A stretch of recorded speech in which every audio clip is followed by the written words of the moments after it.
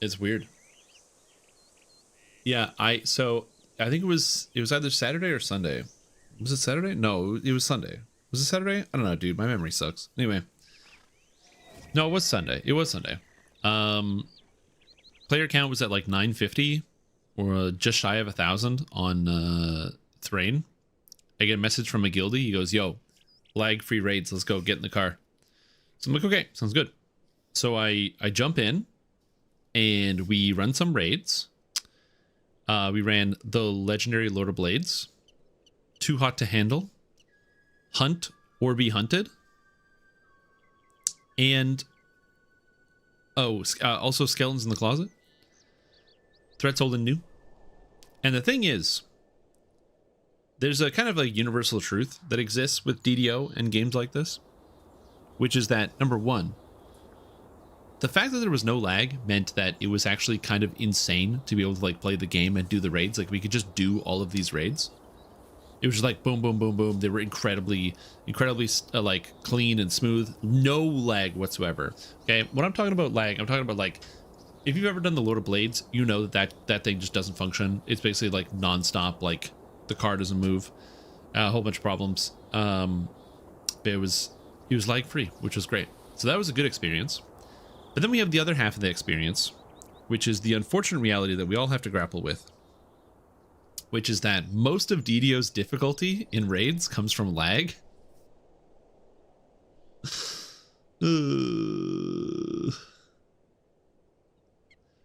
Like Hunter Be Hunted is an example of a raid where it's probably one of the most complex in terms of direct combat mechanics that you have to engage with, because you have the ads spawning constantly, you have the ghost that you have to get next to, you have the boss with frontals, with 360 attacks, he's got all the things that are marked down, people have to get out of the raid.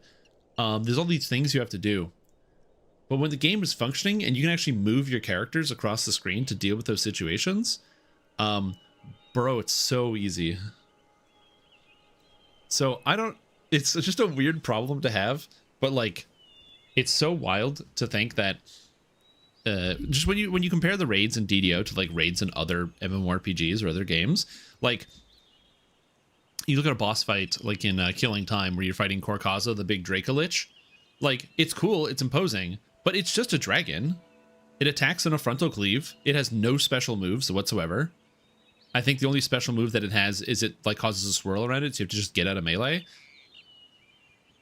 Like, that's it. And then there's some ads that spawn sometimes. You're mostly just like literally almost all of the mechanics that you have to deal with is just this. This is the mechanic, right? And so when the game actually works, you can actually do stuff. It's crazy. Anyway, I'm not trying to rag on DDO. It's just one of those things where I'm like, oh my God, the game was working. Me and my guild, we went out, we did a whole bunch of raids, and I got reminded, I'm like, oh yeah, DDO raids are not complicated, but the lag makes the game impossible. Like, I should have recorded it. We did Skeletons in the Closet, and you know how there's the hand that spawns at the end? Where it's like the hand spawns when you do the bonus optional, and it has like 10 million health or something. It died in 8 seconds. The skeleton ads didn't get to us because it died so fast. Because there was just no lag. You just hit it. Like, you just clicked the button and the thing died. We fought against the, there's the giant in, what's the Feywild one? Dryad the Demigod, right? In Dryad the Demigod, you fight a Fomorian at the end. And the Fomorian, you have to knock him down to 10% health. And then at 10% health, the fight's over. So you can just like chill. We now know the Fomorian, we were doing it on hard, I think. So the Fomorian only had 4 million hit points. Once he gets to 10%, he goes into dialogue mode. So he has like a few seconds to finish his dialogue. And we got him down to minus 8 million before he stopped talking. Again, so it's one of those scenarios where like, it's just kind of crazy, not only how much damage we can do as players, that's a big deal, but also when the game works, it has wild implications on a lot of things. And one of those things in particular, as I mentioned before, is pretty much just like, it's a reminder of having had the chance to play raids in Final Fantasy, in World of Warcraft, having watched raids in other games that I haven't had to, Elder Scrolls Online as well, having Lord of the Rings Online, having watched raids in other video games that I haven't necessarily played, seeing some of like the Guild Wars 2 stuff. Hell, even looking at some of like the older raids in some older games like in WildStar and things like that. Man, there's like some crazy challenge in some of those. And then coming to DDO and looking at it, and I'm like, DDO players, we try our best, don't we? We try our best. It's like Vision of Destruction. It's just a guy. Just a guy in a room. He puts a curse on you. That's about it. Other than that, he's just a guy in a room. Which, by the way, I'm not saying it's bad. I think the raids in DDO were designed for a very specific purpose. And I think they get that purpose done well. But man, when the game is not lagging, it's actually kind of insane. It's just an insane experience. Yep. And your Sacred Fist video? I hope it is. Hopefully it gets through. Honestly, true. True. Dude, having done both, for those of you that haven't done it, Vision of Destruction, you get a curse that makes you immune to healing. If you don't have removed curse potions, there's nothing, you just can't get healed. So these are cheap. You can buy them in stacks of 100 for like 10 gold. And it solves the problem. Same thing with Project Nemesis. If you do Project Nemesis on Reaper mode, you get a curse. And if you don't remove the curse in 10 seconds, it doesn't kill you. But if you have under 2,000 health, you die. It does like around 2,000 damage. So you have to just get rid of it. It's really easy too. Visually, curse pops above your head. You have 10 seconds to click a potion. Just keybind it to something simple. Or just pay attention. Very easy. 10 seconds is a long time. Like if you're like, oh, 10 seconds to get rid of it. Will I have enough time? If you just count with your words 10 seconds, like 1, 2, 3, 4. Like it's a really long time before you die. So, but then a lot of people die and they go, oh, I didn't know I needed curse potions. It's like, ooh. Need curse potions. Giant Hold, Grim, Rage, 134 Orchard. Do I want to make a different Giant Hold group? Because this guy's doing part of Giant Hold. I might as well. I don't know where they are in Giant Hold, but I'll join this Giant Hold group. Okay. There's even telegraph because the angel in the middle of the room curses himself and then spreads the curse out. Yep. Yeah, I was just talking about the raiding experience this weekend. This shit was crazy. And also how I'm reminded that in DDO, when the game isn't lagging, you realize how unbelievably easy the raids are. Because when the game is lagging, there's like some amount of challenge associated with it where like you're like, oh man, what's going to happen? But when you can just dodge the effects that monsters do, there's not really any short timings, especially since last night I had the opportunity to finally finish the video game Remnant 2 for the first time. And like, man, the attack speed on the final boss was like higher than I expected in terms of just like how quickly you have to react to some certain attacks. Mostly because the boss is really big, so you think big boss, slower reaction time, so you can like figure out the timing. But it's like giant monster the size of your whole screen that goes and like instantly chops you. Very anime. Just teleports right onto you. And then looking at DDO is just a totally different experience. Yeah, the last few days have been fantastic for lag. Also, for those of you that are unaware, I believe there is Lamania today, so we will be taking a look at Lamania. So we'll be taking a gander, looking at some of the stuff that's on there. So if you are unaware that's happening today, now you know. Also, what's up, Yamura? How you doing? So yeah, we'll be taking a look at some of that stuff, seeing what's new.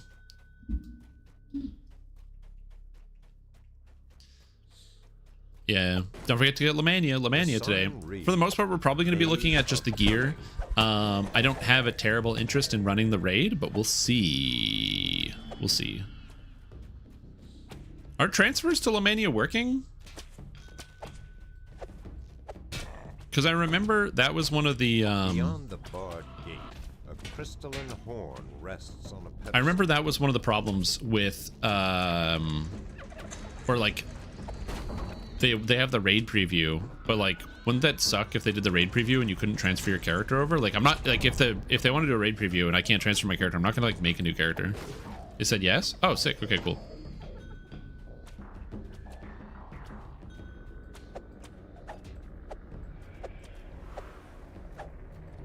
What's happening here? What are we doing?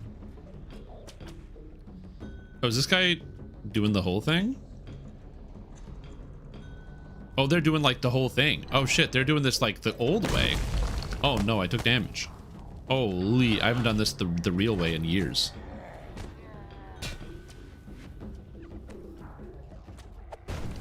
Let's go. Your tune is now level 15. Yeah, dude. No clue. Hey, Shrim, watching Meter Basics on YouTube channel. Could you by chance make it a playlist? The gilded dragon head next to the door has a hole. You know what? Let me do that for you right now.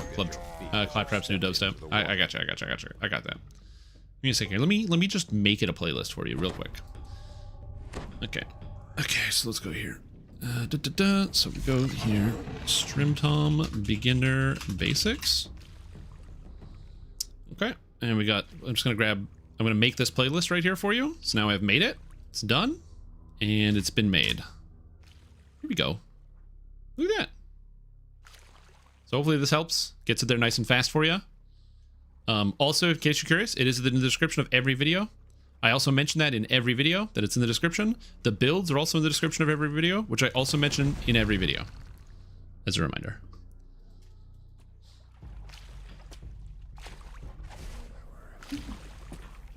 Yeah.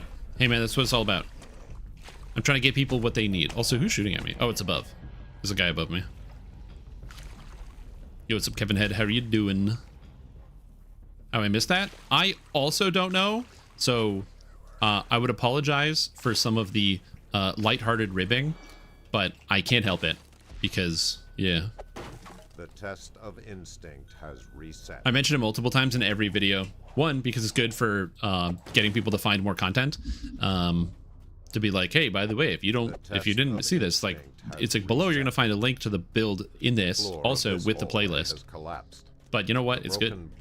The test of instinct has The channel playlist and didn't see it. It should be visible on the channel playlist, but that is if it's not there, I'll double check that. But it should be there.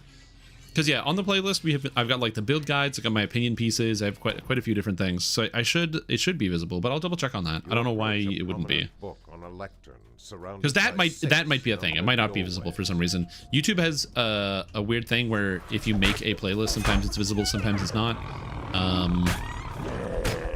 It is what it is. I can investigate that. I keep forgetting that like I'm actually playing a character that does things. My group is going through Crucible so fast, I don't have to do anything. Usually I'm the guy that's like doing all the things in the Crucible, but not today.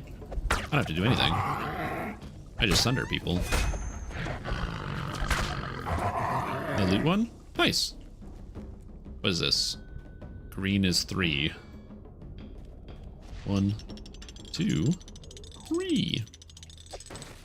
Yeah, the beginner basics are just designed to help people get started, and also you don't have to watch all of them. So there's the generic videos. The generic videos have like kind of like a swirled color on the actual name. So you'll see like there's like the nameplate of the video. There's like a swirled color, so it's more of a generic video. And then each class is designed to be totally self-contained. So if you're like, oh, you know, you want to watch like Sorcerer, right? Because you want to learn about Sorcerer. Well, Sorcerers and Wizards share a lot of things in common. In fact, they actually share a spell pool. So, do you need to watch anything in the Wizard video to learn about Sorcerer? The answer is no. I made them all 100% self-contained, so if somebody on the computer goes, I don't know how to play Ranger, they can type in DDO Ranger, and Beginner Basics Ranger will come up, and it teaches them everything without them having to do anything else. It's like, so that way it makes it easier for them. It's not showing? Okay, let me fix it. Let me fix it. It should be. It's not private. Maybe it is private. I don't know. Time to celebrate by going Sacred Fist. Yo, Tag, welcome back to the stream team. Appreciate the support. It's been a fantastic day. God damn. Time to go Sacred Fist. I'm not going Sacred Fist. Screw that. DDO Beginner Basics. It is public. On my, it says it's public. It's not on my page though. My channel. Playlists.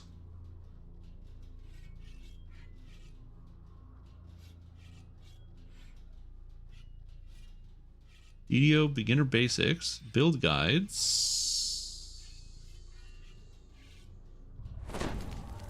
What?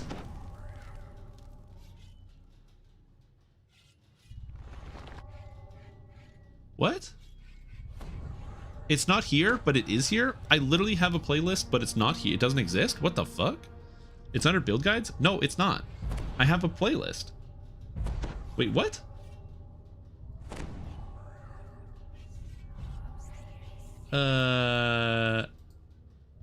Videos, what? A hobgoblin curiously bangs on Yeah, but how is this here? I didn't put this in here. Okay, I'm extremely confused. I gotta edit this. I go to playlist. Okay, so that one actually went to the wrong one because I'm stupid. But the Beginner Basics playlist is not showing on the channel. You can't actually get it. I have to link you to it. What? What? Hold on. I'm confused. There's Beginner Basics playlist. It's public. The bugbear's growling voice.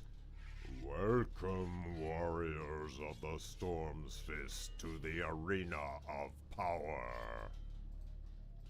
Your champions survived their trials. You all won your place in the Horde. Now these maggots must do the same. The new recruits will be harried by Daggertooth, the swift and wily ranger of the Windlasher Gnolls. They will be hammered by Gorn Gutchewer. He's not just crazy, he's a blood-guzzling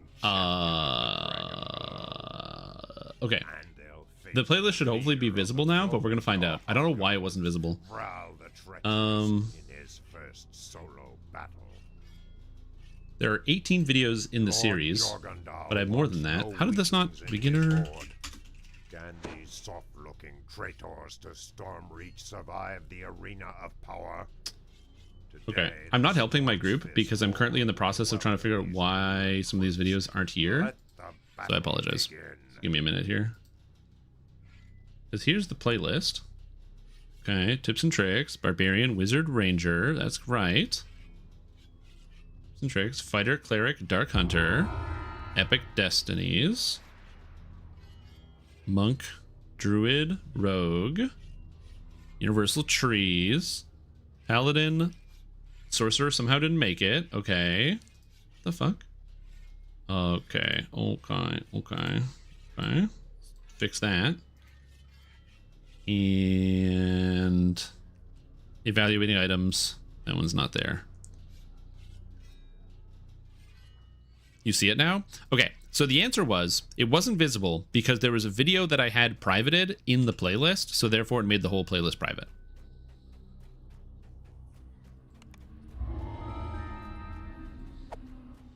So that's wild. Anyway, that answers the question as to why I wasn't there.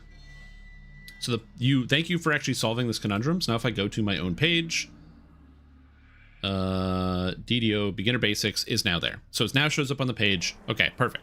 The issue was that there was a video that was privated in the folder, which is the old version of the Beginner Basics. I hadn't removed it yet because I was using that as like a guideline. I didn't realize that because I privated that one video, it made the entire thing disappear. So instead of saying, oh, the video is private, therefore it's not going to show it in the playlist, it goes, no, there's a private video in this playlist, therefore you shouldn't be able to see it.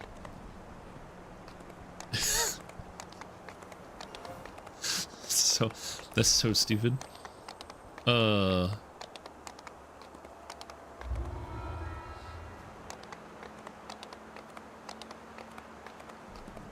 yes, thank you for actually bringing that up to me. You know, I started out by being like, how could you not find the playlist? But then the answer is, how could you find the playlist? It didn't exist, and I didn't even know that that was an issue. Cool. Well, I learned something today. So thank you, dude. Appreciate it. Played the game and launched, logged in last year, and was totally lost. Guides would be really helpful if soloable. Oh yeah, Galen. So, as mentioned before, we were just talking about it because I was sorting out something live, so I apologize for that, and thank you for your patience. I do have a playlist of beginner basics videos that help you get started.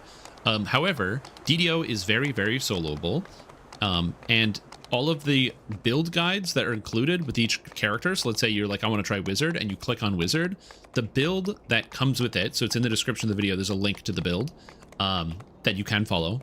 That is fully, like, all the guides here are designed to be played solo.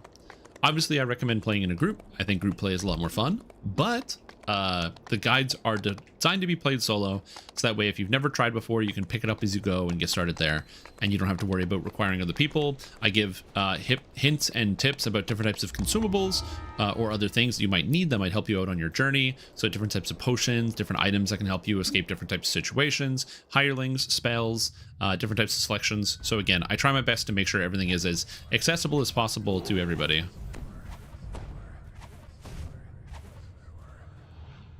Oh, why was it private? Okay, so the reason why the playlist wasn't showing up is because I had videos in the playlist that were privated.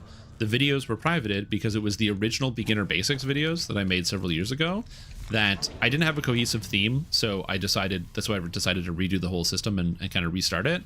But I kept the videos. I didn't delete them because I wanted to have like a reference, and I assumed that if I privated the videos, they just wouldn't display in the playlist, which is true. They didn't display in the playlist.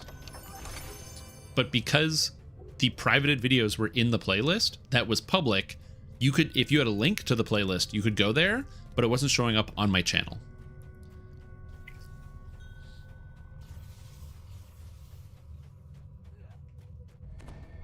Again, I can't explain it, but it is what it is. As the kids say, it is what it is. I want to heal this guy, but I can't. I'm too slow. Oh, I'm slowed. I'm so slow. Very good, he's telling the truth. Yeah. Also, if you're like really unsure about where to go when it comes to finding different types of pieces for build advice and things like that, I do try to include, or I didn't try to include, I do have a series that I did called the Solo Guided Fighter Playthrough, in which I played through the game completely solo, but as a fighter, to show how you get through different sections. I might try to do one of those a year. Because I don't personally like doing it. I actually hate playing solo, so I'm just not a big fan of it. But I think it might be a good idea to do one every single year, as like a way to be like, this is the new guide and how you're supposed to get through these things. I can help get you guys to decide what the character will actually be, and then that way there's always something that's like up to date that people can follow.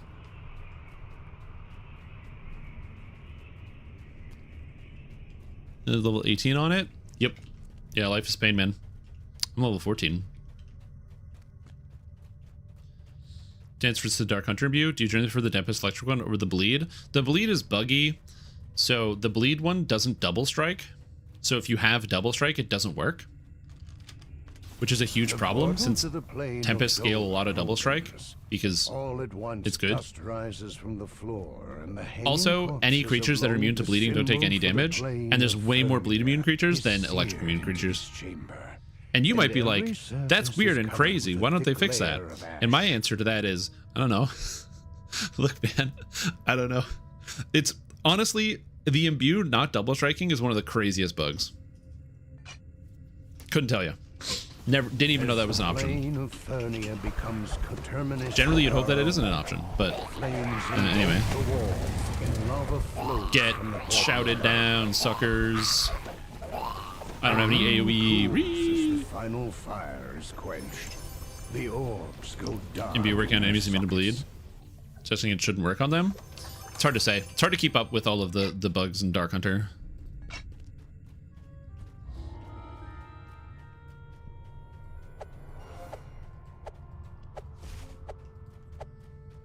Well, no, because there's 16s in Giant Hold, or there's 14s in Giant Hold that are perfectly fine to do at the higher levels.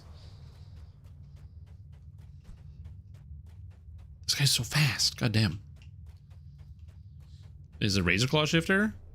Dark Hunter, Barbarian, Dragonlord. Oh, who did I click on that was a Razor Claw Shifter? Oh, no, wait, is he a... The symbol oh, he for is the a Razor Claw plane Shifter. of Oh, Rizia fills this chamber with an as the portal to This, Rizia I can do that. opens.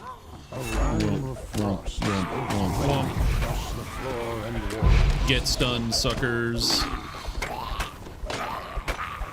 Warmth returns to your fingers as the final Yeah, I do creature Giant Hold at falls. 14 The orbs no for this longer power specific the reason. planar cell. They do. There's 100% they suck solo. This one in? What else am I missing? Right here. I got more. Another one. And another one. The final orb lights in its receptor. That's why when I The saw this switch group was locks going, into and I'm like, place. ooh, I can get A a magical Madstone run as a voice group? comes from Sounds good, above. man. Sounds good. The chamber will seal on the I see it, but it's like in the middle of all the playlists. Yeah, I can't move the position of the playlist on the channel, I don't think. Can I? Hold on. Can I move the position of the playlist on the channel? Great question. The Quarforge speaks. You visibly wounded. The Quarforge does not. I should be helping him, not. Welcome. Shut up, Stream Tom. Screams out. The quarry screeches. I can sort and by the dark newest? psychic energy stirs within the Oh, docent. last video added. Yeah, if you sort by last video added, it comes up first. For himself. But, you have to do that.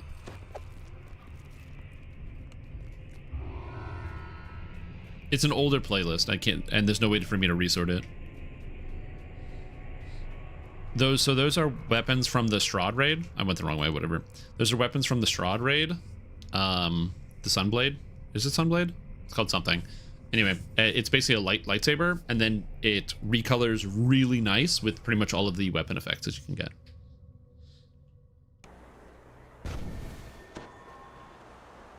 Yo, welcome back, Split 6. I hope you're doing well. Hope your day is going good. Yeah, it's a good time to get back into DDO.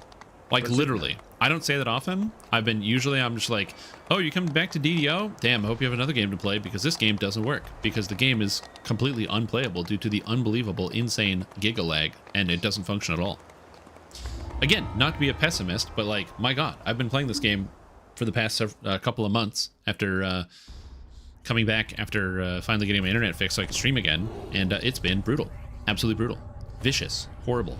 I wouldn't wish it on my worst enemies. Cavernous tunnels converge with ancient But ruins. Crystals dot the wall. it's actually working. Dude, it's sick. Also, Horse, thank you so much for the bits. Appreciate it. Hope you're doing well. Oh, the 10-bit ba, part of the Bazinga. Hey Strim, Brian here. What's up? I made a character in the Dungeons and Dragons online massively multiplayer online role-playing video game where Yeah. you go on quests with others, also online players playing DDO. Yeah, I heard about I made that. the character charisma to hit and damage. Yeah. Are monsters injured by how much cooler and hotter I am than them? Kind of. So, charisma is many things. And charisma is, for sure, in some part, your physical appearance. But it's not just your physical appearance, which is what a lot of people boil charisma down to. Charisma is also your presence, your ability to, like, hold people's focus and attention, and to effectively exert your will over others.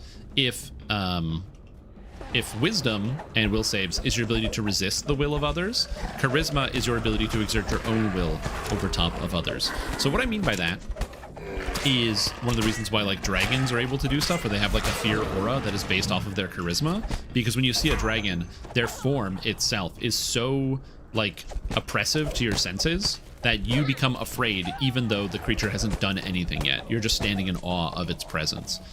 Because of the way it carries itself and the way it is, it has like this kind of, it literally has, or it has literal aura, as the kids would say. And so charisma is also your ability to effectively, like, demoralize your opponents. So when you do charisma to hit and damage, you can actually kind of think about it as you are attacking or fighting or performing in such a way during combat that you're leaving your opponents open to more vital strikes, thereby dealing more damage to them. Also, horse, bah. Thank you for the bits. That's how I think about it. Zynga. Bazinga. You guys remember Big Bang Theory? Ah, those are the days. What's up, Okami? How you doing? Something a dragon disciple tiefling. So right now, the immunity to break tiefling doesn't last very long. Split six. I literally posted a video about this last week. So I played a Flameblade character last week, and now this week it's the Thornblade from Druid. The Thornblade video will be coming out soon once it's done. And then at some point, I'm going to do the Outburst, the Lightning Blade build. And then at some point, I'll probably do an Ice Blade build if they ever give us a spell for it. Also be a good Orator. Yeah, generally. But yeah, that's how I think about I think about it. It's not just like, oh, your character is like good looking. There's also a Finger of Death. Who Finger of Deathed me? Was it the boss? Patrick the Maniacal decided to cast Finger of Death on me. I made my save and took a lot of damage because I don't have Death Ward. Damn. Light damage longsword would go hard. I don't think we're going to get one, but we'll see.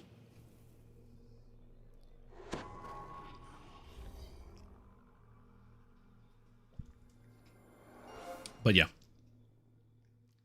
That's how I think of charisma hit and damage. Is it's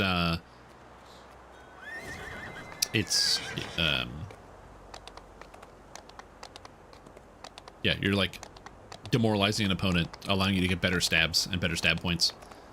Another way to think about it, so in my pen and paper campaign, I actually redid crossbows. So in 5, crossbows use dexterity to hit and damage, which is fine, but it also makes crossbows like functionally similar to bows. So I changed it. So bows use dex to hit and strength to damage, and crossbows use dex to hit and intelligence to damage, because it's all about where you point the shot. It's all about understanding like vital points and getting better hits. So that's why intelligence applies instead as dexterity. You could argue dexterity is all about aiming and being able to hit those vital shots, but it's my game, so that's what I said.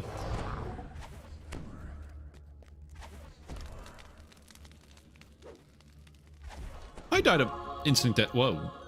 I died of instant kills every once in a while. Yo, this like ranger is so fast. He's got like all the movement speed effects. It's kind of great.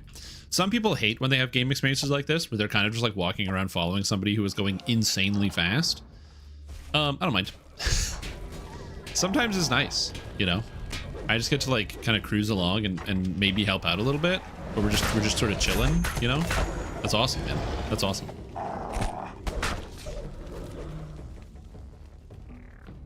I get to have this like really relaxed DDO experience. But yeah, unrelated. I want to play Warlock, so I might do an Enlightened Spirit Warlock as my next character, because we were talking about Warlock in the Discord quite a bit, and I just kind of had this urge to try to do some decent damage on a Warlock. I don't know how. That's currently a problem. I don't know how I'm gonna do that, but I have some ideas. But I like the idea of kind of doing some stuff with Warlock.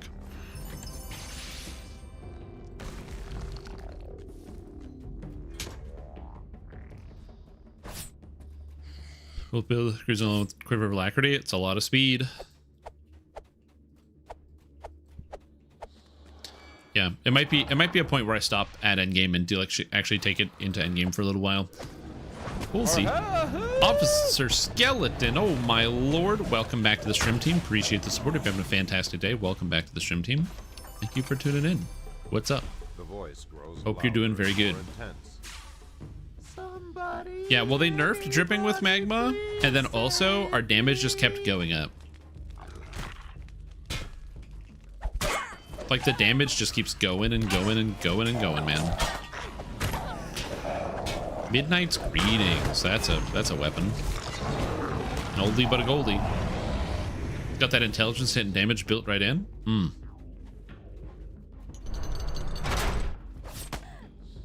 I don't know what weapon you would even use. Probably Vistani is the play.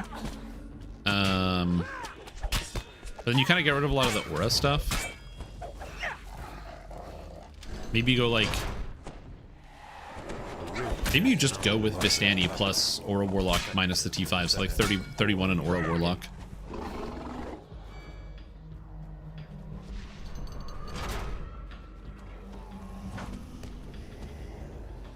Yeah, you go like 31 Warlock and you can just go full Vistani tree. Plus Charisma damage. Interesting. Thrower? No, go away. Horrific echoes of torture because Vistani is just straight up good, so I have to imagine you can do some good stuff with that. And then the other question is, do you multi-class? You don't need 20 levels of Warlock. So you can pick up a Trance, but can you pick up a Trance? You have like no points to spend. Thinking. How many universal points do we get? 3? I shall attend to it in a trice. Strim hot dew, strim hot dew, strim hot dew, strim hot dew, strim hot dew. Also, Group Revoke, welcome back to the stream team. Appreciate this. We're doing a fantastic day. Glad to have you here. Hope you're doing very, very good. Sunflash 2025. I am currently working on Sunflash 2025. Sunfest 2025.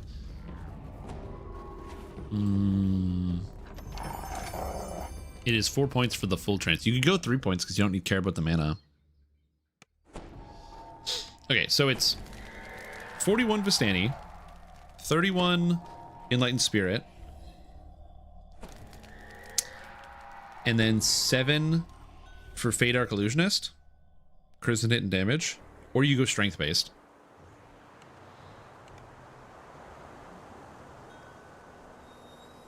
Or you just go strength based.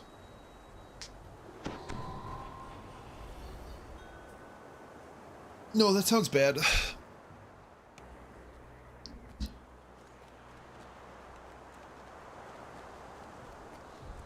Engine MU works on ES Aura. Oh, does it? Interesting.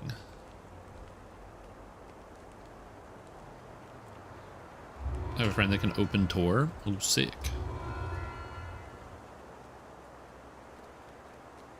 Are you gonna put beginner builds in a playlist for YouTube? Oh no, this is the second time we've had this conversation today. I'm just gonna save time here. Here you go.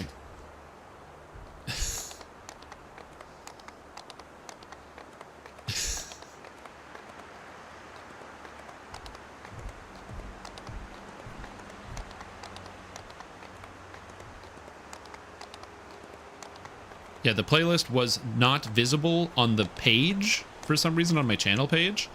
But it is. Are we doing tour right now? No. Where are we going? Oh, heading to trial. I wasn't reading chat. Wait, where did you see people complain about it? If you don't mind me asking, just so I can inform those people, because I haven't seen that. I'm not that fast. So long story short is that it already was in a playlist, and I mentioned it in every video that it was a playlist. So when Claptrap came in here and told me that, like, I was asking for a playlist, I got confused because I'm like, I mentioned it in every video. It's in a playlist. The playlist is in the description of every video, so what's going on? They mentioned that it was not showing up on my actual channel page, and it turns out it's due to a funky part of YouTube systems. It now shows up. But I had a privated video in the playlist that was public, which meant you could access the public playlist, but because there was a privated video in the playlist, it didn't show up on my YouTube channel.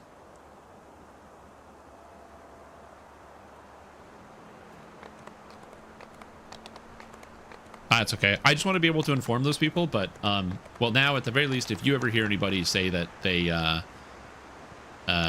like, oh, I wish there was a playlist, there always has been. It just, YouTube was doing YouTube things.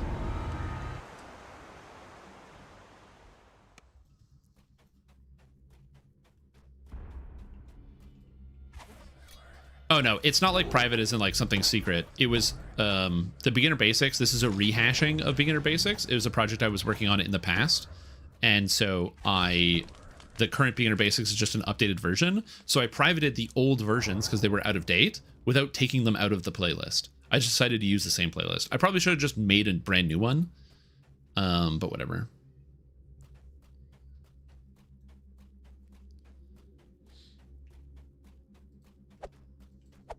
So yeah, everything is Scrooge's fault. Yeah, exactly. Trying to decide between Bard and Dragon Disciple for your next life. Dragon Disciple is so fun, so I can definitely recommend it. Yeah, if you want to end up like me with a wrist brace on, play Minstrel. That shit's tight.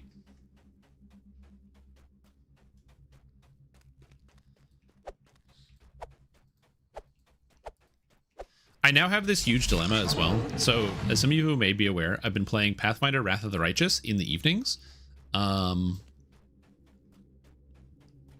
After like streaming a bunch of DDO during the day. And the reason I've been doing that is because DDO hasn't really been working after 8 o'clock. Basically, 8 o'clock hits, it's prime time USA time, and all the people on the West Coast log in. There's the people on the East Coast still playing, and it is a nightmare, and the game just doesn't function. And that sucks. Well, DDO works now in the evening. So now I'm like conflicted, because now I'm like, but now I can just keep playing DDO, which is cool. Gordon no longer has an arm. True. See a DD conversation. Everyone is shitting on it. That's because those people don't know what they're talking about. Dude, true fact. DDO players don't know fucking anything about DDO.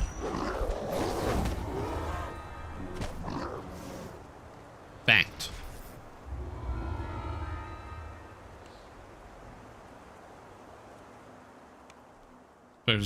New ones. We appreciate the videos, including a build and more functional advice. Yeah, that's why I wanted to make it more structured. So now I actually write scripts before I like do the videos. So they're significantly longer to make, but whatever, it's better. Also, it's now in the not paradigm. It's in like the system where everything is kind of connected. So like, if there's like the build guides that you can like go ahead and follow. There's just like the one like page that has all of them. And I wanted to do it in a system like this, so that way I'm not going to update the videos unless something changes. So if, let's say, Warlock gets a full rework, then the Warlock video, which will come out eventually, I will redo the video with the updated information, so that way it is still a relevant thing.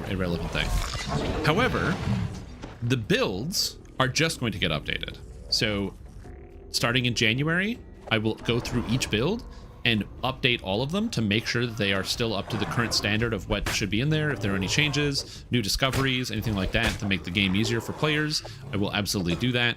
But unless there's anything major, I will not be touching the build, or like I won't be touching any of the videos. That is correct. You only gain ki when you deal at least 1 point of damage. Can't double strike? That is, yeah, it's crazy, right? How could people not know that? A great feeling of dread overwhelms you as you approach. No, it got into damage. That's fair.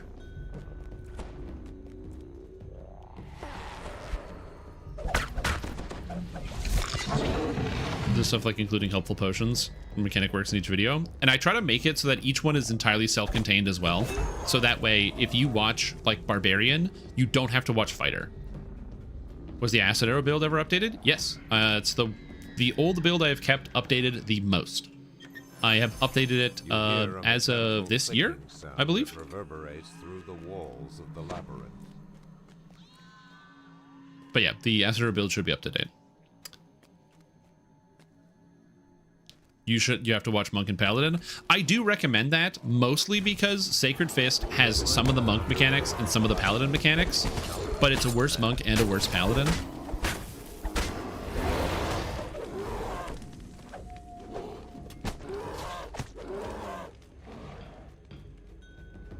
That's like kind of one of the issues, is that Sacred Fist is just worse than both of those. Now, that being said, there are some cool things you can do with Sacred Fists, and that's where you get to multi-classing. And if you do some multi-classing, you can do some interesting stuff with Sacred Fist. But if you don't do multi-classing, Sacred Fist is kind of ass. There's no way around that. It is the way it is. I don't know what to tell you. That's Sacred Fist in a nutshell. My favorite build, especially Rune Arms, Weapon of Types. The problem is, like, the only update is you can use macro tech, but like legendary dreadnought is still good. The only change I would make is you're gonna use quick cutter now, because quick cutter is like the best attack in DDO. So you just use quick cutter as your epic strike, and then like I don't even think macro tech is that good, I'm gonna be honest. Like macro tech is fine, but it gives you like a bunch of tank and defensive stats, and you're an artificer, so you already have a bunch of tank and defensive stats. You already have the adamantine plating. You already have battle engineer giving you the extra physical resistance rating from all your different spells. So like you already are really, really tanky. So you can go macro tech to get even more and to focus on the rune arm stuff, but your evocation DCs suck. It's not gonna land. So like why don't we just go dreadnought and use the action boost stuff and do a million billion zillion damage while also oh man, these guys are so fast. Holy. While also using quick cutter, because quick cutter is so good. It's better than every other attack in the entire video game. The magical giantish barrier is Epic Destinies break fire immunity? You no. are free to move deeper into the Tor. Old link, and I can't find the updated link. Oh, I'm glad you came into the live stream. Because boy, do I have a link for you. Where has the kobold gone? It's as if he scurried. It should be updated, but in case it's not, I will double check here.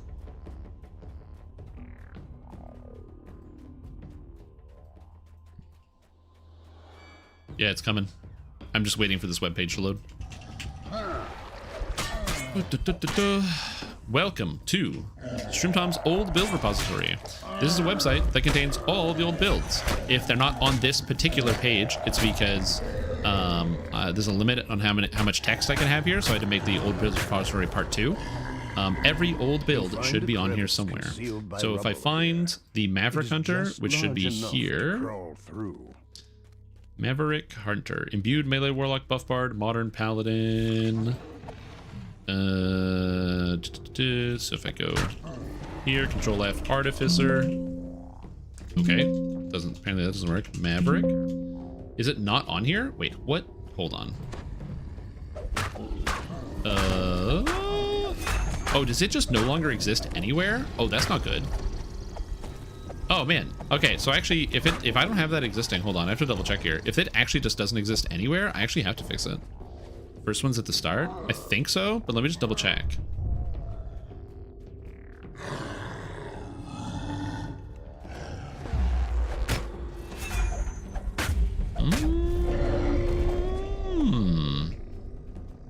You're right, it's just dead. It's just gone.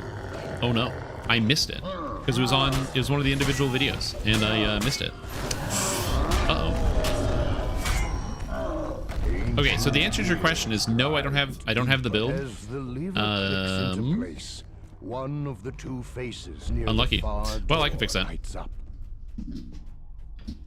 No, it just means you're gonna have to get a new one because you brought it up. This is why I tell people that you gotta complain about stuff, because you don't complain about stuff, nothing gets changed. So because you came in here and you told me about it, boom, now I'm gonna have to make a new one. Yeah, but I probably updated the old page and never put a link in. I don't have the old build.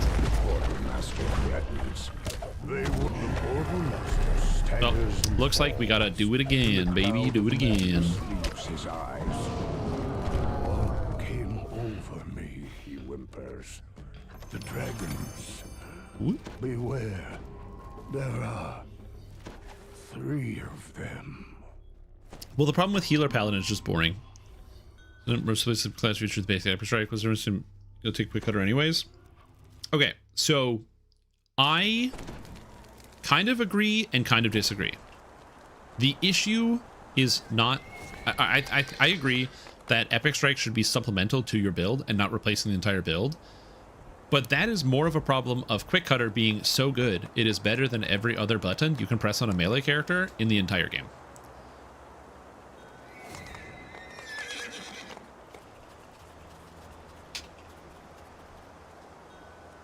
That's the main problem. The issue is less that quick cutter is, or like that there's powerful things out there, or like the epic strikes are too good, but like there has been no epic strike that has been as good as quick cutter is. So like there's no real argument. Like you could look at like when people were playing adrenaline and be like, yeah, adrenaline is like so good, but there's like a clunky nature to it, and so instead of playing adrenaline, you could justify doing something like dire charge, or you could justify using another epic strike. Drifting Lotus, which people would go out of their way to make sure they met the requirements for. So there's like other things you can do.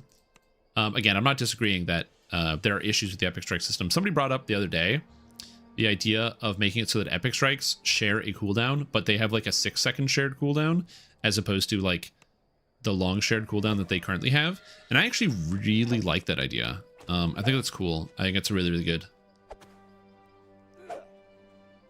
I actually really like the idea of having like a shared cooldown system. So like right now, if I use a 15-second Epic Strike, then it puts all my Epic Strikes on a 15-second cooldown. But it'd be kind of neat if Epic Strikes had like a 6-second cooldown between them. So then that way you could have like, if you use a long Epic Strike, you could use a shorter Epic Strike in between. So you could actually take more than one or like kind of use them, but you can't just like spam through them all. The city of Storm I think that would be interesting. With the news that a ship has arrived to ferry passengers to Sharn. I have 3 action points. The ship's captain So we go here. I can now bypass acid immunity at level 15. Speak to Captain Alban. Took a while to get there, but we have an acid immunity bypass. Sail for Sharn.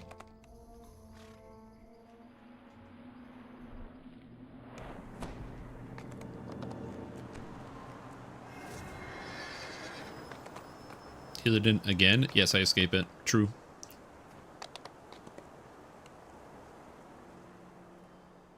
Epic Destiny that upgrades Warlock Eldritch Blast. I am wrong. So they actually changed Eldritch Blast. So that Eldritch Blast actually works with pretty much all the Epic Destiny mantles, which is kind of weird.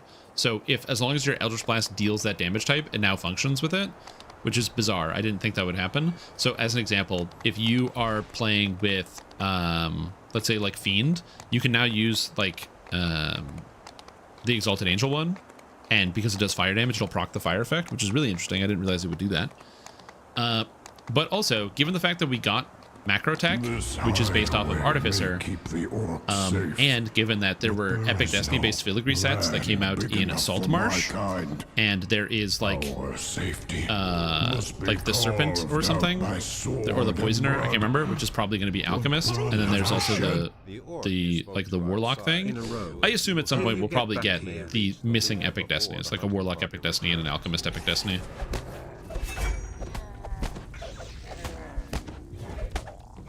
I'd rather push strike because melee already feels sad compared to range. The problem is, I don't think that's good either. Also, no Bob, welcome back to the stream, dude. Appreciate the support. Fantastic today. 98 months is an insane amount of time. You're going to be the first person to hit 100, dude. That's crazy. First of all, thank you so much. Appreciate the support for that one. And second, yo, dude, have you played fucking DDO? This game works like a charm. It's beautiful. I've been having so much fun. I played a bunch of DDO this weekend. I've been playing DDO in the evenings. It's crazy. The game, you can just play the game. Oh, it's so good. Good game. You guys should try it. Keeper curses, that's it. Curse Keeper.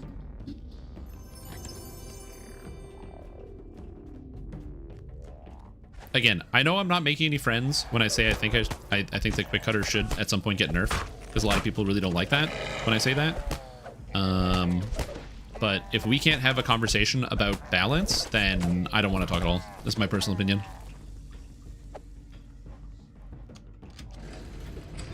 I think that there's a healthy middle ground between killing every monster in one button and buttons feeling like they don't do anything. I think there's a healthy middle ground there that a lot of people can land on. But some people don't want to have that conversation because their thought process is, no, quick cutter is the only way I can have fun in DDO. Please don't nerf, which is fair. That is their opinion. It just means I don't really have a way to engage or interact at that point. There's nothing really for us to talk about. We just play different games. True. Kiara Warlock build split ever again. Yeah, imagine.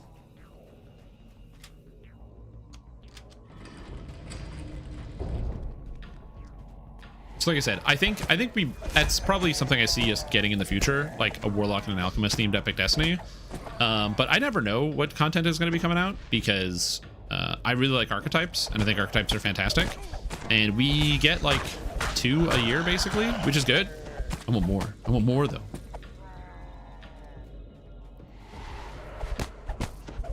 Yes, it is a huge problem that SSG doesn't usually do gentle nerfs where they reduce the power level. Sometimes they do. Sometimes they do. Notably with some of the adjustments to some of the crossbow stuff they did recently. Sometimes they do gentle nerfs.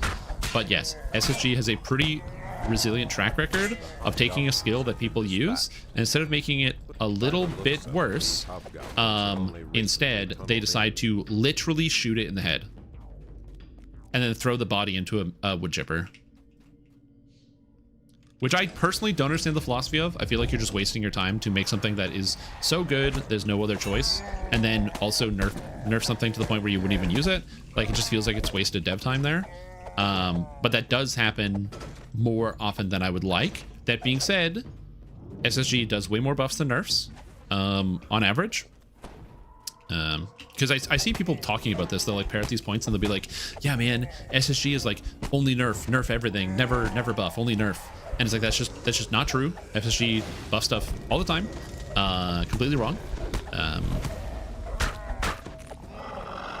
But also it's the when it comes to buffing, again, I think that meaningful gameplay in this video game means that there should be a reason for you to make a decision and a reason for you to choose to do something. And the reason why I don't want things to be buffed to the point where everything feels like Quick Cutter is no decision making. It is a button that you can take a character that has no melee skills, press the button, and clear a room of monsters. I just think maybe buttons like that shouldn't exist. Or if they do exist, it's because you have high investment. You invested into getting a high power. I'm not saying nerf 0 degree Comet. You can hit somebody for 150,000 damage with that. That's awesome. But it's a T5 of a tree. It takes a lot of spell, crit multi, spell power investment. Like, you have to like really gear into it and really figure it out. Quick Cutter is 3 points in a tree.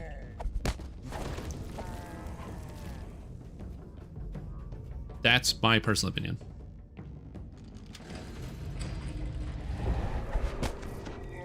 Again, I've already stated what my personal nerf for Quick Cutter would be. Okay?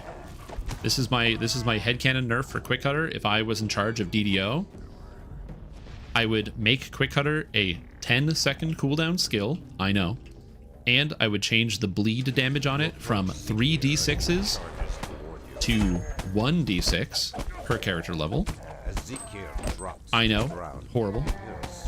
I would make it so the tier 3 that currently does not enhance Quick Cutter, that at 3 points reduces the cooldown of Quick Cutter to 9, or by 1 second to 9 seconds. And I would make the T4 that also doesn't affect Quick Cutter, but should increase the damage of Quick Cutter from 1d6 up to 4d6s, which is more damage, and once again reduce the cooldown by 1 second, so that people who want to play Quick Cutter with max investment get an 8-second Quick Cutter, which is a slight nerf, with 4 d6s of bleed damage, which is actually a buff on the individual damage. But now, so now you have Quick Cutter that does about, like, probably 15% less damage than the original Quick Cutter. But the bigger thing is that it now requires a big investment of points. That's what I would do. It's still one of the best buttons in the entire game, but instead of being, hey, we don't use this, or like there's no investment, you just have like one of the best buttons ever added to DDO, it's like, okay, you actually have to put points into it to make it feel good. And then you go, okay, Scrim Tom, so you wouldn't buff the other epic strikes? Actually, I would totally buff the other epic strikes at the same time. I would do the same thing. Just do stuff to make the individual abilities feel a little bit better. Why does Dire Charge? Just make it so all of the upgrades for Dire Charge that add like the trip and add the stun, also make it so that it adds a little bit of extra damage to Dire Charge. This hideaway may keep Make it so that the abilities get better as you invest into them. There is no land so you feel good about using it. Kind. Our safety must be carved That's out what I'm saying. by sword and blood. Just take. I think most of the base abilities are fine. I think that the cooldown of the Grandmaster of Flowers ability could come down a bit, but yes. Arrived, I see the hobgoblins have fortified this area and put it to good use. These ruins have long been inhabited by this. Anyway, so that's my idea there. Again, I don't think that's crazy. I don't think that it's for me personally, I'm not saying destroy this ability. I'm saying do a gentle nerf, but the big in terms of its power, but make it so that it actually requires investment. Because here's the other thing too, right? When you invest 20 points into a tree, now you're thinking about the tier 5s. Would I ever want to take the Macrotech tier 5? The problem is, this upgrade for the strike, which is the only upgrade in the tree for the strike, kind of blows. So it really disincentivizes you from actually going to the tier 5, because if I can get everything good out of here, if there's nothing good here, it's really hard to justify going up here. I think another issue that the Epic Destinies have generally is a tier 4 problem. A lot of Epic Destiny trees have really bad or really boring tier 4s, which make it so that you don't actually want to go up them. And a lot of trees have this problem. In fact, which Epic Destiny trees have good tier 4s? Like, actual good question. Almost all the tier 4s are either hyper specific, where they like do something really niche, or they just kind of blow. Fatesinger has good tier 4s. Yep, very, very vocal. Or not, sorry, Greatest Shout, very, very vocal. You've got getting Bard Aura on everybody. That one's good. Yep. Primal Avatar's okay. It does give you evasion, but like, so does Shadow Dancer. And to be fair, you do end up getting to the tier 4 if you spend points in the tree anyway. So you could argue it's a little bit better. So there's that. Draconic Incarnation's okay. The upgrade for the mantle sucks, so that's unfortunate. You've got the Breath Epic Strike upgrade, which if you're not taking the Breath is not very good.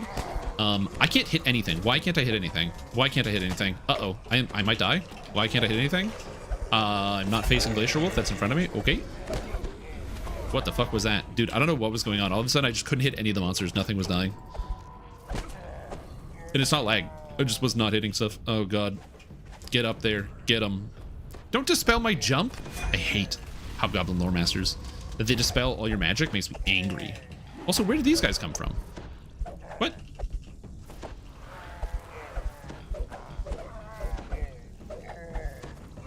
Get out of here. Get out. One downside to this character build, very, very low healing. I don't have a good way around that. But what are you gonna do? My goal is just like, don't run out of health.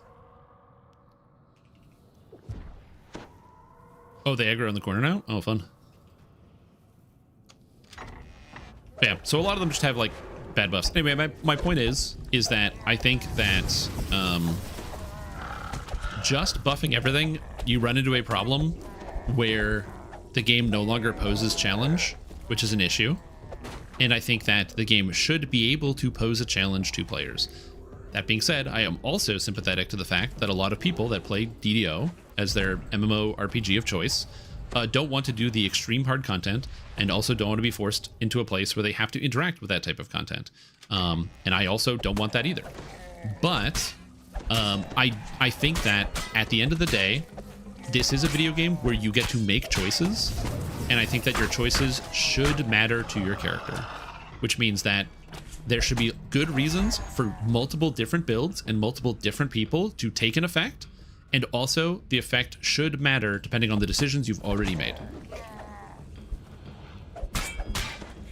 Again, I know that might sound like a really weird sentence, but like, Quick Cutter to me is very reminiscent of a lot of video games in which you don't have any agency over your decision making.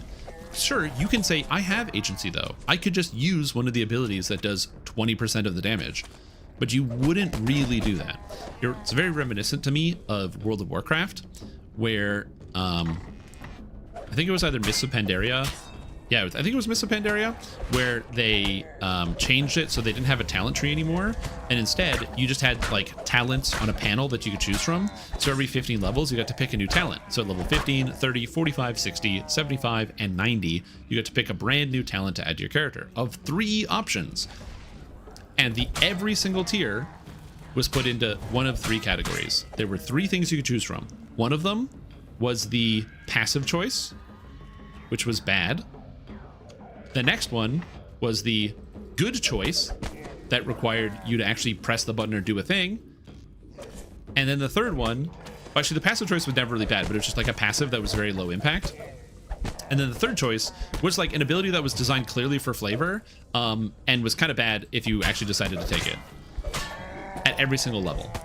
And the problem with that sort of design is it takes a lot of the agency as a player, because it doesn't take a really long time to realize, like, you're choosing how you play, sure, like, oh, I'm picking the passive thing, so therefore I'm not going to be, you know, getting as much of an impact from something that's more active. But the bigger issue is that there's almost always a clear winner. Like, your brain can look at all your options and go, one of these is clearly the best, but I have to choose to use it, which involves like playing the video game. So it's kind of good for, in the sense that, you know, you give people the choice in terms of how much they want to engage with the video game, but it doesn't really change up your play patterns. It just determines really how much damage or healing you do at the end of the day, as opposed to like my character has like a unique playstyle or a unique thing that it actually does. So that's kind of my issue with abilities that are so unbelievably overpowered that they crowd out everything, is that you could choose to use a worse ability, but the only reason you're choosing to use a worse ability is because you're choosing to use a worse ability, not because there's actually a good reason for it. You have to look at it and go, I am choosing to do something that is just worse here. Not like I'm choosing to do something that is worse because it is cool or interesting. So like, as an example, why am I using the Blight Blades? Because I get the ability to use the Blight Blades. I can still choose to make good choices with it, but I'm doing this thing because the game allows me to make a decision and choose to do something that I personally might find interesting. Is it worse? Probably, but I am playing the game in a different way. I'm behaving in a different way. I'm using different abilities. And so for me, that can actually be kind of cool. It's a single decision that leads into a tree of different types of decision making. And the problem with Quick Cutter is not a decision that leads into a tree of different decision making. It is a decision that does the opposite. It shuts down decision making. Because it's not a tree, it's just press button, beat game. And you better believe I'm going to do it as well. Just so you can do something more for casual players. Yeah, I've said this before. Personal opinion, I think DDO, one of the major changes that I think they should make to the game, that I think that most people can get behind, is the game should allow you to play normal or hard right off the hop, as opposed to requiring you to do normal, then hard, then elite. Fortified this area and put it to good use. Nitrogen trees, helpless damage needs much faster CD. Maybe. Again, the problem is I can't, I find it really difficult to have a discussion with anybody that thinks that all the abilities should be at the power level of Quick Cutter. Like, if you use Quick Cutter, we've never had a melee ability like this in DDO. It completely trivializes everything. I understand why people like that. The power fantasy is there. So that's why I'm saying, number one, leave it as a powerful ability that requires investment. But also, within all my kind. The best solution, you know, give people their time to play with this like fun ability, sort of like the enjoy it while it lasts. Is the one I see but like, before me. Death to us all. For me, I personally find it very difficult to kind of grapple with the idea of like, well, let's just turn every ability into Quick Cutter. I don't know. That one, I don't know. I can't get behind that.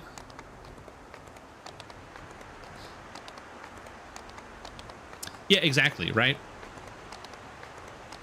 Masterpiece of his Master's Blitz? No, Master's Blitz was just bad.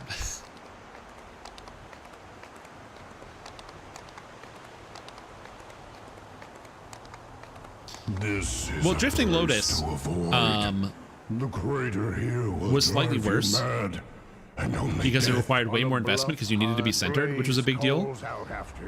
But also, even though it did a little, it did technically more single target damage, it actually doesn't do more single target damage than Quick Cutter because of the extra bleed proc on it.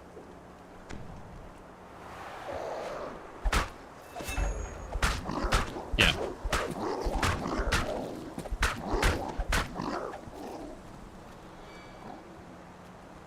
again, I understand why people enjoy, you know, these abilities. I understand why many people want to continue to enjoy the power fantasy. I don't want to necessarily take that away from people who are really having fun with, like, you know, there might be some players out there who have, like, found epic levels to be an insane struggle every single time, and now all of a sudden they have this button that allows them to one-shot everything, and it feels really good, and they get to feel like some of the, like, maybe they watch a YouTube video, or they, like, join a group, and they find that, like, they're always sitting, like, lagging behind and not really able to contribute in the same way. And it feels really harsh for me to say this ability should be toned down because it's too good, because again of the contrasting opinions that can happen there. I understand that, but I am firm in my convictions.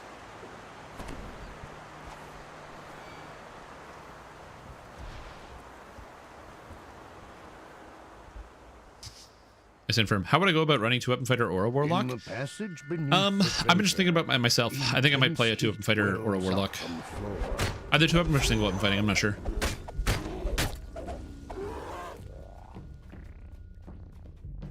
You definitely want Fate Arc Illusionist for charisma and damage. I don't know if you need the capstone, but you'd probably want 18 levels of warlock at the very least. I don't know if you use the tier 5. I was thinking about doing like a Vistani warlock, so going Vistani, but going 31 points in warlock to get the 5th core, so you can get up to here, but you take the T5 in Vistani instead. There are no signs of a spellcaster or the giant seal. Boom, 70% of your balance is done. Honestly, you're a fucking genius. I actually totally agree with this. Great Leveler is a really shitty ability. It's not really shitty, but like, in terms of the power scaling for like T5, the Great Leveler is so much worse than pretty much all the other T5s. Consider Great Leveler to like Legendary Rally, or Great Leveler to 0 Degree Comet, or Great Leveler to Cut the Strings. Some new magic, says the seer. They protect the South Crystal. Come quickly. Animation's cool. Oh my god, you're such a genius. Literally no changes, just swap Quick Cutter and Great Leveler. So if you want Quick Cutter, you have to go tier 5 of the tree. Interesting.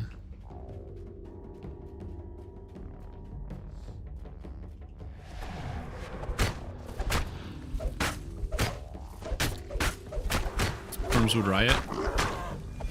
Probably. I don't know. I spent a little bit of time reading a little bit of DDO forums like yesterday. And again, this is where like I don't always like arguing with people, because can I just say how nice it is that right now we're arguing about DDO balance and not about game lag? That's so nice. I just have to say this. It's so nice. Like right now I'm playing the game, we're talking about the game, and we're not like, oh, the game is lagging, oh, the game is this. Now we're just like, oh man, I wish this was changed. I wish we had this feature different. I wish this was different. It's so refreshing. Guys, as a streamer, it has been, I wouldn't want to say annoying. I understand people's frustrations, but the number of times where somebody would pop into chat and go, damn, it's lagging, ain't it? And then like dip and just like leave chat forever. Not because they're bad people, but that's just how it is. Like they just pop in, say their 2 cents of like, oh man, I hate the game lag, or I can't play because game lag, and then leave. And then I'm stuck with the game, with like that conversation, the swirling the toilet bowl now.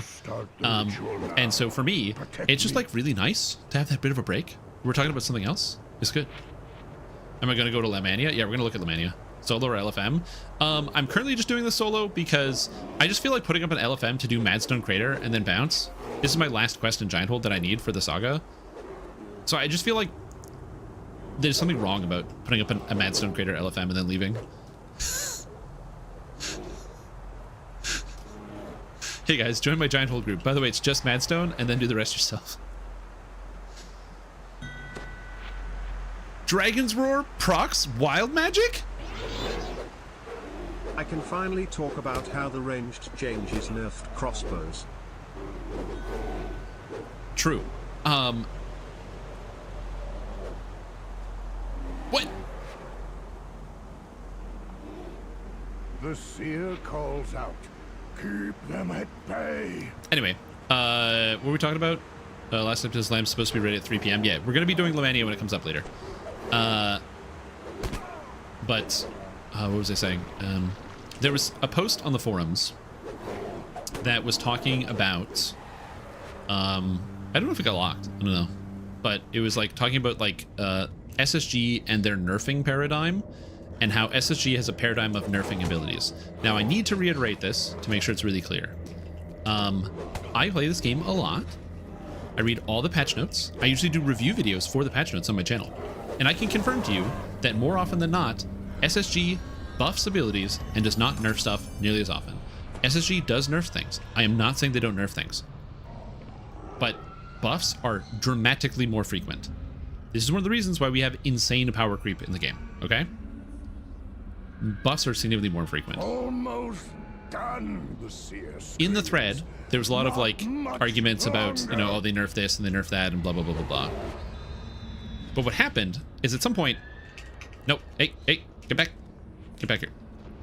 At some point, what happened is the user who made the thread got confronted where they said yes, and they nerfed Favorite Soul, and they were like, yeah, they nerfed Favorite Soul, and they made the damage on this ability significantly worse, and it's basically garbage and it's not useful.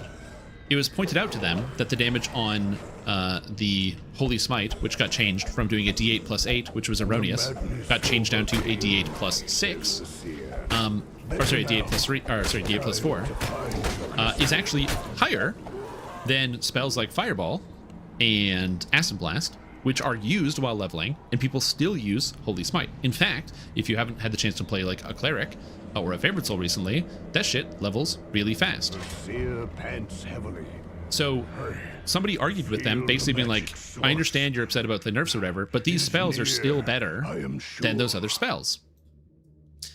And the person who originally posted the thread was like, well, you're just being pedantic with the numbers, that's ignoring my point. And the problem is that if you post numbers and you say premise based on numbers, and then somebody says your numbers are wrong, that is not being pedantic. You can't make an argument based on the wrong numbers and then convince people. It doesn't work. That's not convincing. It's not going to work. You're never going to win over anybody with that. And that's one of the reasons why I don't engage with like forum dialogue, because like, it's not even like, oh, I like want to argue with people, or I think that arguing with people is healthy, or that I want to go to the forums looking for a fight or something like that. But it's just the simplest idea that correcting somebody's math, which is easily checkable. You can check it instantly. You don't need to guess at how much damage a spell does. The information is freely available to everybody. It's instant. It's on the wiki. It's in game. All these things are there. When you come up with an idea and you make a premise on like saying that a spell is bad because it's worse than other existing spells, when it is not, and then tout that as your like shining jewel, and then get corrected and get upset about it, not even get upset, but say like, oh, that's like not relevant to the point. It's like, I just, for me personally, I kind of like, it's the reason why I never really post in the forums. I just don't even know that, like, what's the point? Why are we even talking? Like, there's no reason to engage, because there's no point where my communication can match up to the communication style that somebody might need. So it's the reason why I don't really ever post on the forums for the most part, is because obviously it's fun when people engage in PvP. So I enjoy reading it sometimes. I enjoy reading the PvP at different points, but I personally just don't engage for the most part. The open gate comes a dull sound of footsteps. Because it's like, there's nothing we can, it's not even nothing, but it's just, yeah, there's not a lot to be gained from any party engaging. Because ChatGPT agrees with me? Yeah, true.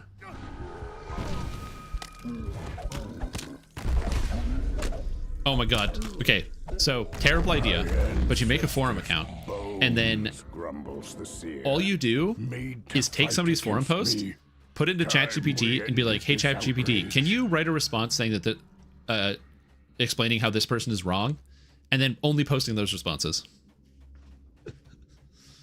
You shouldn't do that, but you could.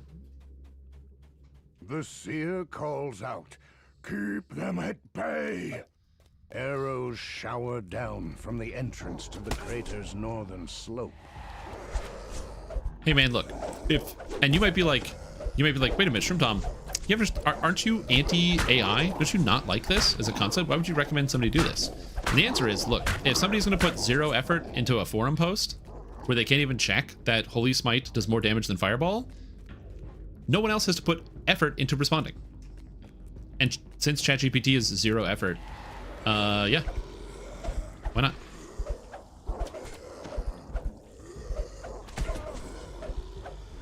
Unrelated, but a friend of mine went to a an in-person like convention center thing. There's like a nerd convention in Ottawa, or nerd geek. I think it's like the Ottawa Geek Market or whatever was up. And so we went to check out some of the stuff that they had. It's like some of the vendors. Because you know what's cool? Mayan art from local artists. Anyway, he's at this stall, and there's like a bunch of this art on display. And so we started talking to the guy, and he's like, "Oh, cool! It's like a lot of this art looks really cool. Like, how did you draw this? Did you like paint it? Did you do whatever?"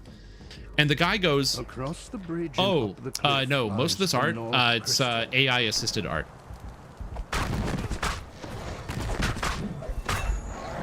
Bro, what do you mean AI assisted? You mean you asked a computer to draw something and now you're trying to sell it to people? Unbelievable. Some people have no shame. Just absolutely despicable. Absolutely despicable, but I'm just like, what the fuck? It's so stupid. Your order. The seer turns to you. The ritual begins. AI assisted art. What do you mean? The seer looks dizzy. Also, especially if it's like, hey, did you draw this? And they're like, I can't answer yes, so I'm not going to. Okay, I don't know what's happening here. It is not what we think. But first, the crystal.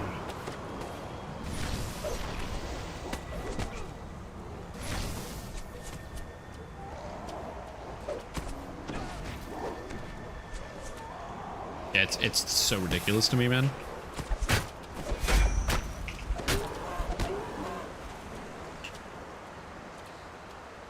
Who takes an output of the AI art and then paints on top of it, so technically they added something.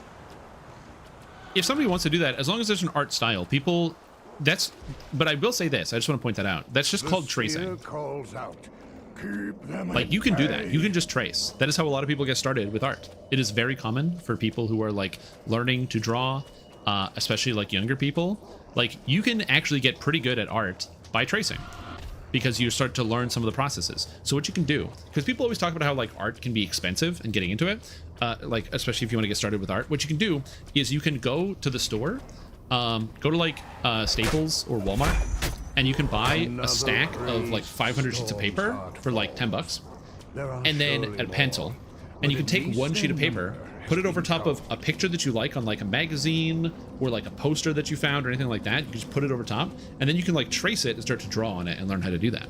That is common. It's called tracing. People do it all the time. Using AI to generate an image and then tracing over top of it is still tracing, which is again how people learn and how people, that's how you can like figure out forms, is a good way to do that as well.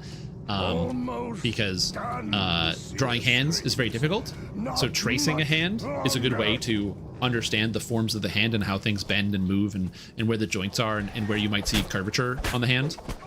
So tracing can be good for that. Again, also learning forms. If you want to draw shoes, tracing a shoe is a good way to learn what a shoe looks like, because you can picture in your mind what something looks like. But when you actually try to draw, it's the reason why, like, have you ever thought of something or like pictured something in your mind and then tried to draw it and it's suddenly extremely difficult? It's because you don't have the practice of mentally drawing or mentally and physically drawing out all of the shape of something. So tracing can be good for that.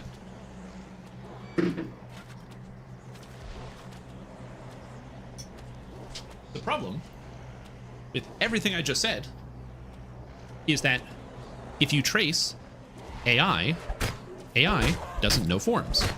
So if you get an AI image, if you've ever looked at an AI image at any point in your entire life, what happens is you look at the AI image and you realize that the things in the image don't make sense. So like the best example I can come up with is like symmetry. So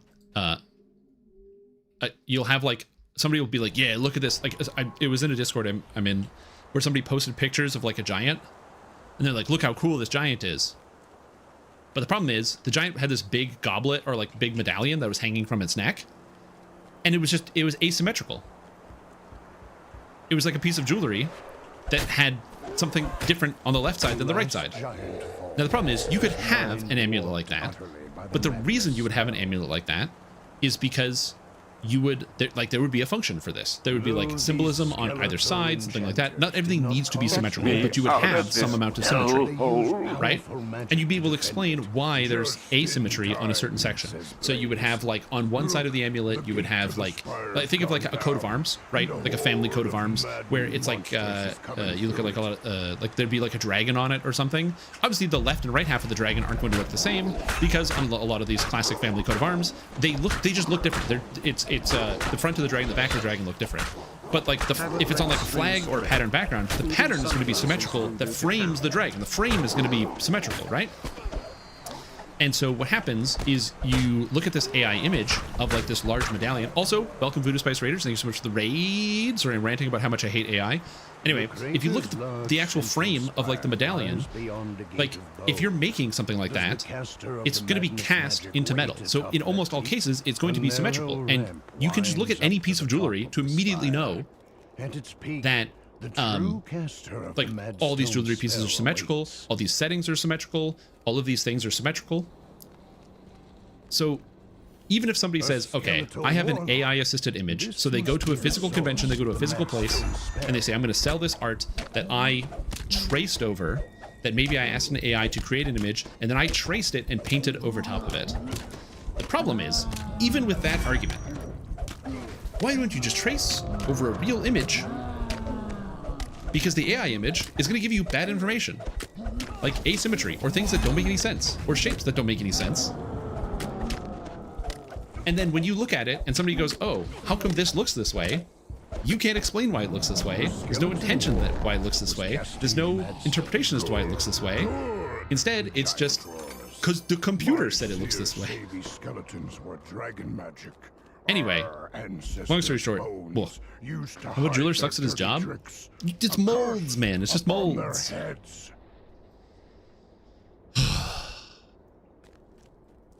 Anyway.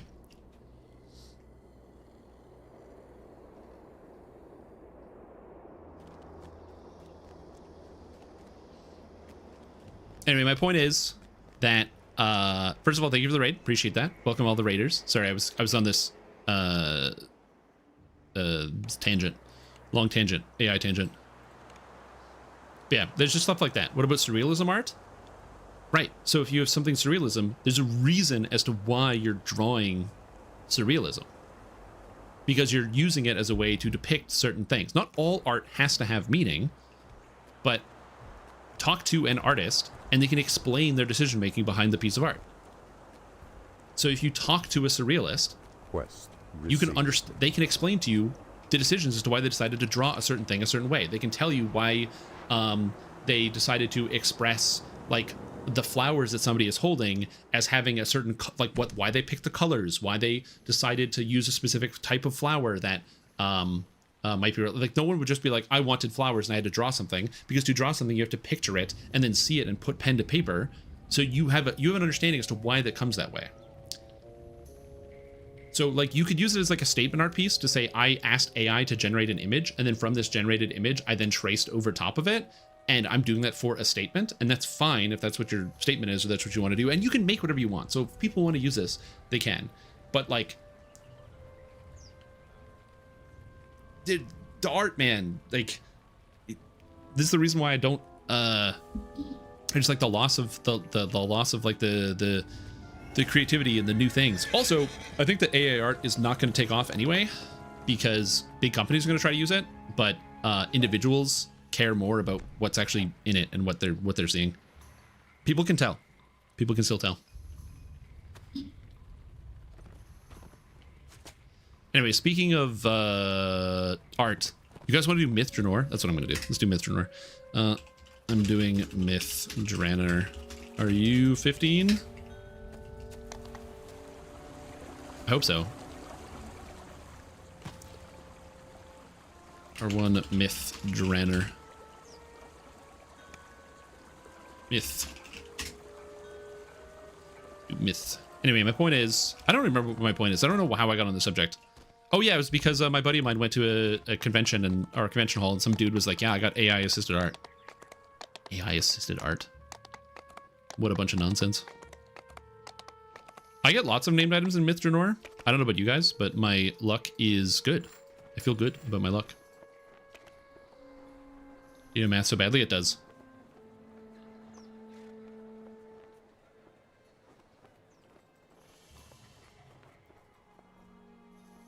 But yes, anyway, I have a lot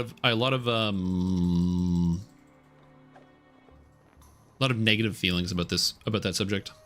Reason why we don't talk about it too much. That it's good at endgame. So technically, yes, there is a way you can make a good pet build, sort of. I'm gonna put good in really big quotation marks. Okay, so we're gonna go all the way over here. What you can do is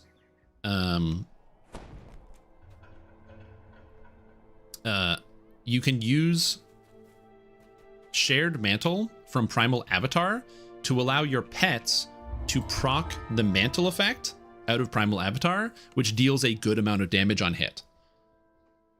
So that is a thing you can do. So if you have not done that, that is something that you can do as an option. That is the only way to make pets scale. Unfortunately, pets just don't do enough damage. So for example, if you go like all the way to the end game with the highest numbers physically possible, with pets, having every single pet stat in the entire game, what you will end up with are pets that deal... oh, chat's down. There we go. You'll end up with pets that are dealing maybe 200 damage at the end game. And the problem with that is that pet or monsters start to have like 15,000 health. So a pet dealing 200 damage in attack is really not good enough to be valuable. And I'm talking on elite difficulty, not even on Reaper mode. It gets worse once you go into Reaper mode. Another issue that pets have, unfortunately, is their hit chance. You actually need to get hit chance to be able to hit stuff. This makes sense, obviously. I think most people understand this. The problem is pets don't really get a lot of hit chance. So your pets will end up with somewhere around 100 plus 100 to hit. So once you go into areas like Myth Draenor, as an example, where I am, where a lot of the monsters start to have north of 200 armor class, they also miss most of their attacks, unfortunately. Which makes it a little bit difficult to try to scale some of the pets that exist. Again, it's not that you can't do it, but that it just becomes really difficult. I tripped a carrion crawler. These guys have so many legs.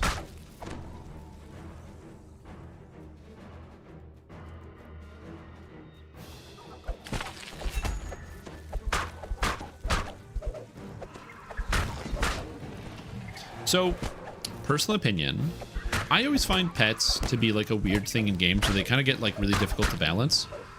Where, especially imagine it like in DDO, if there's a pet build that is capable of doing R1, The freed elf tells you his story. It seems now you can that just the do other R1 without cats having to take do their anything. captives to a great cave somewhere deeper in the forest.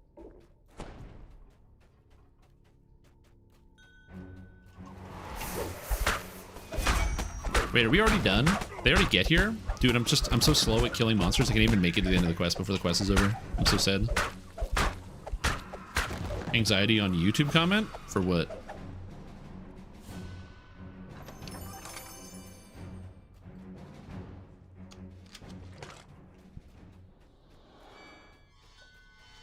You mean plain positives? Huh? UK government has started talking about using AI to assist in policing, and boy, I can't wait for techno-fascism. Yeah. Yeah. Isn't that cool? It's gonna be a lot of false positives. It would seem that the Ettercaps kidnapped the elves to appease them. Yeah. A large, hungry fang. Again, dragon. my hope is that, you know, all these companies eventually just run out of money somehow, and this problem goes away. Will once again be able to walk these woods undisturbed.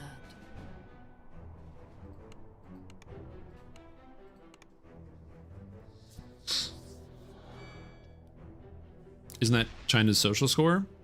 Well, so, not to get all political, but in theory, that score is based off of people who are examining posts and then making decisions. I don't really know much about that. I actually don't even know if that's like how that works or how that's real. But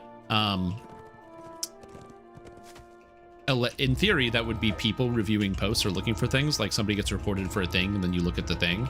You know, your classic kind of dystopian nightmare style, which again, I actually don't know much about that system or how that system actually works, because most of the stuff we get is going to be from like Western media, so I don't really know. That being said, the difference between that and this is that I don't know which quest to go do here. Give me a second. We're going to go do, I don't have a quest order for this. We're going to go do this quest first. So Tyranter's Hall, I don't know what that quest is. I think it's Death Hosts, I think. I don't know the names of the quests at the different locations. Which one is Tyranter's Hall? Is that the one? Yeah. But the issue is that when it's AI, there's no guarantee that the things that are being reported on actually happened, because AI makes stuff up all the time. That's the problem.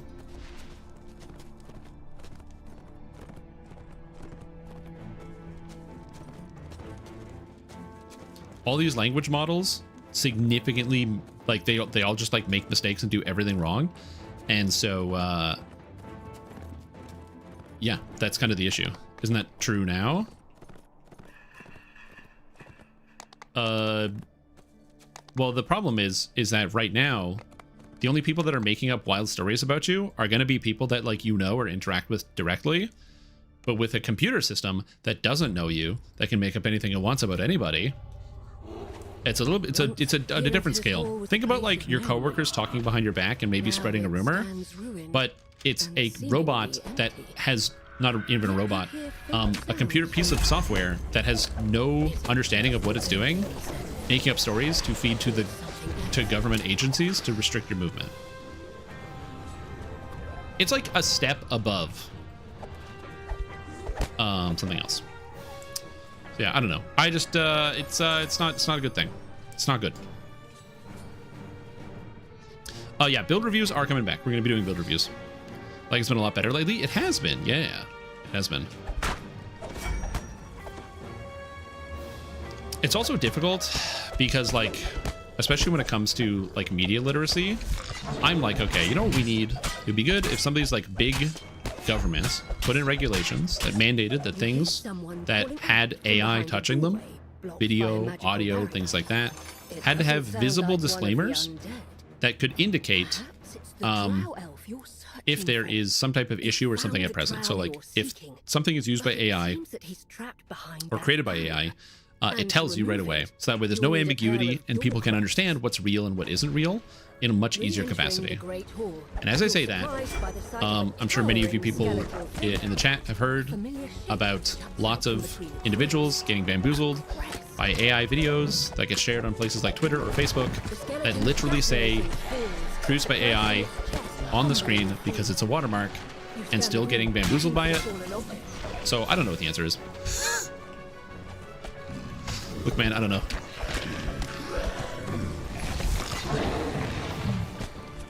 It's him in true reincarnation. Oh yeah, true. I am reincarnating.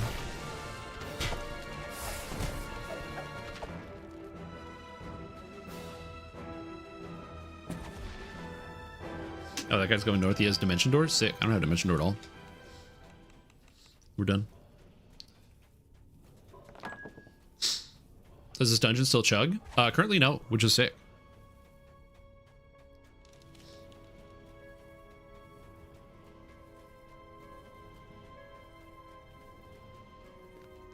But yeah, fortunately, again, there's people that are like fighting back against a lot of this stuff. The biggest fight back that I can tell against like the use of AI is simply that these things cost hundreds of quadrillions of dollars and don't make any money. So that's like already like a good thing. And also people that are technologically advanced and savvy with this stuff are developing ways to stop AI from accessing, or stop these language models from accessing data centers and data sets.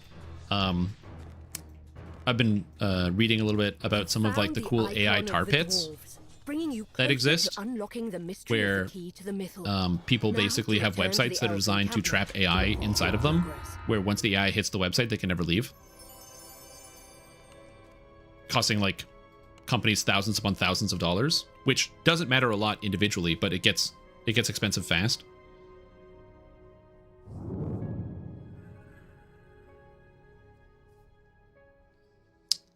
But no, the dungeon's good. All right, next one we're gonna do is this one. This is I don't know what this one. The Erythilium. What's the Erythilium? That one is That was long ago.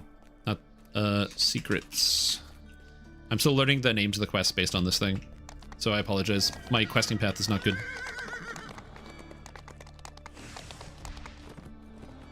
Spends $5 to $10 per Sora video, and the best part is all those videos are bad.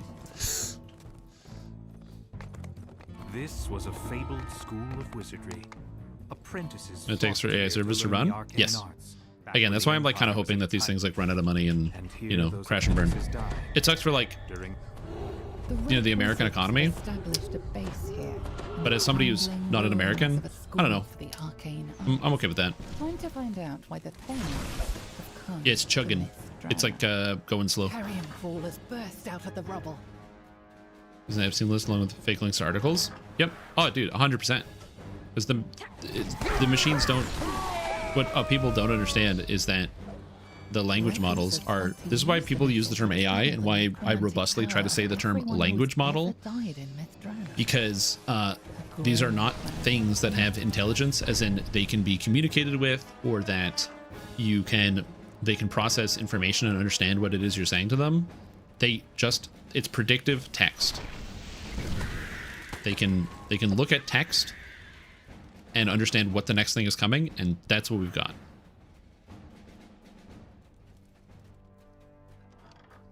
So the idea that it's like these algorithms just make up stories makes sense, because you can ask it to make up a story.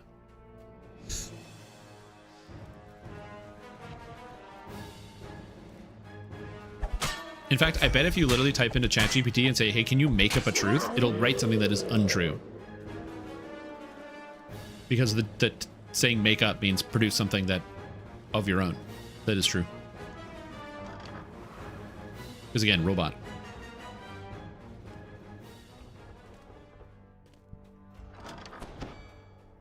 Yeah.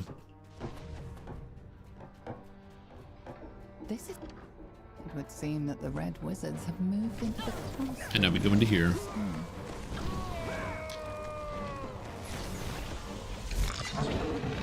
track down the last location of that Anyway, wizard. I don't want to talk about AI because it's depressing.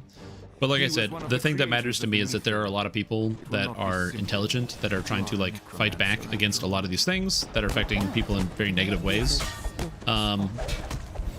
And people are using a lot of technologically advanced ways. Like I said, there's the AI tar pits, there's poisoning of full data sets where people are poisoning, like a lot of people are making poisoned art now to make it so that it's like, I mean, unfortunate for the AI companies making their art a lot worse. Also, they're getting sued. A lot of these big companies are getting sued by like Disney and other things for like stealing all of their stuff, which is again good.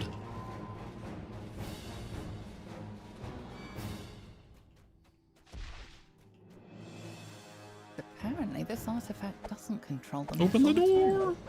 Instead, it's a magical device that creates a small time Yeah. stop field.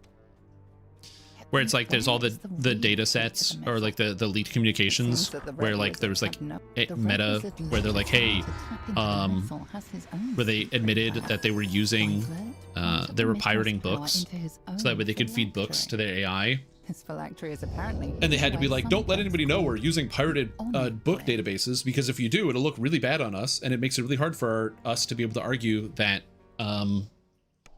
you know, we should be allowed to use this stuff when we're literally already stealing it. So please don't tell people. To learn the arcane arts back when the Empire was at its height.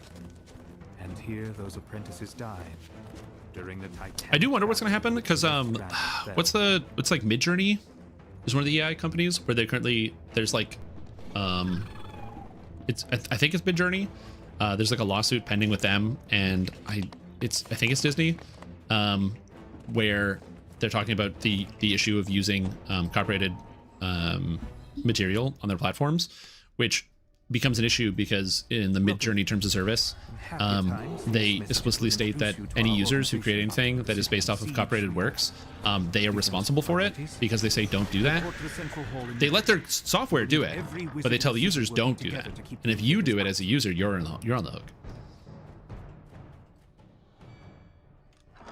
Yeah, it's wild stuff. You guys want to talk about DDO? You guys like the Warlock class? It's cool, huh? I like Warlock too. Warlock's fun. I think I have to do Artificer next so I can redo the Maverick Hunter build guide because I want that to be out. I didn't realize that was not existing. Oh, get out of here, Chaos Immune Creature or Acid Immune Creature. But yeah, we'll be going there.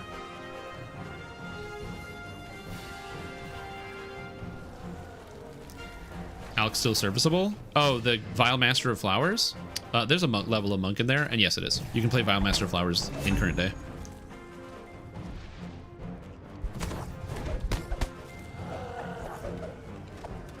Yeah, the Maverick Hunter is a melee Artificer build. So I think I'm going to do that next because I didn't realize that's gone. Hardcore Season 5. Oh, is it 8? Oh, is that just a Spellcaster with 1 rogue? Yeah, you could do that. Fall off like unusable? Fall off like just not enough damage compared to other things.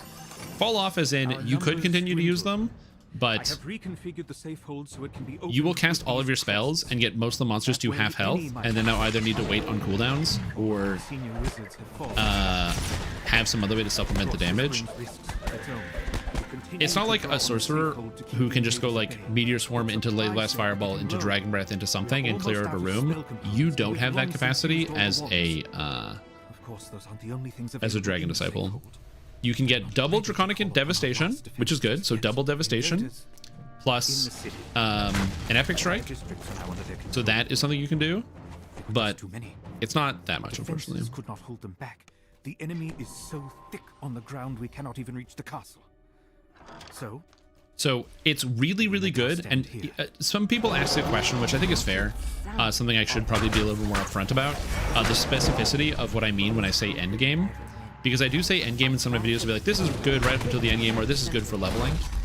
So I want to clarify my position. So whenever I say something, so if you hear something from me, you can be like, oh, wait, where's Kelgoth? Did we not talk to him in the room?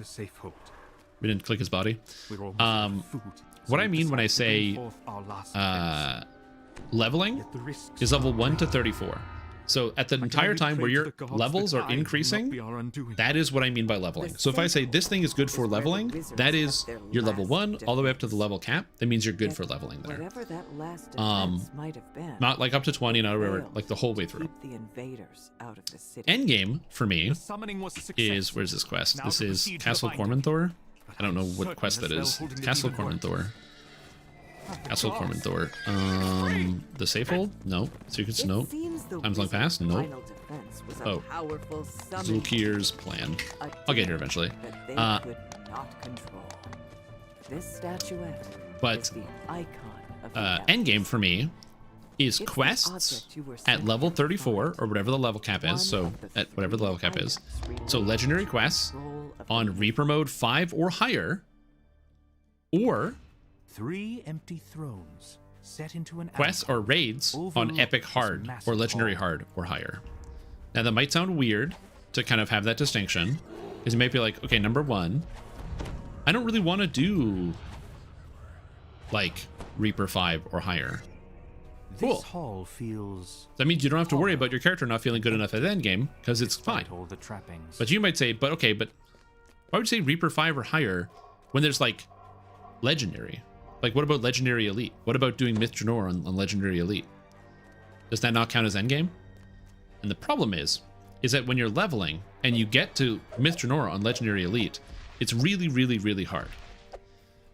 But as is the case with a lot of builds, once you actually put the gear together and you have a fully geared build, I don't know if any of you guys have, or not any of you, but I'm sure many of you have had the chance to play fully geared characters. Once your character is like fully geared, as in like you're done, you have all the items for your character, you're really strong. Like fully geared characters are in DDO are something else. Really, really strong. And so that's one of the reasons why like the difference is like, you know, you're having like double the health, double the damage, you know, getting your double strike above like 70 or 80 as a melee, getting your DCs above 100, stuff like that. Like you get significantly stronger. So Legendary Elite for a lot of characters, once you actually get the gear, which is what you're trying to do, right? You're trying to get items to get gear to like do the end game stuff. It's not that all of a sudden, oh, the game is just easy now, and you don't even have to try. Again, not making that claim, but in comparison to how it feels when you first get there, Legendary Elite, once you've geared out your character, is going to feel a lot easier and won't provide you with too much of a challenge, which is why I say that I don't think about it as the end game. I think of the end game as where you, like, your character build decisions are going to start mattering a lot more. You know, deciding to have like a little bit lower DCs, or deciding to have a little bit lower healing, or not having as much defense. These decisions start to matter a lot more once you get into these slightly higher amounts of Reaper mode. And so, again, for me, there's this nebulous zone where your character with no gear, it might struggle a little bit, or like, you know, when you're doing Legendary Hard or Legendary Elite content, doing Mr. Nor and Legendary Elite for the first time. But if you farm out and get the gear, pretty much every character should be able to do a Legendary Elite quest without too much trouble. So, and that includes the casters. So when I say endgame, Dragon Disciple, if you're full damage Dragon Disciple, dude, you're gonna destroy Legendary Elite Mr. Nor, Legendary Elite Chilla Ravenloft, all that stuff. Because once you're fully geared, you know, you've got the stats. You've got the high DCs, so monsters are like getting cooked by all your spells. You know, if you have like 3 spells you can cast and they're each doing 12,000 damage each, 1, 2, 3, that's 36,000 damage. You've cleared an entire room, no problem. And so it feels good there. The problem is that's going to be the case for basically every single character. Is pretty much every character, once you get it geared, is going to start feeling good once you get to that point. So that's the reason why I kind of put an asterisk on what I say is endgame for me. And I say specifically endgame is the kind of Reaper 5 and later. That's the point where even with good gear, your character still might not feel good. There still might be problems fundamentally with the character builder design where it starts to slow down. And so what it means is that if you're somebody who is like, yeah, I don't really do endgame Reaper stuff, it means that whatever build idea you have, as long as you can get the right gear for it, you can make work. And that's one of the cool parts about DDO. It's one of my favorite parts about DDO, is that like this character build is going to crush Legendary Elite. It's going to be awesome. Is it going to work in R10? You know, it's you know, guys, come on, you know. But it's the same thing, like Dragon Disciple. I say Dragon Disciple doesn't do as well in the end game if you're a pure caster or try to go the heavy casting route. But that means it'll work in like your like level 34 low Reapers. It'll work in your Legendary Elite content. And if that's all you care about, then it's gonna work great. And it'll do exactly what you want it to do. I do wish, maybe I should like make a category or like a rating system, maybe like a star system, Found the Lich, leading the Red Wizard's expedition, or like a demarcation for like how powerful something is. Earlier, I gave you an opportunity to save. Hey, what's up, your Rachel? How you doing? illegal life.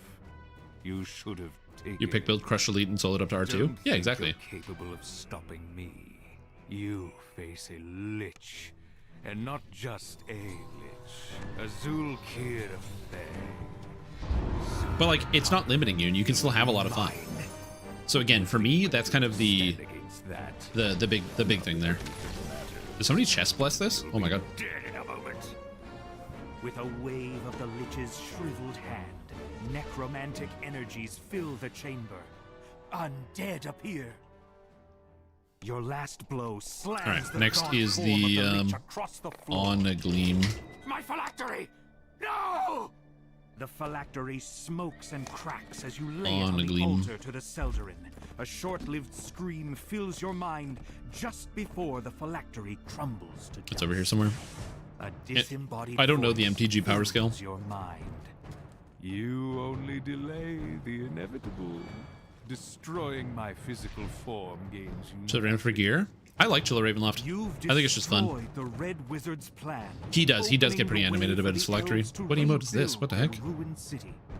But Thay That's is a scream, man. powerful, and its agents are That's some Jocelyn.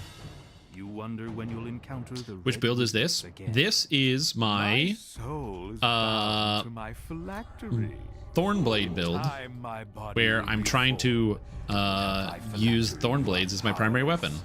Why would you even come here? So I have 4 levels of Blightcaster, so I can get access to the Thornblade spell, and I can cast it at level 20, so I'm now currently at level 15. I have a epic level Thornblade. Has hidden his phylactery in the ruins of what was once the Gem Cutters and Jewelers Guild. Now you just need to find the vessel that contains the Lich's soul. It looks like this was a lecture hall back when this keep was used as a guild hall. Why did I come into this room? I don't know. Couldn't tell you. A large I did, though. stone pipe dominates this vertical shaft, drawing water. Where's that from deep alligator head and form from? Oh, this outfit? This is the Saltmarsh Ultimate Fan Bundle water outfit. weird rises to the surface. The water weird collapses back Total Chaos and into Reaper spawns one of those with a undead massive swarms. I'm just dead. Yeah. Yeah, it's Reaper mode. That's honestly one of the, I wouldn't say an issue, but that is something that does happen pretty regularly when in Reaper mode, depending on your character. Some of the reasons why I don't do Reaper Borderlands that often is that there's so many monsters, you have such a high % chance of spawning a Reaper. The gate sealing off this Wait. passage thrums with magic. Oh, we have to, did we have to do a thing? What do we have to do for this? No, it's not this way. Was it underwater? Or is there a guy underwater? Oh, there's a guy underwater. He's already doing it. I see. With the second lever activated, the magical Reapers gate at that level? blocking off the Yep. northern Yeah, you can. passage If you're on slides Reaper mode, open. they can spawn Reapers.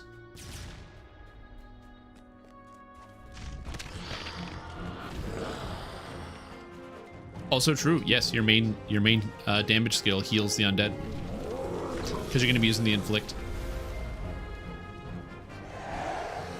Ripples in the water betray the presence of water elementals.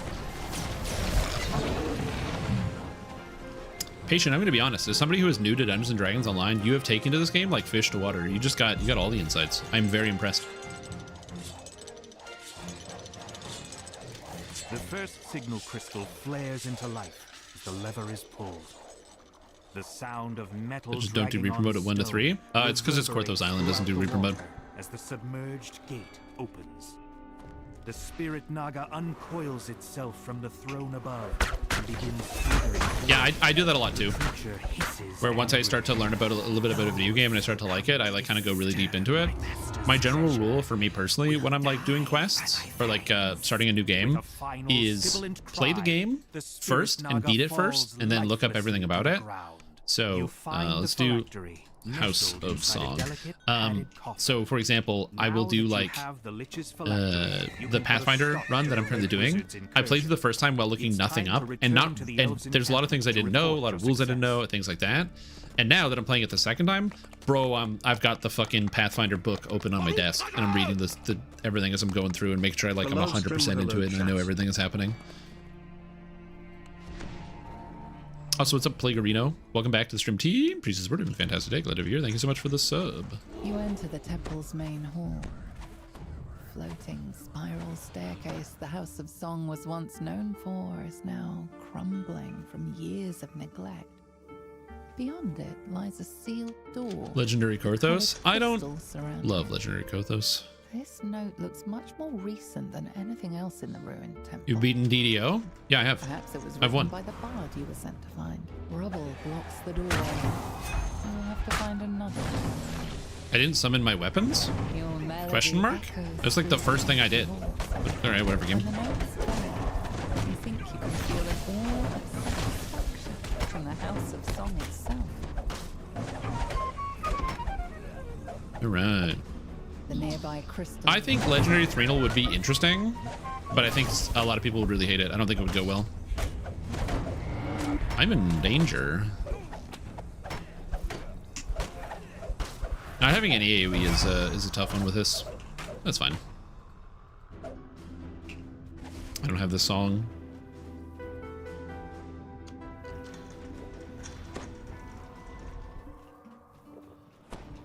Yeah, I have multiple, dude. Your melody echoes through the empty halls. Oh, right. These guys are dangerous.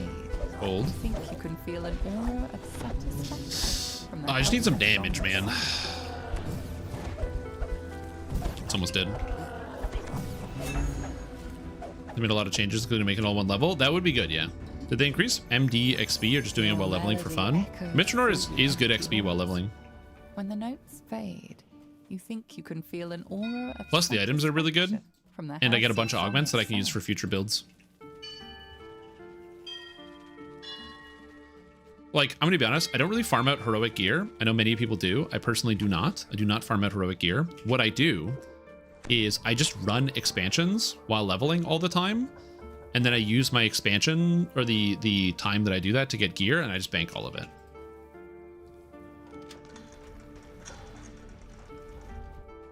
Okay, there's somebody in there already. They did that.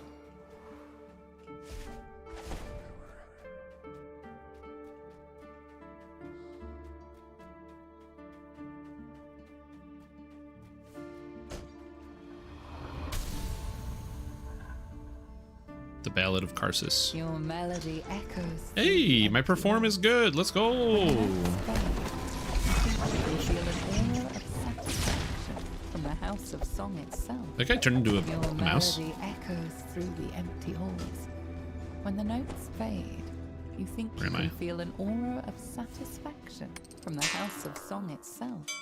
The Do we door not have to the do inner this? temple is now open. Beyond is a slender. I feel like I'm doing something I don't have to. humming a This for an tune. optional? So, Because they're killing the boss. the other So members of my party left and never returned. what's happening? I might have guessed. To be honest, I never fully believed that. What's this for? The other elves will never accept us Whatever. until they It's fine. truly understand us. Ooh, the rebel. Maybe here, Yep. in the temple. Oh god. Animated instruments. I can write the story of my party and why we left the Underdark. Should be Devil Assault Long. I don't think they need to do that. Honestly, that's a good Halloween quest. Just Korthos or the Kenneth Crystal, but it's like 20 minutes. But you That's a nightmare. That's horrifying. your task. Go on, challenge her. I have no Oh, quarrel optional with you room. I or see. your quest.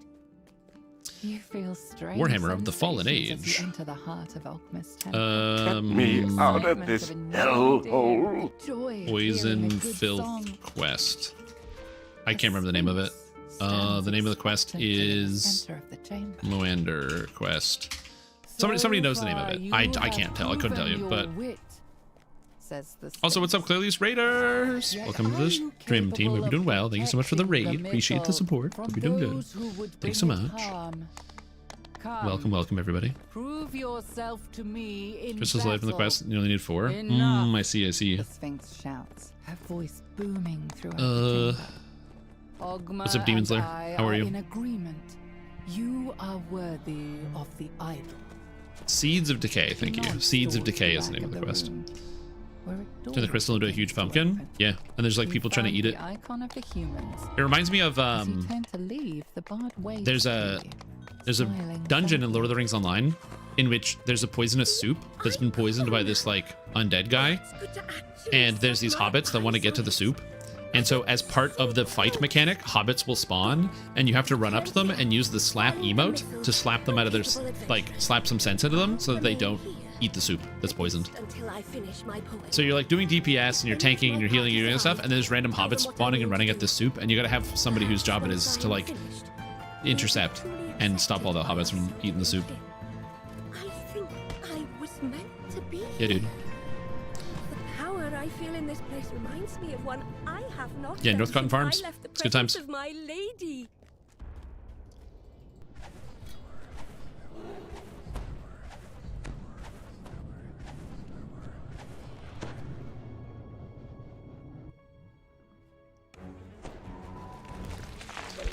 Unsure said had the key tag, but I tried it, Paladin, and neither of the imbues were affected. I don't know.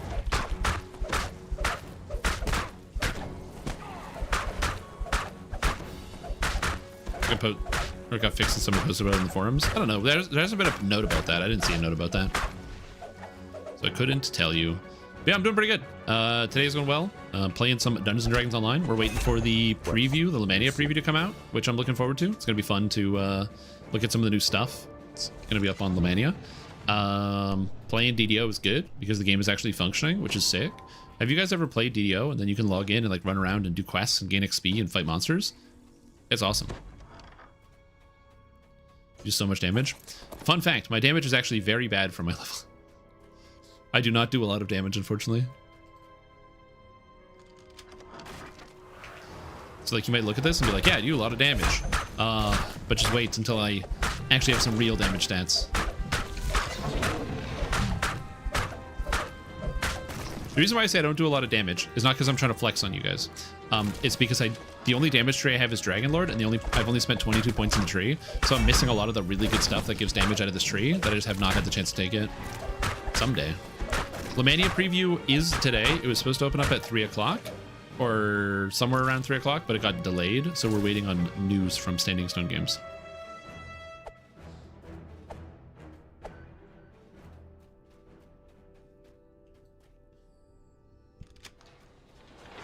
Strange.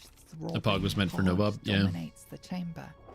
Now you've placed a seed of Moander. Yeah, he did North Cotton Farms. Good dungeon. Liked some North Cotton Farm. I remember the final fight being a pain because of people not dropping the puddles in the right place and getting angry at people I played with. Yeah, when it comes up, we'll take a look at all the things so you don't have to. I don't have any more seeds. Do I have seeds? Oh, I had a second seed. I didn't realize I had 2 seeds. I only had 1. Yeah, I'm gonna be honest, especially considering how much effort they put into like getting this like lag fix done. I don't see the game going anywhere anytime soon. I've mentioned this before, but the Or another. Hey Strim, oh, Brian I'll say in a sec when I was running through Lotro, why didn't I see any tractors at the Hobbit farms? As a tractor enthusiast, I can guarantee they'd be able to get their work done instead of telling random passerbys, hey, I don't wanna do my farming, why don't you do it for me? This chair I'm in is too comfy. So the problem is that tractors are a little bit outside of what the hobbits usually do.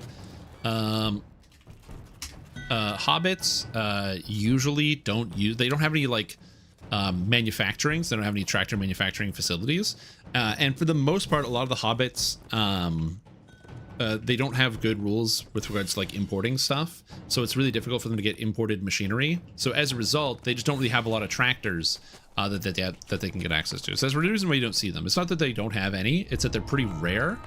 Most of it is done by hand as a result of that. They just don't have the infrastructure to be able to import such big goods. You've followed the path but no, I was gonna say, I got really distracted. Oh man, I had something I wanted to say about the game.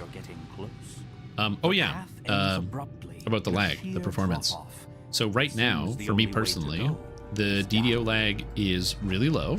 It may also be that experience for many of you. And I've said it before. You'll notice a small green leaf lying on the ground. Obviously, when the game performance gets better, I'm not expecting every single person that has felt sad about the game performance as it's been for the past little bit to immediately begin to flock back to the video game, right? To just come back in droves and be like, okay, now this is it. We're playing it's all fixed or whatever. It's going to take time for opinions on that to change, even though the game does feel good now. But on top of that, there's no guarantee that the way the game feels currently is also going to be the way that it stays in a little bit. I have myself in the past jumped the gun a smidgen in terms of being like, oh my god, the game feels so good, there's like no lag. So I'm going to give it time and wait to make sure that I have the appropriate information before I start giving that information out. And also it's going to take time for a lot of people to come back and with the intel that the game is feeling better. However, also, it is not perfect.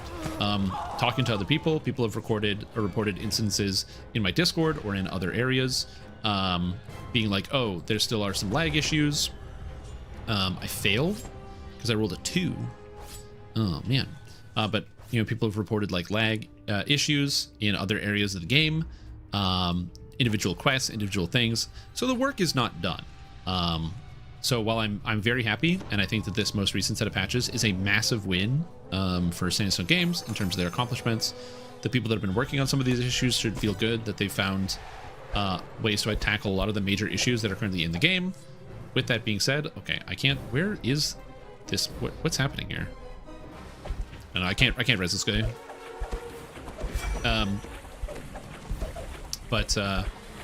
What I can say is that it's a massive win. It feels really good as somebody who's playing DDO all the time. It feels really, really good to finally be able to play the game in a very smooth capacity.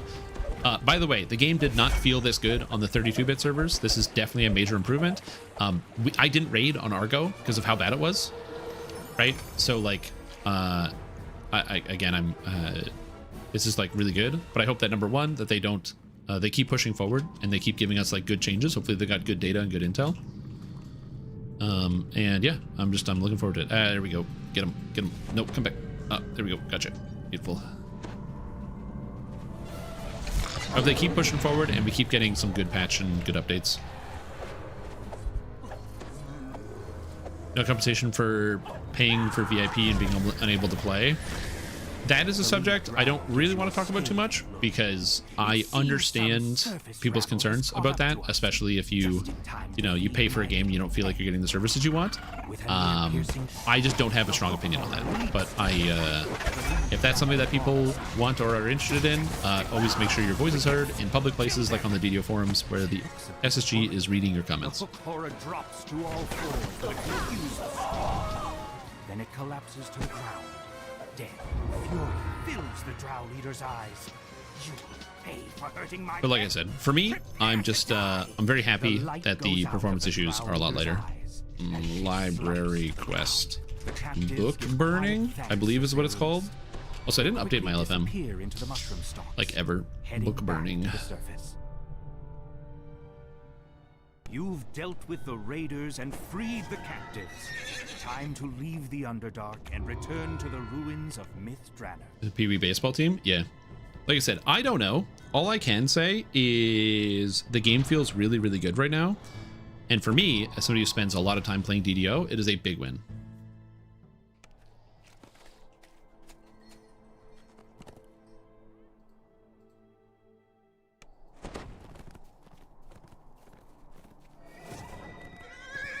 Like I'm very happy with the current state of the performance in the game. It's nice. I can play. I like playing DDO, so I'm pretty happy. And it's not even like I can play. It's so surreal. Like it's actually surreal the way the game feels right now. So I'm quite satisfied.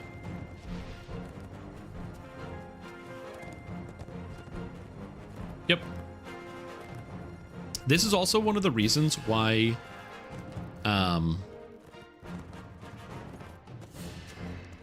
I'm trying to think of the right way to put this.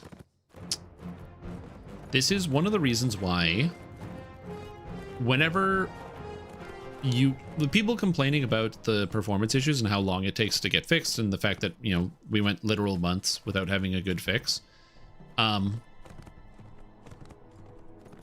totally understandable. If you make a single comparison to another video game, imagine if like Call of Duty or Fortnite couldn't be played, or like imagine if Battlefield 6 came out and you couldn't play Battlefield 6 after 8 o'clock because there were too many people playing. You know what I mean? Like that'd be pretty bad, right? Those games would get ripped to shreds. So DDO, the developers of DDO were in a fortunate position that they got a lot of grace from the community, and even though people complained about it, people were still playing the game because people were having fun, and there was a good amount of patience from the community surrounding this whole the whole event that took longer than expected. But at the same time, and I want to make sure that this is also fair. There were many individuals who were commenting, basically talking about how, like, you know, they work in these types of systems. It shouldn't take this long to solve. They should be able to solve these systems faster, and blah, blah, blah, blah, blah. And my personal opinion on that is, as somebody who has friends that work in, like, legacy systems or that work in things like that, that's not how that works.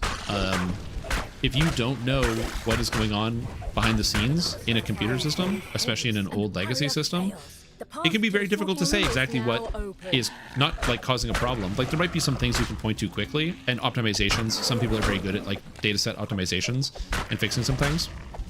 But, like, I'm going to be honest with you, I didn't expect that the change to landscapes, or as they call them, or as they were calling them, or wilderness zones, changing the loading of wilderness zones would have such a dramatic impact on the rest of the entire game in its entirety.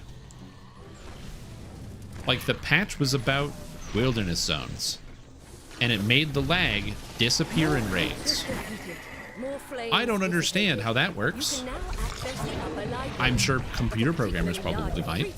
I assume it probably has something to do with, like, the spawning system or something. I don't know. But, like, shit, man, that's crazy. That's pretty good. So that's why a lot of the times it might be things that you don't always expect. And that's also why sometimes these things can take a long time, because if you have to get a new system or refactor something or change how something is loading entirely, you got to make sure you do a lot of tests, also make sure things function. More Vecna expansions? I mean, true. I don't even disagree with that.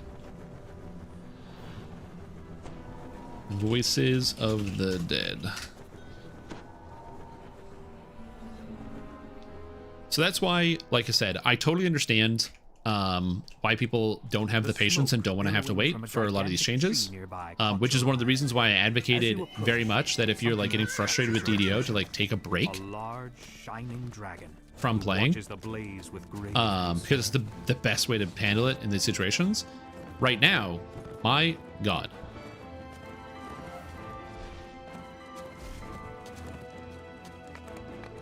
Saying that if we could not load the wilderness at all, we could have gotten a better experience in the game. Maybe. Again, from the way that it sounds, this is what my understanding is, and this could be, like, layman's terms, but, like, reading it from what it looks like. Basically, what they were saying is in the patch is that inactive areas of wilderness zones deload. So, to me, what that makes me think is that the way that DDO was set up is that when a wilderness zone loads, it loads literally everything. So, for example, if you load Myth Draenor, when you load the zone, it populates all of the monsters across the entire zone when you load it. Because when you have Korthos Island as a wilderness zone, or the Waterworks as a wilderness zone, that's not a big deal. Those zones are pretty small, and they don't have a lot of monsters. But then, when you compare it to, like, let's say we're doing Ravenloft, and you finish Death House. When you leave Death House, you're going to load a new Ravenloft zone, and you're going to populate all 70 quadrillion monsters that load into that zone, and the whole area and all the buildings and all the objects. To just go into the tavern, teleport to Old Bone Grinder, and then finish the quest, and when you recall, it's been longer than 5 minutes, let's load a whole new Ravenloft. And so between each Ravenloft quest, you're loading the whole zone. Once I put that spade down and crawled into my deathbed, and so, off with you. Let me get back to when they describe it, and they're like, oh, we're gonna make it so that doesn't do that, like, unloads when you're not using certain areas or when you're not in an area that the things aren't being observed by the player. I'm like, oh, that's a good idea. That's a good idea. He has no idea where this wizard you're looking for might be. Entering the quest from the public zone. Well, it's not even that. It's just like, it's possibly just one of those things that was like a holdover when you think of, oh, in a smaller area, it's not that big of a deal. It's only when you go to, like, a much larger area. So yeah. Where are we going? I don't know. I didn't read it. The resource allocations for it's going to 6 players. That's hundreds of wilderness zones be kept 100% active. Oh, absolutely. dead are none too pleased. You catch a glimpse of the word missile on this sarcophagus. This must be. It's not then. Can you do the thing? I don't know. I wonder if that's what it means. I'm not sure. Now to learn its secrets. So Harley, you're getting confused. It's not in quests. So quests don't have that. This is only related to adventure zones. When you spot something unusual indeed. It's the bear you saw earlier in Ildranath's tower. What is it doing here? Yeah. SSG said they were called landscapes in their initial post, which was incorrect. It's not landscapes.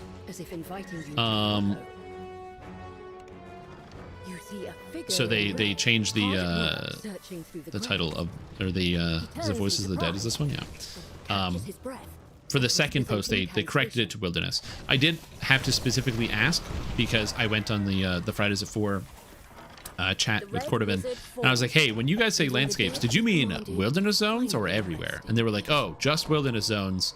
It's just used to being called landscapes. Landscape is a pretty catch-all term, which is correct. If you look at other games, they will also call them landscapes.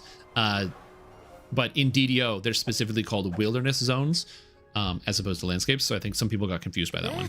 In the second patch that was today, they specifically call it out as a wilderness zone. In the wall in front of you. And notice that someone trying to find all the rares and stuff. It depends. I would say, like, it can be fun for some of the smaller zones. And you may do that on repeated runs through bigger zones. Dude, I don't even have to do anything. Sorcerers are great. I love this. Falls at last. The bear squeezes into the hidden passage and walks towards where you saw the glint earlier. Then a player facing term? Exactly. Yeah, exactly. Is there any class that can change into a dragon? You tug on it. If by changing to a dragon you mean non-cosmetically, then yes. Because technically, the capstone of Dragon Disciple, Draconic Apotheosis, does have you assume dragon forms, and there is the T5 of Dragon Disciple that also technically turns you into a golden dragon, but that's only in like wording. You don't get a character model change. You get imbued with the power of a dragon. That's it.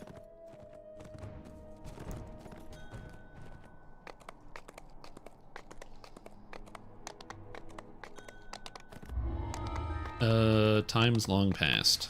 Time's long past. I believe this is the last one. That was fast. Oh no, it's not the last one. It's Ildranath's tower after this.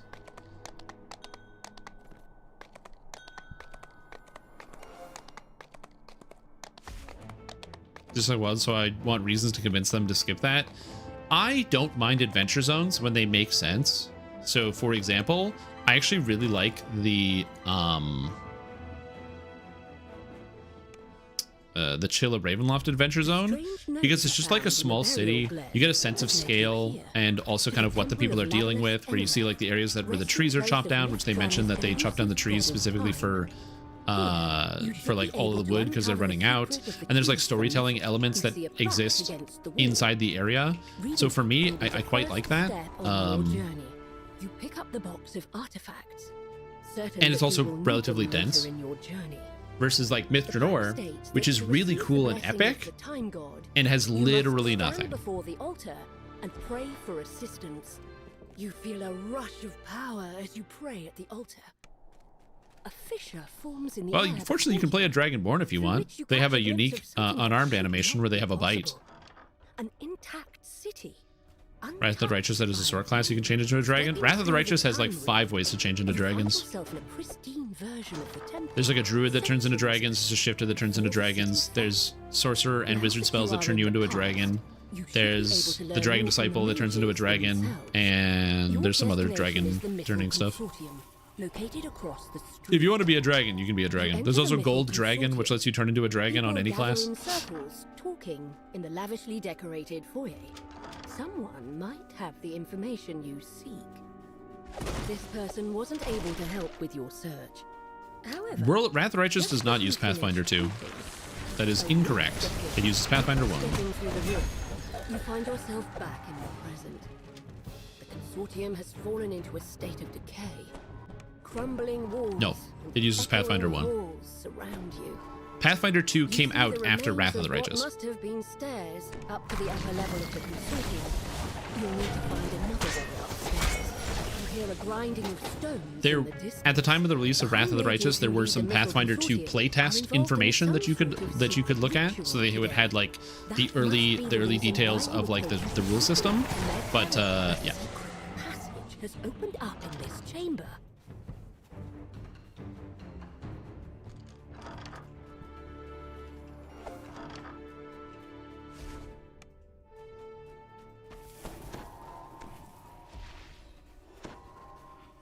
Yeah, it's not a one-to-one Pathfinder 1, but it's pretty good. I will say it is closer to Pathfinder 1 than Baldur's Gate 3 is to D&D 5. If you're wondering how close it matches up. Yeah, sorry, I'm too fast. I'll talk slower then. As big as Wrath, yeah. I need to spend more time like learning the Pathfinder 2 rule set.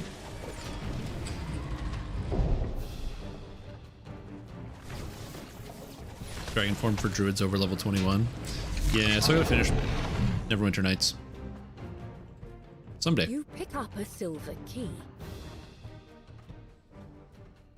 A portal has opened, allowing a horde of demons to enter. A horde of demons.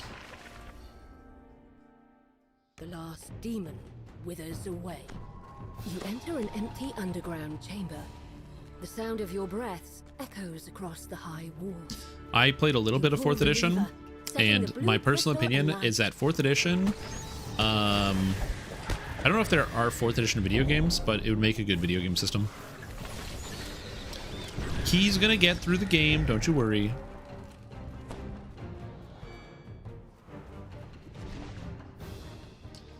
You don't have to backtrack in this quest? Yeah, they could. Oh, so you could like D-door? Yeah, that could be good. You spy a small withered sapling. Which is bizarre, because I've talked about this before, but 4th edition is basically just Final Fantasy Tactics with some D&D role-playing rules. Grown from the sapling you watered in the past. The dryad crumples in a pile of leaves. This locked door is marked by a dim blue crystal. So Neverwinter is based off of 4th edition in name. In your presence, there are no like the stats are totally different. It very much leans heavy into like the MMO part of it. But yeah. 2 guards stand in front of this door. There are 3 others locked doors in this hallway. Trying to fight back again. I think they had a lot of good stuff. Like the at will encounter and daily powers are really good. I'm gonna be honest, that is just a good design. That's a good idea. Working Final Fantasy Tactics D&D, I know. It's a really cool lever for balancing. The main issue is it is extremely video gamey. And that is something that I don't know how you solve, because how do you define an encounter? Like, is it just when rolling initiative? So does that mean my character can't use their encounter power if I'm out of combat?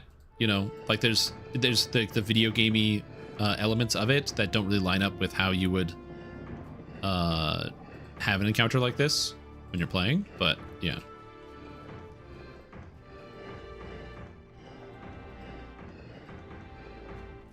Yep, Warlord's good. A lot of people like the Warlord. The last room lights up, and you hear a click. It must be the lever on the back wall unlocking.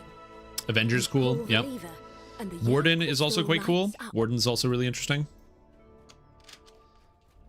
This door is marked with there definitely were some good character classes. It's locked tight, but an iron key should open it.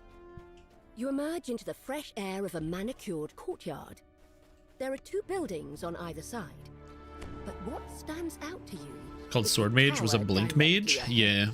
The problem is, after playing Pathfinder and having the chance to experience the Magus class, oh my god. They really cooked with the Magus class. That's a good class. Big fan. This door requires a gold key. Inside the tower, you enter a sparsely decorated stairway. 3 mages stand before a It doesn't feel like D&D except for combat. Yep. turn to confront you. But again, it makes sense. Like, 3.5 was designed at a time where, like, if you wanted a D&D type video game, your D&D type video game is going to be like Baldur's Gate 1 and 2, right? Whereas 4th edition was designed at a time where a lot of people are getting their fantasy from, like, the more mobile, faster-paced MMOs and things like that. You could have that ring is if I gave it to you myself. There is no other. Is somebody at the end of the quest? Very well. I shall believe your theory. Are we doing this quest out of order? Oh, good. I forgot. Before everything fell apart. If what you say is true, hangs in the balance. Yeah, you can. It's complicated because if you skip to the end, you can run into a problem where you can bug it out, so you don't actually complete it. So hopefully we'll be fine. Not hesitate to force you out of here myself. The Stringy turns her attention to the other mages. Fellow casters, So hopefully we'll actually be able to get through this section, but we'll see. Should we let them stay? Wait, did somebody? We didn't go through the door, did we? No, we didn't go through the door. Did somebody get the key? Is it here? Okay, we have to get the key. Oh yeah, somebody did go through here. Okay, good. Because you have to go in and you have to pick up the thing. You have to click the note. Unlocking another door in the hallway. Here we go. We have to find out everything. Chanting in ancient Elvish. Ugh. The Stringy shouts. Under the legacy I know people hate this quest and want to do it faster. We forge the key to the mythal. Let us weave his soul into the mythal's core. Servers now? Yes, it's very exciting. Well, to be fair, I think it would be a difficult sell for SSG to tell players and be like, hey, by the way, all you guys who are until the time comes when the city needs his help. Like everybody that's playing the game. Oh yeah, if you didn't, this quest can be really broken and be done out of order. I'll explain it to you how later. Here we are once again. Despite the centuries I've spent wandering this city, basically there's a locked door, and the loading plane for the next room is behind the door, but it doesn't appear when you open the door. It's just always there, so you can use the backspace command to select the door, so you can go to the end right away. But then the problem is then you start doing the quest out of order, and you have to like keep track of like where you have and haven't been. Trembles as she shouts in ancient Elvish. Let Mythanthor guide us once again. Basically, the trigger for the iron key door, if it just makes it so that the actual portal appears when you open the door instead of being always active, it solves the skip. Now that Sir Ildranath has returned to his original form, and this one is called the key to the mythal. The key to the mythal. From the city. You unlock the door with a gold key. Returning to the past, you find yourself in a well-decorated bedchamber. You spot a small, shining object in the shadows. You hear a soft click as the key fits into the lock. The way to the courtyard has been opened. It turns out that the key to the mythal was not an object, but a man. Sir Ildranath has been transformed into a bear and kept in stasis for all these years. All to protect his great power. The power to control the mythal. A large and quite unusual Sorry, but just reply to a message real quick. In the center of the ruined courtyard. Or take 5 extra minutes and do the quest as intended. Well, you have to do the quest as intended no matter what. Skipping to the end doesn't solve any of your problems, because the quest requirements require you to do all sorts of other stuff, so you can't just skip to the end. You have to do the whole quest. But you can split it up so somebody goes and does the end fight, whereas everybody else goes a different direction. Yet, a feeling of peace still radiates in the space, as if Labalus Enerath himself is congratulating you. But you still have to do the whole quest. After your adventure in the past, you have finally obtained the knowledge you sought. You have found the key to the mythal and gained his cooperation. the wisps are immune. The wisps are immune. Your final confrontation with They're immune to acid. It's okay, one step at a time. army This is of why we have red this. wizards. I got the curse. This is a storage room. He's cursed. There is another door. to the Boom, left, he's dead. As well as a ladder leading upstairs. You return to the temple. Fade Lantern events to begin. Your mission. Yeah, we'll see. You can go back to the present and onward to your goal of defeating the red wizards. I hope that the You new enter a event will be good. dark chamber. The Fae event. The only wisps of light trailing I will say around this. and floating. When the game actually feels You'll stable, come back into the entrance to Infinite. so like when SSG has decided the game is stable, because right now this game feels like butter, man. It's so good. I want SSG to do the Giga Blowout Bonanza weekend or week. Do like just do 7 days, start on a Friday, all the way through till next Friday. Turn on all the bonuses for 1 week, please. The tiles creak beneath your feet. I think that'd be sick. Blooms around you in the cold, musty air. Further down the hall, you spot a group of arms. They slowly Hot butter or cold at butter? your presence. Uh, Pearlescent orbs cast that kinda like dangerous spells and room temp butter that you Sections can of just the like floor in slide this your knife through chamber and there's no have resistance. crumbled, leaving only thin walkways for you to step across. Elegant elven figures dance atop pedestals in this dim hallway. You open the door into a room where more orbs Avenge the float Mist? off pedestals. Maybe the 3 quest entrances? Maybe. But it could also just be related, I'm not sure. The orbs cease their casting. Students first life and allow access to shared banks. Yeah, that'd be interesting. Again, the main issue is that if it's happening on the servers where people exist, there's nothing that can stop people from just like joining groups. You spy a door on the side of this chamber. As you pull this lever, the red crystal So like above it you can just take your character and your lantern character and just join your friends who have like a million past lives. That's the main issue with having like an event that's just sanctioned to the one server. Flames roar to life when you enter the room.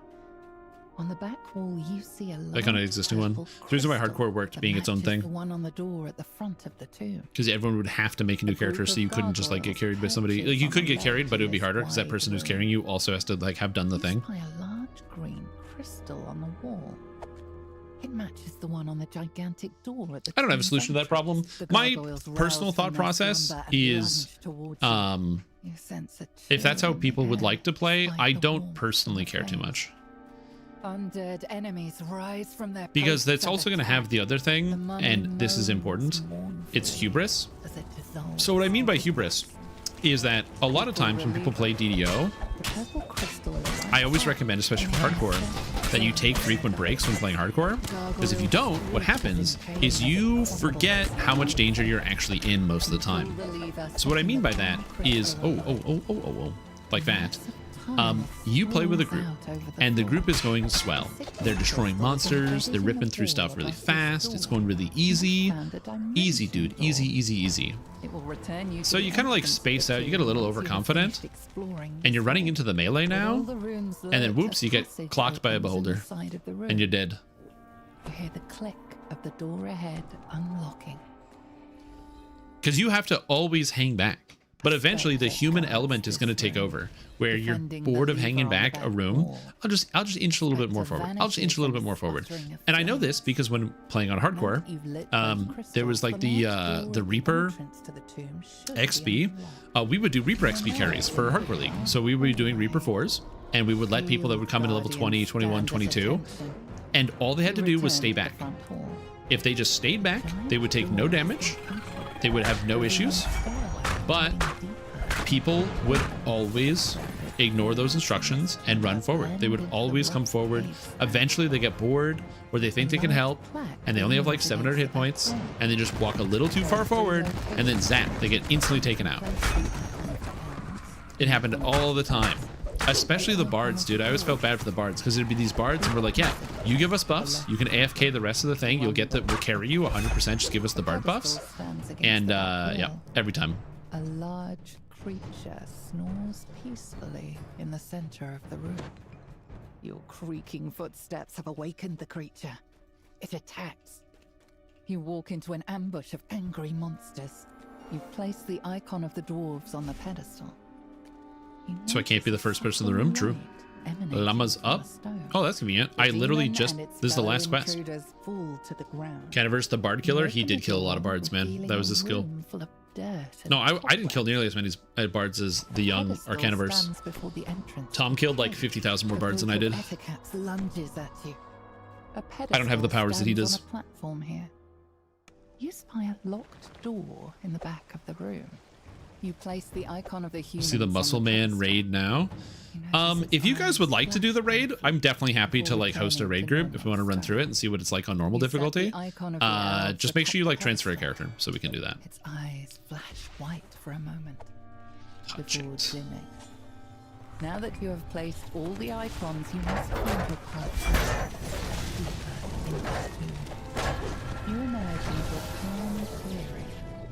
Forest animals are Ready to begin to do that? You can. Ready to do streaming? He's around. He's doing stuff. He's just been like working a lot. He's just been really busy with real life stuff. That's always the thing. It's just real life sometimes gets in the way, and you gotta prioritize other stuff when you get busy. Someday that'll happen to me. I applied for 7 jobs this week. Who knows? Maybe I will get to do a Tom Kapoor, and I will get to go work. How strange. That'd be exciting. Past judgments from your keyboard. That's fair. That's a good idea. Could this be the key to the mythos? Which reminds me, I gotta download the Manual launcher update, so I'm gonna do that while I'm loading. The walls rumble. DDO. Oh, I shouldn't type in preview. DDO preview. Let's download. Their first steps. Their unseeing faces turn toward you, ready to. It says Lamania status is currently closed. Break apart. Once again, just mounds of stone. Suddenly, a group of uniformed strangers appears before you. The two kept dying like monthly with 13 characters. Group chat, mega trap, don't touch. And you watch that one trap start to open a chest. Yeah, oh, dude, there's so many trap boxes in the Zorian cipher. That's not fair. Lead us straight to the key to the Mithril. The figure smiles. Yeah, I did it. You have VIP. It's next to your name at a time. Protruding from his desiccated mouth. You reckless mortals fell straight into their trap. It is fortunate that you were able to overcome the statue's power. You saved us the trouble of defeating them ourselves. The stranger. Would Scrolls of Scorch? No. Thought it stopped commercials? No, unfortunately. VIP is just a feature to put a thing next to your name to stand out. The only way to stop ads is to subscribe to the channel. Zulkir of Fae. I do have the minimum amount of ads I'm allowed to have as a partner streamer, so that way you get as few as possible. So that way the viewing is good, but yeah. I harness the Mithril's power, I will be unstoppable. Yeah, he's been under a lot of stress at work. I have no use for dolts such as would Scrolls of Scorch work? They should. Your demise should I don't see why not. I've never tested it. Transported away from the chamber. You find yourself back at the entrance. Yeah, well, the trick is, Scythe, is that if you have Turbo, you don't get access to all of the sick I was going to say sick ads. The sick emotes that you could have access to. So you got to think about that. 0 ads on any Twitch stream. Emotes, but you pay individually. You know? Plus also, if there's like a content creator that gives you a big benefit for subscribing to them. So for example, some content creators might have like special channels or special perks for being a subscriber. I don't really have that, but some creators might. Obviously, you would only get that if you actually subscribe to them. Vila's Fury.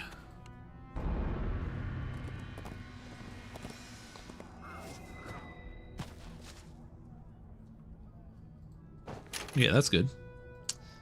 Charisma? Oh, baby. That's exactly what I want. Nice.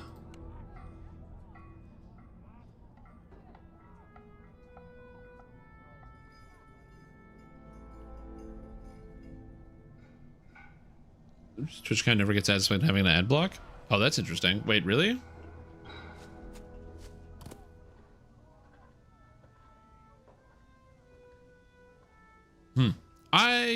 But how would they do? I don't know. I don't know how they would enforce that. Anyway, I'm going to get my character transfer started. So we're going to transfer a few characters over for looking at some stuff. And then we're going to look at Lemania. Character transfers to Lemania are still broken. Are they? Uh-oh. Uh-oh. Oh, the transfer window's not loading.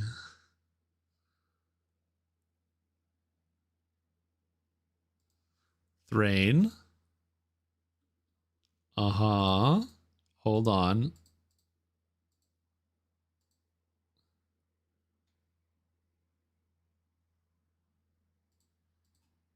Copy to Lemania for free?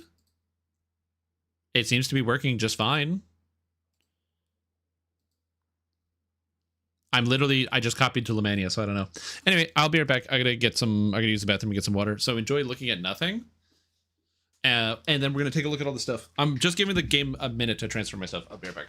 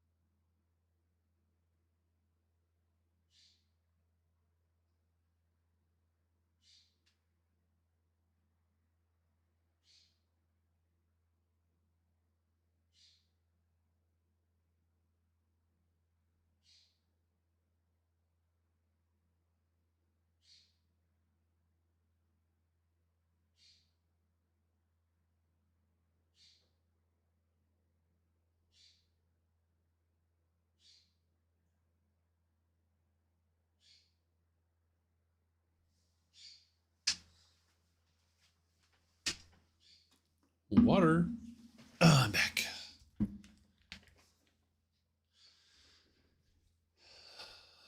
right, let's log in. Whoop. Whoop. Check the section later, heading out for some grass touching. Good idea. Good idea. Touch some grass.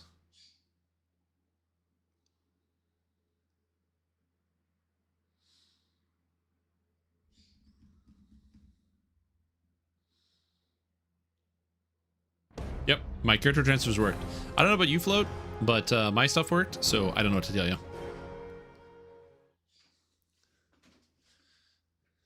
For not being a cold-based build, you just get like, we just have like a cold resistance passive. Yeah, man. No, it's good. It's good stuff. I don't have a lot of complaints. You know, I'm going to say that it's probably a really good stock Canadian response. You know how it feels to be Canadian? Nice. That's how it feels. All right. How on earth do I get to where I want to go? I teleport there. It's time To go now. All right, are you guys ready to look at some raid gear? You want to see some raid gear? Wait. Oh, I have all my horses. Let's go. Yeah, Lemania is actually up. Oh, shit. Okay. All right, here we go. Here we go. Here we go. Here we go. Here we go. My backpack is full of shit.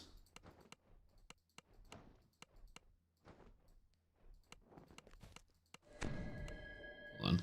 Let me just get rid of this. Oh, this. This. Okay. We're going to be using this to look at, like, art. Because I don't know if any of the art is in, but we'll be looking at the art. Okay, so we have the newer loot guy. So we have new raid items. Here we go. So we're going to take a look at some of the new stuff that is here as it populates. So how did that Iron Man server run go, say, 5 years ago? Good. They don't do hardcore anymore, but they did for a while. But yeah, hardcore was really fun. Okay, so we have several items here. I don't know what they do. We're going to take a look. This is the new raid gear. There's also the new Bleak Memento that comes from the raid specifically, which I'm going to assuming is new crafting. So, first up, we have the Heart's Walls. It is a shield with a unique effect, the Bottled Heart. So Tower Shield, conditioning 20%, pretty stock standard, Melancholic and Dolorous slots, with Bottled Heart. 33% legendary bonus to melee threat generation and a +6 legendary bonus to intimidate.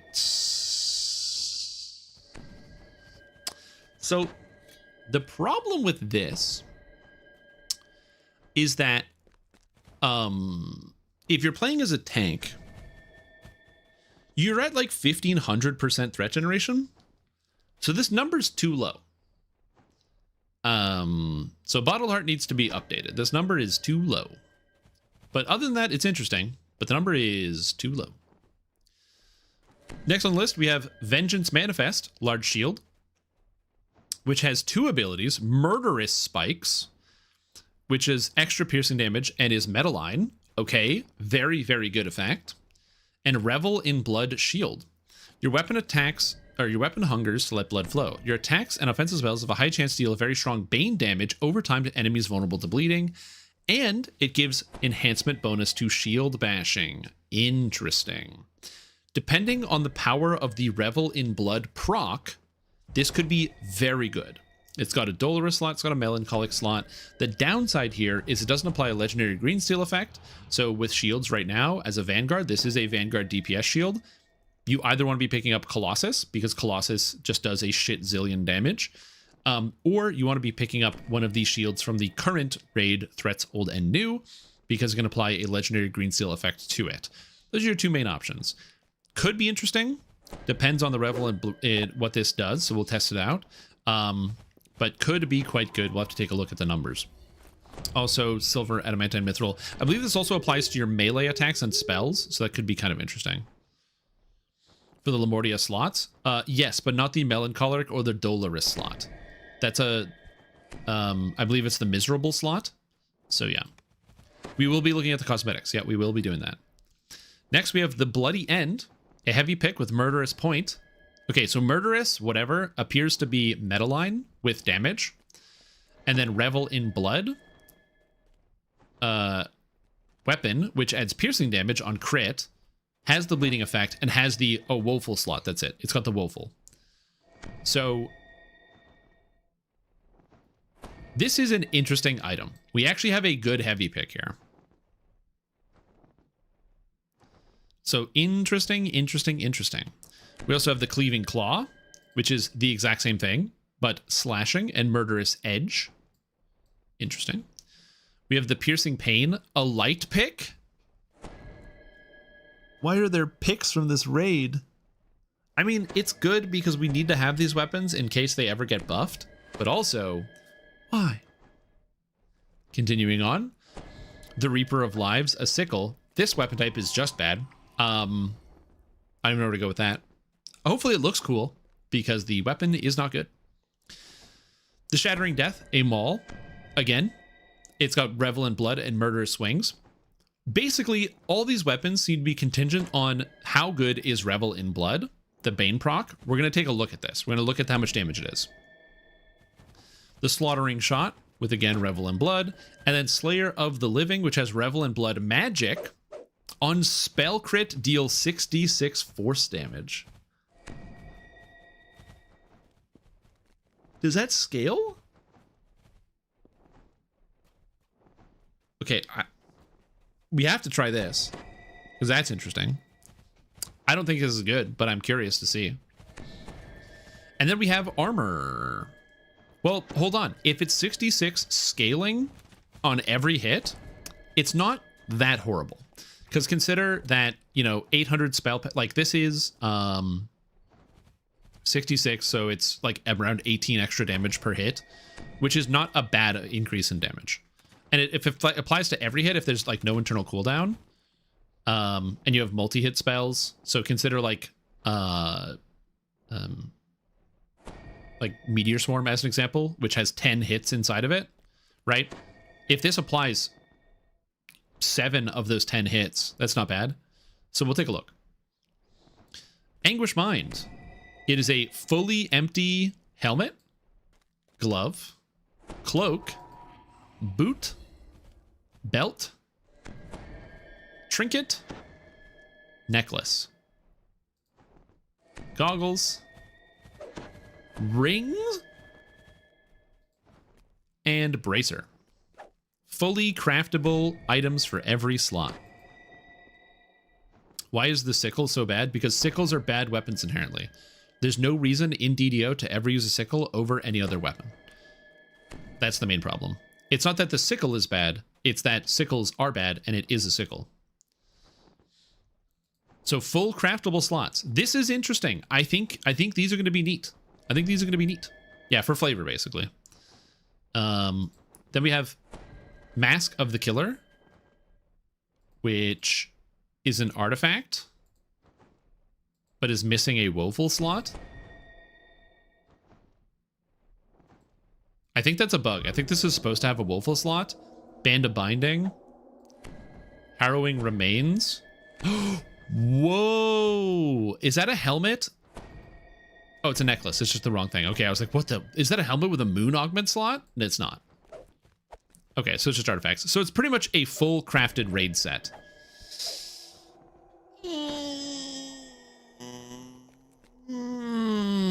Full crafted raid set. Interesting. All right, I don't know how I feel about this. Yeah, also the augment colors are off, for sure. Where it should be... I think this is just a mistake here. So this should be like green, yellow, blue on all of these. Green, yellow, blue, green, yellow, blue, green, yellow, blue, because it's an artifact. Okay. So... Quest received. Interesting. Let's take a look at some of the art. Art. I don't know if any of this will have art. We're going to take a look at the art, see if it has art.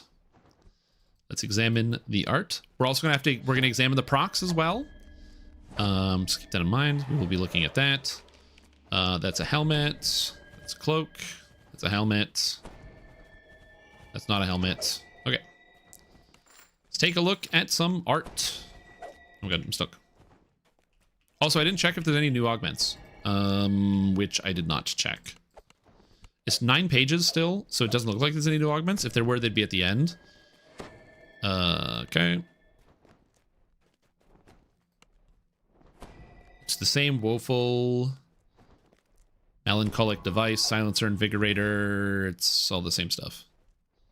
Yeah, I don't think there's any new augments that are coming out, unless there's something that I might have missed, but it doesn't look like it. Okay. All right, art time. Trim to your left. Heroic. Oh, wicked Victranium crafting.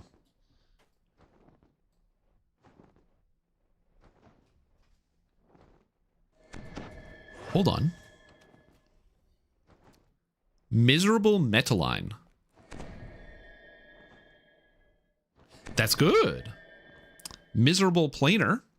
Less good, because you only need good, whereas Metaline is very convenient.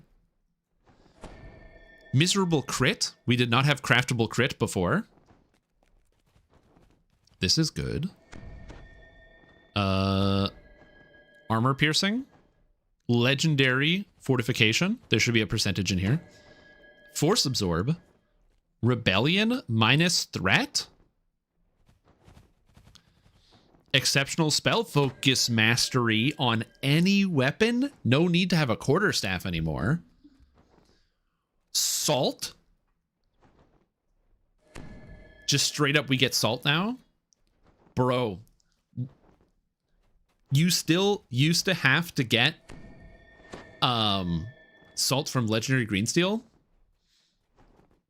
Or you'd have to do like me, where I was using Ignition, because Ignition has Identity Crisis, which is also salt. Man, I'm gonna have to update my gear set. Shadow. Dripping with Magma.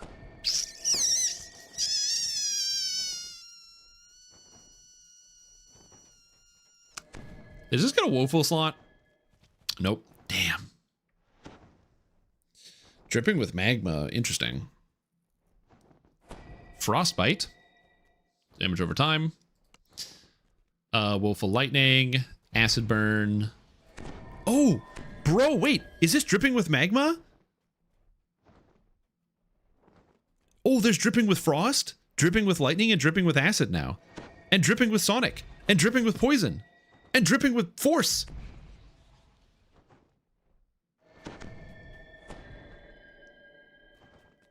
Okay, okay, okay, okay. Calm down, everybody. Calm down. The Slayer of Living. If Revel and Magic procs on every crit, and you can get dripping woeful energy for dripping with force, Magic Missile might be back. It could be back. Okay? It's been gone for a long time. It could be back. Now let's get back to work. Woeful spell crit chance. Didn't we already look at this? Isn't this here?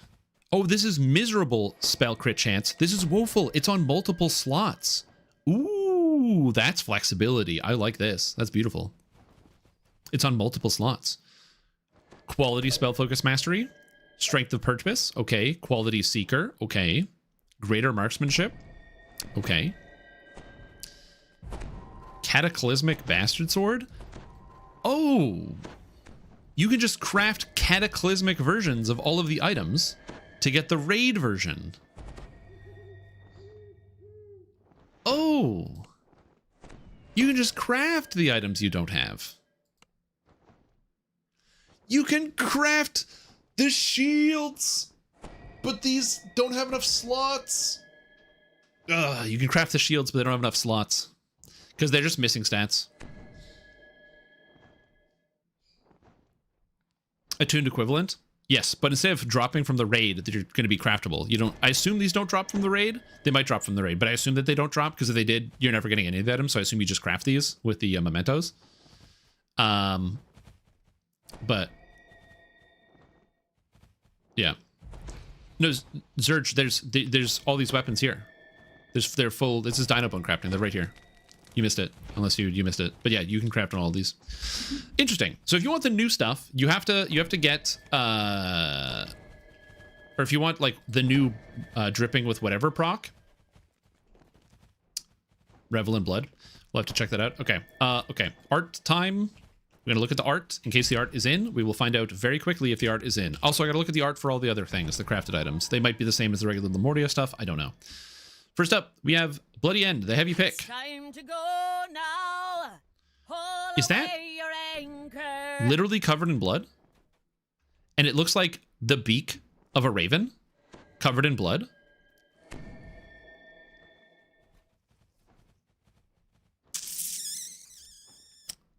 I'm going to be honest. That's good. That's good. This is good. This is a really cool piece of art. Heavy picks are still not good. But that's fucked up. That's sick. All right, cool. Next up, we have light pick. It's the same one, but small. I like, dude, look at the fucking little eyeball. I'm going to play a heavy pick build. I now have a reason to do it. Don't worry. We now have a reason. Next up, we have hat. This is the Anguish Mind. No art. Other hat. Mask of the Killer. Oh, I can't because I have an artifact. Which one's my artifact? This is the artifact. Mask of the Killer. Oh, whoops, sorry. Oh, whoops, sorry. Whoops. Never mind, there is art. Oh, fuck! It's Giga Art! Ooh! Ooh! Ooh! Ooh! Ooh!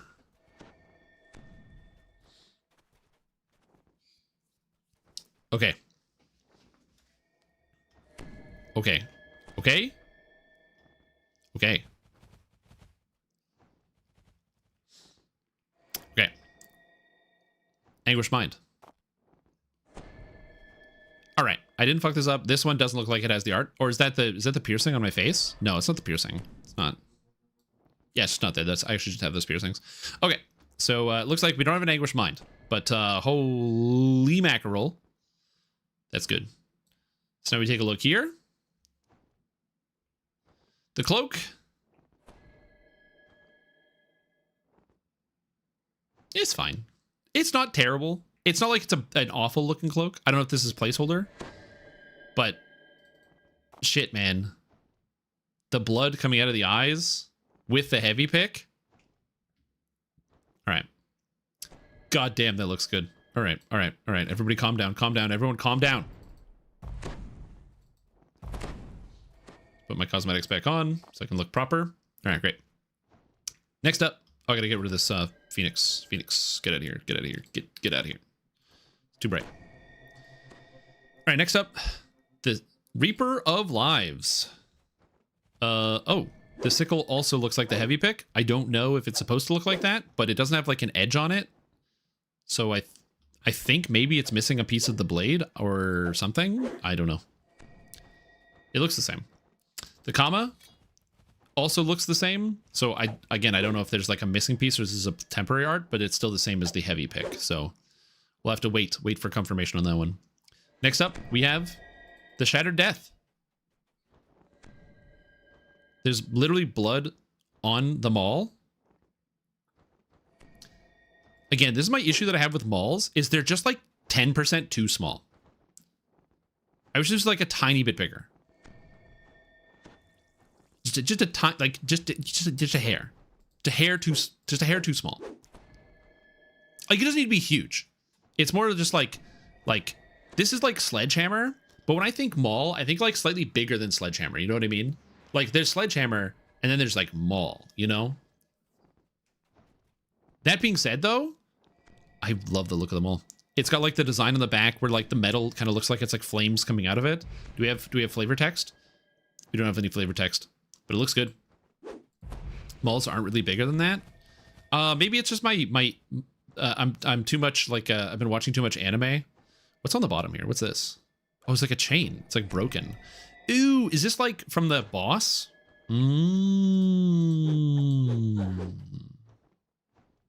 Maybe. Next up, Shattering Shot. All right, so it's a cool looking crossbow. So crossbow users, eat your heart out. You literally shoot bolts out of the skull here.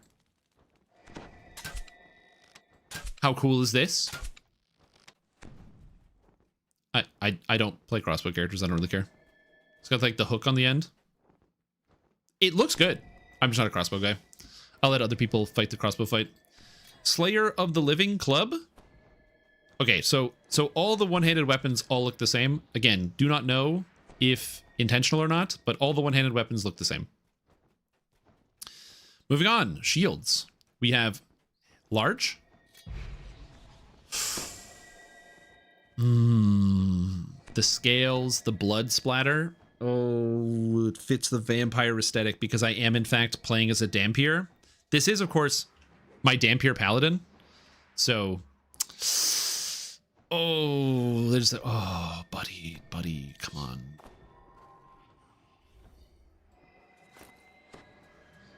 Oh, we can make it work, dude. Oh, we can make it work. And I assume this is just going to be bigger, the tower. Yeah, it's 2 segments now. It is a door. The inside needs some adornments. I don't know if that hasn't been done yet, but the inside needs some adornments. It either wasn't textured or it's missing some pieces there. Because it should have, it just shouldn't look like, I mean, there's some metal shading here from wear and tear, but like etching, but yeah. Looks good though. But I agree. It just looks, it's because of the profile, right? Like if I'm standing here, my shield just looks like I'm holding a piece of metal. It doesn't have anything. Like if you compare it to, by contrast, actually this shield also doesn't have anything on the inside, but it's at least darker. The metal's a lot darker, so it looks, it looks a little meaner. With this shield, they both have that problem. Is it just me? Maybe it's because it's just too bright. Like the shield is really bright, so I'm just focusing on it. I don't know the answer. There's something about it. There's something about it that it's the inside. Maybe it's because it's too bright on the inside. Couldn't tell you. Okay. Overall, art looking good. Those new heavy picks. Dude, I'm gonna have to play a fucking heavy pick character. Oh, they look really cool. Okay, we're testing the new effects. So this is Revel in Blood. I do not know if this scales. It doesn't say it scales. It just says Bane damage. So we're going to see if we can get the Bane bleed to proc. Attack. Every time. I roll the 1 every time. Oh my god. Okay, anyway. Nope. Nope. Nope. It's going to happen eventually. Give it a minute.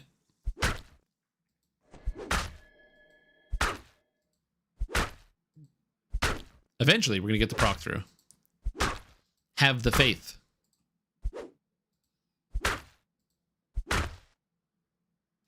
It has occurred to me that the Maul isn't doing anything.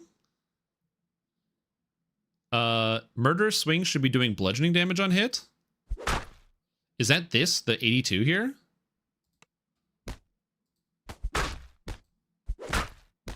No, it's not. It's doing slashing damage? And it should do extra damage on crit. Give me a crit. Crit. I need to roll a 20, right? I need to roll a 20. Come on, roll me a 20. Oh, roll me a 20. Roll me a 20. Come on. Come on. Come on. Come on. You can do it. I believe in you. Oh, lordy. I've definitely rolled a lot of 1s. Not a lot of 20s. That's another 19. Come on. Roll a 20. There it is. Okay, so when I roll the 20, I get a second row of slashing. Okay, so Revel in Blood Bludgeoning is dealing slashing damage, and Revel in Blood, the proc effect, doesn't exist.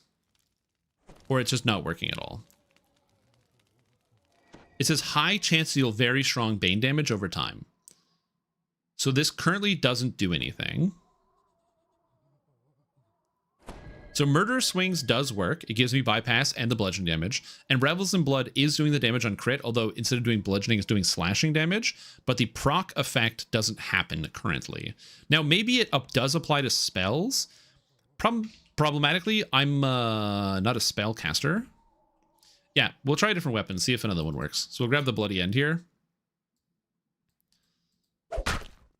Okay, so the Bloody End is in fact doing piercing damage. So that is functioning. I just crit, and I got piercing. I only got 1 set of piercing damage. Wait. Wait, was that it? Revel in Blood. How many stacks does this go to?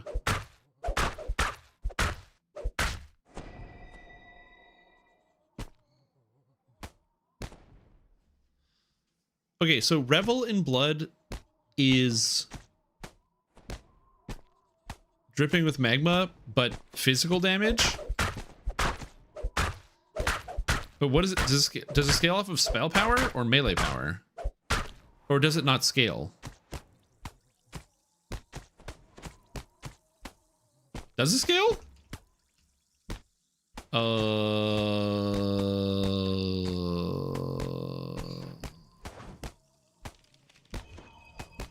I don't know.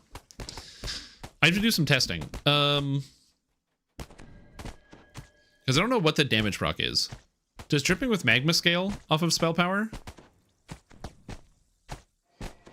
Triggered by a spell, kind of like the dripping does, where it's not, yeah, it's not scaling on a weapon, but scales the spell power caused by a spell. Hold on. Do I have a way to cause spell damage?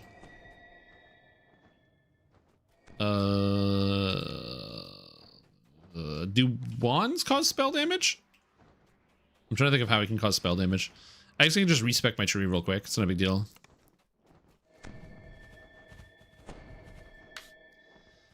Okay.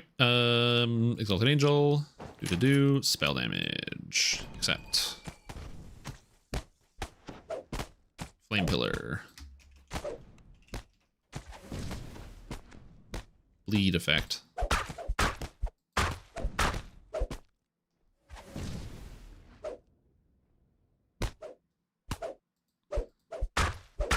Okay, so right now my bleed is doing 1,000.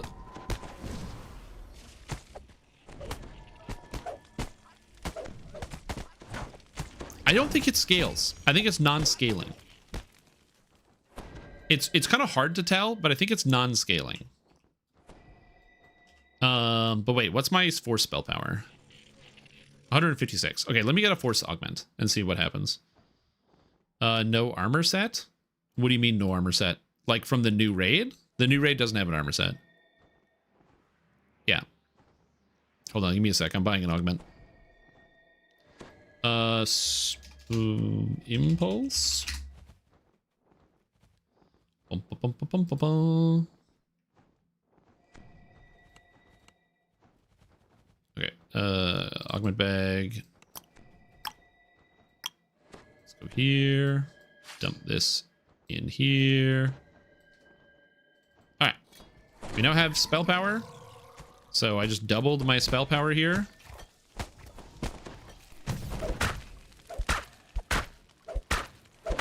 I'm just gonna get it up all the way to max. Just doing 500. I don't know why sometimes it does 500 and sometimes it does double that. Is it if the attack that applies it is a double strike, it deals double?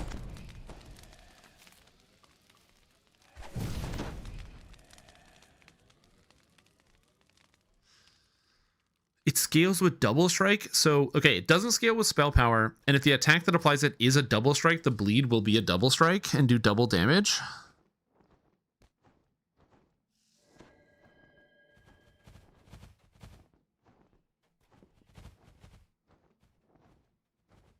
I don't understand how this game scales at all. Anyway. But it looks like it's not scaling, so that's interesting. And then if I go to the scepter, which I don't know where it is.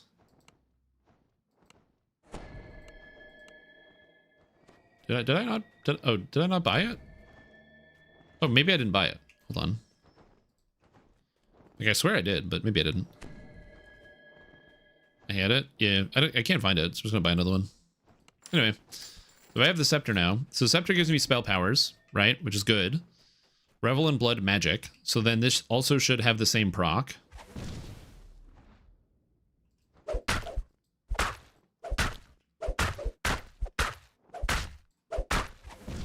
So it's way better on non-spells. And then what's my crit? I need crit.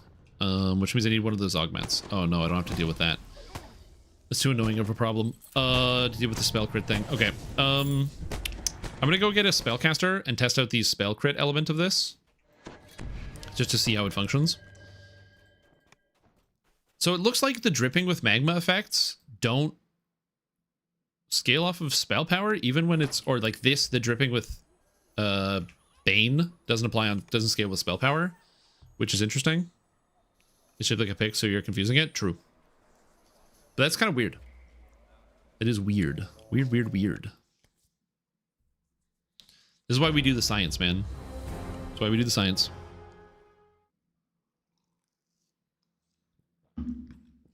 Oh yeah, will that apply to every hit of an Eldritch Blast?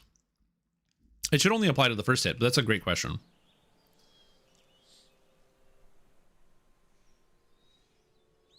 These are great questions. Loading.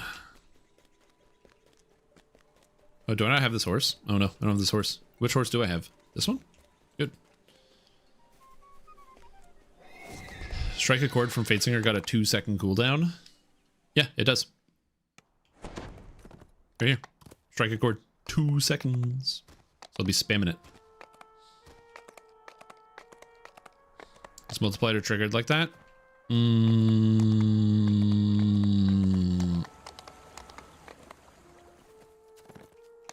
That's a great question. All right, let's see.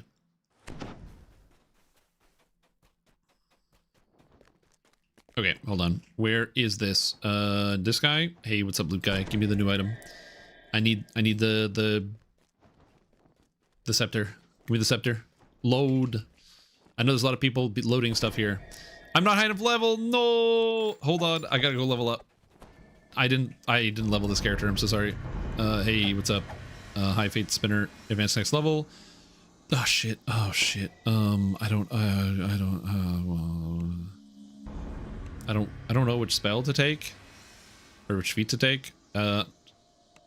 Whatever. We're just gonna take Epic DR because I don't want to think about it.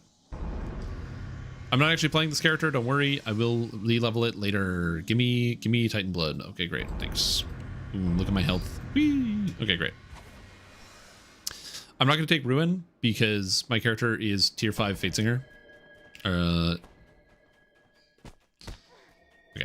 So, let's see what we got here. So if I have the Scepter, which I can now use. Okay. So this is Revel in Blood Potency Magic. I have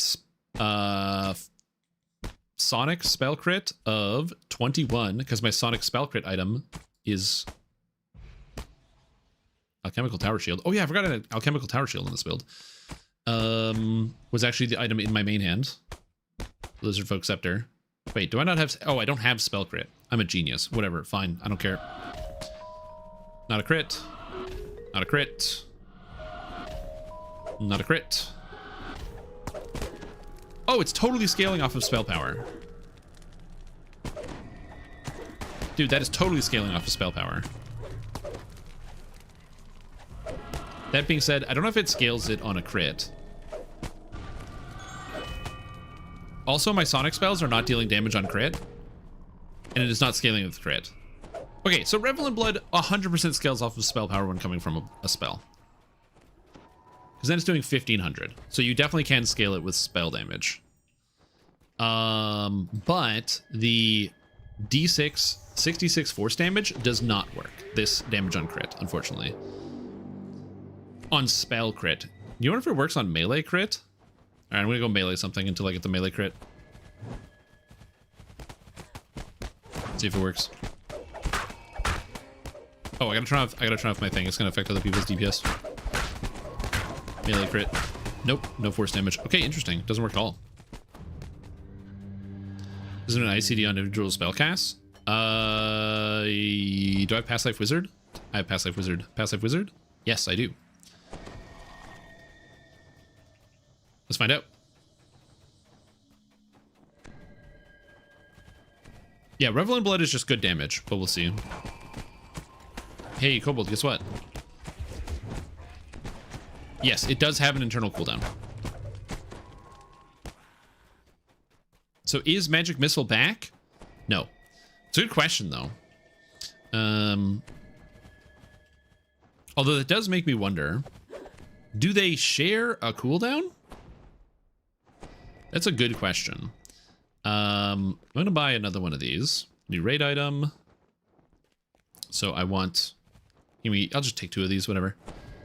Actually, no, we'll take another one. We'll take the Reaper of Lives.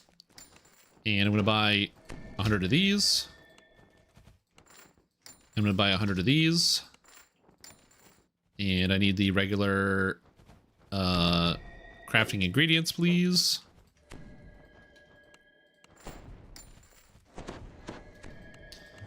Oh, whoops. I don't think I bought 100 of these. I'm going to be crafting some of the materials. I want to see if I can get all of the dripping with procs at the same time.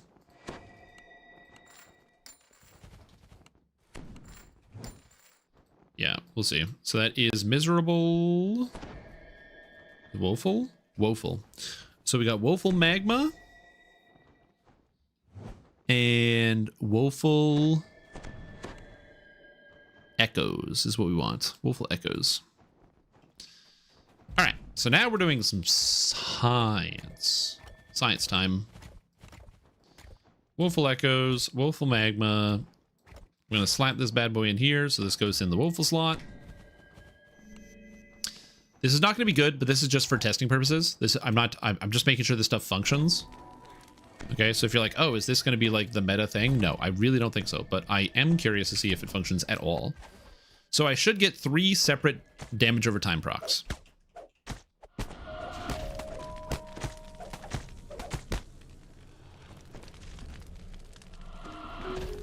Okay, so I can get multiple procs. The Sonic one doesn't appear to function. So that's good to know. So the Sonic one just straight up doesn't work. But I'm going to be honest with you.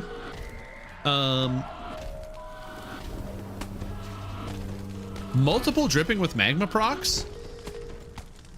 That's a lot of fucking free damage, though. At first I was like, this doesn't seem very good. But if you get all 3 of them, and you get... So the dripping with Sonic one doesn't work. But if you get all 3 of them... Oh, cast 1 spell? Here you go.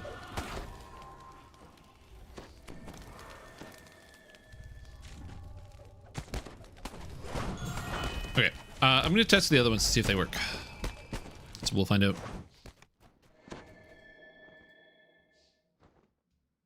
Let's go with Frostbite. I need more materials? Oh my, they're so expensive. Ugh.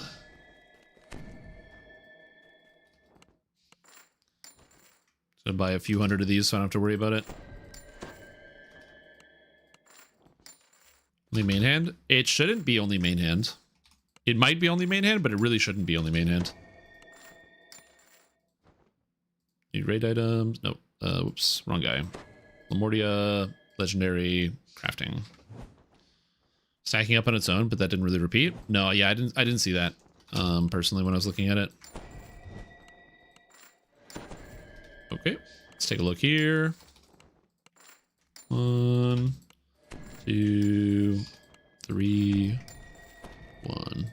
Yeah, we'll see if it stacks together. If it does end up stacking together, then there might be like something you could do there. It also might be a main hand only thing, but I'm not sure. So we'll also test it out. So I will put that in my offhand and see what happens. So many materials.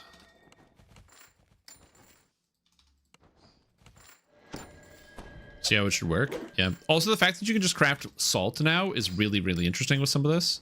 Because salt is very powerful. Okay, we got one of these. That's Frostbite. Oops. Woeful Lightning. And Woeful Acid Burn. And Woeful Venom. And Woeful Energy. Okay, science time. Energy. Venom. Acid Burn. Woeful Lightning. Frostbite. Okay, first, does this work in the main hand weapon?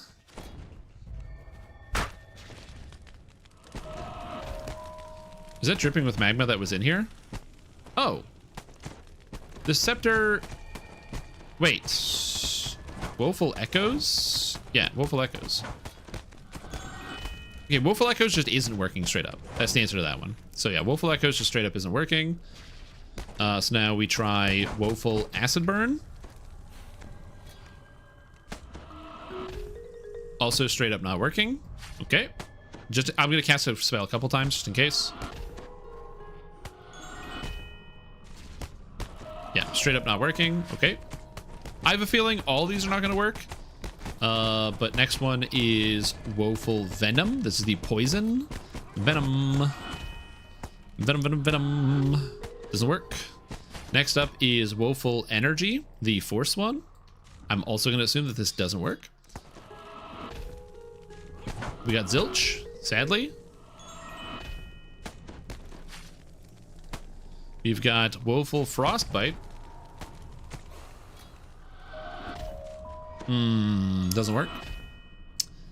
And last but not least, Woeful Lightning.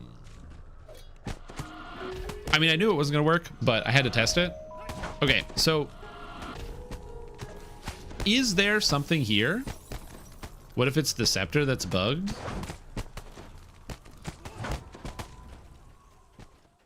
You know what? That's a good question. Let's just investigate. We're gonna take Woeful Frostbite. We're gonna put it in the other weapon and see if it functions. What if it's just the scepter? True. So now we've got it in the sickle.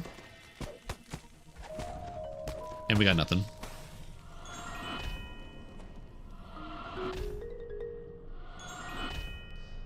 In fact, I'm not actually getting the Murderous Edge proc at all.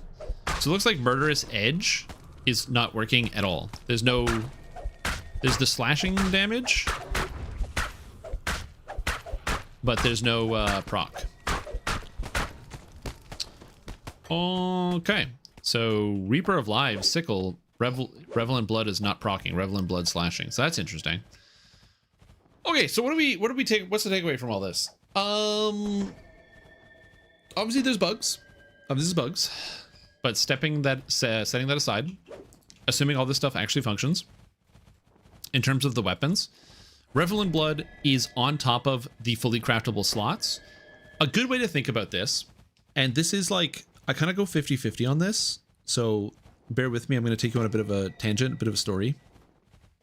Some of you might be wondering why all the weapons that come out of this raid, except for the Slaughtering Shot, which is the light crossbow, obviously, all these weapons are garbage and ass. So, some of you might be wondering why. And I don't mean like the effects on them. I mean physically the items. Heavy pick, comma, sickle, maul. All of these items are bad weapon types. They aren't good in the game. But these effects, Ravenous Edge and Revelant Blood, are on top of the fully craftable item set, or the fully craftable augments. Which means if you use a comma or a pick or a maul, these ones in particular, this gives you an edge to slightly even the playing field between the longswords, the warhammers, the great swords, the falchions, the good weapons in this game. I'm not a big fan of this type of balancing because it causes weird rubber banding problems. The main issues is that, let's imagine that the Bloody End, just bear with me, the Bloody End is actually very good. As it turns out, this proc is so good, people are using this heavy pick because it's very relevant, you want to do it. At any point, because this weapon is kind of too good, if SSG decides to buff heavy pick in a more universal way, you run into the problem of now this becomes like the best weapon in the game because it gets to carry on a lot of those buffs. This is one of the reasons why the Staff of Shadow is still the best staff in the game. Because the Staff of Shadow has +1 critical multi over other staffs, and that's really the only stat that matters. It's one of the problems with making outlier weapons that have too many good stats. Now that being said, do I think Revelant Blood is that good? No. No, I don't. But it is something to consider as to why these weapons might have been picked to have these effects. Because you don't need a longsword or a warhammer with these weapons, because we can go over here and I can type in long S and I got the cataclysmic longsword and this shit's gonna go crazy, okay? So this is gonna be really, really good, so you don't have to worry about any of that. So that's my thought there. As far as the actual equipment goes, I like the crafting and I really like a lot of the new augments. The Wicked Experiment augments are really good. I like the positioning. I like that there's crit in multiple slots. I like the full crafting. So I think that is actually going to be quite interesting. As far as the stats go, again, I think the stats are fine. As far as the shields specifically, Bottled Heart is a good effect, but the numbers are way too low. Again, when we look at threat generation for tanks, most tanks are sitting above 1500. So getting 33% when you're already at 1500 to 2000, for example, my tank is over 2000, this stat is literally negligible and will have no impact on my character. As a raid item, I don't love it. So I would like the Bottled Heart to be increased in number. If anything, I would like to see Bottled Heart changed. Make it maybe 100 or 200% legendary bonus to melee threat, but actually don't do melee threat, do all threat generation. It's a raid item, it's a tower shield. You're only using a tower shield if you're tanking 99% of the time. So I think a change like that would be quite good. So increasing the number and making it apply to all threat generation is probably where I would go with that. That's my personal opinion there. Just 33% is such a low number. Again, if you're playing as a tank, you're already up in the 1500 to 2000 range. 33% is not pushing the needle. It's just too small of a number. As far as Vengeance Manifest, hard to say. Again, this has to compete with Threats Old and New Shield, but it's a good option, and I think it's interesting. So it's not terrible. As far as the fully craftable items, good, love it, big fan. These things are missing a colorless augment slot, so they should probably have a colorless augment slot added to them. And the artifacts here should have green, blue, yellow, but they don't. They're also missing a slot. So these things should have 8 augment slots on them, which now that I'm reading it's a lot, but they don't. They're actually missing stats. So the artifacts are broken here, unfortunately. And then the art looks sick. I don't really have a lot of complaints, other than the fact that obviously all the weapons using the same model. I don't know if there's a way to differentiate them just a little bit based on the fact that, you know, like the picks using the same model and the comma and the sickle using the same model, that's fine. But like all 4 of them shouldn't use the same. So that should be if we can get an extra model tweaked in there that actually looks like an edged weapon would be interesting. Same thing for Slayer of the Living. Probably shouldn't look exactly the same. But that being said, my opinion of the raid loot is looking good. I think a lot of this, it's flexible. I think you can make a lot of good stuff. I really like the augments, the new augments that they've added here. I think it's going to make a lot of it way more appealing. I also like the fact that there's now the craftable cataclysmics items. So you have your raid sets or raid items, which is good. Stats like greater marksmanship will be nice. There's some extra stats for range characters because you know range characters need more stats. So yeah. As far as the proc effects, if all of them get fixed, there's like something you can do there. I don't know what, but there's like something you can do there for sure.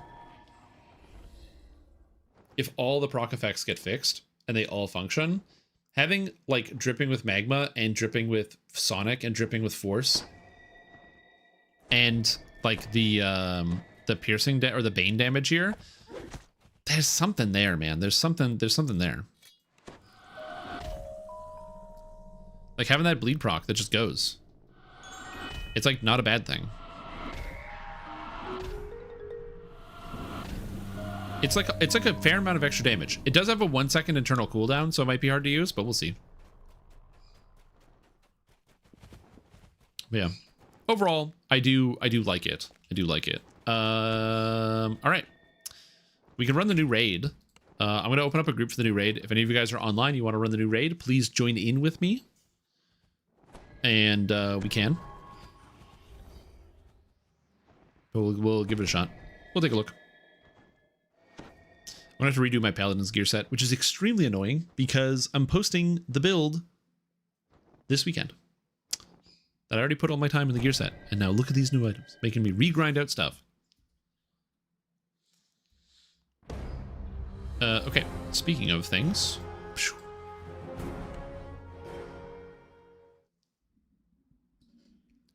Yeah, a lot of these new items look like quite good. Now, what I will say about this is that the new items overall, I understand when some people see the crafting and they might like roll their eyes and be like, ugh, another set of crafting. And like, yeah, you're right. The main issue with the crafting systems is that they're powerful, but they're not sexy.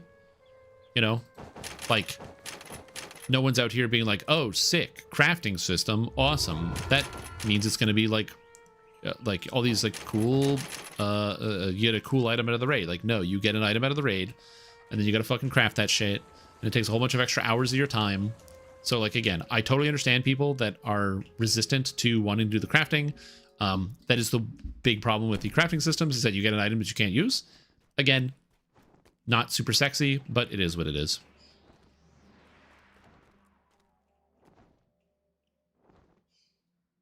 Up getting procs. Interesting. Is this guy for the raid? Send me the raid quest giver at Ludendorff Town Hall. Whoa, raid guy. Police investigator. Yeah. Raid, normal, exploring. If you want to join, please do. The raid is not in here, so I don't have anything.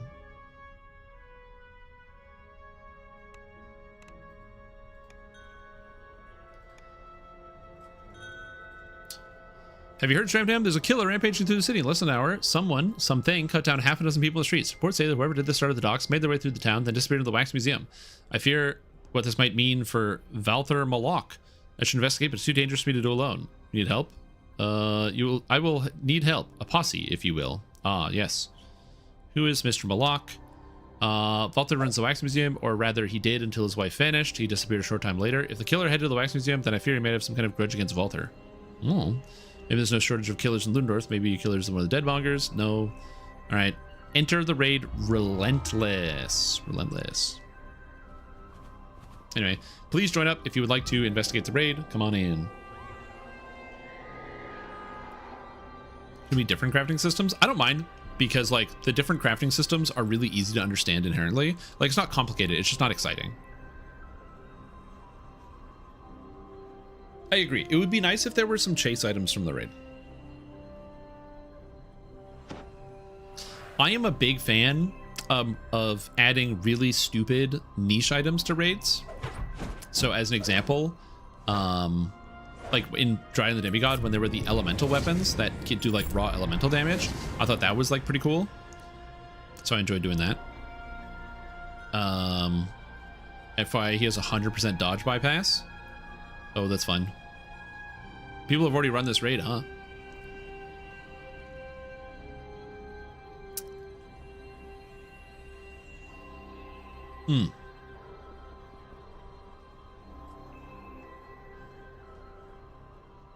I think there might be another raid group that I don't see. People are getting their guilds together. They're running the raid. Everything does Bane damage. Yeah, we'll see. The thing about Bane damage is it's actually not that good, because Bane damage doesn't scale with Bane damage does not scale with what do you call it? Oh, is it second to last in the quest selector? Oh, it is. I didn't even notice. I'm blind. Bane damage doesn't scale with physical or magical resistance rating reduction, which means it's actually not good. No, it scales with spell power. At the end game, you end up reducing enemies' physical and magical resistance rating by 50 to 100, which basically doubles the damage of everybody in the raid, but it doesn't work if you can't do that. So it is what it is.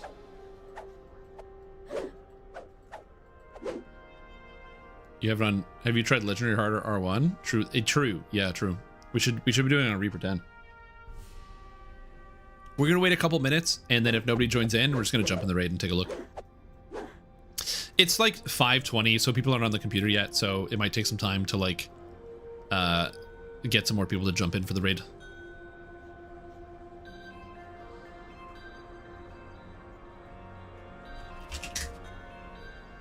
R10 gearless, be a real man. True. Yeah, I gotta just get to level 34. No items, beat the raid. Unfortunately, this is an MMORPG, so you can't just do that. It's not like Dark Souls where you can just like, you know, level 1, no items, beat the final boss of the game. It'd be cool if it was like that. But no, this is a game of numbers, unfortunately. Or fortunately, depending on how you think about it. Again, the benefit of the numbers is it means your decision making matters, as well as your character skill. And it gives you the option to like basically, you can use your player skill as in building your way around solving a problem.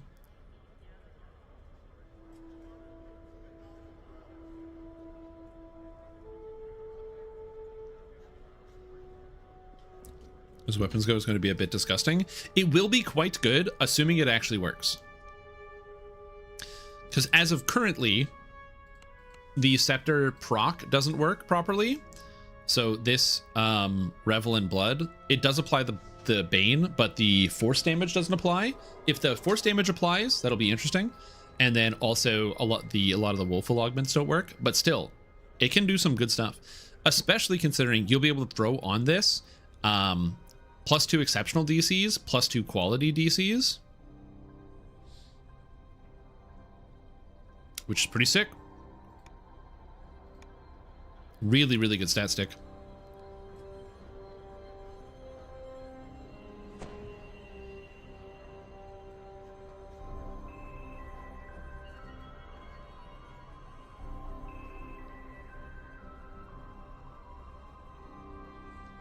I have 4 Lomadier slots. Yep. Yep. I mean, it's a Scepter. Okay. Gonna step in and take a look. All right, we're just gonna take a look. Step into the raid. D&T placeholder lore string. Sick. We're inside a building. I don't know how far we're going to be able to get without any type of tank, but it's normal difficulty. I actually haven't done Threats Old and New on normal. Is it hard? Do the monsters hit hard?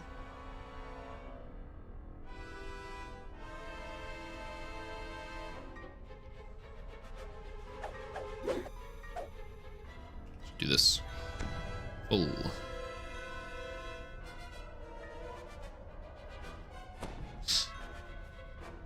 You're welcome. We just stepped in. We're just taking a quick look.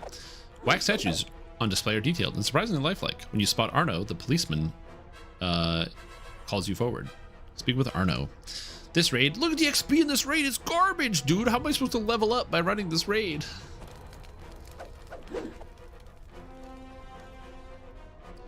Hippocrates of Kos. What was there? Just waiting for one person to get here. Anton raid XP? No. Raid XP is fine. Alright. Oh yeah, right, buffing. We should probably buff. It would be going.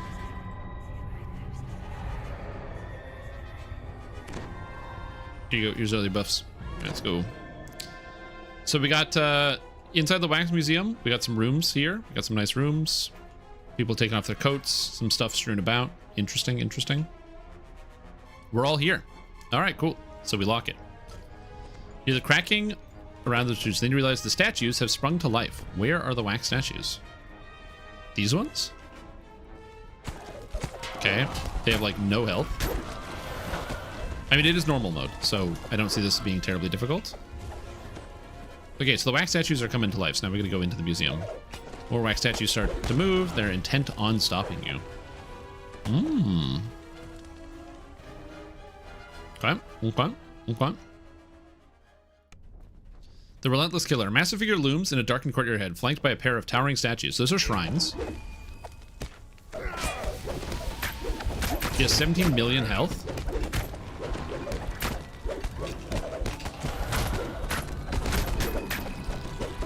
So yeah, interesting. Should have done at least elite, true.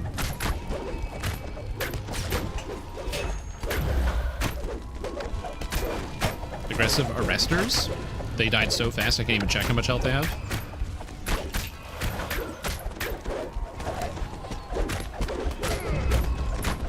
He's got some frontal cleave action going on, and it looks like we get like his outfit, which is interesting.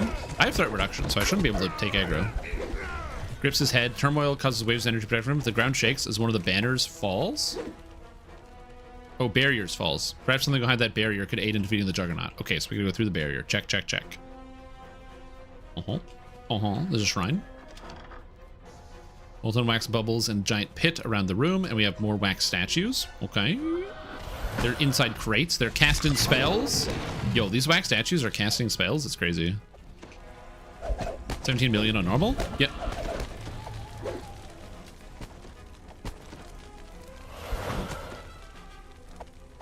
Yeah, it's the guy who escapes. More HP bloat? It's not that big of a deal, guys. Just do more damage. These guys have 500,000. The Wrathful Wax has 2 million.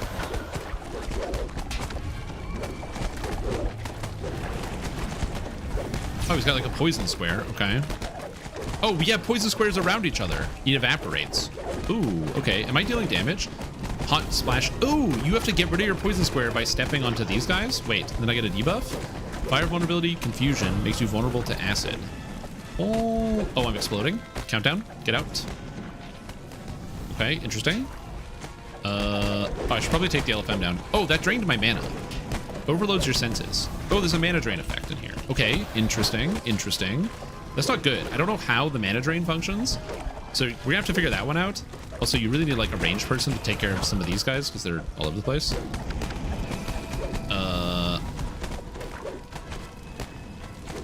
Hold on, I gotta do this. Raid locked. Join for next one. We are inside, so you can join the next one. Except. Okay, so I don't know how the mana drain functions. That's interesting. Okay. And then I have this. I don't know how to get rid of this. I have fire vulnerability. It evaporates. Okay. Then we have an amulet over here. You touch the amulet, suddenly you hear a voice inside your mind. Reach out to the Juggernaut. Forth, a memory of love for husband Valthier. Oh, is Valthier the guy? We're meant for the Juggernaut. Okay, now we gotta talk to him. I don't know. Going to do 70 million damage. No, he stops. The square attack? I'm not sure. Okay, so we reach out to him. Incoherent roaring. Okay, there's... Okay, stay away from the shrine. Note to self, the shrine is literally moving. He has a spin attack. Aggressive arresters. They have 18,000 health. It's not a big deal. Okay, so you don't get crunched by the shrine is basically what we're trying to do here.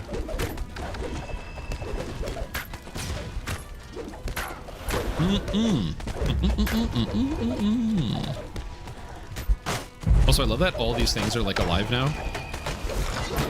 Okay. Oh my god. Oh my god. Can I get crunched by it? Hold on, I'm gonna get crunched. We're getting crunched. Okay. It did 200 damage. Alright, so normal, you don't have to worry about it. This is what I'll say here.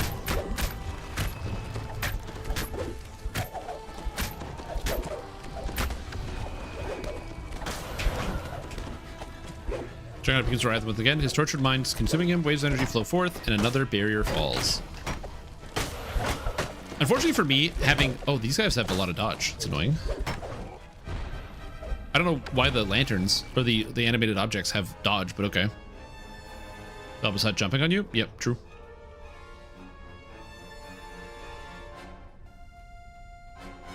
Character's so slow. I need a shrine to get my mana back. At light speed? Oh, shut up. Get the hell out of here with that. Get the hell out of here with that. Bookcase died. We have a chest. I don't know if this is an optional. No, it's a real chest with real bleak insulators. Okay, interesting. Door's locked. Okay. Well, I have a feeling a warlike wardrobe. Amazing. Goodbye. Belligerent bows. Oh, little bit of lag here. Lemania is still using the old 32-bit technology, isn't it? It's just not that big of a surprise. We have a bunch of DPS in your party. Oh, we got 4 of us.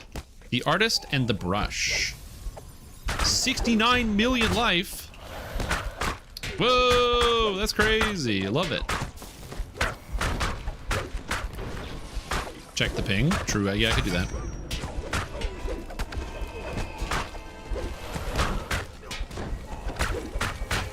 Man, not having any mana, so I can't put activate my stuff like Divine Might is very annoying. Still want to nerf DPS? Yeah.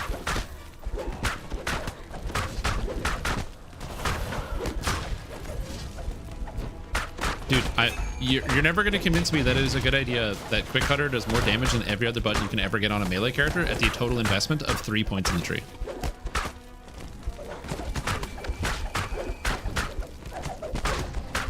You can feel that, but yeah. The simulacrum. The artist and the brush. I assume this is probably a typo. I don't know why this would have 69 million health, and unless there's a mechanic that we're missing. Still need to find a shrine at some point. There was a shrine earlier that we passed, but yeah. Yeah, well, because there's the simulacrum that's over here, and I don't know what the simulacrum is supposed to be, unless it's like we have to kill this to get access to it. I'm not sure. I don't see another mechanic that we're supposed to do. So I'm going to keep blasting this guy until he dies. A little quicker, they should have more of it in the game. You know what? You guys are right. You know what they should do? They should, like... You know what they should do? They should just make it so that every button, when you press it, it auto-kills everything in every room. I agree with you guys. Let's just do that. SSG should make Dire Charge kill every monster on screen. That's way better. This is gonna take a little while, isn't it? Oh god. Look, man, I'm a simple man. You know what I want? I want action boost melee power from Vanguard to be affected by prowess. Because for those that don't know, action boost melee power doesn't proc prowess. It's a broken action boost. And it is a bug I reported personally in 2017 with the release of Ravenloft.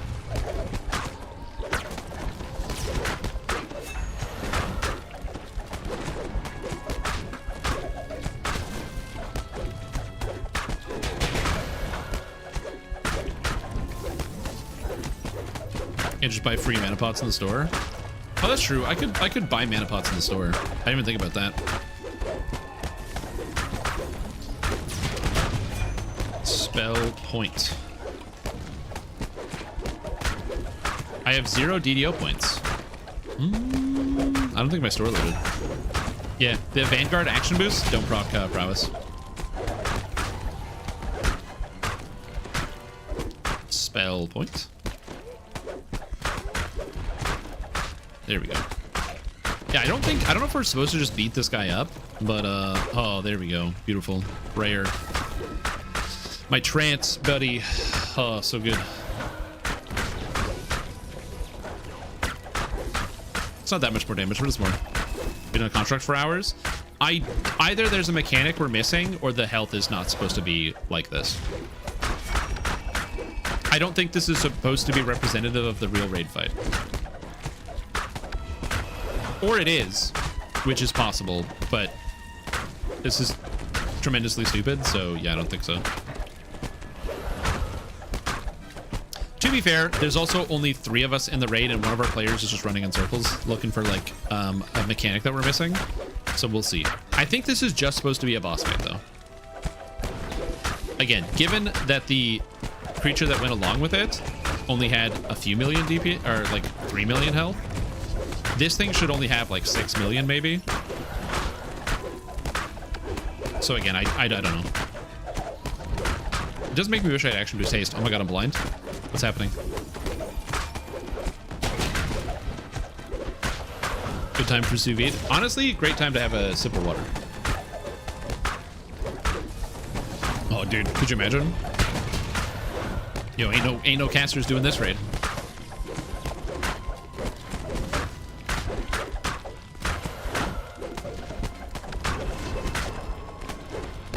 God damn, this is an experience, eh? Die. Only warlocks? True, yeah.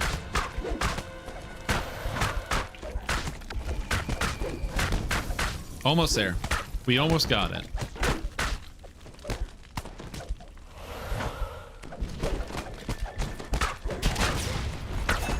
Call me when it gets busy? What do you mean, call me when it gets busy?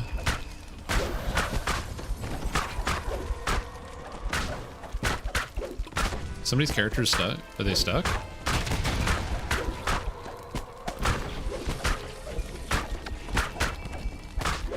Interesting. I don't know whether somebody just AFK in this group. Bizarre. It becomes a job, I guess? Yeah, hold on. I can fix this. Stuck in the dojo? That's fair. Hold on. Perfect. There you go.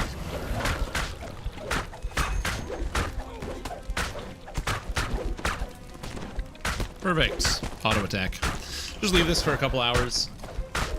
See if this goes through. Honestly, it'd probably be faster to like restart with more DPS, but the people in we'll get there when we get there. 307 million on R1. God damn.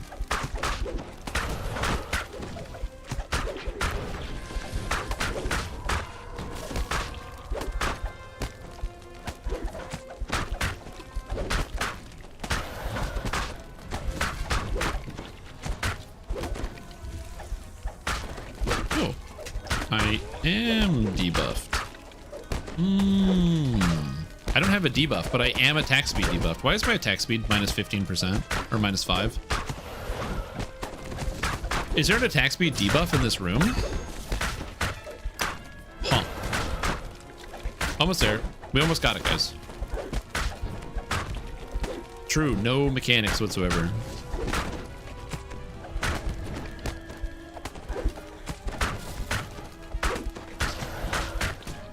Well, patience doesn't put me into the negatives. I'm at plus 20%.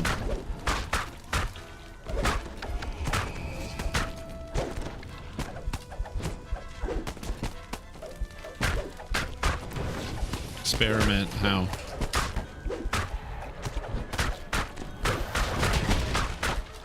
Or like drag the boss over here to this thing? I don't think it moves.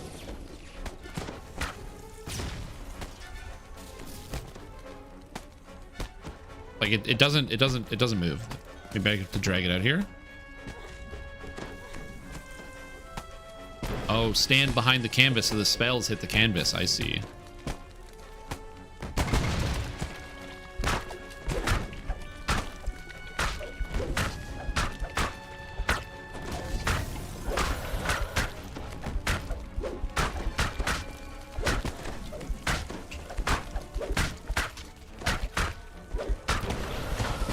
Again, I assume that this is an HP bug. I just want to see what happens after this. Hover over the debuff. I don't have a debuff right now, and my attack speed is lower. I don't have a debuff.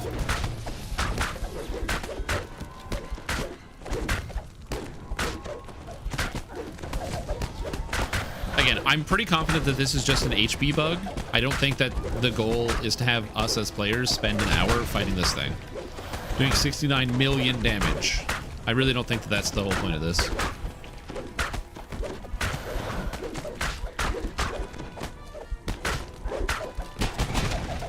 Yeah, but it doesn't affect my attack speed. I don't have the debuff right now, and my attack speed is lower.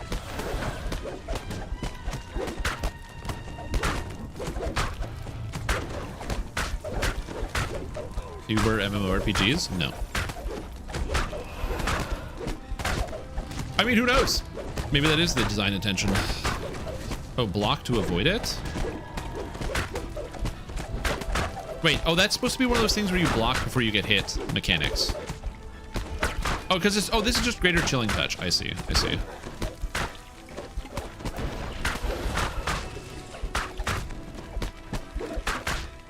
Yeah.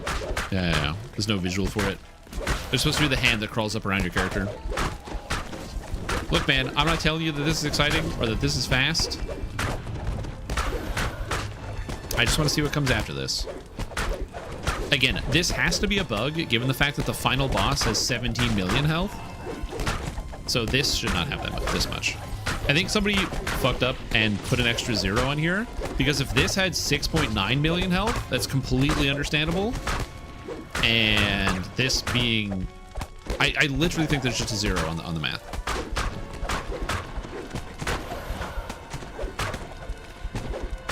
Great artists never die. True. Could be that.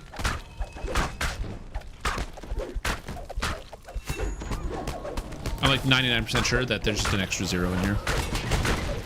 We're almost done. It's dying. And after this, I'm gonna need a goddamn shrine.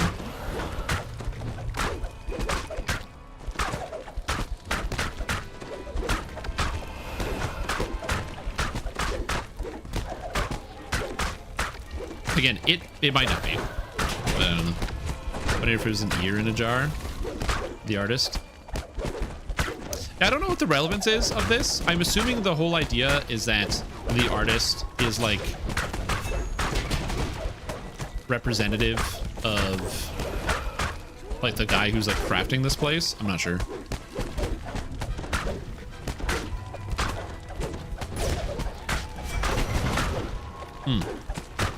Almost there. Look, he's under 33%, dude. He's under 33%. We almost got it. It's basically dead, okay? Basically dead.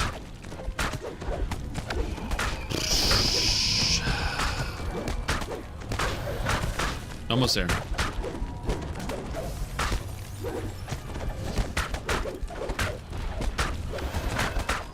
Oh, it's casting spells at me, but I'm a paladin. And so I have like infinity defense, so I just don't care. Or he's casting spells at the cleric. But yeah, he's casting stuff. I'm here to say something's probably wrong with the HP. Yep.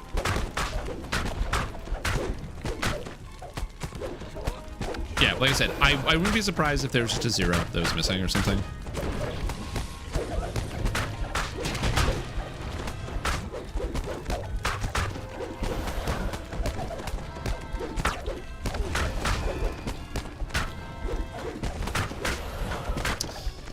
Oh, it takes so long. It's almost there. Get him, team.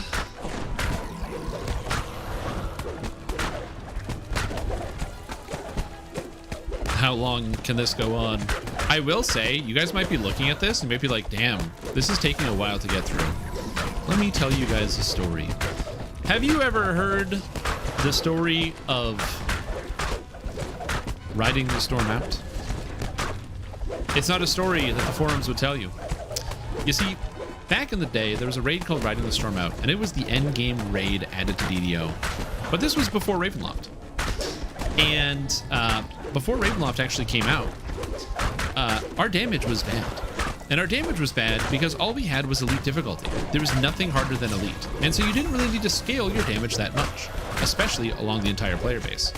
And so as a result, you would join a raid for Riding the Storm Out with the first health inflated boss, Korkaza. Korkaza having millions of hit points herself.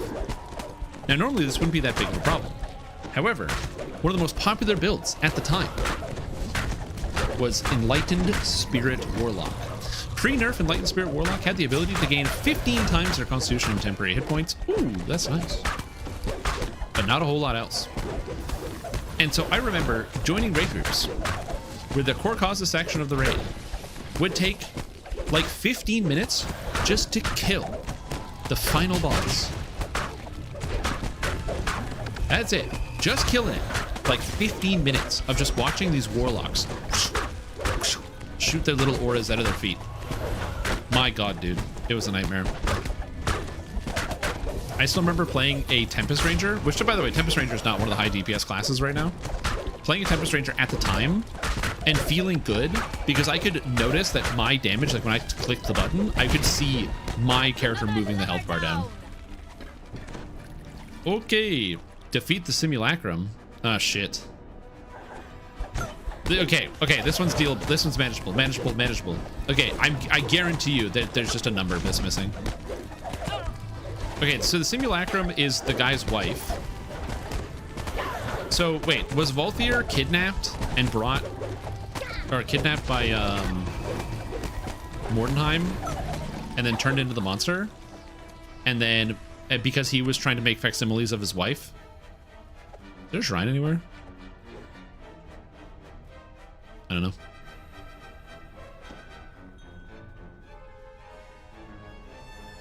Also, yeah, there's my attack speed is -5, and I do not know why. Maybe the room. Anti-Vicora goes to the world line? No.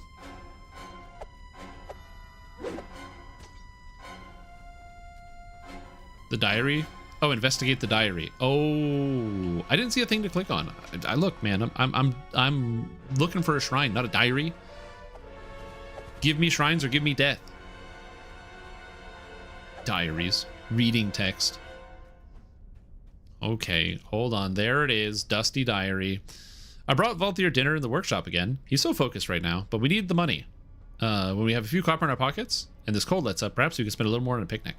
He's come so far these last few years. When we were young, he had his rage in his heart. Never towards me, but towards anyone he thought might have wronged him. Almost got himself arrested once. I told him that if I ever can't find the light in him, if he ever can't find the light in himself, he can let me be the light for him. I think that helped. He's been different since. If a light is something he needs, then it'll be a light for us. Oh, now there's a towering statue in the main room. Cool. You flip through the diary. As you do, a voice fills your mind. It seems Johanna had great confidence in Volthier. She hoped her love would inspire him to find peace. The memories of the diary flow out of you and into the Juggernaut. He roars once more, consumed with rage. Okay. There we go. Story, dude. Story. I'm learning. I was trying to just infer the story. You know, some people enjoy playing their video games. They enjoy just like yeah, I don't want to sit here and, you know, read everything, you know. I want to get it through active gameplay. That's all it is.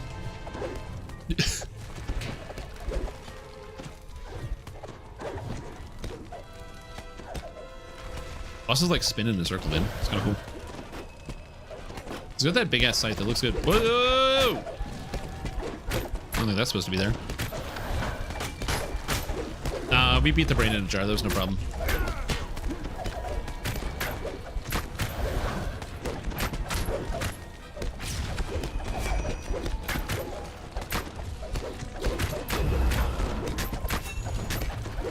Okay. Okay. I mean, that makes it a lot easier when they're on the ground so you can see where they are. You know what they would be good? If they had a circle underneath them. So instead of having to look up, because looking up's really annoying in this game, if they just had a circle underneath them so I can see where they're coming. He throws his scythe and it begins to do things on his own. And now he has an animated scythe for 63,000 life.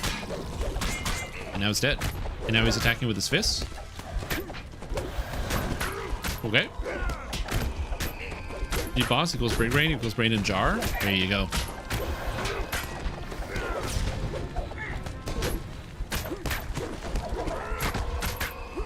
The lamps are pretty messed up, man. They do a lot of damage.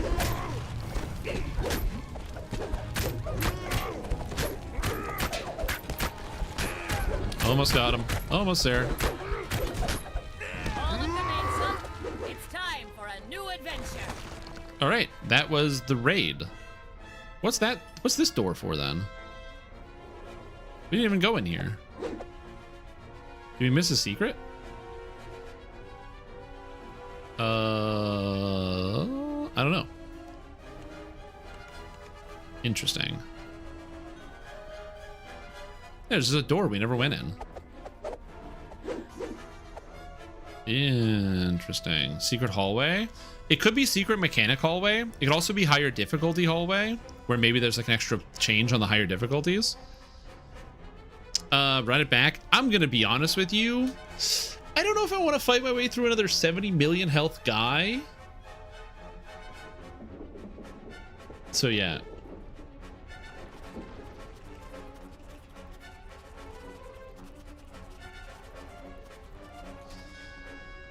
26 minutes. So yeah, run on R1. You know, ready to show the rave the next review. Okay, makes sense. There's another thing coming. Okay. Okay, so the door is a mechanic that's on its way. All right, cool. Well, as long as we get the 0 off of that other monster.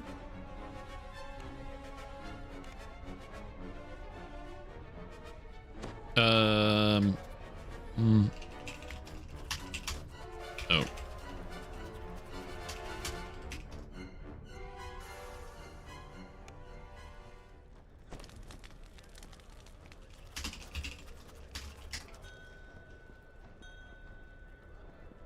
Okay.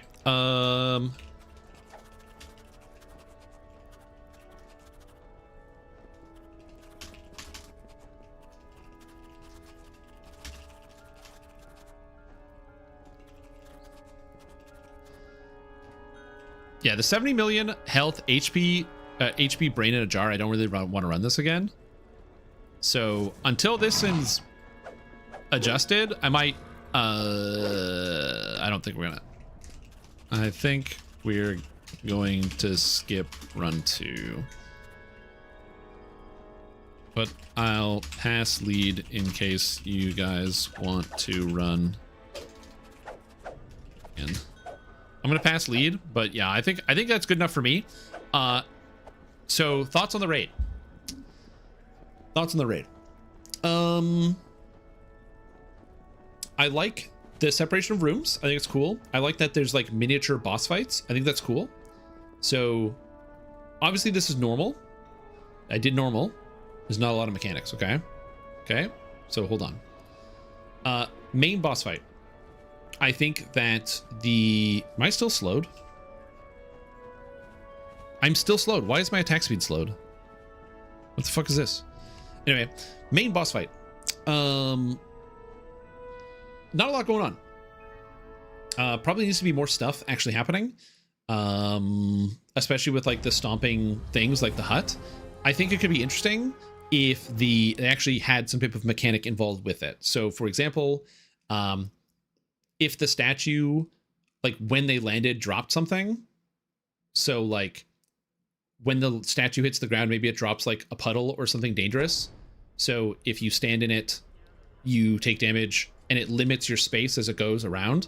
So like as the fight gets longer in that section, the ground physically gets more dangerous and is harder to be in.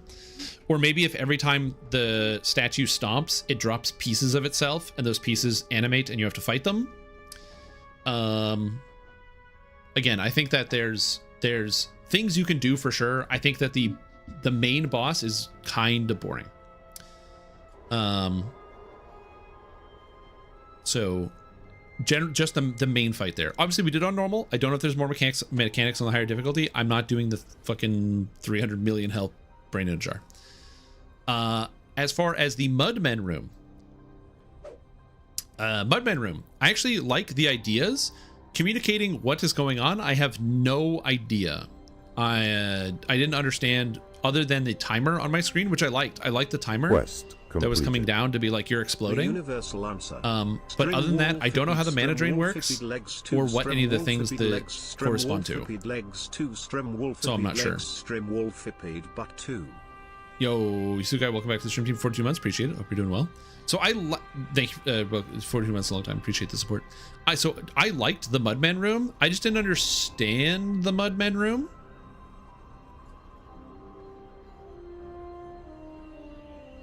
But I like the concept behind it. I like that there's like a different fight. I also wonder if there might be better ways to use some of those mechanics. If the Mudman room has this like ground targeted mechanic, why can't that be a part of the raid? That also, oh, they're the same as normal. Okay, so then that just might be a like wishful thinking that the raids, not wishful thinking, sorry, because this is preview 1, we might get more complicated mechanics as the raid, we get more raid. But yeah, I think that the core issues that I run into with the raid just generally is that for the most part you're safe, so you don't have to interact with a lot of the things that are actually happening around you, right? Like the Mudman gives you a little bit of a panic and coordination. You have to do something, but the painter and the artist, it's just guys that just stand there and they don't do anything. There's no mechanics in those rooms. They're just like casters. So they need a way to make it so that you're scared, that the players are actually scared. I also don't know why that's only using that one space. I feel like you could just use that whole space, like with the 5 rooms. Imagine if like with the painter and the artist, where like the paintbrush, when the paintbrush dies, it drops like a color, and then you have to take the color to a separate room, but the room has monsters in it or something. Or if there's monsters that can only be killed by people with a certain color, and as you kill paintbrushes, you get more colors. Again, there's like 20 things I could think of as you could do it if you use that whole space of like other ways you can make that more interactive than just magic user that cast Meteor Swarm. So not very impressive. That room, obviously my opinion is colored by the fact that it's 70 million HP, but even still there's just nothing going on at all. So that's definitely something that could get adjusted and changed. Again, main boss room, there's even less nothing going on. The boss is very tankable. Like I could tank it no problem. Obviously it was normal difficulty, and my character's, you know, I got 250 PRR, so I'm no slouch, but it's just the fact that there's like, if you're not the tank, you have nothing to do. And I kind of don't like that. I think that a good raid has every member of the raid doing a thing. So like, you know, if you get stomped by the statue, like maybe it leaves a lingering debuff that gets removed by healing, or maybe again it leaves a ground effect, or it spawns ads, or the statues like maybe the statues speed up as the fight goes on. I don't know. It would be good if there was an indicator under the statue that moved around with where it was going to go, so it would drop like a circle that moved around with it. I would love to see that, but maybe that is too much to ask. Actually, you know, it'd be better in a transparent circle. So when the statue is moving, the circle gets less transparent as time goes on. So if you're not paying attention, been too good for normal. Like, think about it like this, right? So if the statues are above this area, imagine when the statue starts moving, there's no circle on the ground. But when it gets closer to its target, the circle becomes more opaque. So basically, as you get closer to getting crunched, you can see it, but you can't prepare for it unless you're actually looking up to know where it's going. So, like, yeah, I don't know. You were too good for normal. We had 4 players. As I said, I think it was very simple, and comparing it to something like Too Hot to Handle, where there's lots of shit going on at the same time, or Hunter Be Hunted is actually, I think, one of the better raids in the game, where you have like the boss who has room-wide mechanics with the charging force attack. He's got a bunch of different AoEs. You have all the ads coming in that need to be managed. You have the ghosts that pop up where people have to do different things. They got to coordinate. So there's just stuff happening, and I feel like in this raid, I didn't feel like there was a lot of stuff happening that involves everybody in the raid group.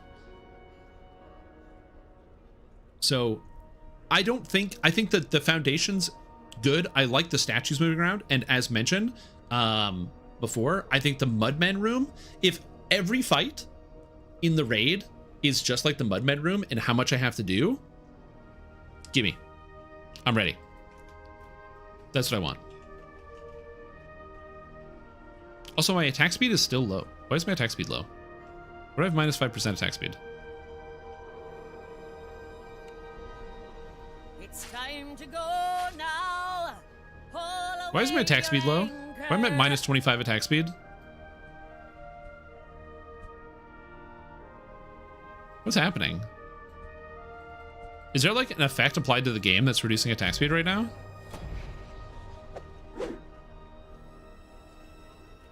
It just shuts the game off? Yeah. Perma Invis debuff? Yeah, maybe there's a debuff that never fell off. I wonder if I can slash death it away. I did relog, it didn't fix it. I'm gonna slash death and see if it fixes it. Because if I die, it should cleanse all my debuffs. Okay, so slash death did fix it. So there's an invisible debuff from the raid that causes an attack speed reduction that doesn't go away until you die. So I don't know what that is, but there's a bug for you. Okay. Last opinions about the raid, just to make sure I'm getting myself ahead of time. So cool set pieces, cool area, Mudmen room fight good, cut a 0 off of the artist's health. Everybody in the raid should be doing something at all parts of the raid, and that is not the case for 80% of it. So I would change that. Really love the statue stomping. Very cool concept. Could do more with it. And I'm excited to see what else we get with it and the extra door. And then as far as the loot goes, loot looks interesting. As previously mentioned, I think a lot of people are going to be like, you know, kind of bored about the fact that you have to do... I looted everything, right? But there's Relentless Runes. I think a lot of people are going to be bored about the crafting system, but the new crafting is good. So I don't really have too much to complain about that. As far as the actual loot, as a reminder, Bottled Heart, I think, is not very good. The numbers need to go up, and in my opinion, I think it should apply to all threat. But if it's just melee threat, that's fine. But 33% melee threat on a character that already has 2,000, it doesn't matter. It's basically 0. Might as well not put a stat there. So up the number on that one. Slayer of Living, Revel in Blood, Magic. The crit effect doesn't function. As a reminder, Revel in Blood slashing doesn't work at all. It adds the slash damage, but it doesn't do the damage over time proc. A lot of the dripping with whatever, dripping with ice, dripping with lightning, dripping with acid, those procs don't work either. So that needs to be fixed. The artifacts don't have the proper augment slots. It should be green, blue, yellow.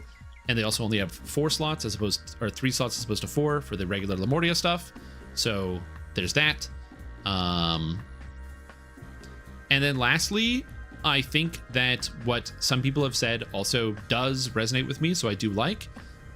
It would be nice if there was like 1 or 2 items that just had stats on them. Some neat really niche chase item. So it doesn't have to be good. I'm not saying good items, but like just like 1 or 2 items that just have like a wacky stat on them.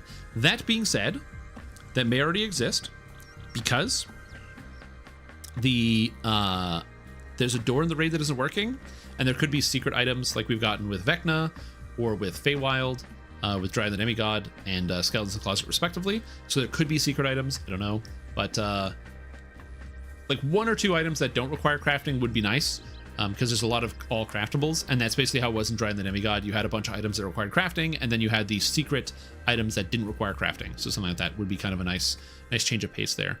Other than that, items looking good. New augments looking good, so I'm excited about that, both of those things. And the raid has some potential, so I would like to see some of those things looked into. But overall, I am really high on DDO right now because the fucking game works. DDO works. You can log in and play. You can play on the weekends. You couldn't play DDO after 8 p.m. Eastern time, okay? This game would crash out and be totally useless. And now you can play it. You can play it after 8 p.m. You can play it on the weekends. You can play on the weekend. That's crazy. I remember helping stupid ass horse farm out gear, and he'd be like, yo, Strim, come and log in, help me farm out this quest. And it's like 9:30 p.m. and I go to join the quest, and we get stuck for like fucking 25 minutes doing a 3-minute quest because the game doesn't work. Yeah, but I have to deflect because of the pain he put me through farming out items in Lamortia, so yeah. See, I jinxed it? Yes. Although, some of you might be wondering, I am not going to be posting a video talking about the lag, because the last time I did that, let's just say, I jumped the gun a little bit. So instead, what we're going to be doing is, I'm going to keep here, and if a month goes by without problems, I will talk about it. If a month goes by without problems, I'll talk about it. Oh yeah, right, ping. 86 ping. Okay, so I guess it has to be 64-bit server because I am... 82 ping is Las Vegas for me. He pulled multiple hard shards. Yeah, also don't feel bad for Horse. He pulled multiple hard shards. True. Okay, I don't have anything else I want to test on the Mania. Because I tested all the things I cared about and I looked for bugs. So I found a bunch of item bugs. We did stuff. Overall, SSG, thank you for some of the new content. Looking good. I'm excited to see what it actually comes into the game to be exciting. And even for me, you know what? I got the best content patch of all. I'm excited to try to do threats old and new, doing some Reaper mode, man, because now that the game works, for me that's like basically a new raid. Some Den of Vipers. I've done Den of Vipers on R1 where we're lagging it out. Dude, what if we did Den of Vipers on R3 or R5? I'm excited. So that's my new raid content. My new raid content is being able to play DDO without horrible lag all the time.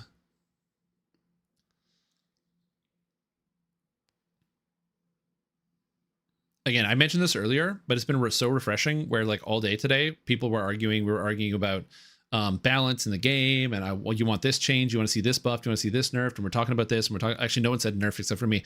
But we're talking about all these things, all the things that could be done. And I'm like, man, music to my ears. We're not complaining about lag. Oh, it feels so good. It feels so good. Password, typing in password. Anyway, we did the stuff. Oh, yes. And sorry. Who did I miss? Who did I miss? Who did I miss? From some top. Kyla's. Yeah, there's no new bow. There's a new crossbow. New crossbow from the raid. But there is a new bow in that there's basically Dino Bone 2. There's Dino Bone, but better. So if you have a Dino Bone bow currently equipped, you can now get the new Lamortia bow, which is better. It's the same thing, but it's just got bigger numbers and all the crafting recipes, and there's a couple new things you can get. Is salt even good on a bow? Salt has to be good on a bow, right? Is salt good on a bow?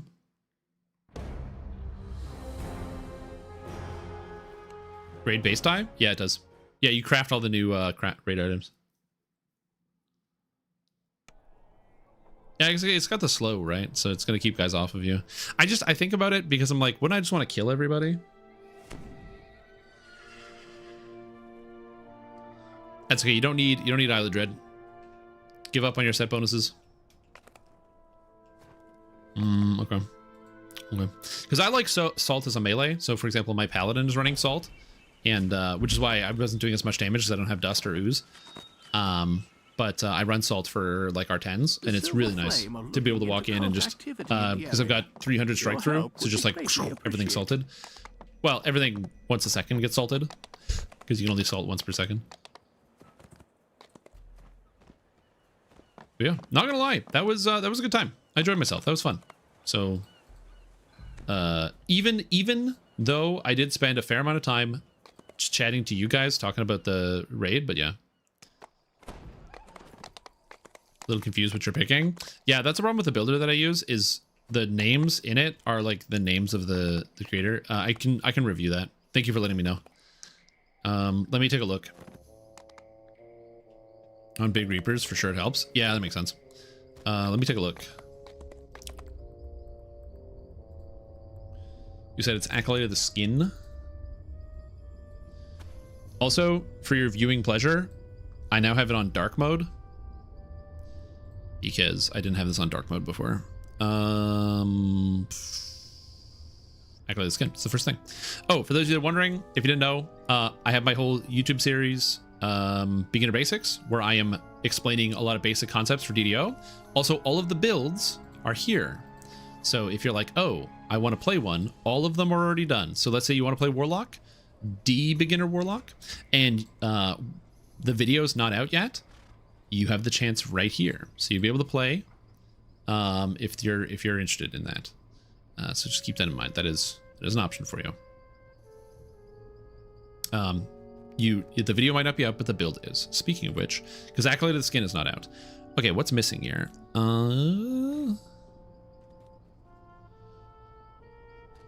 Okay, so what is not correct? What is not correct?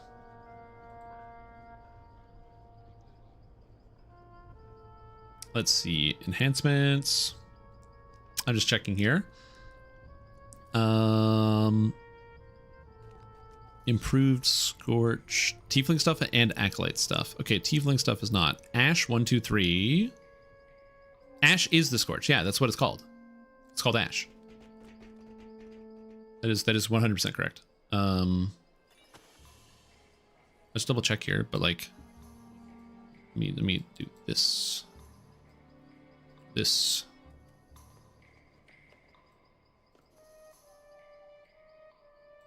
Okay, let's do this. Okay, so Tiefling, Blood Hunt, Charisma 1, Blood Hunt 2, Charisma 2, Blood Hunt, correct. Innate Protection, that is correct. Scaring Darkness, none, that is correct. Ash 1, 2, 3, that is correct. It is titled Ash. Improved Scorch, that is correct. No, it's called Ash. It's literally called Ash. It gives you the Scorch spell-like ability, but the enhancement's called Ash. That's the name of it. It's called Ash. Okay, so that's Ash. And then what else am I missing? Acolyte of the Skin. Coilite of the Skin. All right, we got Fiend Form 1 all the way up to Ultimate. That's correct. Resilience of Body 1. Power of the Fiend. Oh, it's called Power of Desecration Fire. Power of Desecration. Interesting. And power of... Oh, it's also Desecration, yeah. Desecration 2. And power of Desecration... Desecration 3. I don't know why it's all the same name, but yep, it is. Oh, what else is missing? Devil's Bulwark, that is correct. Fiendish Glare, Charisma, check.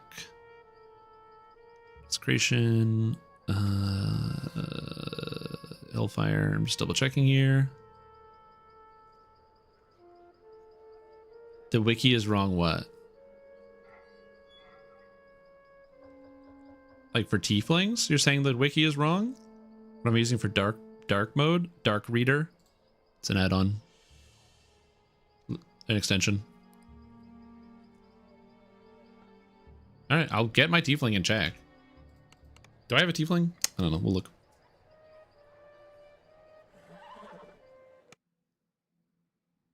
Wait, is this a tiefling? Oh my god, this is literally a tiefling. I'm so stupid. I don't even need to relog.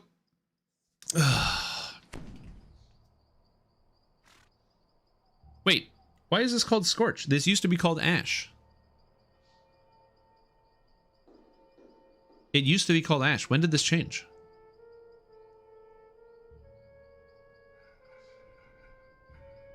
So you are right, but this used to be called Ash.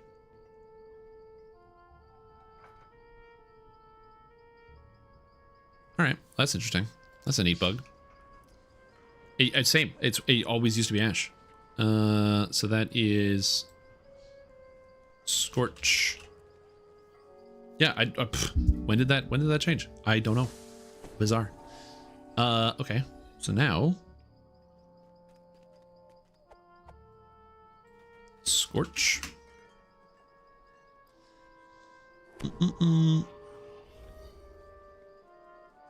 Okay, and now I need to change all of the text. So that was, what is it called? Not Power of Desecration. Acolyte, Power of the Fiend. So we're going to go Control F, Power of the Fiend.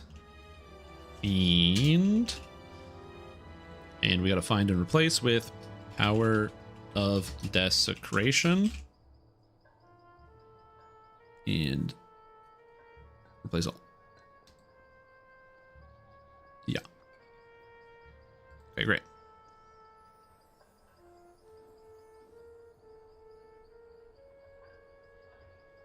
Okay, good. All right, should be fixed. Thank you for letting me know. I did not realize they changed that. I don't know when they changed that. When would they change that? Oh my god, why are you telling me these things after I put it away? What do you mean the point spend is off?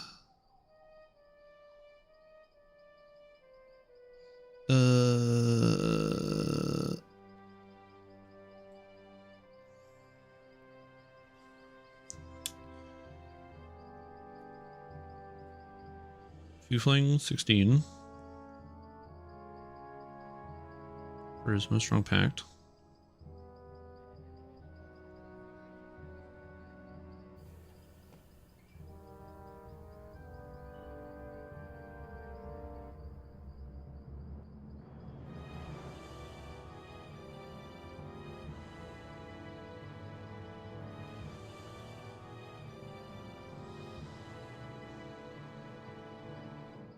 Oh, you're saying you only have 27 points in the tree and you can't go up here?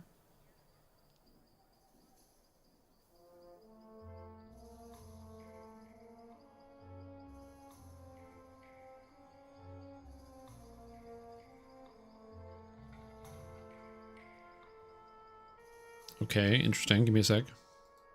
I don't know why that would be the case, but okay. Let's take a look.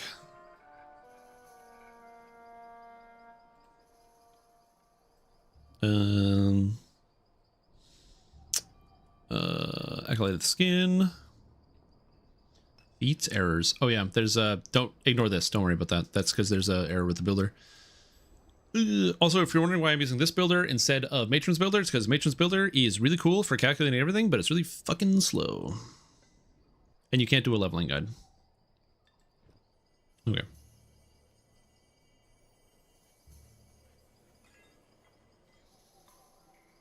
So what's costed wrong? Devil's Bulwark is costing 2 each. Which I don't think it's supposed to.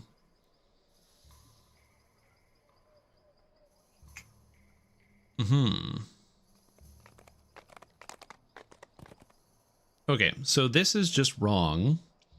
So I don't have, I'd have to do this by hand, and I really don't want to. Because that's going to like triple the work.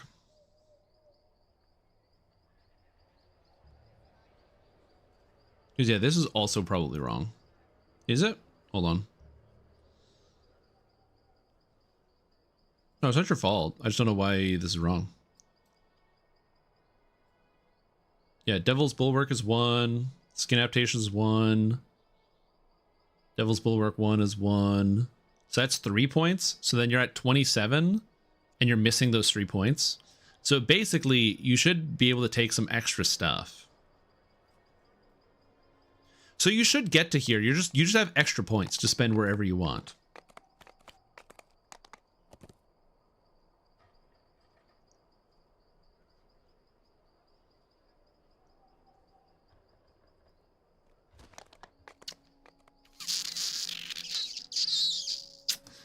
Okay. Okay, I'm not going to fix this now because I don't want to, but just take whatever you think is good. Like Luck of the Gambler for 3 points is fine. Yeah, this is all 1-pointers now. I think these used to cost 2. I think that's why. Beam is bad. Don't take Beam. You can take Hellfire. Hellfire is perfectly fine. Actually, take 3 points in Hellfire. There you go. It lets you ignore resistance, which is just nice when you're not always bypassing. You can take Mind Rack. Hellish Rebuke is bad. Don't take this. Yeah. Hellfire's fine. And I will fix it later. Because I don't want to do that now because I have to do a lot of handwriting. That's the nice thing about the programs, is the programs are helpful. But that's good to know. Thank you for helping me track down some of that information. Magic resist is fine. Physical resist is fine. To be honest with you, all of those options are good. Like, there's very few bad options there. Okay, I'm going to take a brief break because it's been 4-ish hours and I just need to get some water and stretch my legs. So I'll be back in a moment. Get up, get some water. Grab a sody pop. I will return in a moment. Not with a sody pop though. I'm just gonna step away. Get some water.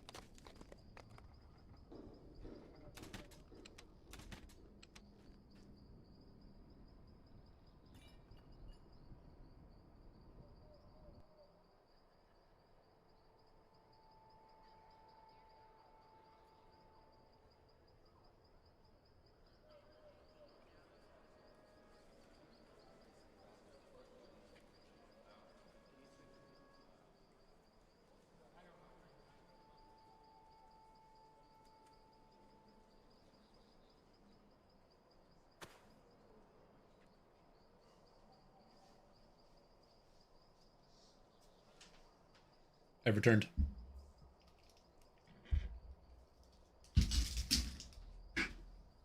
Yeah. I just had to grab some like snacks because my brain was melting. Because I ate breakfast at like pretty early today and then I needed lunch, so sometimes it's good to eat food to help your brain help. Also, my girlfriend is currently out of town, so she has a bird that I'm currently looking after. So I had to make sure I was feeding the bird. And eating Go-Gurt. Holy shit, this is good. Ah, Go-Gurt. Good idea. You don't have to technically feed a bird. They're usually free feeders. But it's important to give the bird like a variety of vegetables. So you have to give it like a wide vegetable diet. So right now he's got some hot peppers because birds of his size, so like it's a monk parakeet, basically one of them little green parrots that you see in cartoons, and they can't taste capsaicin, so it just doesn't, or like they're immune to it, so they don't get the spicy effect, so they eat hot peppers, and he likes eating hot peppers, so you just give him, you know, some spicy whatever, and he goes crazy.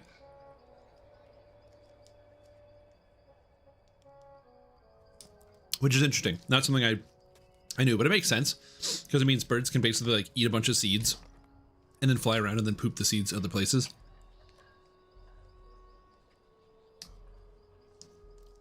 Yeah. I'll just give the bird to bomb. Anyway. But yeah, so you rotate through different vegetables because the bird doesn't like eating vegetables, so he will refuse to. Not refuse to, but he doesn't always love it. So you got to rotate through different vegetables, so he's getting like a mixed diet. So 14s are 1, Reaper. Let's do Necro 4. So that is Necropole, Necrope. So that's you got to rotate through the vegetables. So you got to make sure you eat them. And then if the vegetables are fresh, you gotta make sure you like put them in the cage. Only for short times. Just because like the bird is small, he's sensitive, so like you don't want to leave vegetables that'll like go bad. So I put them in, I give them a couple hours to eat them, and then I take them out.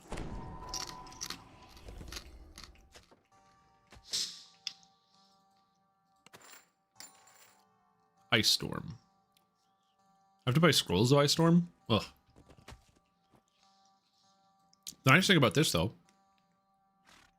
Ice Storm scrolls, is that unlike the last time I did this, and I went to Necro 4, this character can actually do this just fine, because I can summon my weapon whenever I want.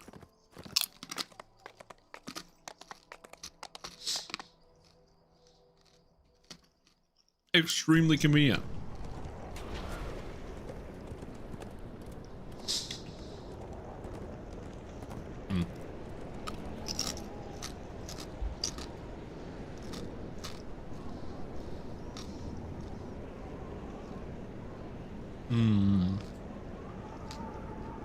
I never eat chips either.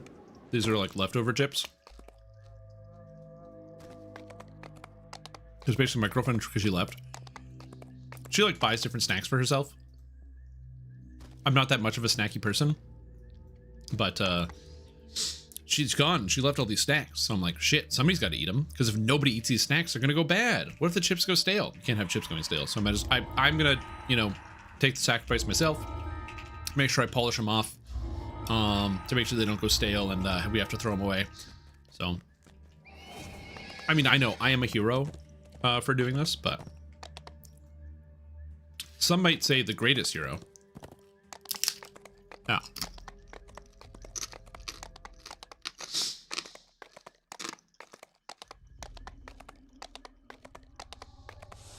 Yep. There's a couple places where stale chips are good. Stale tortilla chips can make for good nachos.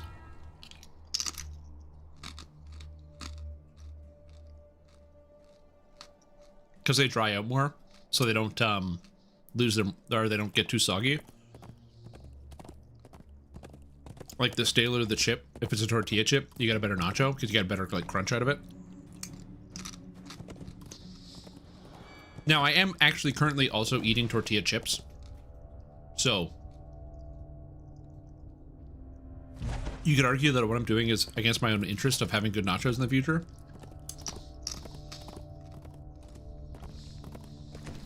Starting to sound like Elminster?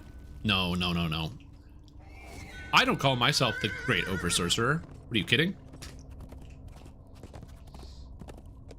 That's not me.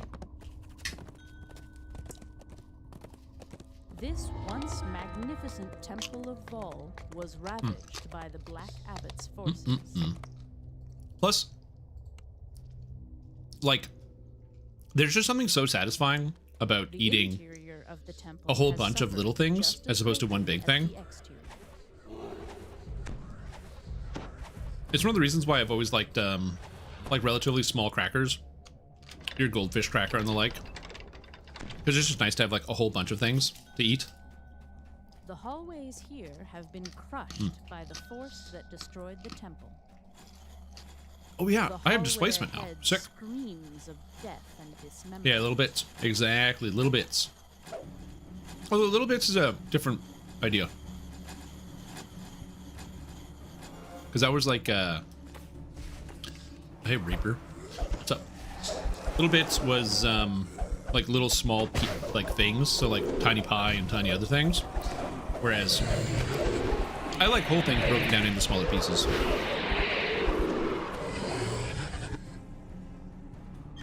New raid related info, you can find it on Lemania right now. I ran the raid with a few other people. 4 of us cleared it on normal. I think some of the mechanics aren't in yet. There's also like a door that wasn't working. Also, one of the bosses might have 70 million health on normal as a bug. It's a bug, it's not supposed to be like that.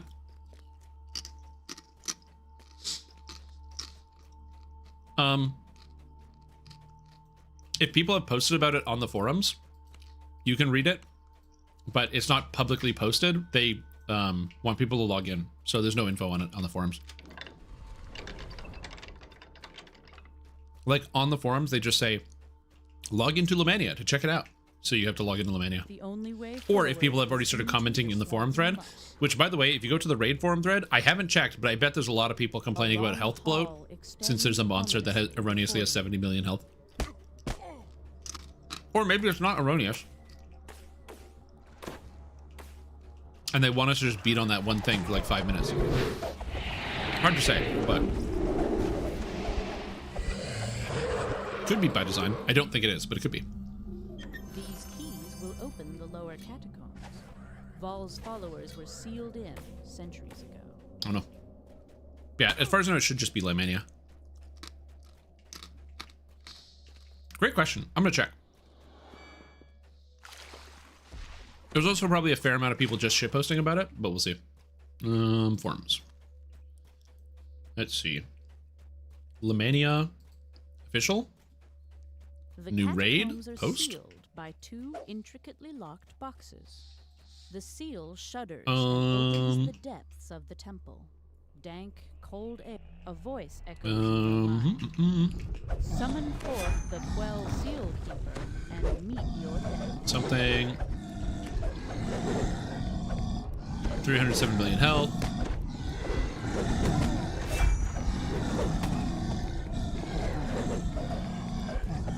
I'm trying to. Oh, right. I can't kill these. I'm just thinking. I'm trying to see if there's anything else here. Nope. Just people talking about the raid health. The 12 Guardian launches its deadly assault.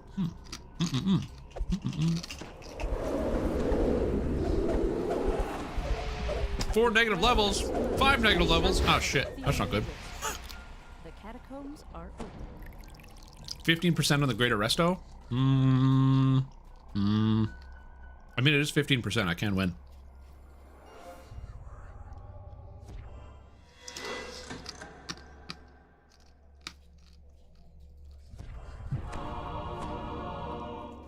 What?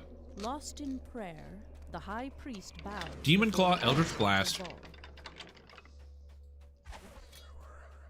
form works with Dark Bargainer's Vampiric Blast with no cooldown. Oh, so you can basically get health from your Eldritch Blast. You can like lifesteal on it. I actually don't know what the Dark Bargainer's Vampiric Blast does, so you have to make me look this up.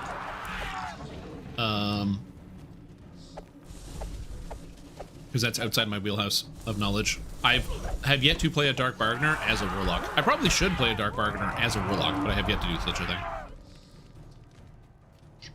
Vampiric Blast. Vampiric Blast.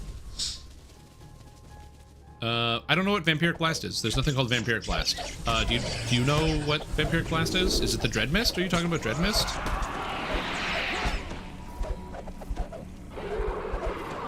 I'm not sure what we are talking about. Oh no, Vampiric Blast. Eldritch Test and Stance. I'm blind. I'm blind. I'm blind. I'm blind. I'm blind. Heal you in positive energy. If you have Deathly Bite, this is negative energy. Oh, so you're saying it applies in an AoE, so it always heals you? You feel a rage begin When you hit multiple targets?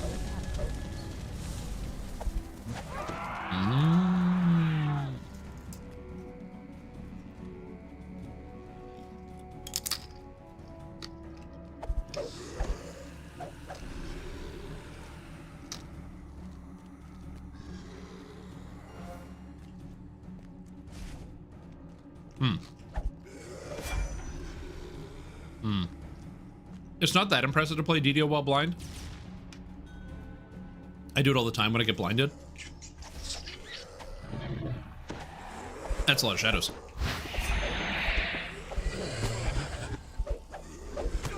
Unfortunately for me, my character sucks.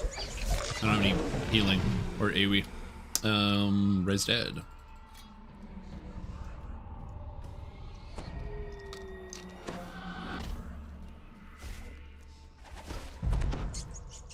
Like, that's cool, but the problem is you have to be an Acolyte of the Skin, which is already a problem. So you have to use a lesser heart. And then after you use a lesser heart, you then have to use demon form. And it only applies the effect while in demon form.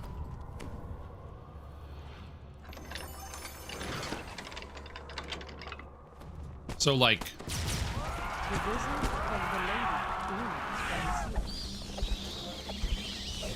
That's one of those things. They should probably just leave it in the game. It's fine.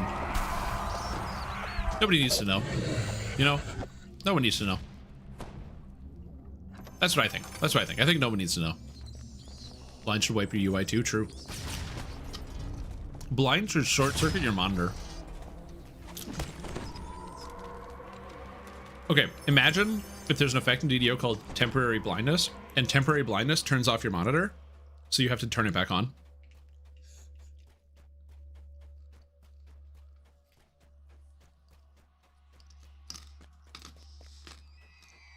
That'd be so funny. The High Priest sneers and orders his honor guard to end your lives. Oh, raids on elite difficulty. Oh, no one's ever done that, dude. In the history of DDO, no one's ever done a raid on elite. Congratulates you. He will stand with you against the abbot. I'll probably get you guys to vote on what I should play next.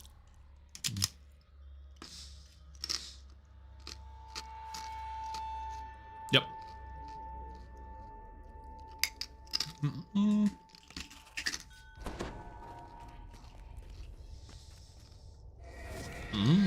This once magnificent temple of Vol was ravaged by the Black Abbot's forces. I was punished for not having Death Ward. I mean, that's not a bad idea. I mean, it's a really, really bad idea, but maybe.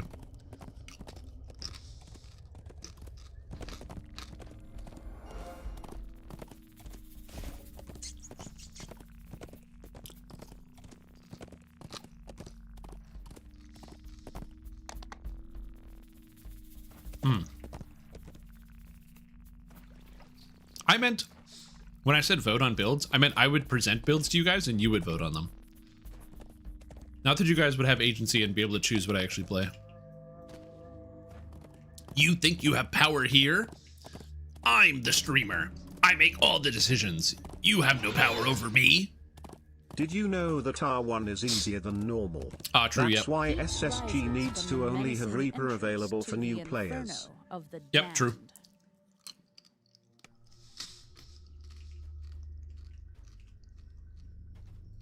It's really unfair how SSG locks away the easiest difficulty from the burgeoning player base that is DDO. A hoarse voice echoes through the You guys think about that? You think about that all the time? Seek the flame I think about that all the time. Defeat them, then find me. And how really horrible it is that they do that. The Black Abbot's cultist, sunlight. I do personally think that hard should be available for free because there's a psychological thing to it where like somebody that's used to MMOs is going to like completely dumpster normal and get really bored really fast. This focus of dark magic. So by allowing them to go on hard, they can be like, oh, I can play on hard mode because I'm like pretty good at this. And you get that psychological, like I'm doing a thing on a higher difficulty and it feels good.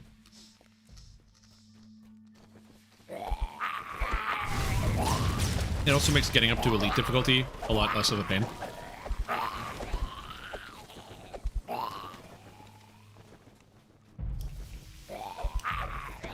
You know what they should do?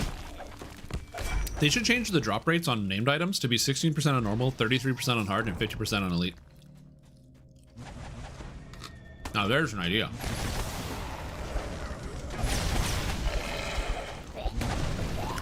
Oh, you got the level 40? Nice. Did you do the troll shaws? Does this explode? Guardian goes as the fourth. Oh my god, I didn't know fairy fire worked. That's sick. Bringing the Guardian. I had no idea.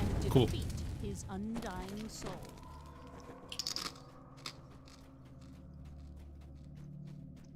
Yep. Yeah, you can.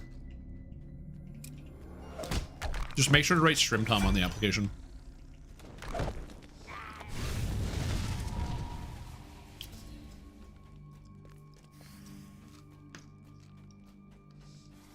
Yeah, Troll Shaws is like 35 to 40, like low 40s, like 43, 44. Badly paid consulting position. As an unemployed person, a badly paid consulting position is a very well paid consulting position. I do consulting, but I need to get paid.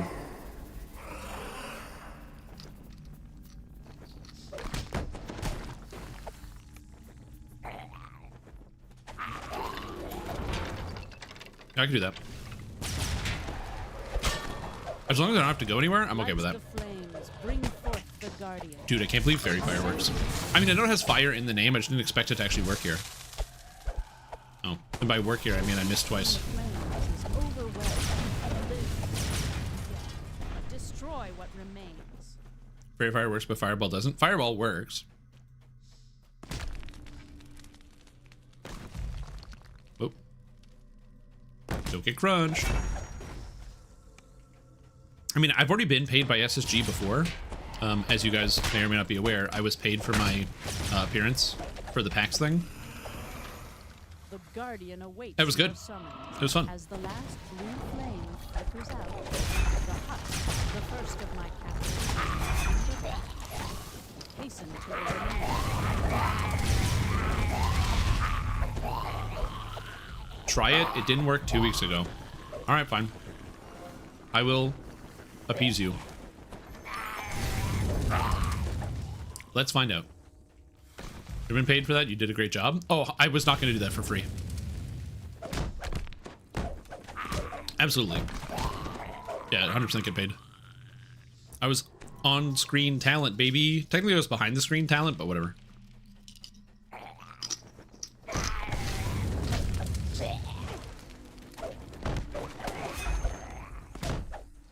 Oh, I don't know if I grabbed that last guy. I think I didn't grab him. Whoops. Rip. The hallway continues unabated through the flames. It was a good time, though. Flames. It was neat. I learned a little bit about some production stuff. I have never been like a media guy traditionally, so getting to see some of how the production works was kind of cool. Okay, so you said Fireball doesn't work? Oh, Fireball definitely works. So, I'm gonna be honest. My personal opinion about what happened to you, Lou, is a skill issue. Now silence the flames to His fireball 100% just worked. the room as the Now, granted, could have been luck. Could have been totally luck. I don't know. 2 down, 2 remain. Rage if it works for you. Leave me at flame strike skulls. Oh man, unlucky. Well, what I would have done is I would have used the fireballs to light the torches.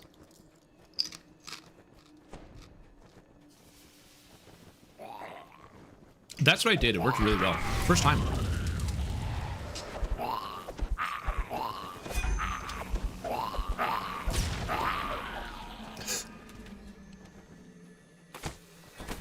Yeah.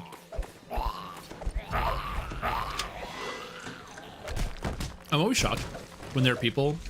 Well, I guess I can't say I'm always shocked, but like, because I guess it's just kind of the way things are. But it's funny that there are definitely people that think I'm like on the SSG payroll, and they're like, yeah, I'm only gonna say good things about them.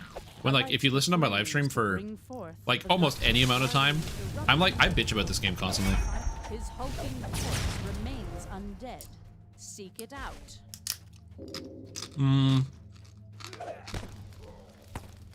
I don't recall Tabaxi animations being glitchy. The biggest glitchy animation characters are Warforged and Dragonborn, for the most part.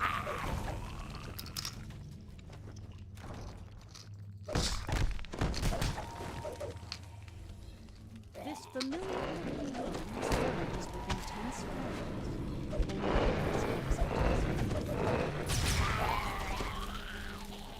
Whoa.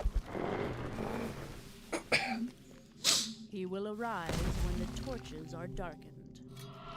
The cinder spawn springs Almost forth. there. I feel my power returning. There is but one left. If you're paid by SSG bounce quick cutter, well, that's the other thing, right? The rope ascends into flowing lava. It's like, bubbling across the room's ceiling. I don't know, I complain about stuff all the While time. the flames burn blue, I mean, to the be fair, garden will not maybe I just have a really loose contract where I get to be paid whatever I want. stands before Or I get to complain about whatever I want. No, I don't. the abbot's foul watchdog. I did have to stay on task and on focus for the Sinis bursts into PAX thing. I couldn't just like start derailing and be like, by the way, guys, want to talk about lag in the game right now? Like I wasn't supposed to do that because I was getting paid to do a promo because it was a commercial. But I was like, I did make sure that when I was like, it's like, by the way, I'm like, if I'm being paid by SSG, I'm still gonna make my own content, speak my mind. And they're like, yeah, no problem. It's the same thing like with all of the Flesh Maker. Like every time I get given like an expansion, like I didn't pay for Chilla Ravenloft, I was given it for free. And because I was given it, in the email they sent out, it said there's no expectation for any amount of content or for producing anything. They'll just say, here you go. Have fun. And I do.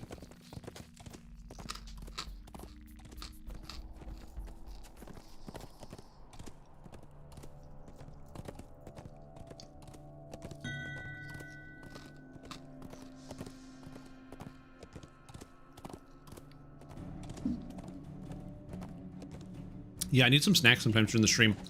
Because if the blood sugar runs low, my brain starts to get a little squirrely.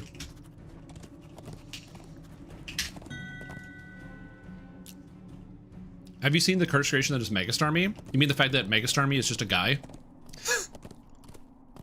So, Pokemon Legends ZA came out.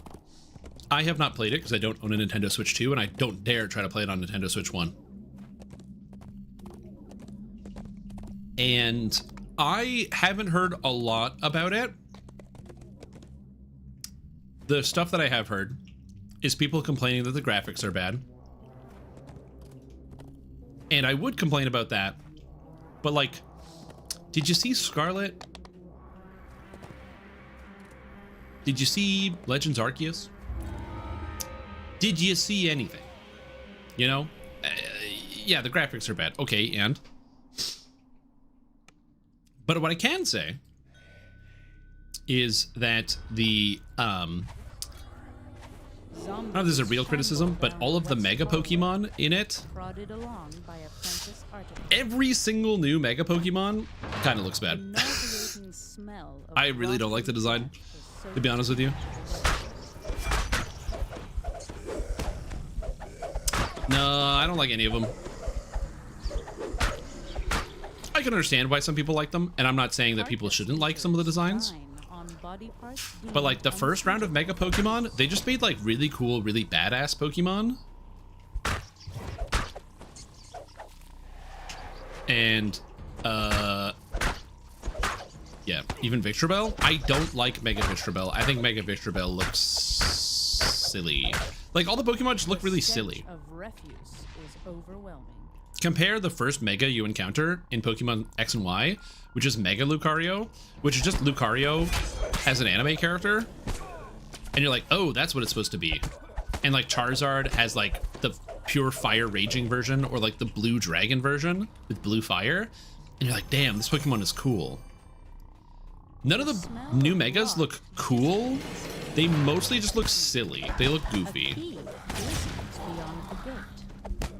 Which, to be fair, like it's Pokemon, it's designed for kids, and that's fine. But man, I wanted stuff to look cool. I'm edgy, man. I need my cool, edgy Pokemon.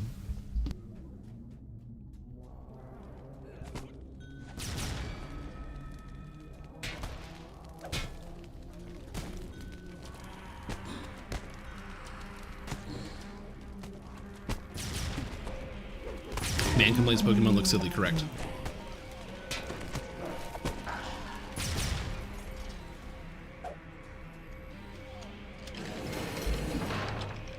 Anyway, but I'm not going to take away anything from other people. The only thing I've watched about it is I watched Wolf Glick's video where he talked about the new Pokemon battling mode that's in the game, and that he said it was pretty fun. So again, I can't tell you if the game is good or not, because I don't know, I didn't play it. But apparently the new battle mode's fun.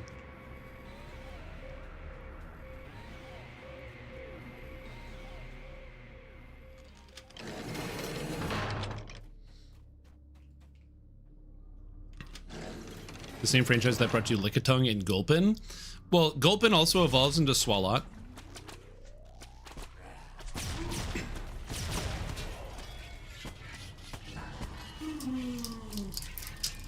Also, you mean the same franchise that brought you Weirdeer? Weirdeer. I'm not a big Gulpin guy. I like Muck. I think Grimer and Muck are cool. There's something with like the poison and the fact that they're like purple, which is kind of neat. I do enjoy. And I find Swalot is just kind of like a worse Muck. The assembly area with surgical, woodworking, and metallurgy tools surround this makeshift operation. Oh, Seal start posting? The last apprentice falls. No issue. They're missing their static effect in the preview. Okay. They're missing an effect. Hold on. Hold on. We will take a look at this.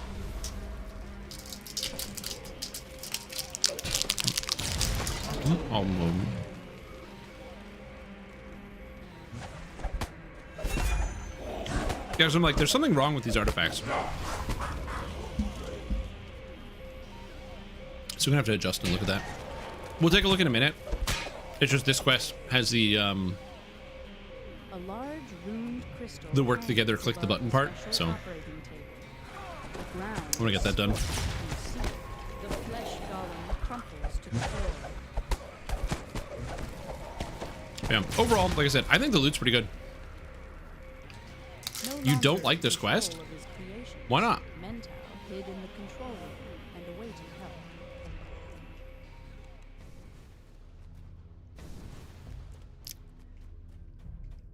I remember when we would always go back and do the optional with the flesh golem pit. Lightning constantly discharges With like the throughout lightning blasting in the water.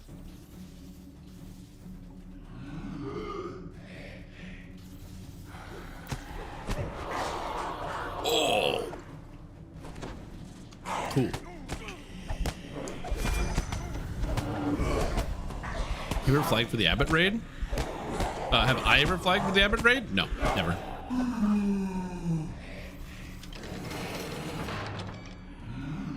The second lever clicks into place, and a large Never. I've never done the static Abbott raid. fills the air. The lightning machine is open. I can't be that much of a surprise.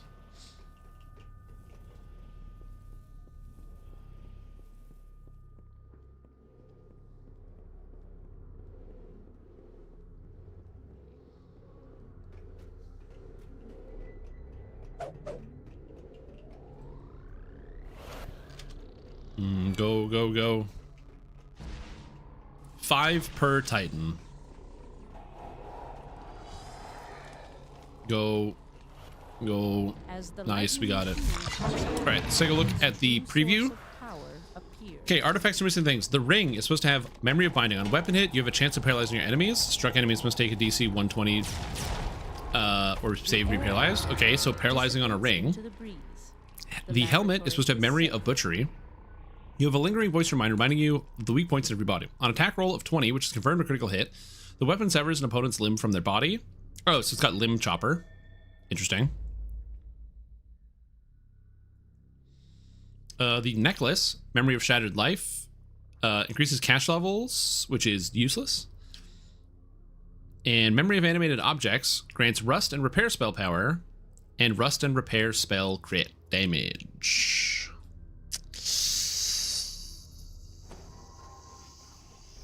Those are effects in the game.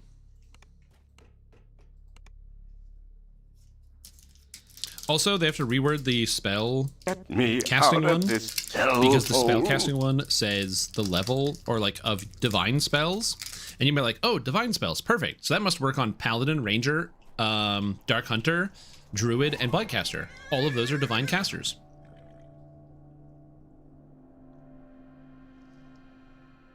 Too bad it doesn't work on any of those classes I just said. Also, what's up, Record Raiders? When they say divine, they mean explicitly cleric and favorite soul. Yeah, dude, I love it too. The game works, man. The game works. It's very exciting. I'm like stoked about the fact that the game functions right now. It's cool. Being able to actually log into DDO and play has been so nice. I talked about it a bit earlier in the stream, but this weekend with my guildies, we ran all the raids. Dude, we ran all the raids. It was awesome. Like, it was so good. No lag. Literally just like clean, easy. Not a single moment of trouble.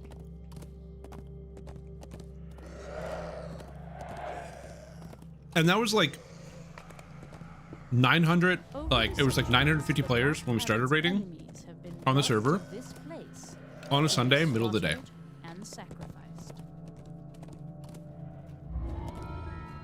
And like today, it's oddly enough on Lemania, I experienced a tiny bit of lag. I have had no lag. Nothing. Zip. Zilch. We spent a bunch of time today arguing about game balance. You know why we spent time arguing about game balance, Brackard? Because nobody was complaining about the lag in the chat. The way which philosophers gather on the Oh, it's so nice. It's just such, it's a huge change of pace. Big fan. It is. I am going to be waiting, so I'm going to give it a month. So sometime mid-November, if it's still lag-free, I will make the YouTube video. The abbot must be stopped. Free me.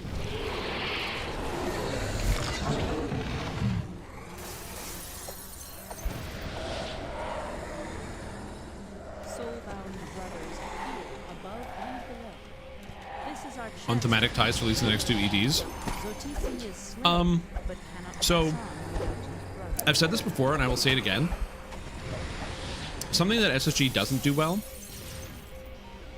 is those thematic ties, where it feels like a lot of times the thing that comes out or it gets changed is like disconnected. So like imagine if the Chill of Ravenloft launched with like Artificer buffs and Pale Master buffs, and then you're like, oh cool, that makes sense. Or like freeing the soulbound brothers, we got Den of Vipers and all the poison stuff, which is cool, but we didn't get like the poison themed Epic Destiny that matches off like the Serpent, when we literally have a raid called Den of Vipers. So like, yeah, I feel like there's definitely some stuff that could get done there, but I don't know how their scheduling works in terms of like what they decide to connect together in terms of different things. Is somebody AFK? Oh no. And the abbot will fall. But yeah, I would say that happens like semi-regularly, where like the themes aren't like fully lined up. And I'm not trying to say anything mean. Just as a consumer, I like when things like kind of tie together neatly, and sometimes they don't. The souls of the conservators are free, but I'm gonna keep eating chocolate while I wait, because I have to wait, and I like eating chocolate. Well, I don't think... Here's my thing. This is my read. This is my understanding. This is my recollection.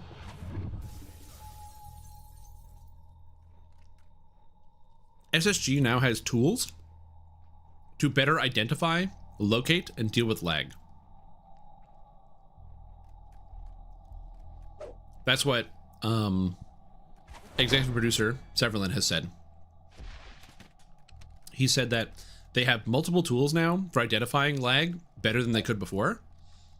And so I imagine that the big lag fix that just recently came through, along with other fixes and optimizations, but like the landscape thing, probably took, you know, a few months to like implement and test and put together. Because it's a pretty big overhaul, taking a game that is loading everything all the time and saying, hey, unload parts of it when it wasn't already doing that. So for me, I feel like if they have tools where they can identify lag and continue to work on them, then I agree. Like I'm excited about, like, you know, maybe the people that have been working on the lags and the system stuff can give us an actual new system. Who knows? Maybe we'll finally get that Reaper revamp at some point that's been hinted about for 100 million generations. Or maybe we get, like, I don't know. What's that thing people want? Oh, that's the graphic thing with the UI, because they buy monitors that are the size of their walls.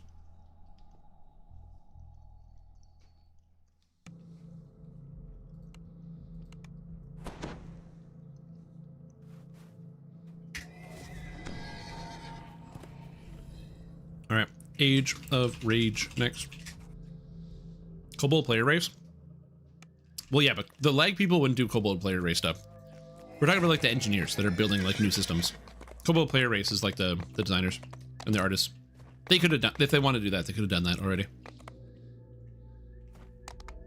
Same with caster buffs, that's numbers. I'm talking about the real shit, the realest shit. You know what I'm saying?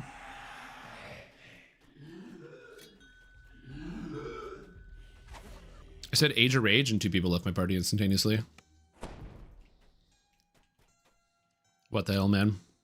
2 people not like the Age of Rage.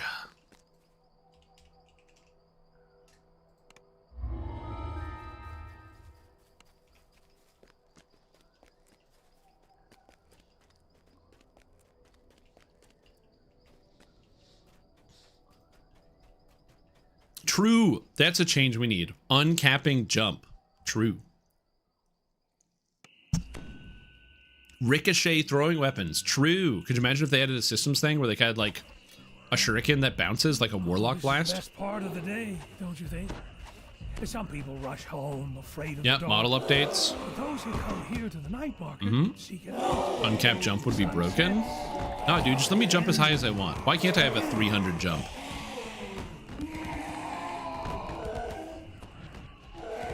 What's wrong with that? Become something different after dark. Why can't my character literally just jump to the moon? Give me one good reason why I shouldn't be allowed to do that in game. When the night comes, we see new possibilities. That's what brings people to the night market. That feeling that after 40 you take fall damage? Yeah, it's not reduced by tumble. Moon's off limits? What? That's bullcrap. Fine, let me jump to space.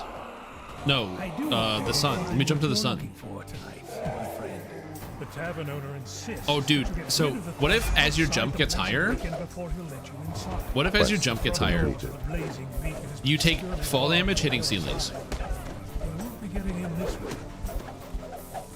So if you jump too high and you hit a ceiling, you take damage.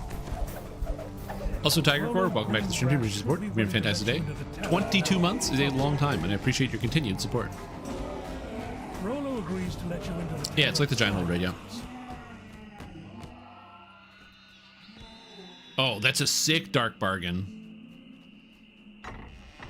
figures wearing fearsome masks guard the tavern interior. These must Yeah, the be excited disciples of grasshopper. Rage.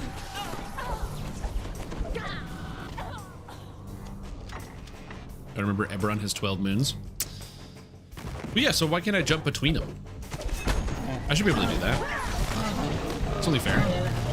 Dude, I'm not even doing anything. The sorcerer's doing everything.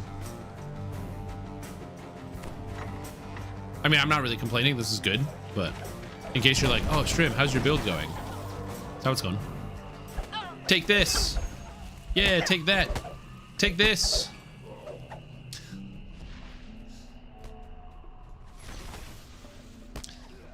Oh, speaking of jumping to the moon, I beat Remnant 2 last night. Ah, you found it. It was fun. Good, you're just in time. You guys ever play Remnant 2? Should happen any That was a good game. You must stop the cultists before they can carry I'm probably out gonna their keep plan. playing it to like unlock all the classes and to try out the different storylines and stuff. Strange smile on his face. But Wait, do you that was really cool. have no idea? Do you think that we are the ones behind this? The disciples of Rage welcome what's coming, but it's not our doing. We are merely here to celebrate the end of it. Hold on. What's happening? Your amazement, the beacon You're of the BS. shone over the So hollow flickers here's the thing. and goes out. Here's what I'll say about the final boss. Light that protected this city for centuries I honestly can't even spoil it for you, because even if you play the game, you have no idea. You hear the cries of an angry It kind of mob just in comes the out of distance. nowhere. A But in my riot personal has broken opinion, out on the streets the of issue I have city. with the final boss is more of a thematic thing. That's the sound of the It's future. giant That and it's is the fast. sound of the age of rage. That's my only problem. It's just it's giant and fast. I don't mind when giant things are like quick, where they move with grace. Think of like the final boss of Elden Ring, the Elden Beast, where it's very big, but its attacks, even though they're fast, it's because it's graceful. It like weaves from one attack into the next. It's like a big worm, basically. So it's kind of cool. Whereas this thing is just like an anime character, With a single where it just mental teleports thought, onto you and the attacks you. friendly mind flayer calms the rioters in the night market.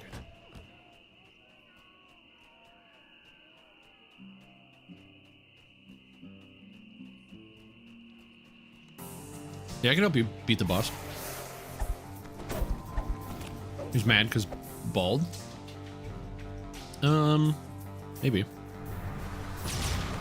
Wait a minute, does that mean when I start balding, I'm gonna get mad? I'm not balding, by the way. I looked at older pictures of myself. I have the same hairline. Not same hairline. My hairline's receding slowly, but that's just because I'm getting older. But it's not receding like quick. Like I've lost like a half a centimeter in like a decade. Curse that causes uncontrollable rage. You should return to the Yeah, dude. Nostra. It's not like my brother, because I've always had like the big 5 head. It's the widow's peaks that are getting bigger, which is unfortunate. And then also my brother is the one with like the full head of hair. His hair is friggin' thick like the goddamn rainforest. Oh, quarantine. What's this one?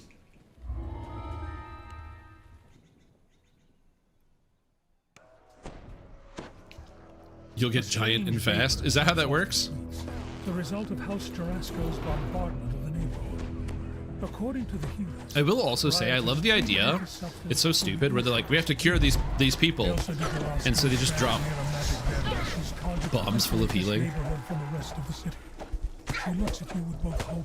It reminds me of Elsa lowers the nearby one of the jokes in from this is probably in other places, but one of the jokes in Red vs. Blue, where the sergeant gets like a healing shotgun, You get the sense that too many people and he's got medicine coated bullets, so when you get sick, he can just shoot you back to full health. break out behind the portcullis. Shots filled Brilliant with idea. malice and rage. The last of the cursed rioters in the courtyard have been pacified. To be fair, that is literally how the character Anna works in Haberdasher says that he knows of several Overwatch. So the disciples it's of been Rage done. urge the crowd inside the plaza to commit greater and There is greater also a acts of healing. There's actually several healing guns in Destiny where you shoot your teammates to heal them. dashing into the alley to the east. You know, hypodermic needles. Huh? What are hypodermic needles? What is this? Where the tube is drawn through progressively smaller dies to make the needle. The needle is believed to have sharp pointed. What is this?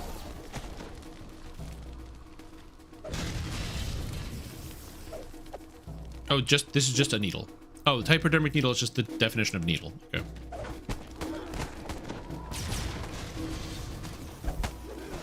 But like a needle allowing you to get medicine into your body is very different than like you don't shoot the needle from a gun. With the help of the mist, you've managed to subdue all the rioters in the plaza. The way their own population. Well, this is medicine. That's why it's medicine. Also, it's not Stormreach, it's House Jurasco. And the thing about the Dragonmark houses is the Dragonmark houses can basically just do whatever they want. Like, there might be real world governments, but the governments are basically at the beck and call of the Dragonmark houses.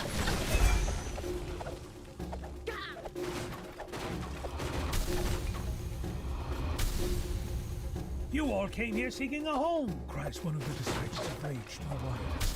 But instead of welcoming you, like a power washer? I don't think that they're doing that, but if they are doing that, I would be surprised. There's something about what you're saying that sounds far-fetched to me.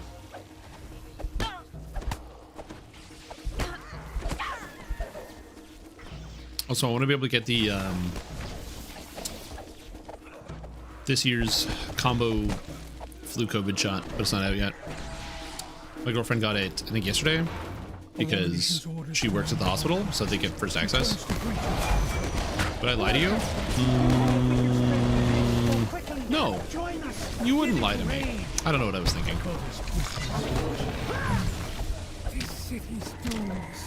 Would people do that? Just go on the internet and tell lies? I feel like now in the age of people getting quickly and easily bamboozled by AI, that clip is just more and more relevant. I should share that with my parents. Don't believe everything you read. Don't believe everything you read.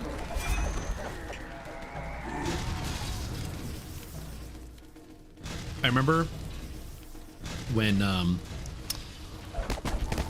I used to sell like power washers and other types of tools to people, and I'd always have to tell people, I'm like, by the way, on your power washer is a little tag here. You're gonna keep the tag on. Don't take the tag off. And the reason why you don't take the tag off is that this is an emergency warning, or an emergency instructions piece of information. The reason why you have this is because the high pressure fluid that you're shooting out is so high pressure and so fast, it goes right through your skin. And because it goes right through your skin, it can cause bubbles underneath the surface of your body instantaneously without actually penetrating. So you can shoot somebody and you don't get a hole, there's no wound, but the liquid goes into the body anyway. Which can be really dangerous and even fatal if it connects with a blood supply. So I'm like, so what happens is if you accidentally shoot somebody with your machine or get shot yourself, you take this, you call 911, you take this tag and you give it to the paramedics, and that's what you do. A now familiar sound can be heard overhead, heading more way. Air puff delivery? The hell is this? Stop the disciples of rage from stealing supplies. The resources provided by House Jurasco will now go to the tiny metal capsules that dissolve in the body. Again, it's like you can do this, by the way. It's like, I'm not saying that you wouldn't be able to do this. Faster, easier, and cleaner. Dude, the line is so good.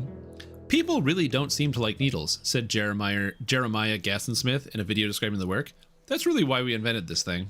Yeah, people just, they don't seem to like needles. There's like this just weird disinterest when it comes to needles and the body. Like, what's up with that? What's up with that? Why don't people like big fans of needles? Whiff of musky odor makes you both nauseous and angry. I will say, in my short stint of doing phlebotomy at a few hospitals, it was always the best when you would have like a little kid, because not like a really little kid, but like somebody who was like between the age of like 8 and 12, because the 8 to 12-year-old, sometimes they would be upset about it, but most of the time they deal, because they're like, I'm a kid, I gotta deal with it. Like, they'd be like, I don't want to do this, but then they'd handle it. But then what would happen is then the next person would like come into the booth and you could just look at him and be like, that kid didn't cry, so I don't want to hear nothing out of you. The kid was fine. So big burly adult, don't say a thing.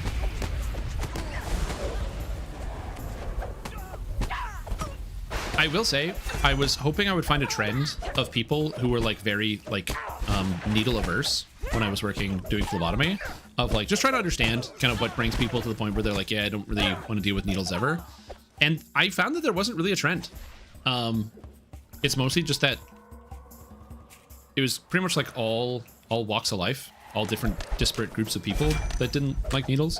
Sometimes you'd have like the really fucking big men, they're manly big men, and they would come in and they're giant muscles, and they'd be like, okay, I can't look, I'm gonna pass out. And I'm like, okay, no problem. And then you'd see old people, they don't even care, because it happens to them like 10 times a day. They don't even care. Uh-oh, red alert. I'm fine after that, yeah. I'll tell you, the trick that I learned to deal with this problem, because I agree, I also didn't like it either. This is a problem I had myself. I got over this fear by just watching. I literally was like, and just stared and watched it happen. And then I got used to it. I just forced myself to look.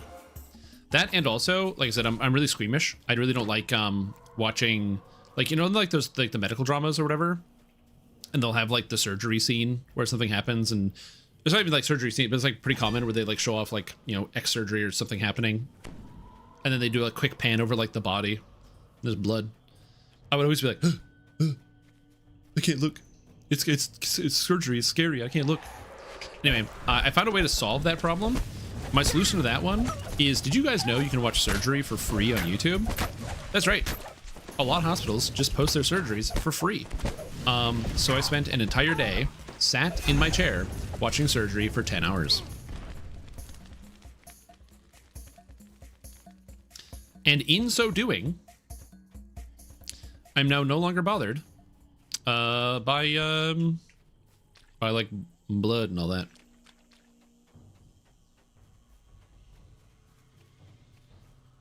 I'm not going to recommend anyone do the exposure therapy that I put myself through. That's not a good idea. But like,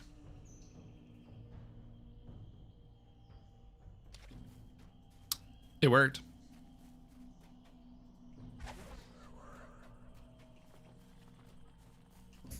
Oh shit. Okay.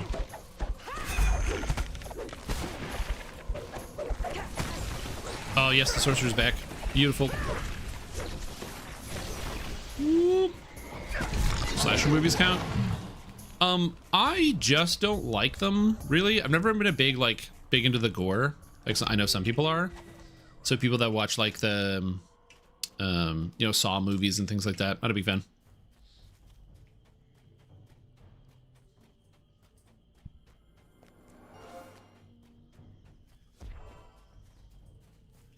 Anyway, important thing about the needleless inoculation thing that's here, it's like they don't even have a functioning thing. I was just quickly scanning the article that was posted here, and they're pretty far away. Perhaps oblivion will take you for a spell, if you can just get past from where they need to be. Within.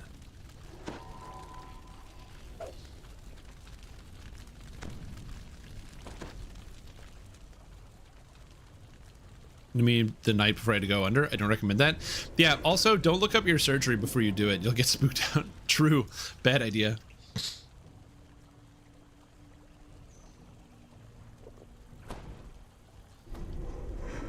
By the forge, the fire giant steps. Like, if you have like a surgery and you're uncomfortable about surgery and you have to go to the hospital, what you should do is you should just chill. Watch something else. Play a video game. Yeah, exactly. Hamas. So I feel very fortunate. I have not had to go through many surgeries. I've only had 2 surgeries in my life. No, 3 surgeries.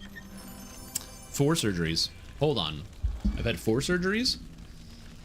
Wait. 4 surgeries? Can I think of any more? Yep, 4 surgeries. I've only had 4. But nothing super major. I'm talking about stuff like getting like your wisdom teeth removed and things like that.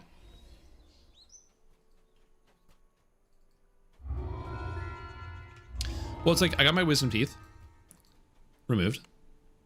I broke my nose, which required surgery to fix. That's 2.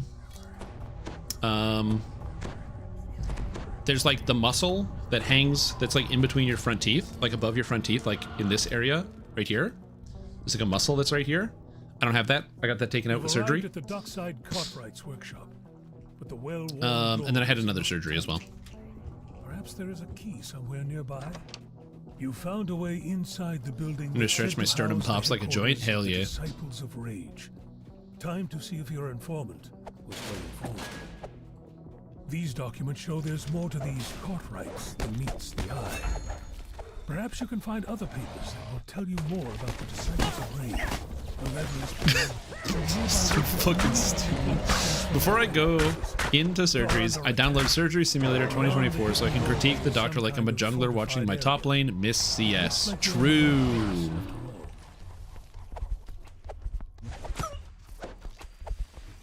Listen, if you have to sit and wait for your surgery, you might as well be backseating, right?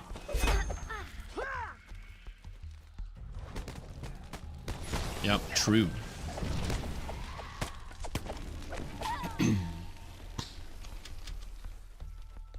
Pain courses through your head, and your vision tinges red. Yeah, I don't think that's that might be a lot. I don't know. It's hard to say. Again, I know a lot of people usually will get like their wisdom teeth taken out, which for many is just funny because you'll just have like you go in, you get your surgery, and then usually you take the rest of the day off work, and then you just talk funny for a few days. And your anger rapidly fades. You need to Someone's like, look at ranking before going under. Bronze. Dude, could you imagine? Ranked surgery. Oh shit, that'd be so funny.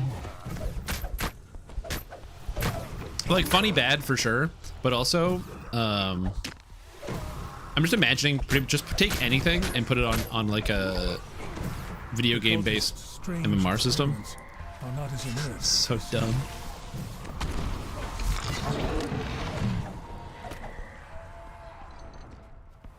More eye horrors occupy this doorway, almost as if they were guarding something. Yep, that is the thing that does happen. That is correct. Yeah.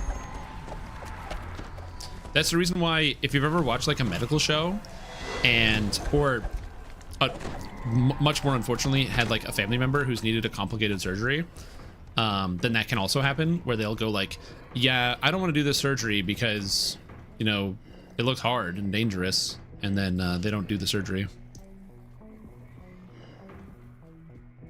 What'd I do? Oh, there we go. A strange volume floats over the altar. This must be the book the cultist mentioned. Like, the book is instantly my mom, she needed a back surgery because she had like a degenerative disc disease. The burning tome emits and so they needed to like basically fix up some of her vertebrae and put in some plates and a whole bunch of other stuff. The problem is back surgery is like wicked complicated because there's like a lot of nerves in the back. So it's a really dangerous place to do the surgery. So she had to go through like several different surgeons to find somebody who was willing to do the surgery. Yet the city is still gripped by the ancient curse that destroyed the giants. The cult is gone, but the rage remains.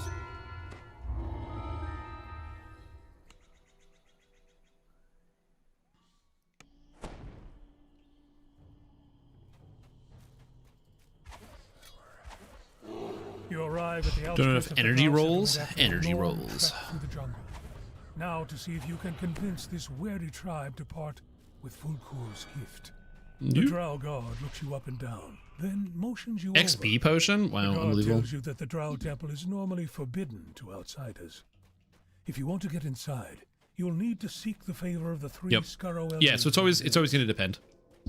It's why the devil, not the devil's in the details, but like, learning more about this stuff is good. A clearing that contains a small drow settlement dotted with tents. Be a cakewalk. True. Yeah, guys, when you're at home, make sure your spinal cord. Okay, get your spinal cords in order. Do some cable management. Okay, this is a good idea. The skeptical your shriek reset. Yeah, and I know why your shriek reset, because you were being a good, healthy person, and you were doing some cable management on your spinal cord. Complete the warrior's trial. Right, need more chai? Right? Starts in the cavern to the west.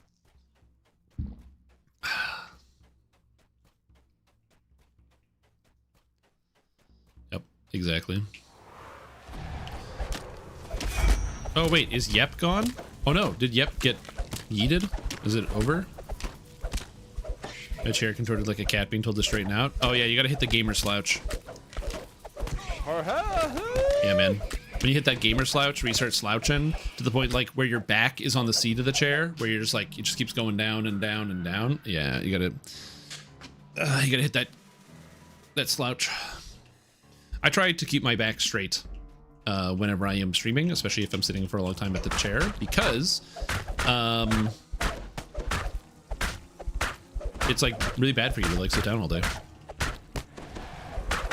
But it's less bad if you actually like perform or manage your posture. Oh no, my swords are breaking. Good thing I can summon new swords. Zip ties? Yep. Zip ties are good. Honestly, zip ties are good for everything.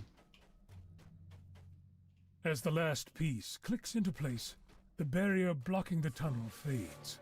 You can get so much done with some well-placed zip ties. The Scorro Elder asks you to find 5 luminous mushrooms in the jungle. Go DPS. At some point, I will have Conqueror for +2 crit multi with all weapons. I don't currently, but I'm hopeful to have that before I go to Sharn. My character is so fucking useless. I can't wait until I solve all my problems with Quick Cutter. The ground rumbles, and an umber hulk bursts through the cave floor. Get wrecked, Umber Hulk!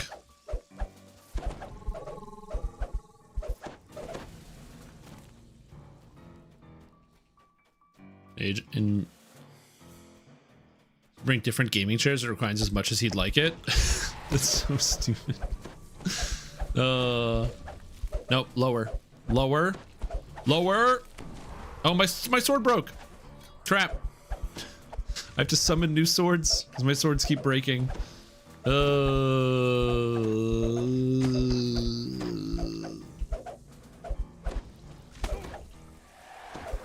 Strim Tom, go. Go.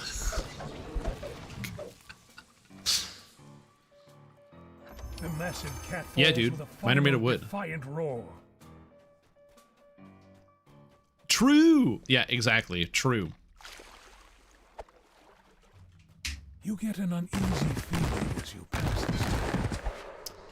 I'm like looking at this image and I'm extremely impressed.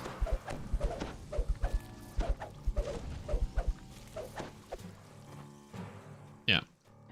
Like bad cable management, good cable management. Way better, way more clean, way more efficient.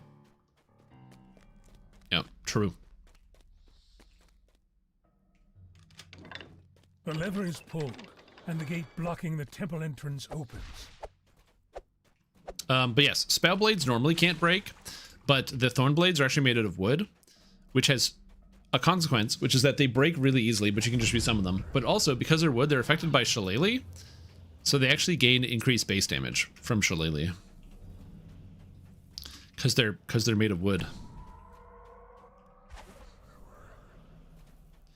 I don't know if this is like a good thing, but it is a thing, so that's kind of cool, you know. It's pretty neat.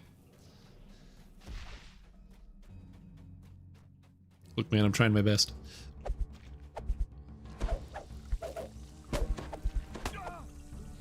Raid Thornblades? Yeah, you know what? SSG should just add Raid Thornblades. That's what they should do to the new raid. Just give us a Raid Thornblade so then I can play this character at the cap. No, my sword broke again! You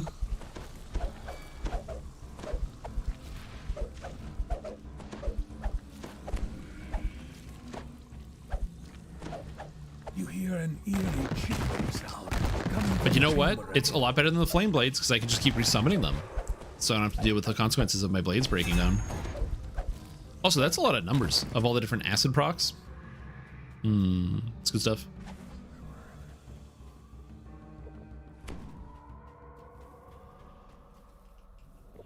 Ever you take the truck, have you truck the oxygen around a little further? Take the back roads? Honestly, true. It is a bit of an issue. Capillaries are really interesting, where some of your capillaries are actually so thin that they will only let a single red blood cell through at a time. That's how small they are, the tubes. It's pretty neat. So they can get the oxygen transfer through.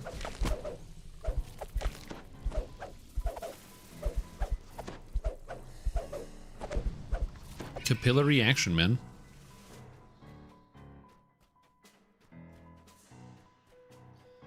You have capillaries everywhere. One of the easiest places you can find your capillaries is like your extremities, like your fingertips are full of capillaries. Capillaries. Is it capillary or capillary? You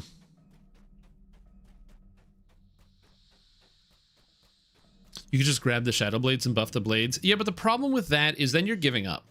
You know, if you just use the shadow blades instead of just using, I don't know, the blight blades that I'm currently using, well, that's quitter talk.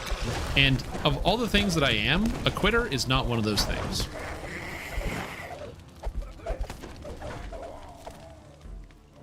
A scratching, crackling sound echoes around. Capillary. Capillary.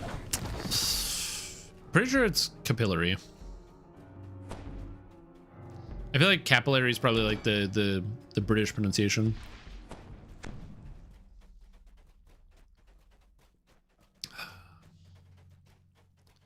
You know, it's like time to quit and play Pathfinder. It's time to put on pause and play Pathfinder, okay? I'm not quitting, I'm just pausing.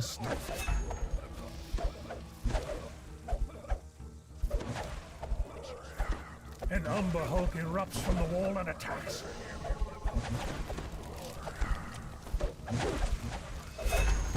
An Umber Hulk attacks. Die. That's so much fire. That's so many walls of fire. It's really funny. Capillary. Capillary. It's not capillary. Capillary. Do you need Quicken cast as Dragon Disciple? Yes. Quicken is... If you're any type of mainline spellcaster, Quicken is like the best feat you can take. It's better than all the other meta magic feats combined. I mean, it's pretty effective when I'm just standing still like an idiot. The third elder grants you his favor. Oh my god, wait, was I not the last one done? Holy... We call that a win, ladies and gentlemen. Okay, we're looking for a mushroom. I'm helping. I help. What if I only cast Spirit Blades? Okay, the Spirit Blades build is... I've tried to use it. There's all the numbers on Spirit Blades are bad, is the problem. It's a specifically a Blight caster thing. Blight casters are allowed to summon Thorn Blades. Hey, we got it. You've collected all the luminous mushrooms for the village. Time to deliver them to the elder. So you get Flame Blades. Where am I going? I'm lost. I'm lost. Am I lost? I'm lost. You get Flame Blades as a regular druid, and you get Thorn Blades as a Blight caster. But the thing is, you can get the feat from a druid past life that lets you summon a Flame Blade on any character, and it uses your character level as the caster level, meaning as you level up, you will get more powerful Flame Blades. The problem is, as a... Oh, did I not talk to the guy? No, I did talk to the guy. Who did we talk to? Oh, the Hunter's Trial. This guy. Whoop. What? We didn't do this? Return the mushrooms. We did that. Hunter's trial. Did this bug? Don't tell me this bugged out. Trial of cunning. Oh, we didn't kill the boss. Okay, that makes sense. But yes, you can cast the spell from the past life that lets you have it scale to your level. The Thorn Blades, unfortunately, do not do that, which is why I am a Druid 4, Sorcerer 4, which allows me to scale my caster level on my spells up to my level, and then I can get even more caster levels on top of that. So even though I am level 16, you would think my Blight Blade would, or my Thorn Blade would cast level 16 for level 16 weapon, but my power is actually 23, so I'm currently have a epic Thorn Blade. The shambling mound, and you might be like, whoa, that's cool. So you have an epic level weapon in your hands right now? At level 16? Is that good?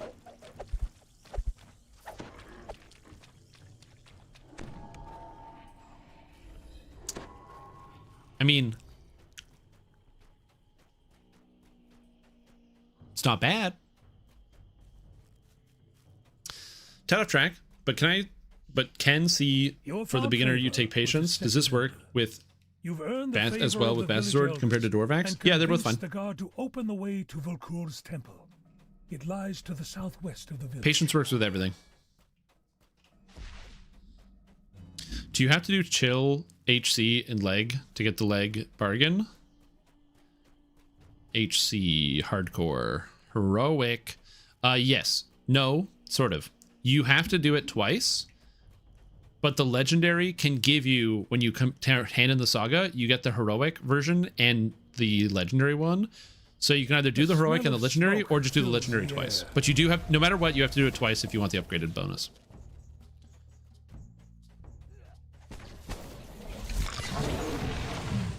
So let's say you want to collect like legendary materials. You can do it on legendary twice, get a bunch of legendary materials, and then have everything you need. I need to do more legendary Ravenloft.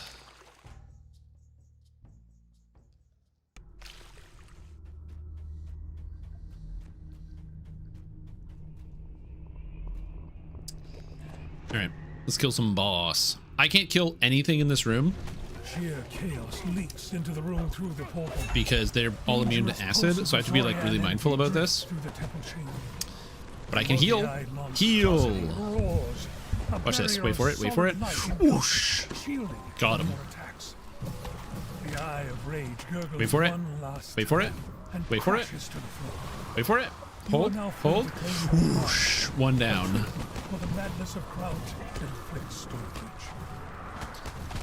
Wait for it. Hold. Hold. It seems the chaos magic is fickle. The beholder's shield begins to fade. So dumb. Sunder. Wait. Wait. Boom. Boom. Got the Sunder. I'm helping. I'm helping. I'm draining their con. I'm draining their con. I like that the sorcerer is actually doing more damage with the melee than I am. Very good. Should have taken glitter dust. I took knock instead. Of the Volkur's gift venom for House Jarasco.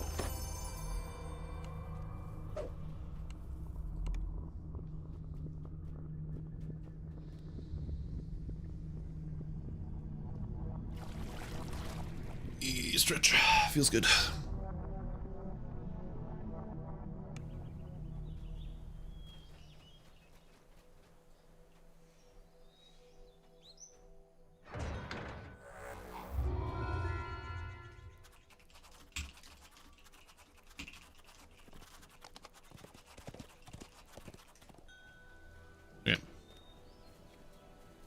We are going to do Sharn, but I need like a couple minutes because I got to put the bird to bed.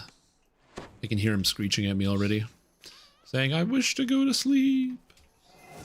You have to just like cover the cage.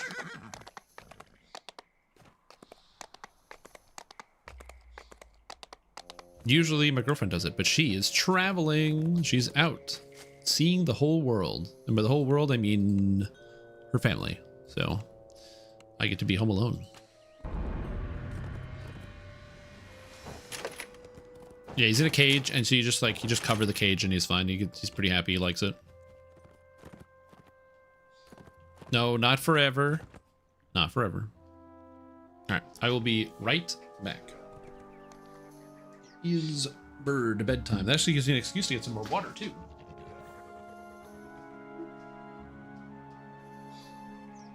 You know what? I'm also going to grab some more coffee. I'm going to refill my coffee too.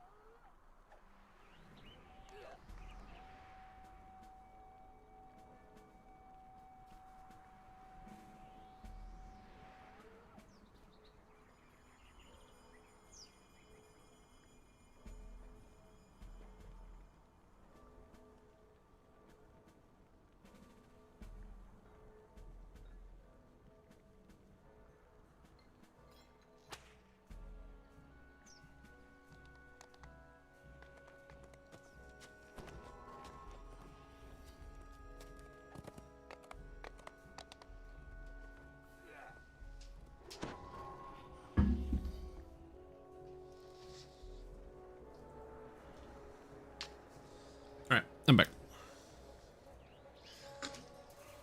Whew. All right, I'm just gonna make sure I relay the information that all is taken care of, so my girlfriend doesn't stress about the bird.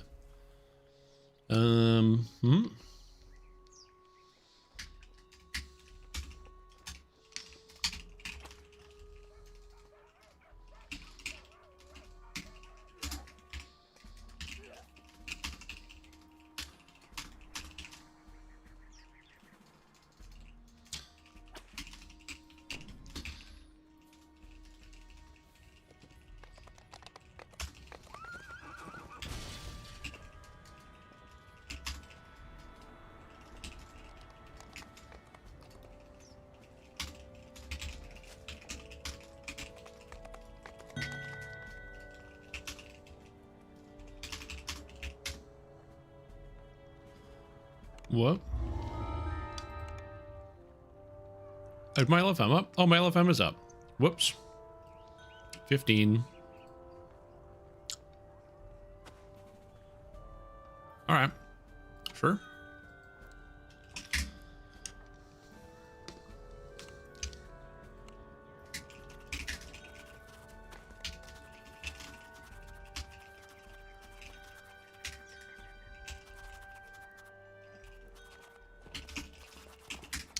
Oh my god. Oh my god.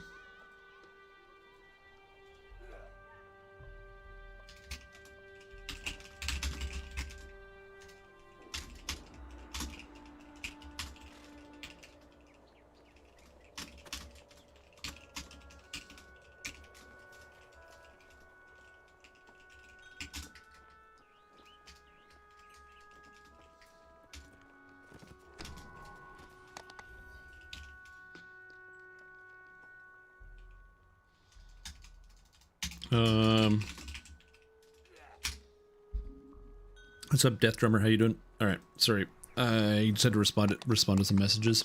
I don't do very well at responding to messages during the day, but I should be better at that. Anyway.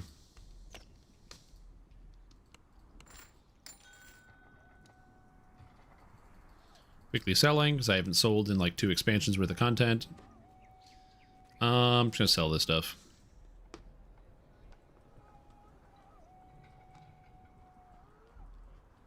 None of these are the rares. I don't care if the perioperative strength, that's fine.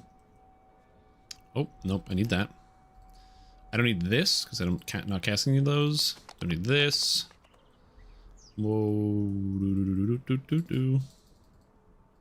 77 items down the drain. I actually do need the money, because I keep spending them all on Reaper Wings. Okay, we're good. We're here. I'm focused. Game on.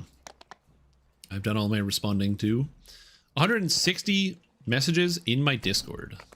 What did I not read today?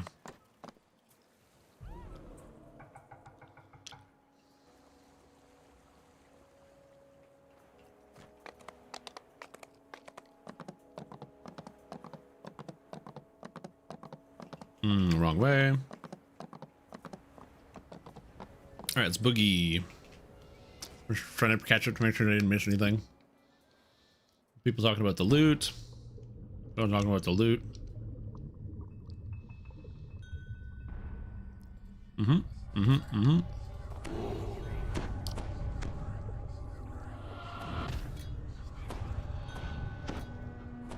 Come on in. Encased in a magical Reading. A Warforged waves you over. Reading. No doubt she's one of the crew sent to salvage the Hey ship's Strim, cargo. Brian here. Hey, Brian. It's truly crazy the tech creatures for threaten eyes their and salvage glasses. operation. I could tell I You'd be needed doing a them new a favor prescription if when you the clear out doctor the said local look over wildlife. here and I had to turn around to see them.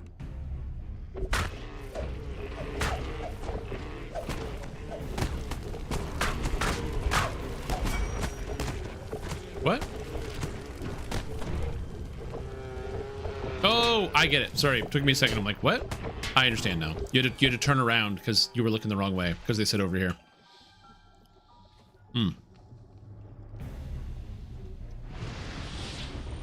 No, I just attacked the crab. You just attack the giant enemy crab. You attack its weak point for massive damage.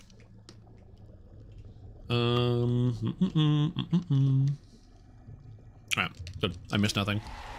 Whenever I see a whole bunch of messages in the Discord, I always just double check to make sure like something bad isn't happening. Because usually, not usually, the people in my Discord are very nice and very friendly. But sometimes, if there's like a lot of messages, it's because there's like either a fight that broke out and people need moderation, or there's a robot that is attacked and I need to manage the robots and the robot attack. You step out of the water and into cool cave air. It seems that the Sahuagin have created some sort of magical barrier. Hey Shrimp, are there any upgrades you recommend? I'm currently rocking the epic Silver Sworn Longsword. Hobgoblin and troll on the other side of these bars don't notice your presence. Not really. Those Sahuagin better Your best bet is to get, I believe it's the Hellblade. Mutters the hobgoblin. The troll grunts his reply. Oh, the Oath Blade. Yeah, the Oath Blade's also better. As long as you have the UMD for it, Oath Blade is better.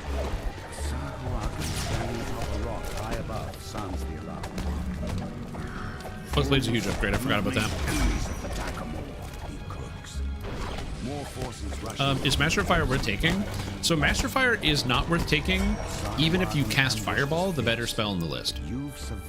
Master of Fire is a very bad feat. Fun fact about the Scorch from Tiefling, that used to be called Ash, that is now Scorch. That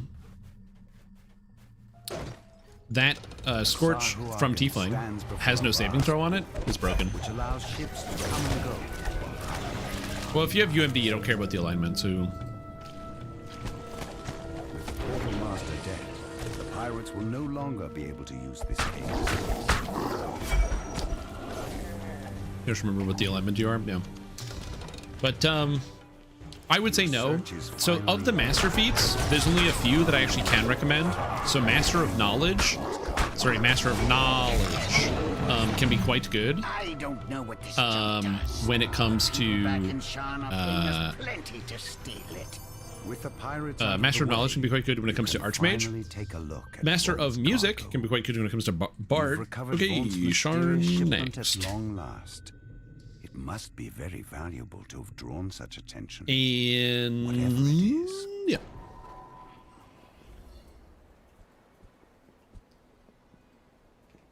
Yeah, if you're just using the Scorch, it's like Scorch has a save, but the Scorch specifically from Tiefling, the spell-like ability, is broken. Now that you have arrived in the wondrous city of Sharn, Captain Dranmore suggests that you head to the Adventurers Guild to find out more about current events in the city. Speak to Summer Coronor of the Clifftop Adventurers Guild in the Clifftop Tower district of Sharn. I never talked to the Summer Coronor. Screw you, Summer. I ain't doing any of your quests. Yeah, there's no save on the Tiefling Scorch. It's one of those things you would never notice because you're never using it for damage. You only use it for immunity bypass. So it's just like the damage of it doesn't really come up in conversation. I found it very useful because the Scorch has to hit an enemy to apply the fire debuff. So if you have a bad DCs and you hit an enemy that has evasion, they actually don't get the fire immunity bypass, which normally would be irrelevant because all monsters immune to fire don't have evasion. But for some reason, SG decided to add oozes, great oozes with evasion. Why? I don't know. I don't know. Life is pain. That's why. Anyway, this Scorch that has no saving throw on it is nice because it ignores that concept, or that part. Swarm in from sky coaches outside. The boarding house is under an all-out attack. This looks more like an office than a boarding house. Get him. Beat him up. Oh, yo, I got haste? Hell yeah. That's so convenient. I love that.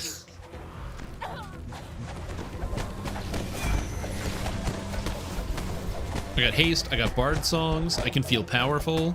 Not be powerful. Feel powerful.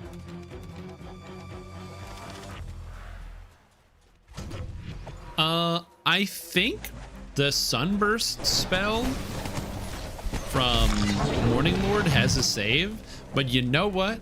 I don't know.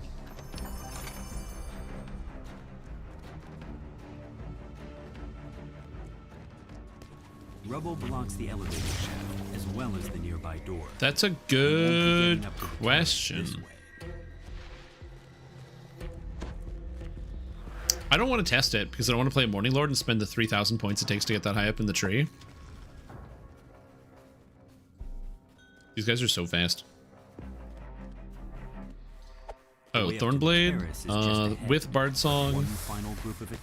Oh, 25. Oh, shit. Holy moly, I got a +10 weapon on this bad boy. The assault on the tower seems to have ended. Ooh, 91 base damage rating? Lucien Vaunt.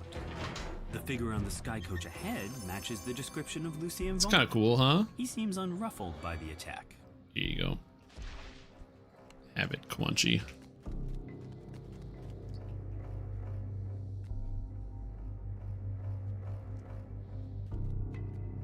Isn't that neat? Level 25 Thorn Blade, dude. 25. I have a message for you, says Vaunt. The beacon belongs to me now. It's not good. I paid the It's not good. clan good It is money cool. to get it after all. Do you think Dimension Door would be a worse spell if it activated when you ran into it?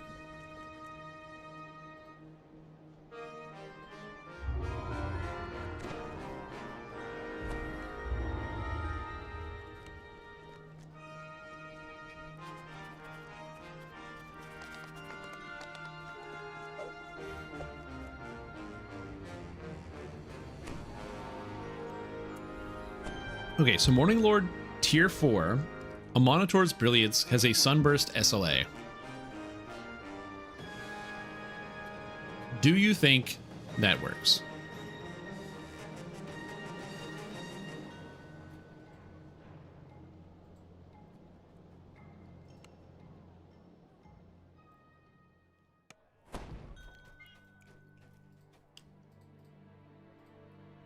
The doors to the gambling hall are wide open and its chairs are empty. Though the nearby tables are still covered with food. Be worse. Well, if it was rules as written, yeah. Because like I'm just thinking about it. Because I've seen people like basically walk right into it, and I'm like, man, if you could walk straight into a dimension door, I feel like it would be worse. As you near the crime scene.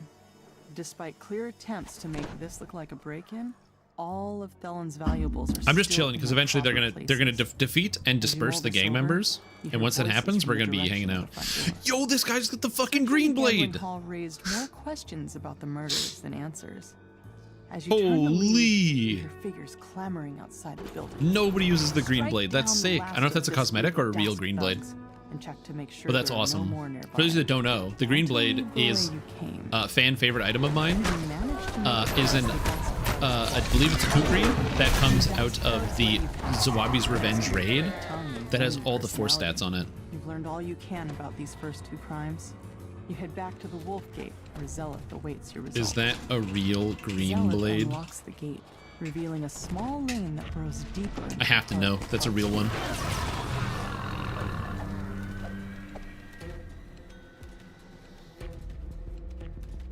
It could be a cosmetic. It could be a cosmetic. The door to the pawn shop is unlocked, just as with the other crime scenes.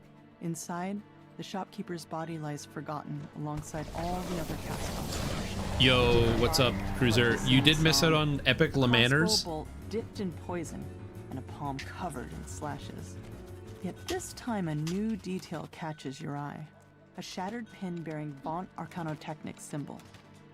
So Le Manor. No doubt they were hidden there so they could be what did you miss? I'm gonna give you the quick and dirty summary, okay? Lamania had raid and raid items. New raid gear is blanks that you can craft every slot. So literally a blank for every slot on your character. Filled with smuggled goods. So you remember how Isla Dread crafting lets you craft 1 slot on gear? Another alley stretches before So it'd be like 3 stats and then 1 open slot. The more questions you have. All the raid gear is 4 open slots, basically letting you customize all the stats on your character if you raid enough. Getting exactly the stats that you want. With a face you remember from your recent adventures. Now it's a lot of crafting. Despite your own shock, but people that want it, it's everything. Also, there are weapons that drop from the raid that have a special unique bleeding effect that adds bleed damage onto every attack and spell you cast, and it's pretty substantial. However, only the weapons from the raid get it. Yet another And the weapons from the casualty raid? this bloody night. Heavy Now, pick? to meet up with Zelith. Light pick. Zelith shakes her head. Comma? The weight of her brother's betrayal Sickle. settling over her like the dirt that falls from the Crossbow? streets from above. But you've got a job to finish. Heavy Another shield? crime scene waits for you in an alley to the south. You stoop down to search the contents of Nahram's pack. Looks like he Scepter? was fleeing for his life when the murderer got to him. More slashes on the palm. This The scepter time, also you see has the pattern. an effect. No light shield. You wonder how you could The have scepter missed such an also has an important clue. effect that makes it so that it adds damage when you crit with spells. Whoever did this wasn't shy about letting people know. You find a No, the tower shield doesn't have the security damage box of effect. Canotechnic symbol. Doesn't have the This bleed. glance reveals that every victim had worked for Vaughn. It's too big of a coincidence to overlook, especially since a note in the margin talked about cleaning up loose ends. That ledger told you what you needed There's to message know. me saying no. The victims all Free worked for raid Vaughn loot. and were killed because they knew too much about his operations down in the cogs. You Free strike loot down the last for of all. the attackers. You can't let these petty thugs hold you back. Not when you're so close to the truth. How's the damage of this build holding up? The secret door slides open. Well, now that I have a tier revealing 5 at level 17, Oddly enough, she doesn't seem surprised to see you.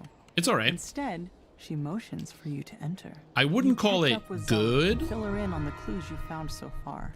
She points you towards an alleyway northwest of where the But I goblin would was say last seen. it's A familiar voice echoes from behind this better. door. What part of make it look like an accident didn't you understand? And leaving your signature behind was beyond stupid. Now Zelith is onto us. So, It's only a matter of time before she there's and a those bug adventurers in the come raid. We also did the barging in raid. here. One of the rooms in the raid is very cool. The tiefling and the goblin disappear through. And it is this room where I can see through this Warforged. You can see right through them. But one of the rooms in the raid has these mud golems, or these mudmen. And each of the mudmen applies a debuff to you that's a square around your character model. And from what I understand, as you walk around in the dungeon, or like in the area, if your square interacts with somebody else's square, then it like combines the buffs and causes extra things to happen, like mana drains and what have you. So your positioning is very, very important in the raid. So that's kind of cool. Also, there's this big thing where you start getting stomped on by rest shrines, which is also kind of cool. So like, there's some pretty neat stuff going on in the raid. That being said, even though there's some cool stuff going on in the raid, there's not enough cool stuff going on in the raid. I wish there was more going on. And there's a bug where there's a room where there's an artist with a paintbrush. I'm not going to spoil the boss. I think the boss was supposed to have 7 million health. What's all this? But I think that there's a 0 missing. Quickly, find them. And that they have 70 million health. This is one of Vaughnt's prototypes. It will make me completely invincible. Victor presses a button, and a sphere of force closes in around him. Oh, you think you're clever, but you're nowhere near as clever as Vaughnt. His resources are virtually limitless. I press this button, and more guards show up, just like that. Wait, now how do I get out? I'm stuck here. Victor clearly didn't think. Yeah, so there's 300 million health on Reaper 1. I have it. Again, I think that's just a bug. Victor tried to do just that. It seems Victor forgot about the I'm pretty sure there's just an extra 0. Because if you do the math on it, like 7 million health on normal is not a big deal. And 30 million health on R1 is also not a big deal. A familiar voice calls out So up like, ahead. yeah. Also, if you're like, whoa, 30 million health? That's crazy, dude. What are you talking about? That's a huge deal. Oh man, you gotta do Den of Vipers.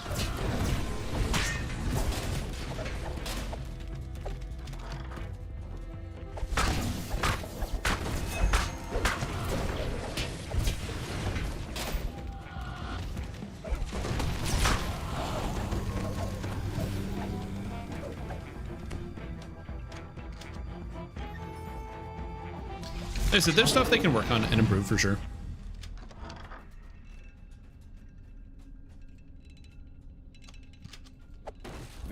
It would be funny if, you know, the patch comes through. I will say, best community troll ever if they do a Lamania 2 and the boss has an extra 0 on its health bar. That would be extremely fucking funny. The problem is, the fragile little babies that complain about stuff on the forums would not think it's funny, and they'd be like, this is not a joke. You can't joke about things like that. Jokes are funny. This is not funny. But it would be very funny as a joke. Again, that just for the preview. If they're like, by the way, preview is up. Here you go, fight the boss. And just give it an extra 0. Yeah. It's got 300 million. What about 3 billion?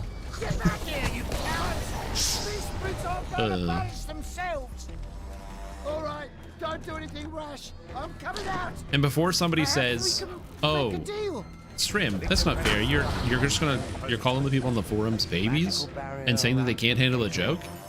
Yes, because I've literally posted jokes on the forums or had clips of me go on the forums that are literally me being jokes, and had people say, it's not funny, you can't joke about these things. Don't joke. I am entitled to say that.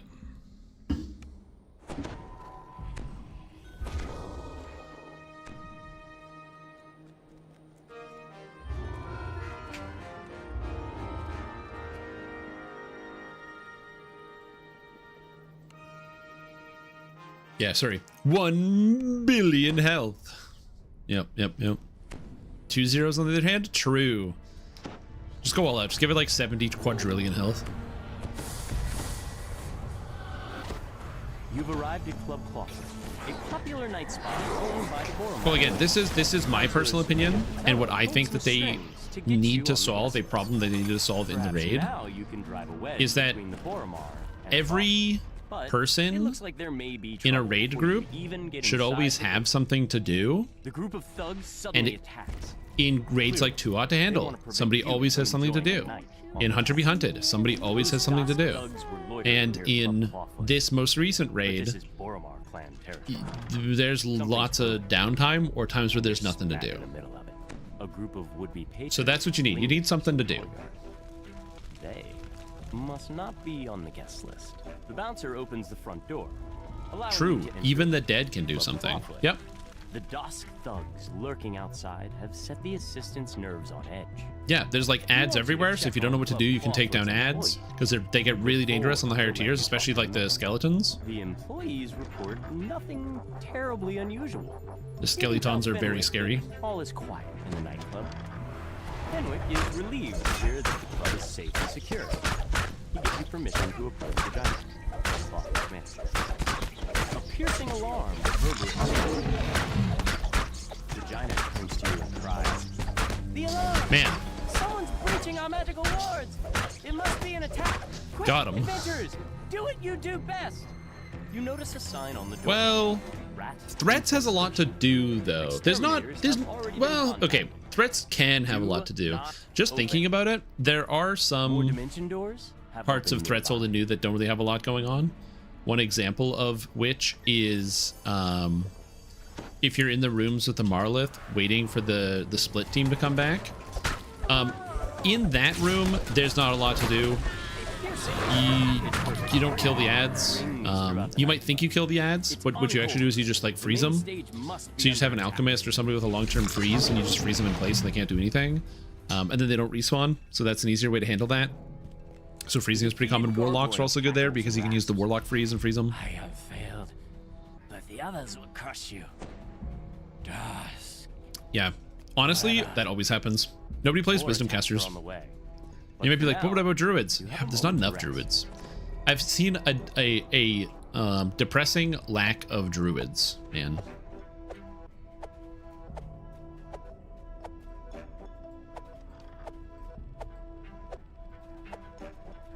There's just not enough druids. We need more druids in DDO. Dusk's attack on the nightclub.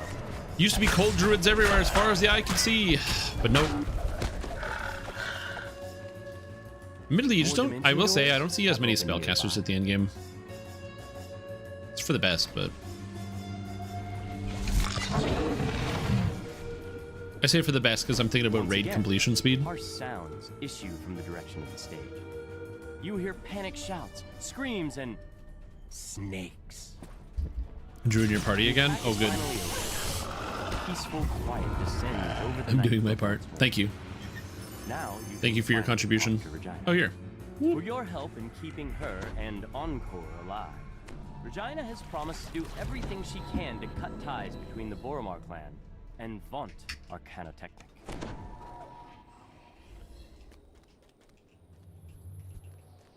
Alright. Also, I pulled a named item in every chest and I passed them all to Quan Chi. Oh, this one?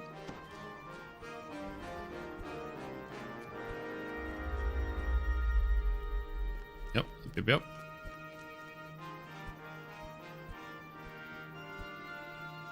The first lifer hit level 11 today.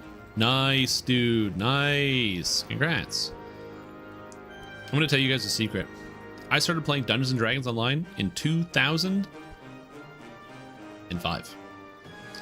Dungeons & Dragons Online went live in February of 2006. And I started playing in 2005. One of Sharn's many business districts. The streets are almost deserted at this hour. Because I got to play in the beta.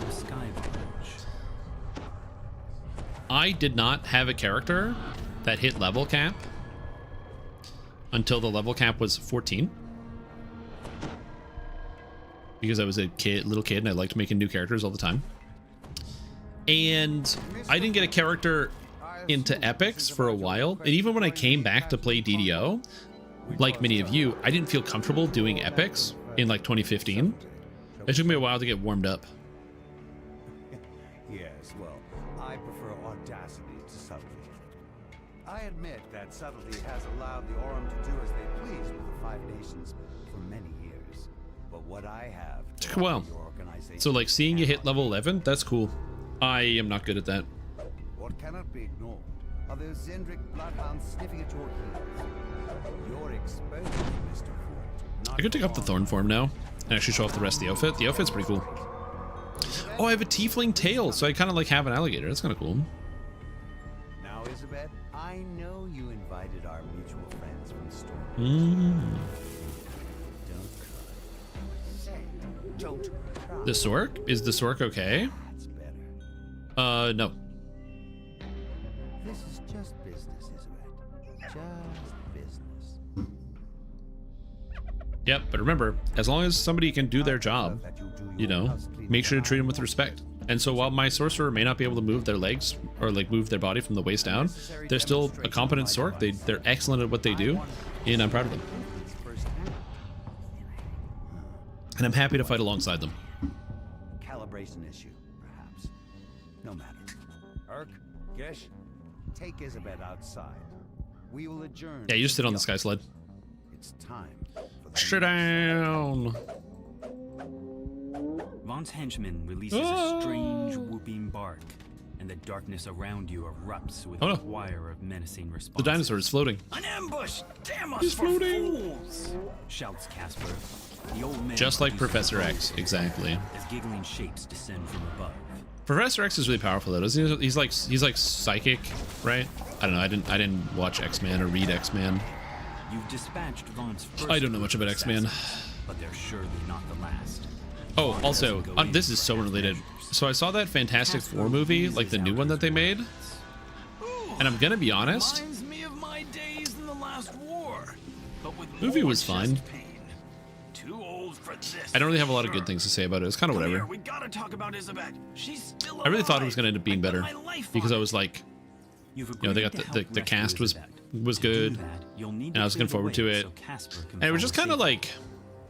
The pacing was really off. They didn't linger enough on several different things. And the stakes were really weird. It was a weird movie. Yo, what's up, Johnny? How you doing? How's it going? Another wave of Moly mercenaries bursts from the shadows. Show those brutes they can't mess with my girl. Cries Casper from behind you. A motley crew of creatures takes up position on the bridge, spoiling for a swim. fight. The low bellow of an ogre accompanies the shrill cries of goblins. A strange looking Is this Thornblade build? Oh, baby, you bet it is. Oh, you asked me what song I was listening to? Oh, sorry. I saw that a little while ago. The goblin shouts abuses. I am currently listening to a song called Mezcal by Speedwave. I told you the direct approach wasn't gonna work. I'm gonna go beat the hook on my plan.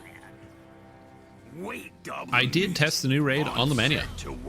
Yes, this is a Thornblade build. So with this build, I have Thornblades that are currently level 25, even though I am level 17. So I can now summon epic level weapons. I'm close to legendary weapons, which is exciting.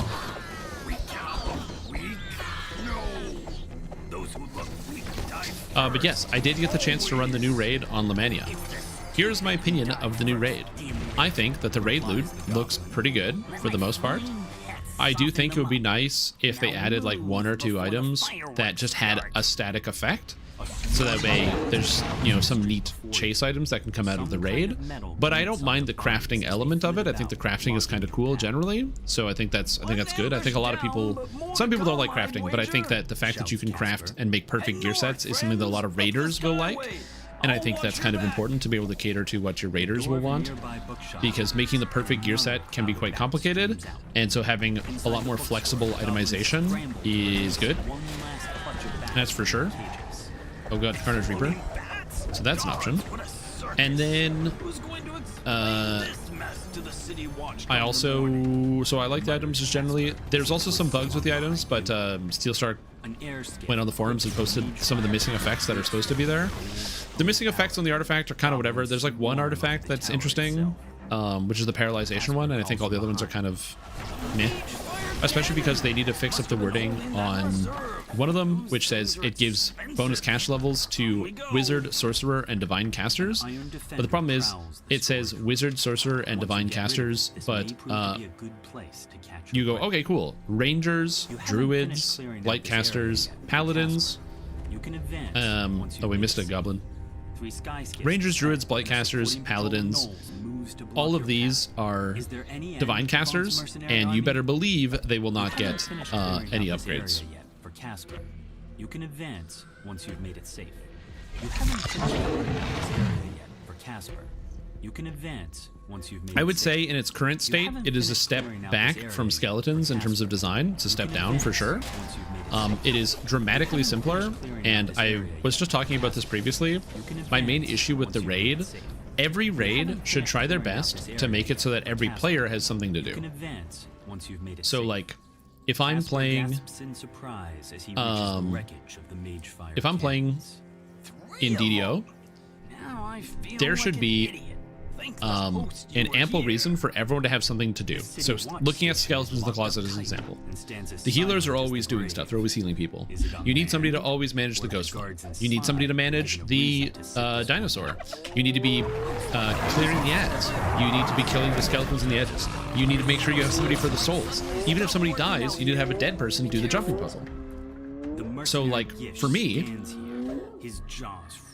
I think that the Skeletons raid succeeds in giving people lots of things to do. But I think that the current way the raid is set up, there's one room that requires people to pay attention and do things. And as far as I can tell, in the rest of the raid, there's not really a lot to do. It's mostly like you get a guy, they tank. That's it. So again, I will wait and see what Preview 2 looks like. But yeah, I'm not enamored currently with the raid. But like I said, I will give them time to make some adjustments. They said that there was some stuff that was missing. Yes, there is a room that is just hit boss and don't die. There's also a room that wasn't even opening either, that wasn't ready for this preview. So the raid may have more features in it. And again, there are things I really like about the raid. I like the segmented boss fight feel. because that's something I think that DDO does not do well, is multiple boss fights. So having it kind of be part of one boss fight is cool. I don't hate that. Cogs 15s, starting with smash and burn. Like fish in a barrel. Catch! Gonna be cool when the bugs are patched? Yeah. Get 'em, lads! Screams Urk as he tosses Like I said, down in the the room slope with the artist, what I want to see is, I would love it if instead of the artist room just being that tiny little square, instead of locking you in there, it should just lock you in that whole section with all 5 rooms. And then when you go into the artist room, there should be like maybe you have to go to the rooms to grab paints to deal with something, or if there's like certain types of monsters that need to be dealt with or something, or maybe the artist teleports to different rooms based on colors, or I don't know. They have a character called the artist. They have lots of stuff. Like reverse Project Nemesis batteries. The goblin stands. I wouldn't say quite say that. I don't know. I feel like there's a lot you could do with that. Remember this? Maybe it's something like you go into another room and you like kill an enemy that gets you a painted buff, and then that buff strips like a defense layer off of the boss. Yeah, go and get buffed, then hit the artist or something like that. So yeah. Yo, what's up, Zabolt? How them swords doing? Pretty good. I just hit level 25 on the summoned blades. Also, what's up, Shade? So, the build is going good so far. By good, I mean I'm playing a character that has like no melee stats, so I'm doing what I can here. Specifically, we've got +2 crit multi, which is feeling good. We've got the stun now on the Dragon's Roar, which is really, really nice. And, you know, it's somehow worse than Flameblade because I don't have as many points into actual offensive trees. In the distance, you hear which is really funny. Massive gears and heavy machinery. Also, Rabbit Stumpy, welcome back to the stream team. Appreciate it. Having a fantastic day. Thank you so much for tuning in. Glad to have you here. So check it out. My Flameblade or my Thornblade is catch level 25 at level 17. So I get the level 25 Thornblades, which are +10, Acidic 5, Poison Blast 5, Critical Wounding 3. Hydrate, water. No, bear trap.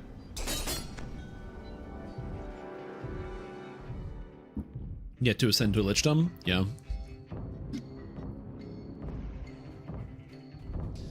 So like I said, is this a good build? It is a build. You know, you're allowed to play it. It's not against the law. It's not a crime. It should be. It should be. You pocket the iron key. Yeah, not a crime. Oddly enough. There's sure to be a use for it. The door is sealed shut with a heavy silver padlock. I can bypass acid immunity and resist any absorption effects. So that's kind of cool. Perhaps you can find another way to proceed. You jangle the iron padlock, but the door remains. Oh, can I open this door? Can you knock this one? No way around it this time. Yeah, I can. Nice. You'll need a key. As you enter the room, you hear someone barking orders from above. Intruders! Protect the special cargo, you. Do I have to press some buttons to build work sometimes it breaks? Yeah, sometimes. The Boramar Clan. The leader of the smuggling operation falls to his knees, overcome. Yeah, build kind of functions. It's never a war crime the first time. Oh, it can be. But yeah. Anyway, the few remaining halflings. Overall, I'm having a good time with this build so far. I have had the fortune or misfortune, depending on how you think about it, to be in a party with some very powerful players. So I don't currently have to do anything. I have 2 Inquisitives, a monk with crazy movement speed, and a sorcerer. So I don't have to do anything. I'm okay with that, but not everybody is. Some people like their characters to do things. It's a common complaint that you'll see when people talk about Zergers. They'll be like, oh my god, these guys are Zerging so fast. I can't even get in to be able to hit the monsters. And you know what? That's fine, because my character sucks. So I'm gonna hit the monsters when I can. Left out? Hold on, let me just double check here. Oh shit. Damn, only 3 behind. 2 behind. Into a smoldering cloud of You know what? I should have included the bard. I should have spent more time talking about the bard.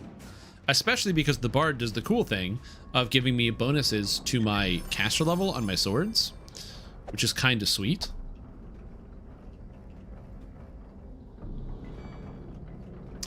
Oh, it's everything's better than theoretically working out. So I'm excited to share my findings with how to use this character. The one downside to this character is that there's no transition to like the better build, where you get like the better items. There's no way to do that, unfortunately.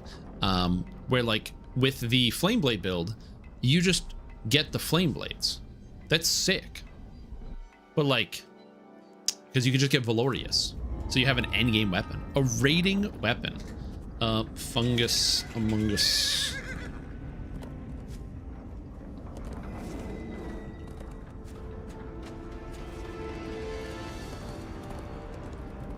So that's the only issue. There is no Thornblade. That being said, if we bully SSG enough, they might make a Thornblade weapon.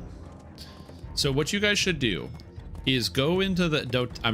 I can't say this because that I don't want to be accused of like sending an army of people to do something. But in theory, it probably would sway opinion if a bunch of people went into the thread of like the raid and was like, yo, can we get a Thornblade raid weapon? You enter a small fighting arena. And then they'll have to do it. Drop into the pit.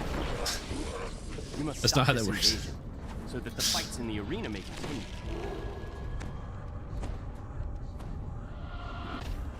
Rant about a Thornblade weapon? No. Hopefully you could see a new raid procedure on my YouTube channel. I don't really make raid guides, but I probably could. Something I would like to do if I was to do something like that is kind of hit the raid guides you see in other games. I find usually the raid guides that like, or even quest guides that I've done are usually like pretty much just a walkthrough of the whole thing where I play through and record the session. But I would like to do more of like a segmented guide. So do something along the lines of like, you feel a chill in the air. The draft I take you through sections of the raid, but it's much more brief. So maybe the raid guide only lasts like 5 minutes, and it's just like, here's this section, here's how you do this, here's this section, here's how you do this. Maybe make some helpful pictures or illustrations. Maybe. Thornblade may be OP. You know, we'll just have to figure that out together.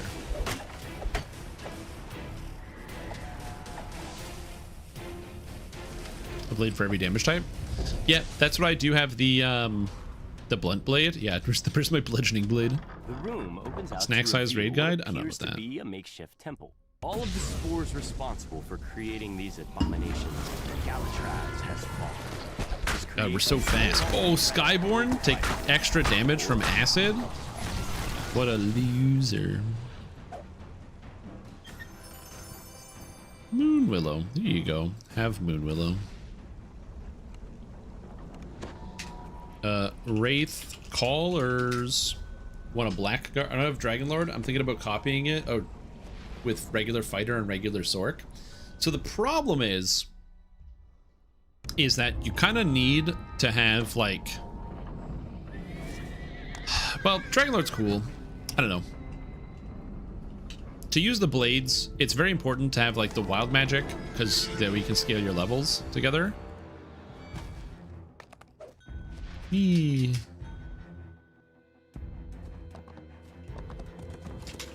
All the named loot. So I have been passing it down.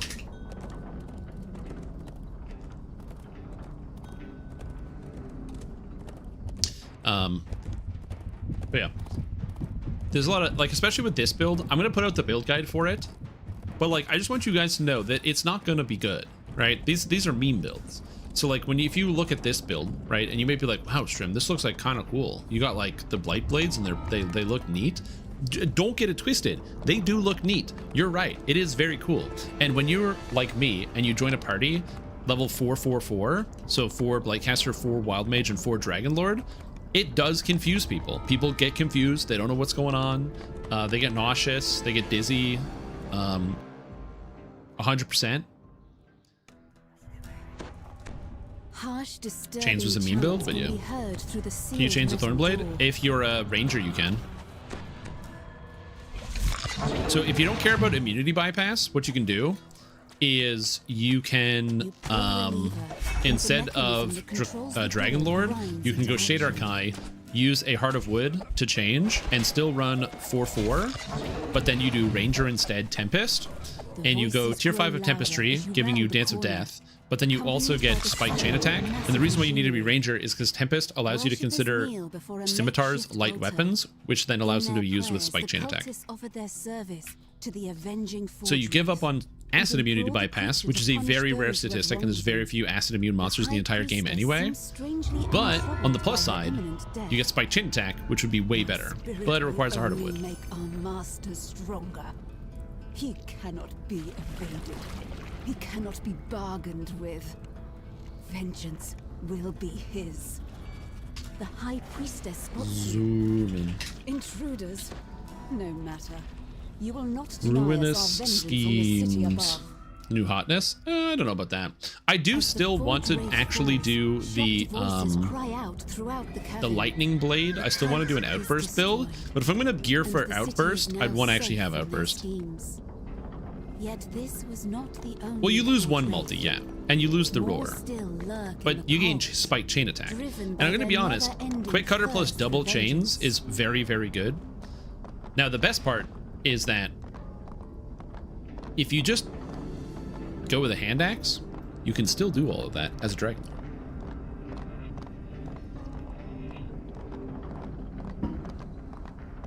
Also, I always just walk along this catwalk. Some people go down there, but I don't like to aggro all this stuff, so I always just walk along the catwalk.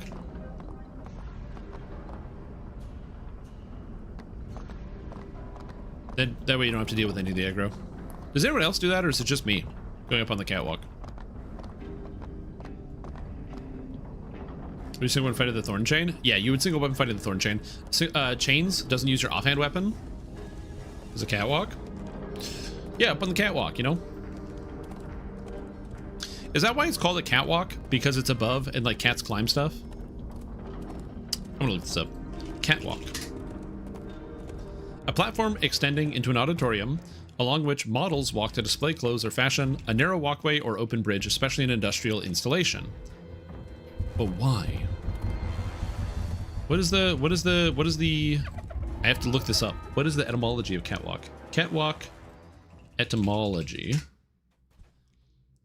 Catwalk etymology.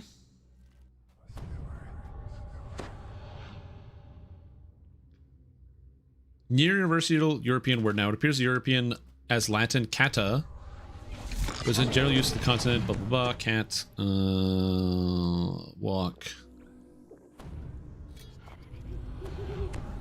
In reference to narrowness of passages one crosses catwalks, especially of ships and theatrical backstages applying to fashion show runways. Okay, so etymology doesn't... I don't know the etymology of catwalk. Well, that's what I'm thinking, right? So, like, if you've ever had a cat, you'll know that sometimes those bastards will, like, they'll go on top of the fridge, or they'll go, like, in shelves and stuff. So maybe having a high-up construction thing... Like, this is scaffolding, right? So this is scaffold. But if I built a piece of scaffold, but then I, like, built it as, like, a pathway, it would be a catwalk. So maybe that's why it is? Etymology. What's up, Liam the Goat? How you doing? Now you have a chance to find out more about the strange artifact that they were trying to Sometimes you just have to question the basics of what you do, you know? Sometimes you gotta ask questions about the universe. Dies away. You hear a familiar voice coming from the platform above you.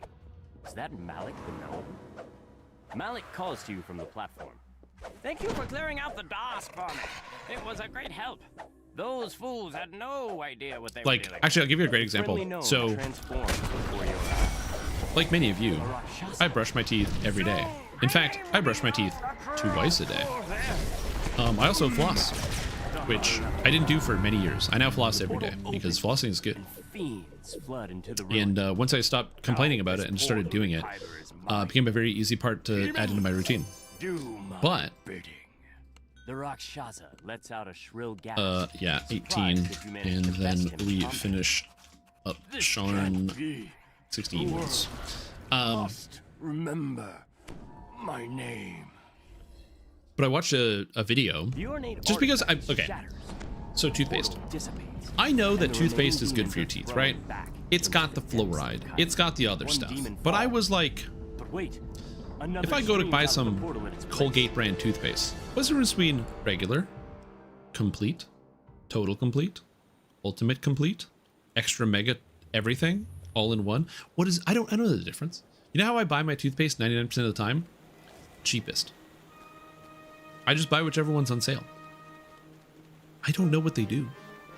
Like, I like, again, I know the generals, but I'm like, I don't know the specifics. So it's like, I'm gonna look this up. I'm curious. What do the toothpaste, what do the toothpaste be doing, you know? So I looked it up a little bit.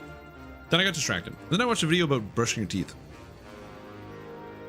And there was just like somebody, it was like a dental video, and they were like, yeah, this is you brush your teeth. And there was just a different way of angling your toothbrush.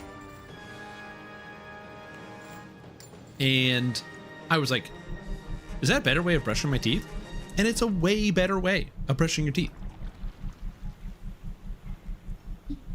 And basically like just what I wasn't doing. And I was like, this is gonna save me a lot of time. And this is good.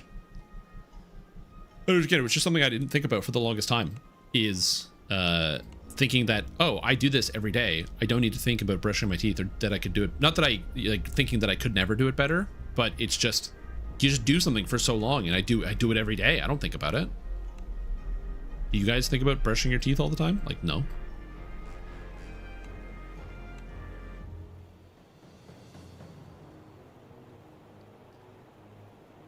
What do I need for greater weapon spec? 12? I think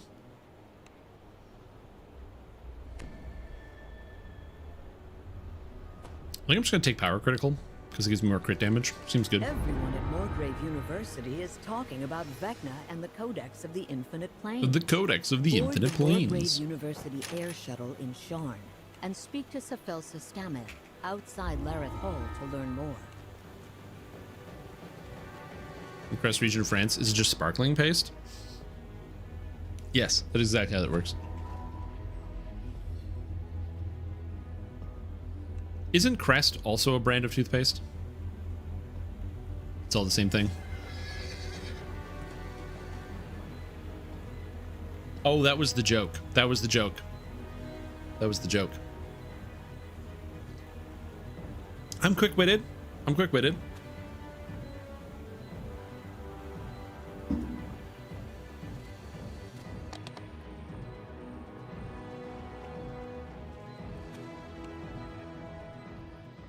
Would you fresh gum till it stopped being gum? No. I'm pretty good at giving up on my gum. Like saying goodbye and being like, I don't need this anymore. Oh God. Unfortunately, you guys now have to look at my ugly face because I don't want to show this on stream and get possibly banned because of the constant flashing that is going on my screen. Because that would be bad. I don't want someone to have like an epileptic attack because they look at the stream. Oh yeah, it's wild. I still don't understand what causes this. So I am curious if the devs will ever be able to fix it, because it's just this quest too. It doesn't happen anywhere else in DDO. It just happens here. Oh my God, it's so bright.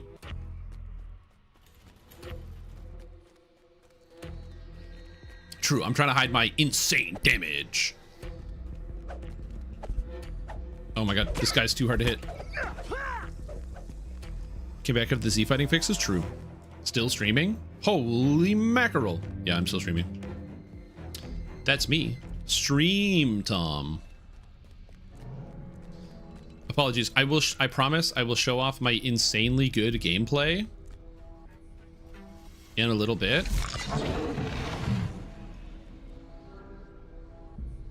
But I have to wait until this thing is no longer flashing.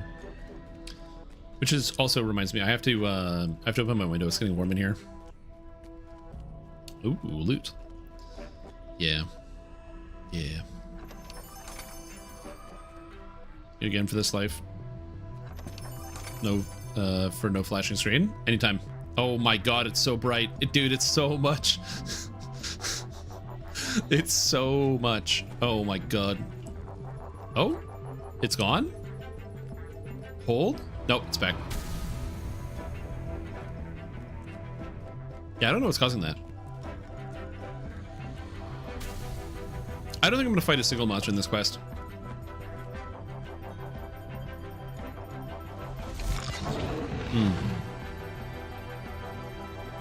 Yeah, it's the DDO blindness debuff that makes you blind in real life. Oh my god.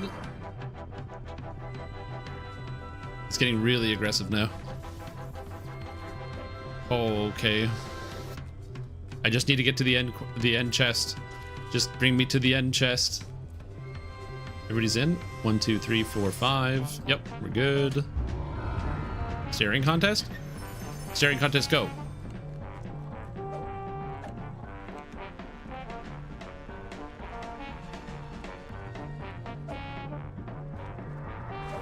This is hard, actually. Here we go. I had to break eye contact so I could get rid of that.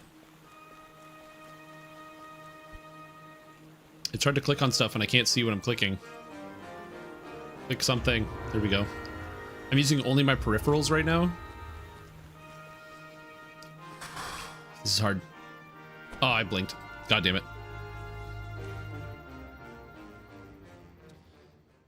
Can't see the DDO screen anymore? No. I was hiding the screen because there's a issue with the quest No Refunds, where sometimes you get geometry, and so I needed to make sure I hid that so you didn't get blindness from the geometry. The gnome demands in a pitiless tone. The creepy gnome Hey, Shrim, been running that Dark Hunter build you recommended last week. Really loving it. Just wanted to say thanks. Oh, thank you. That's nice of you to come back and say so. I'm glad to see that you're having a good time. I hope it continues to serve you well.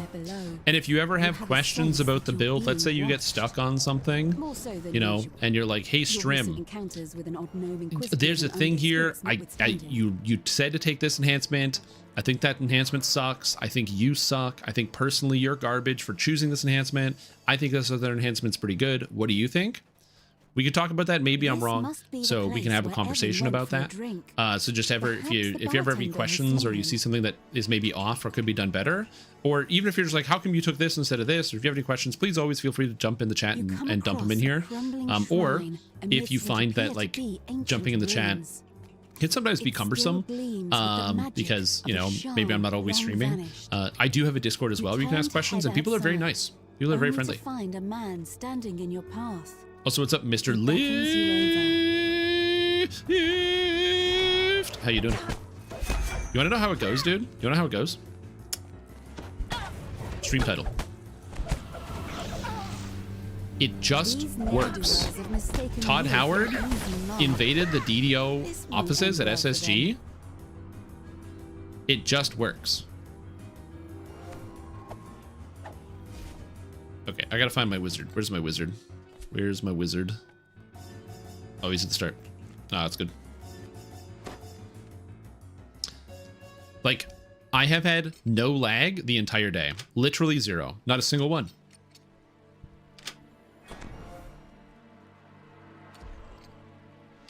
Yeah, I actually have been playing this game for so long that I forgot that you have to turn on the expanded item effects. I've been playing this for so long like this where people are like, where is it?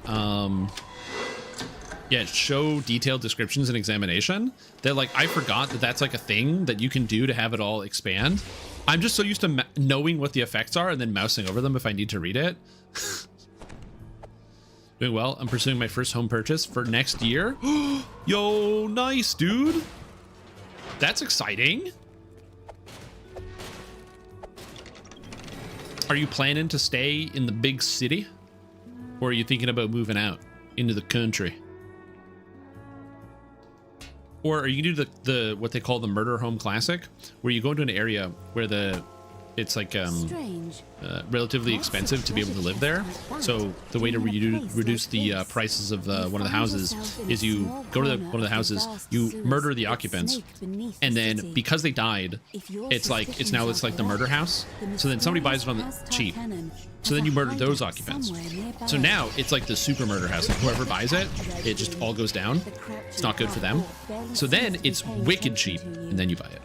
How's the weather topside?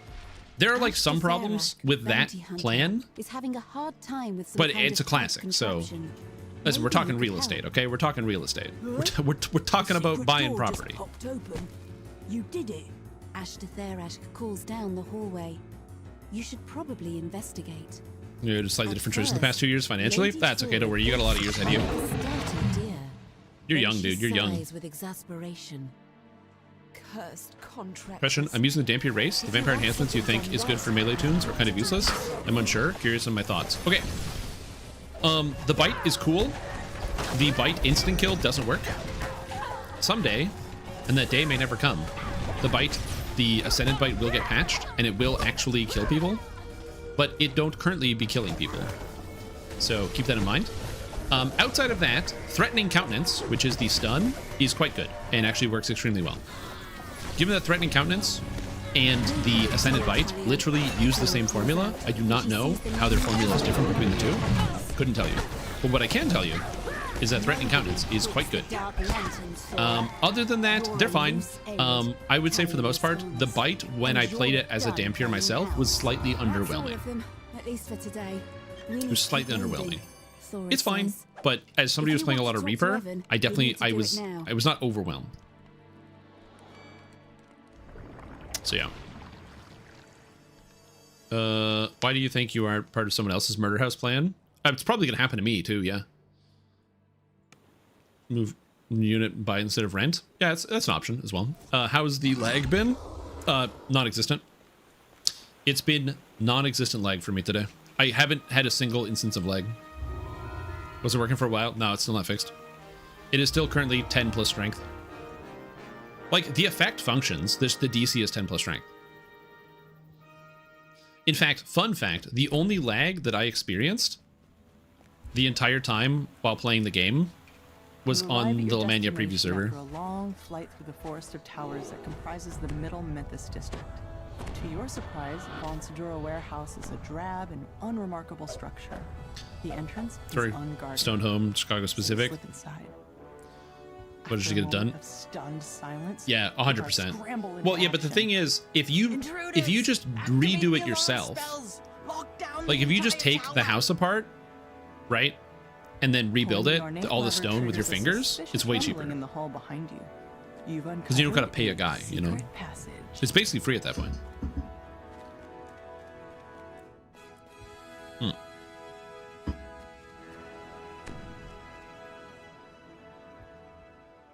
What about Swarm of Bats? So the Swarm of Bats is a charge, and charges in DDO don't really work. The main reason is because there's a bit of a disconnect in the physics, so the charges don't work that well. So what I mean by that is there's an ability called Dire Charge, there's Shield Charge, there is the Bat Charge, there is the charge from the Paladin tree that is also in the Dragon Lord tree here, Lead the Charge. All of those things rush to an opponent and deal damage. The problem is the rush to an opponent part sometimes screws up, and sometimes you will rush past your opponent, sometimes you will charge around your opponent, sometimes you won't move at all. The movement tech of an ability that charges you to a specific location is really wonky in this game. So you can grab the Swarm of Bats, especially for some of the secondary effects, but just be aware that some of them don't work as well. So Go for the Kill is interesting. I've actually found Go for the Kill almost always functions, and I do not know why. It is one of the few that every time I play as a Wolf Druid, I'm excited for Go for the Kill, because I find it just works well. Another pipe breaks. Whoop! Whoop! No! Get up! Pulling the final lever causes the temperature in the room to flare up. The system breaks down. The machinery loudly grinds and squeaks. Acrid smoke pours from the sabotaged equipment. Oh, he can repair himself. He's a Warforged. He's a Arcane robot. lightning crackles through the grating as the Pick up device rocks in the river? overcharges. Yeah, man. It's like do a Minecraft style. The last piece of equipment in the main manufactory sputters. Either way, and though, stalls. it's still pretty exciting. I mean, you know, buying a place, even if it's like an apartment in a building, is still like a big step up. You enter the room. My wonderful equipment! How could you destroy it like that? You'll pay for this travesty! Yeah, dude, that's awesome. The floor collapses, and the rank stench of a Oh, nice. heap What else is dead? assaults your sense. Look at that. Like, this is the laggiest, one of the laggiest rooms in Sharn. Strange Nothing. metallic grating sound, and several smaller. The last time I did this, I had to take a break from playing the game because of how laggy it got. Taskmasters heard It was so another laggy, I had to group step away from my keyboard because I was frustrated. Finally grinds to a halt. And Too now look damaged at it. To continue its assault. A sulfurous Beautiful. vial dribbles from the Otiug's mouth. Yeah, and it's 8:57. That's right, 8:57 Eastern Time, and I can play Dungeons and Dragons online. Oh, isn't that cool? That's the reason why I haven't switched to Pathfinder, by the way, is because I want to continue to play Dungeons and Dragons online, but also to show you guys that you can still play the game. Ravenloft is in House Jarasco, Rachel. So if you go to House Jarasco, there's like a garden, and it's next to the garden. There's a tree that's like twisted over that kind of makes a portal to Ravenloft, and then there's a building that's got fog on it that makes a portal to Lamortia, depending on which one you want. Somewhere nearby is the storm. Yeah, there's two misty portals. One goes to Lamortia, and the other one goes to Barovia. The beacon will surely be under heavy guard, but that's never stopped you before. Rather than the Tonight server you'll itself? steal the Yeah. beacon back from under Vaunt's nose. Yeah, especially if you've been getting like latency issues, then that can also be an issue. No one will be able to stand in your way. I believe it is in the northwest portion of the map. I'm trying to remember the map. Somebody asked me a question. What about the Embrace in Death enhancement? That's the one that turns you undead. That one is just good as long as you have a way to manage it.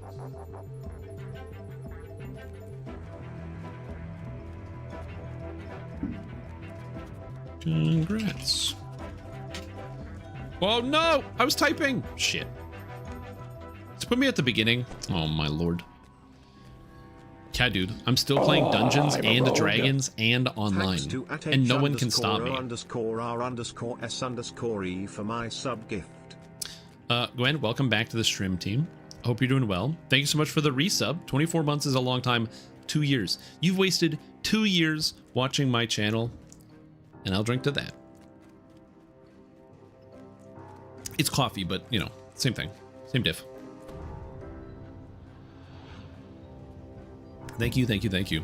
Are you excited about the new Path of Exile League? As excited as I am about the new league, I am skipping it, and I will live vicariously through others who are going to be playing it. I know, bad news. There is a reason. I still have my wrist brace on from my last Pee Wee League. This problem has actually lasted me 4 months, so I think I have to not play for a bit. Yeah.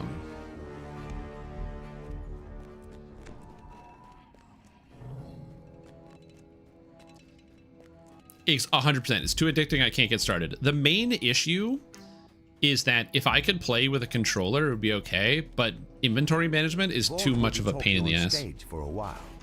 Now's your chance to steal back the Stormreach beacon.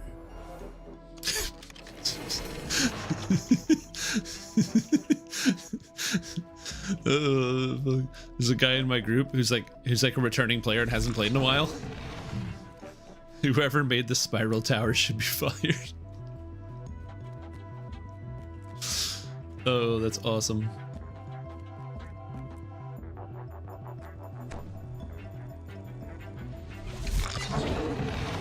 Oh, that's so good. That's a DDO classic right there. It's because it's the same thing in Ravenloft, where like you hit the stairs and you're going in a circle and you're like, what is this bullshit staircase? And they're like, we did it again. Did they ever fix it in the quest, with the cold light, a light in the attic in, in Chill of Ravenloft, where all of the guardrails don't have collision? Not yet? Okay.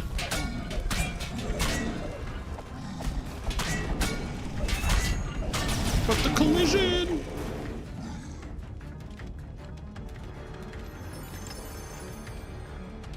The button, instead of going to the top, went to the start. Mm-hmm. Yep, true. You've recovered. Look, you can't believe everything you read, okay, guys? Don't believe everything you read. We talked about this before. So when you see a guardrail in a video game, don't believe it. Might drop you down into a pit. Spirals and staircases.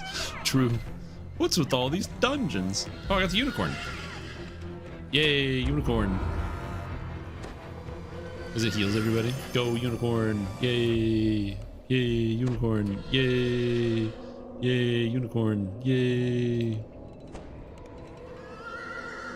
It's kind of sick. But I had Chill of Ravenloft. Chill of Ravenloft is the newest expansion, because there's Chill of Ravenloft and the Mists of Ravenloft, and they're across the street from each other.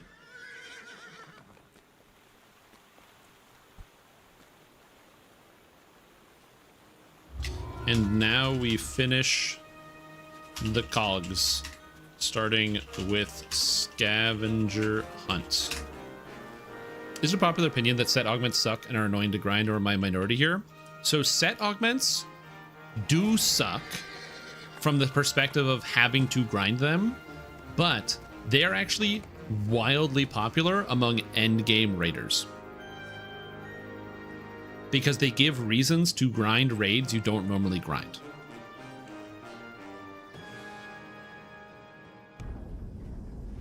Because one of the issues with older raids is there's not a lot of reason to do older raids, and so that's why a lot of people like them.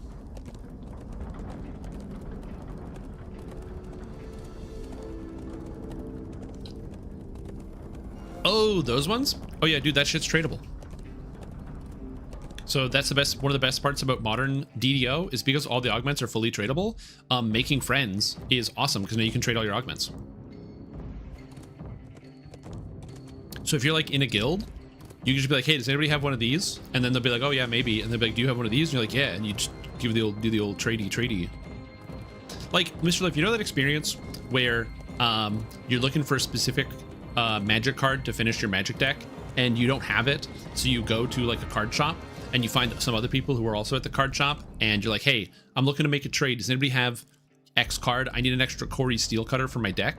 And then some guy goes, oh, actually, I got an extra one, but you know, I'm looking for a temporary lockdown. And it's like, oh, okay, no problem. I actually think I have an extra one of those. And you trade the magic cards. Pokemon and Yu-Gi-Oh. Oh, sorry. Do you ever have that experience where you go to the card shop and you're like, man, you know what would be really good for my deck? A Chaos Emperor Dragon Envoy of the End. But I don't have a Chaos Emperor Dragon Envoy of the End. So you're like, oh shit. Hey guys, does anybody have a Chaos Emperor Dragon Envoy of the End? Or no, is it just Chaos Emperor Dragon? I think I'm confusing the name. Anyway, they got a Chaos Emperor Dragon, and then someone's like, yeah, I got one. But the problem is, I need 2 more copies of Ryzeal Detonator to finish my deck. And then you're like, oh shit, okay, well you're playing standard. Or like advanced format. I don't need that. So here, I can trade you these two detonators that I think are limited to 1 copy right now, or is it 2 copies? I think it's semi-limited. So here you can have the two copies, and then you can play this. You have your play set, and then in exchange, I can get my Chaos Emperor Dragon.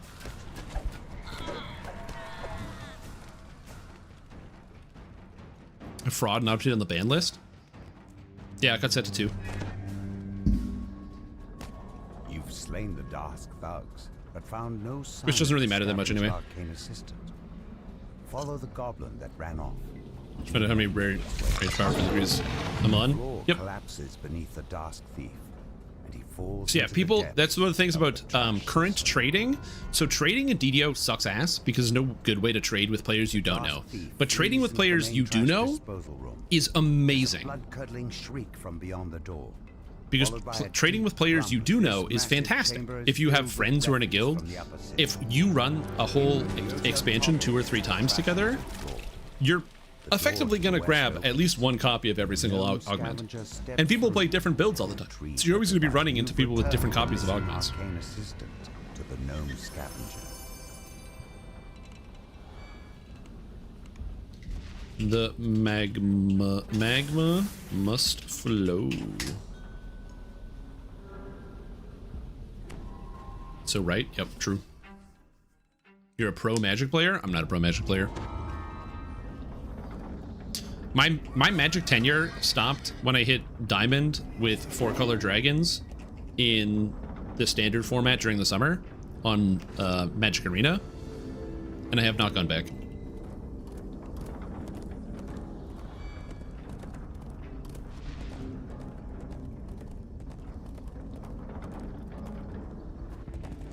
The deck is still good and you can still play it, but they got rid of the battleground, man. They got rid of the battleground card.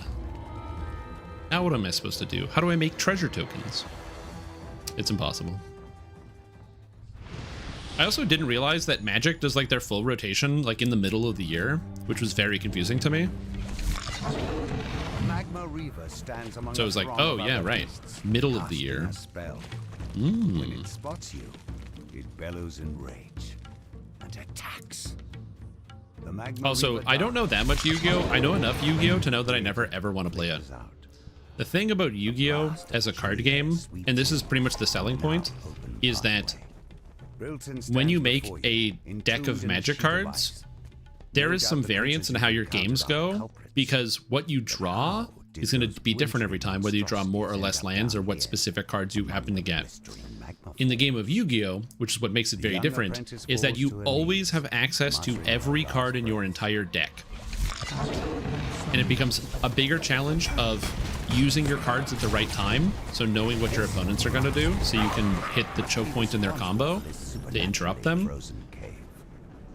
or just having a better deck overall from having a better deck construction.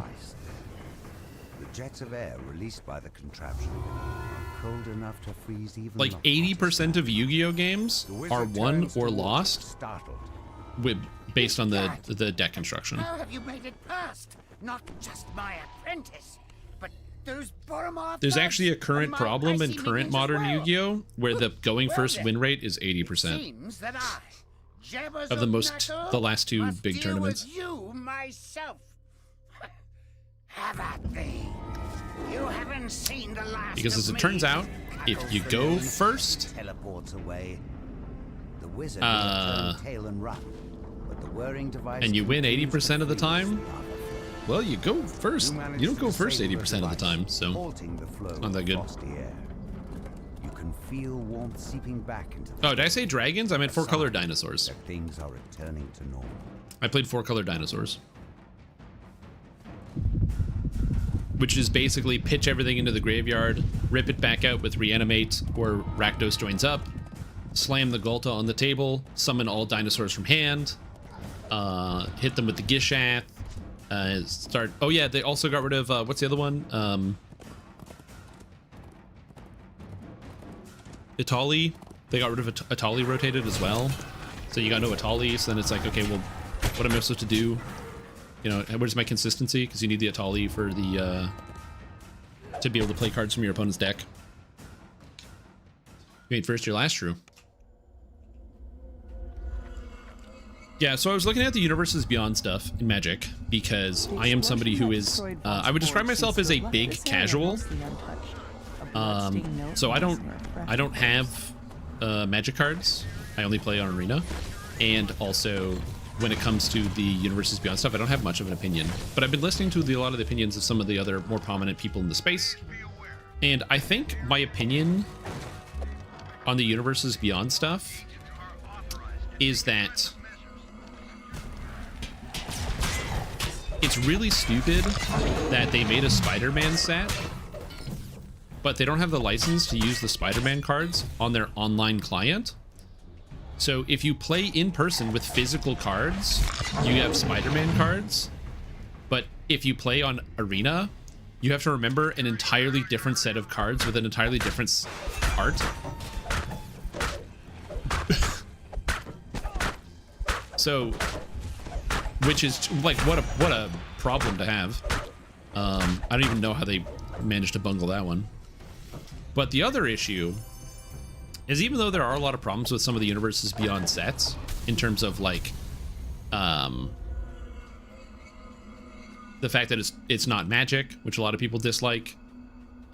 With the Spider-Man set, people were talking about how they didn't like the fact that New York City is actually in Magic now. It's now like a canon place in the Magic universe because it is in fact a standard set. The Magefire cannons. The main problem is that Universes Beyond do bring in a lot of players. I know people that had taken huge breaks from Magic that had to buy all the fucking Final Fantasy cards. I know somebody that is a big Marvel person and they had to get the Spider-Man cards. I know many people that are very excited for the new Avatar cards that are coming out. Outside in the distance. So like, dude, Star Trek.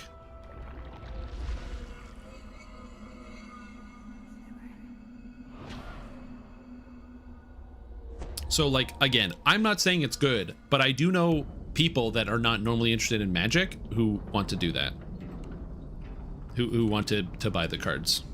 Roll call. Double recall. Yep, it's all in standard. Yeah. Mixed with the rest. It's a set contain one type of card only exists in that set. Yeah. Anyway, I don't want to get into a huge Magic discussion because I am not somebody who knows enough about this. I've just seen people talk about it. But basically, what I think is going to happen... ITP to raid.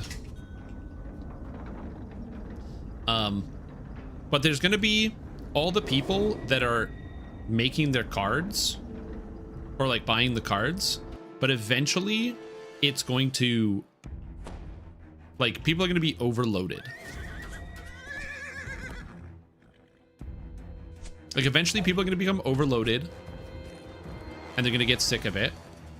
They're going to stop selling well. And then the cards will get back to normal. And you'll be able to play your very normal, regular Magic cards. But I don't think that time has come yet. And because people are obviously still buying the other sets. So once they start losing money, the pendulum will swing the other way. But I think for now, they're gonna keep making Universes Beyond sets until they like stop making money off of them. And I think that's literally it. Card per year, and it's hard to follow. Yeah, but they do that because they're making money. Why don't members of the Wild Hunt increase rep with the Summer Court? Sorry to change topic of a noob question. Wait, aren't the Wild Hunt quests Summer Court? Well, they're not members of the Summer Court for sure. So that's one part of it, is that the Wild Hunt is not part of the Summer Court. Oh shit, sick. Through the Tulgi Wood. Yeah, it does. Through the Tulgi Wood is Summer Court. They shouldn't be members of the Summer Court though, because the Wild Hunt is only, they're just hunting beasts in the Feywild. You expected to they're not find members of the Summer Court, but it does. Hard at work in this wing. Instead, you see an old woman pacing back and forth. Which quest are you looking at that isn't working for you? Midnight? Hostile security drones patrol the pipes.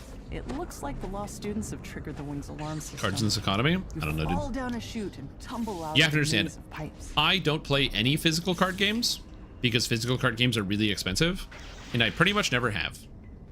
So I watch it, and I watch other people do stuff, but like card games, Warhammer, anything where you have to buy a bunch of things as for a hobby. Like, yes, the hobby that I have is video games, so I need to have like a computer to be able to play. I need to have like, or like I have my computer and stuff. But like this computer I purchased, well, I built it with all the pieces. All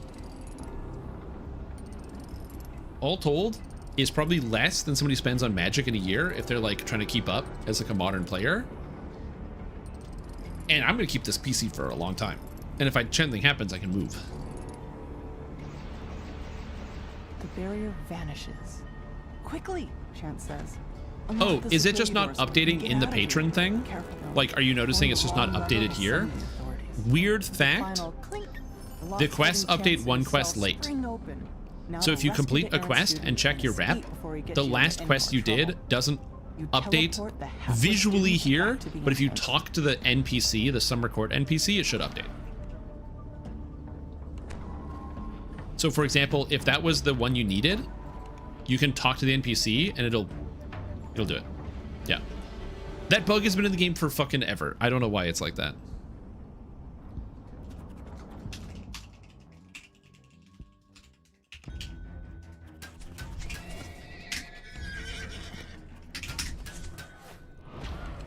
Literally been in the game for a million years. Sonic cards are gross. It's losing the player base. I didn't know they made Sonic cards. Oh my god, so many cards. As I said, they just need to lose enough money.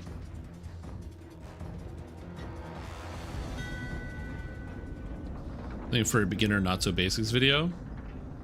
There's so many weird bugs in DDO. That would be an interesting video. What about weird bugs? Could you imagine? It's beginner basics. Weird bugs you might encounter. Did you encounter this? It's a weird bug. Don't worry about it. Did you encounter this? Weird bug. Don't worry about it. The problem is, if I make that video, then SSG will just go through the video, fix all the bugs, then my video is pointless. And then I lose revenue.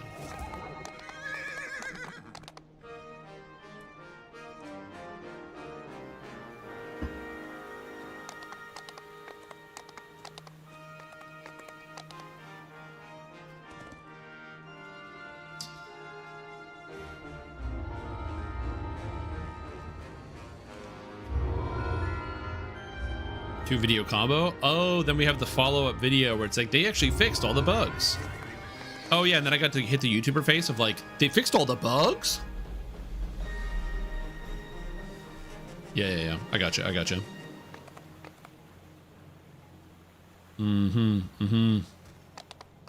Okay, what sagas do I have to pick up? I did so many. Isle of Dread, probably? I don't know. Then you do a react video showing all your pointed bugs. True. How much Fae favor for Feydark? I think it's 150. Are you going past 20? I am not going past 20. Because even though Dungeons & Dragons Online is fully functional right now, and I'm having a lot of fun playing and having a good time, I want to play Pathfinder, so I'm gonna.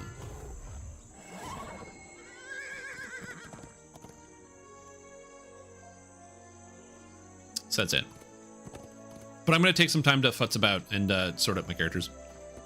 The game works? Yeah, dude. I have had literally zero lag. Zero. Zilch. Nada. Zip.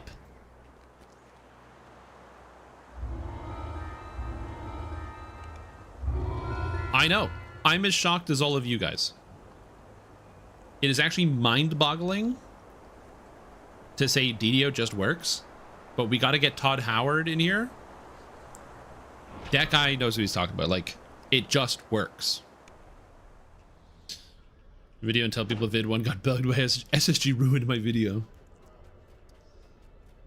Your Paladin Vanguard build? Yeah, I was going to do that on Saturday, but I actually got distracted in the morning, so I didn't do it. And then yeah, so I was supposed to do that. I got really distracted in the morning, so I didn't. And then I decided that I'd already uploaded 2 builds that week on top of the beginner basics videos, and that kind of like gets like a bit of build fatigue because there are people that watch the videos where they might try the character that I put out. And so I didn't want to put out too many too quickly and then cause some people to basically just kind of get overloaded or have too many ideas. So I'm going to be putting the Paladin build out this weekend instead. And yes, I did make that rationalization after I already didn't post it this weekend, like I said I was going to, because I ran out of time on Saturday when I was supposed to do a lot of the work.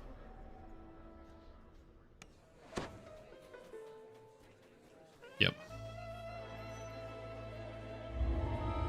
Looking has the Freddy or the Jason mask on. That's amazing. Didn't even notice that. Okay, so I actually went over on a saga. I've won too many sagas. Cool. Right in the forum post, people leaving because DDO doesn't lag. True. Posting it earlier on the Discord. It's already in the Discord. The Paladin build's already there.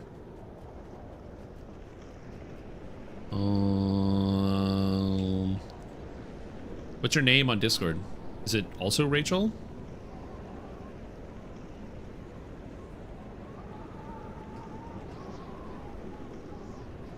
Because I can just tag you, and you can, so I can link it to you.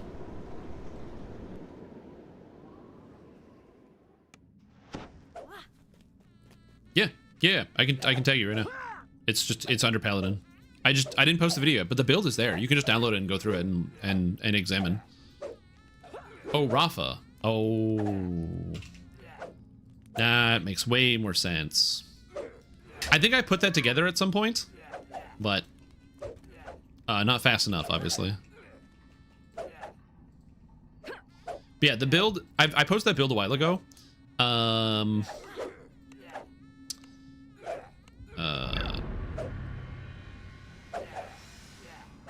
So yes, it's there. It is fully viewable in all of its glory.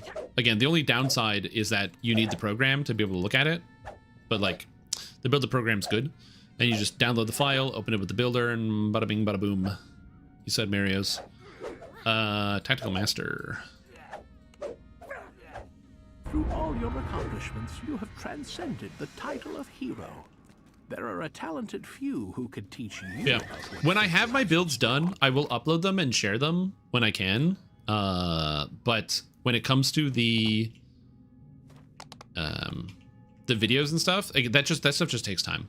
It's the same thing with like, because I have the upload schedule, and I do the upload schedule for reasons so there's like consistency. I have the upload schedule of the beginner basics. So even though I have like 4 videos on my YouTube channel that I could just release boom, boom, boom right now, every 3 days just works better. It gives people time to digest. They can work through the video. They can read through the build. They can take in what's there.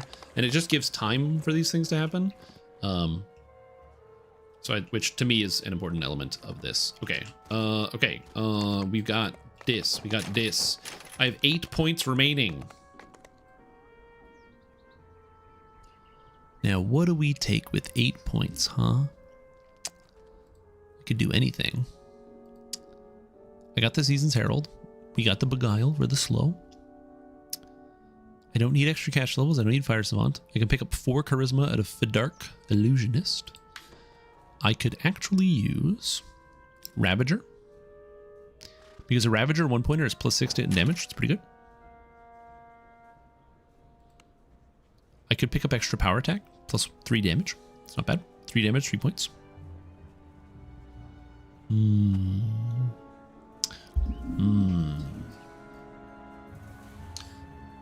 Equivalent of TR? No. Basics Dark Apostate. Just 10-second video that says don't. No, the Dark Apostate video is going to be good. The Dark Apostate video is going to be good. Where do I put the points? So, by the way, Ravager. So, I've talked about this before. So, this ability here, Furious Rage. When you miss your attacks by rolling a 1, you gain Fury. Fury gives you +1 rage bonus to attack and damage. That stacks up to 6 times. If you're dual wielding and attacking fast, this does infinity damage. It's like it's just instantaneous +6 to hit damage. One of the best 1-pointers in the game. Highly recommend this.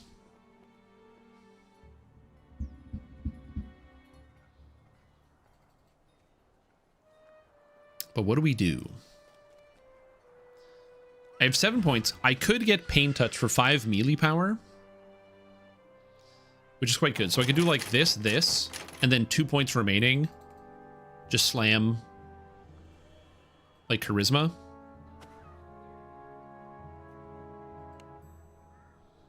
Yeah. I also like this because now I get the full color power attack. So now it's like whomp, full color power attack. It's the same effect, but it's now full color. And Flight of Kings. So now I can dash. Dash. You can Flight of Kings on a horse? I think I knew that. All right, so let's get this out of the way.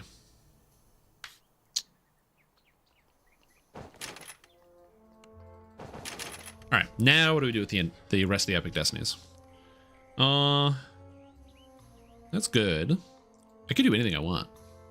Yeah, build. I don't need anything else. Dude, I should just use this.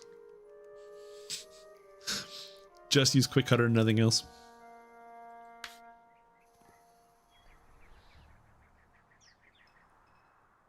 No, I should do something. Come on now. Come on now. Come on. Come on now.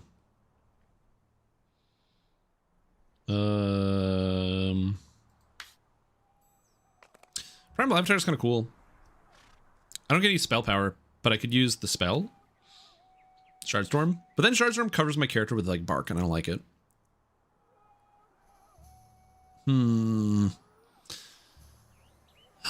I always go Dreadnought because I like Dreadnought.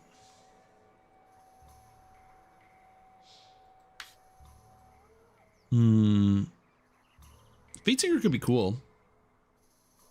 Fatesinger's kind of interesting. Mantle of Sound and Fury, AoE damage, temp HP. Healing's really annoying on this character. I want to have a way to heal.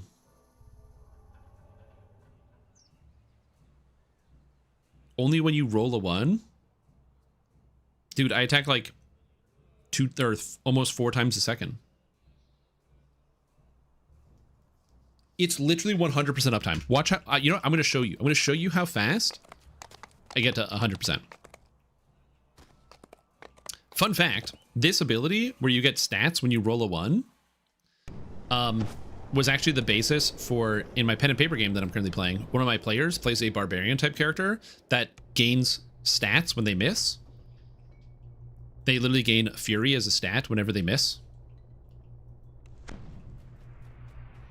And that was the basis behind it. All right. Let's see how long it takes to get to max stacks, okay?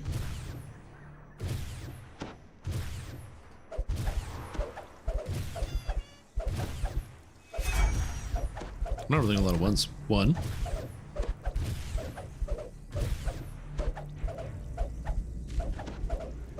How am I doing this with demonstrative for demonstrative purposes?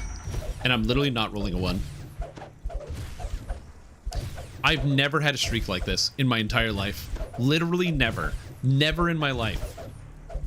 I've missed like no attacks, dude. What is this? No, it's almost 100% stacked up all the time. Look, I'm at 5 stacks now.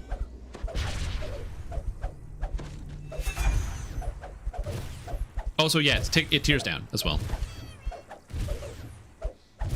Oh, yes, and I'm missing a ton of attack speed. True. That's correct.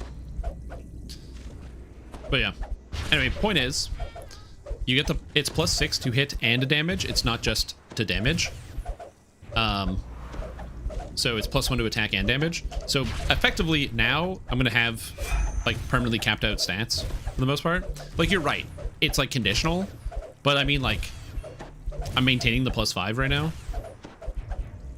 And I'm just holding down the mouse button. And +5 to hit and damage for 1 point is really good. +6 even. Is +6 super damage a big deal? Dude, it's a huge. Okay, consider the following, right? So, at endgame, my character will have, let's just ballpark it and say 300 melee power. So I'm going to have 300 melee power, right? So we multiply the damage by 4. We double strike, so we multiply the damage by 2, so we're multiplying by 8. We crit on a ×4. So we multiply the damage by 4, so it's 32. So 6 times 32 is 192. So 192 more damage per crit. It's kind of good. DDO is a game of 1s and 2s. You have to take all the 1s and 2s.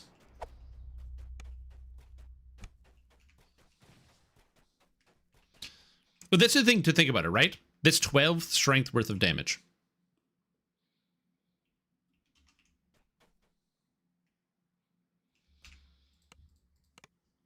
I'm going to show you. It's like Balatro. Is it Is it Balatro or Balatro? I don't know. I didn't play the game. I watched a few streamers play it. Balatro? I know people like it. Bellatro. Bellatro. Good. I'll just say Bellatro every time. That'll make people so mad. Yo, have you played Bellatro? What? So this is my Paladin. Big Paladin. The character that I run for like super endgame and all that. Bellatro. Bellatro. Do I have any of the quests?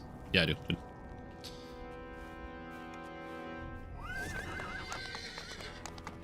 And so if I walk into a quest here, also thank you for the beats for the Bellatro. Crit times 4. Times 7. True.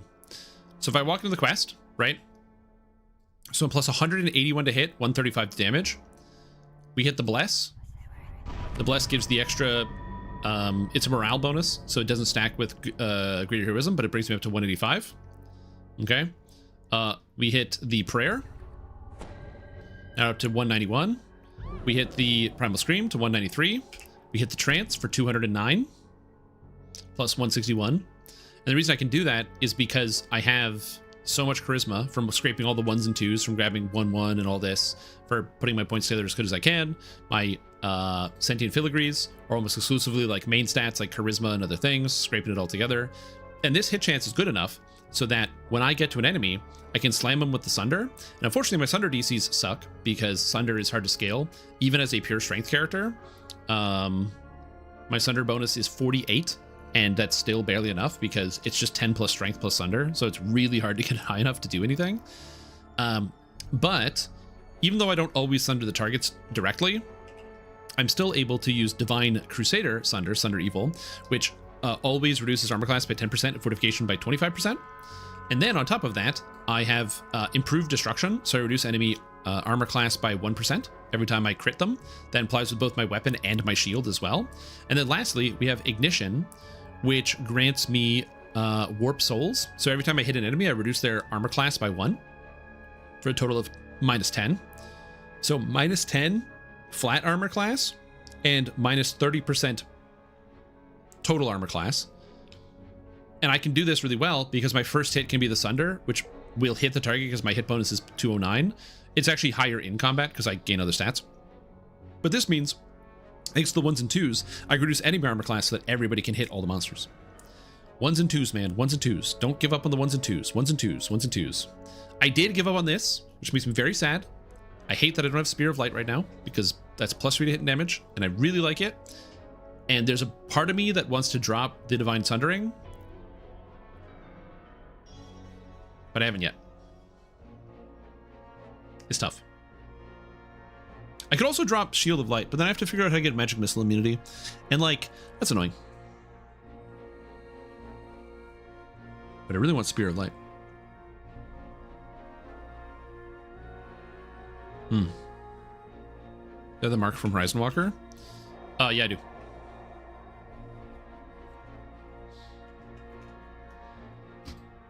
Get Cranium? What do you mean get Cranium? Oh, get the necklace. Yeah, okay. Hello Strim, Brain here. What's up? I just wanted to thank you for the builds. On November 13th, 2019, you posted the video called DDO, Pale Master plus Eldritch Knight equals easy leveling. This is my favorite build in the game, but you never posted this build. So I guess I have to thank you for the builds you don't post too. THX Bud. Also post the build. True. You actually, it is required by law in this chat to thank me for the builds that I don't post as well. True. Unrelated, I love the fact that my paladin is a dark bargainer. I'm just an undead paladin. I kind of love it. It's great. I do appreciate that becoming undead is an opt-in as opposed to mandatory, because it means that the paladin is really sick for the Dampier. Anyway, I will be right back. I used the bathroom real bad. And I got distracted.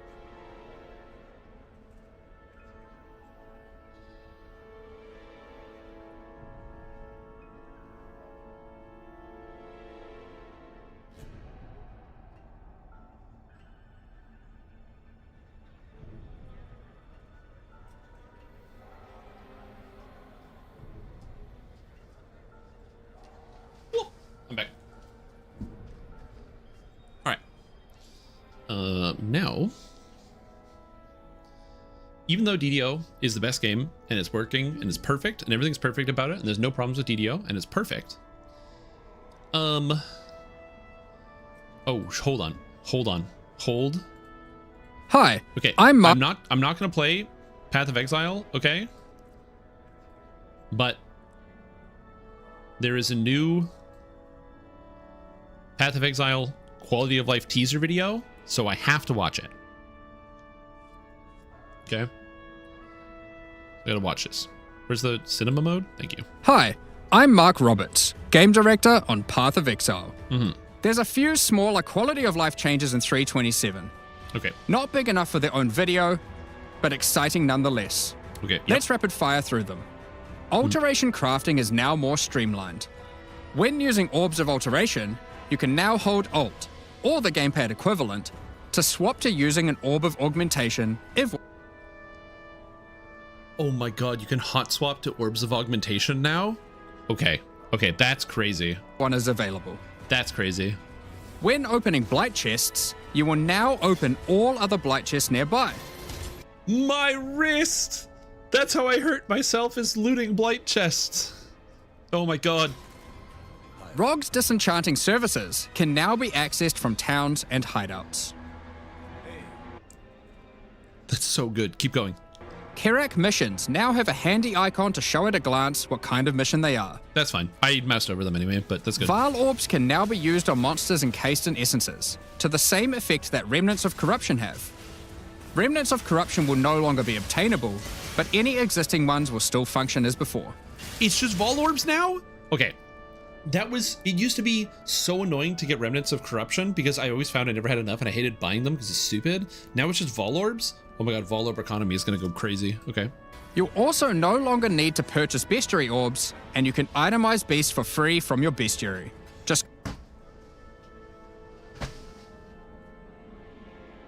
That's such a good change, dude. What the fuck? Oh my god, the quality of life is going crazy. Okay, alright. Okay.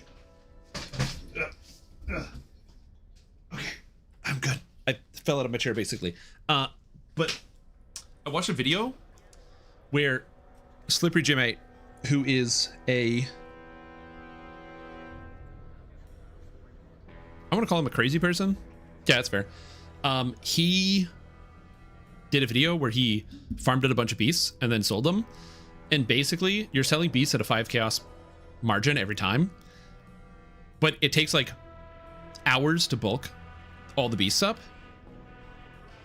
But now you just click it. Oh my god. So Control much faster click to on a sell. captured beast to automatically itemize it. Happy Okay. hunting. You can now click this button here to level up all gems that are ready to level up in a single click.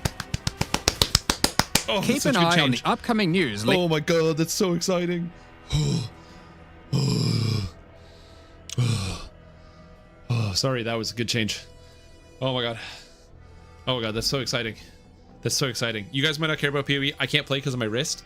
I can't play this time. But when my wrist heals, oh my god. Oh my god. Oh, what are these cosmetics? Okay, so these cosmetics that you see before you, which I really like, by the way. These are these cosmetics. These cosmetics, by the way, is the outfit, the helmet, and the cloak. These are the Dampier Dark Bargainer cosmetics. So if you create a Dampier Dark Bargainer, you're actually going to get these items as cosmetics. They are bound to your character. It can only be worn by Dark Bargainers, so only Dark Bargainers are allowed to look like this. Which is one of the reasons why I wanted to use the outfit, because it looks fucking slick. Also, my character is like a paladin, so that's kind of cool. The weapon and shield are actually not cosmetics, but you can make cosmetics if you have them. My weapon is Ignition, Fear, and the Flame, which comes from the raid Fires over Moorgrave. And, whoops. And my shield is Colossus, the Breaking Wall, which also comes from Fires over Moorgrave. This is the actual weapon and actual shield. They look like this because you carve them from the Baylor that you kill.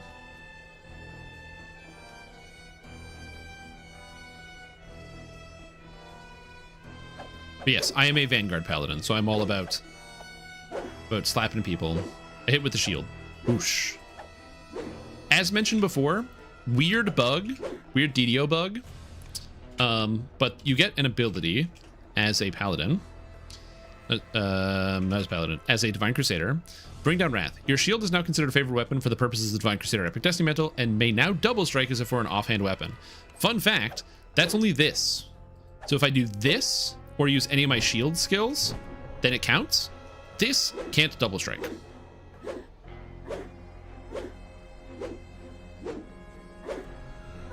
Isn't that wild? Because this doesn't count. Because it's not using it as an offhand weapon, it's counting it as a main hand weapon. That's actually the reason why it doesn't work. It has to be the offhand weapon for it to function. And when you attack with the shield is now the main hand weapon, so you don't get offhand double strike. And shields can't double strike, so... Anyway. Wild stuff, man. Wild stuff. Alright. I'm going to... switch to Pathfinder, because I feel like it. So that's what we're going to do. So I apologize to those of you that are only interested in the DDO segment. If you need more DDO content, I posted a Sacred Fist video this morning on Beginner Basics on how to play a Sacred Fist. So you can check that one out if you need more specific DDO things. I also have more Beginner Basics coming soon to you. So that should be good. Can you stop running, DDO? Thanks. I don't know why DDO just doesn't like to close. Come on. Come on, DDO. Here we go. Thank you, buddy.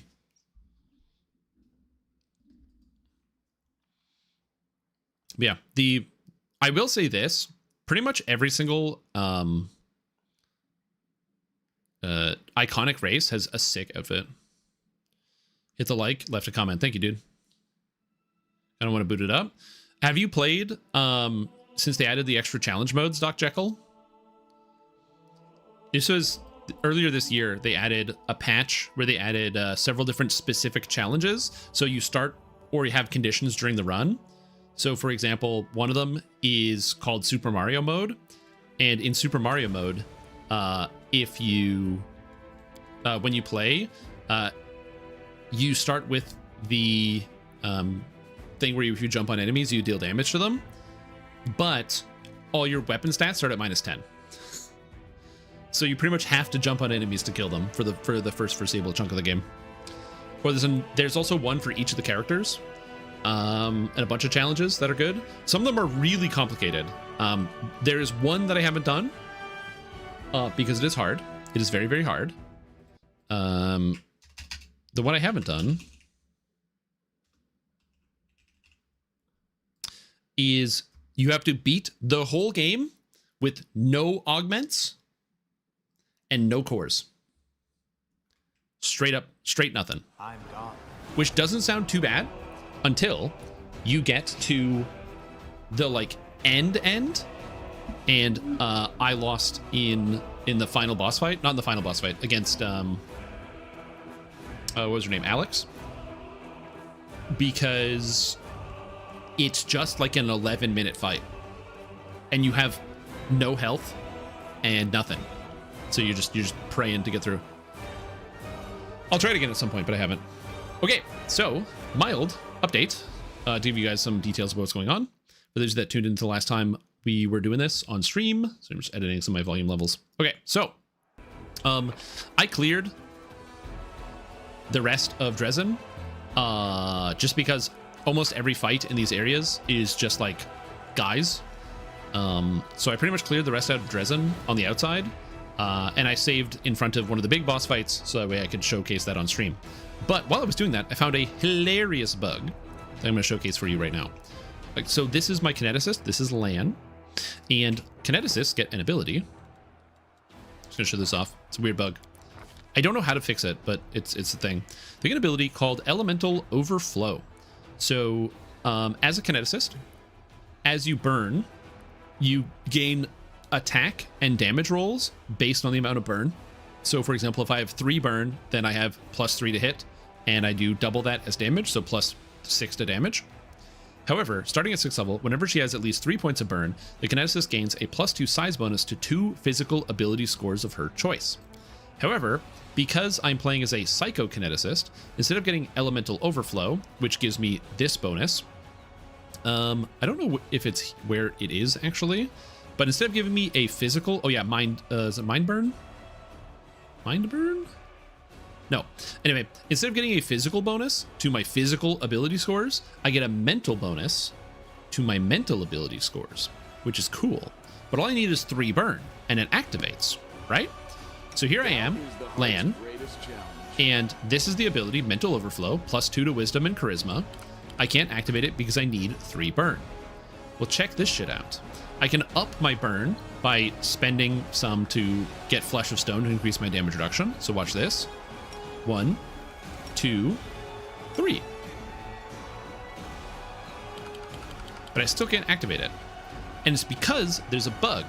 For reasons I cannot explain, I don't know exactly why, but Flesh of Stone doesn't count for incrementing burn for secondary effects, even though it does increment the burn. The only way to get this to be active is if I activate an actual Eldritch or a Kinetic Blast that uses it. So for example, I have Eruption here, which makes my Kinetic Blast a volcanic eruption. So if I do this, boom, there's an explosion, and now it counts because it incremented based on a Kinetic Blast. So I have to increment my burn using Kinetic Blasts to be able to activate Mental Overflow, because it just won't take this ability for some reason, this castable ability. Anyway, I thought I would just share that. It's not really important, but I thought that might be neat. Because Ray's dead. You died twice in a single trap? Yeah, it's going to get you. So that's a weird bug already. But wait, I wanted to go into this. Just showcase it. Okay, so I did level up to level 9 while I've been fighting my way through here. So I now have 2 levels of Student of War. And what 2 levels of Student of War gives me is allows me to add my intelligence instead of my dexterity to my armor class. So my armor class right now is 42, but dexterity bonus is now intelligence. So I add my charisma bonus and my intelligence to my armor class. And then I have canny defense, which also lets me add my intelligence up to my sword saint level. And soon I'm going to be taking duelist, which lets me add my intelligence up to my duelist level to my armor class. So I'm going to have a lot of armor class in this character, and I'll be going in 100% intelligence later. Land Psychokineticist 9, I just took a level, so he just does more damage. The big thing is because I leveled up, I got the ability Eruption here. So this allows me to basically do an AoE Fire Blast, which is kind of cool. So I'm going to be using that a whole bunch. I can actually make it cost nothing, which is kind of neat.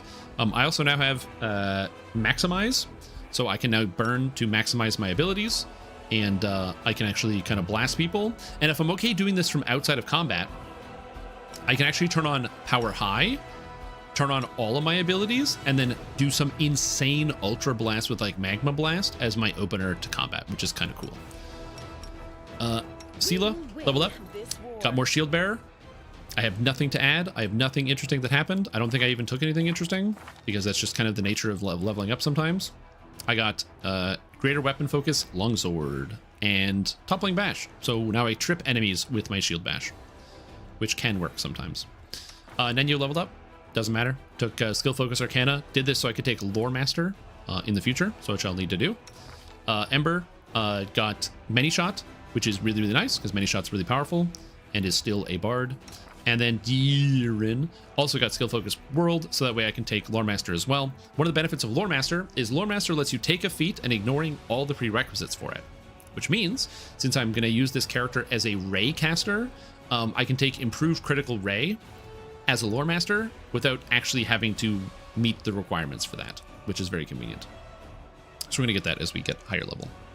Anyway, thought I would share that information.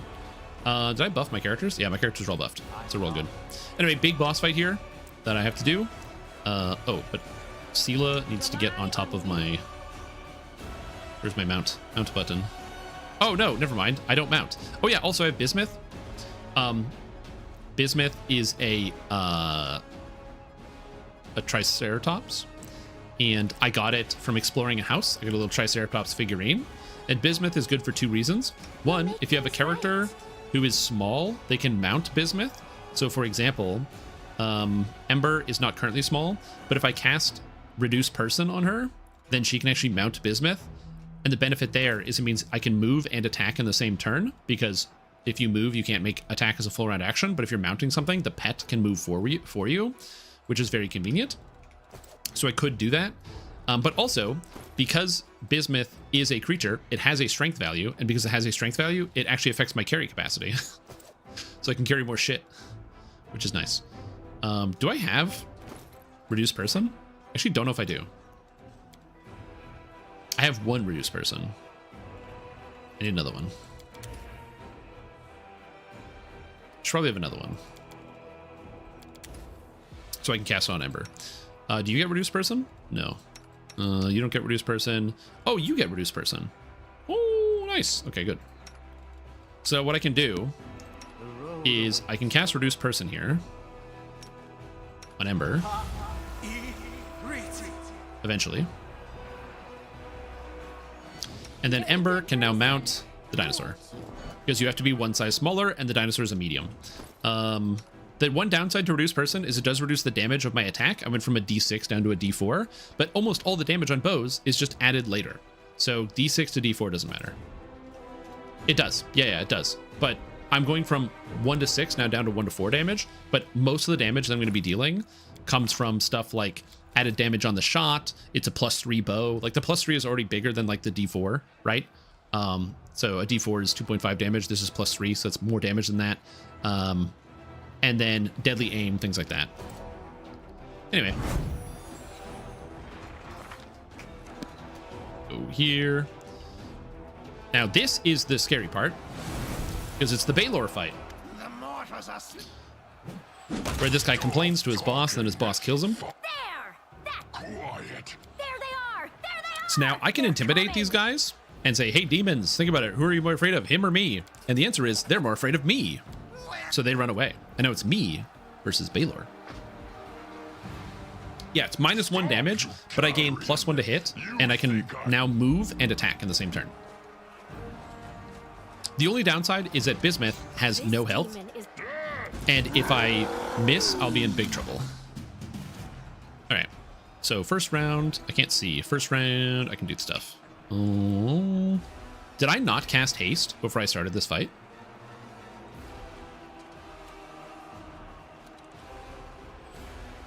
I didn't. That's not good. So I can cast haste, and I can't activate my Bard Song. That was a big mistake. I really need the Bard Song too. All right. Baylor Darazand. So Darazand has 29 flat-footed armor class, so he's actually really easy to hit. But he has DR 15, which is really annoying. His touch is 20. Spell resistance 31, so I can't hit his spells, so that's fine. So we are going to go here. Am I in range? I think I'm in range. Oh, I'm not in range. I'm in range, good. So I'm going to maximize and empower my blast, which is going to cause me to burn, but it'll do more damage. And then that will also give me more damage. I roll a 1, so I miss, no problem. And we activate the mental overflow for the extra wisdom. Deerin is going to cast Protection from Evil, and he's going to move in. Yeah, thanks, Len. And now Baylor Darazand. He cast Greater Dispel Magic, and he got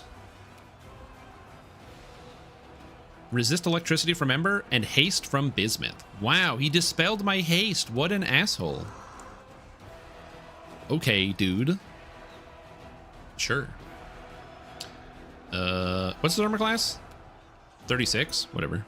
Into the fray. Nice. Hit on 11. I'm plus 27. I'll take it. Thought about not rolling ones? Yes, I have thought about this.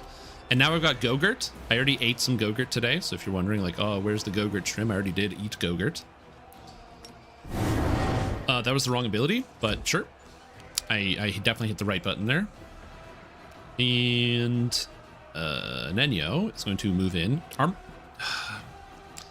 This guy having 31 is really, really annoying. 31 spell resistance.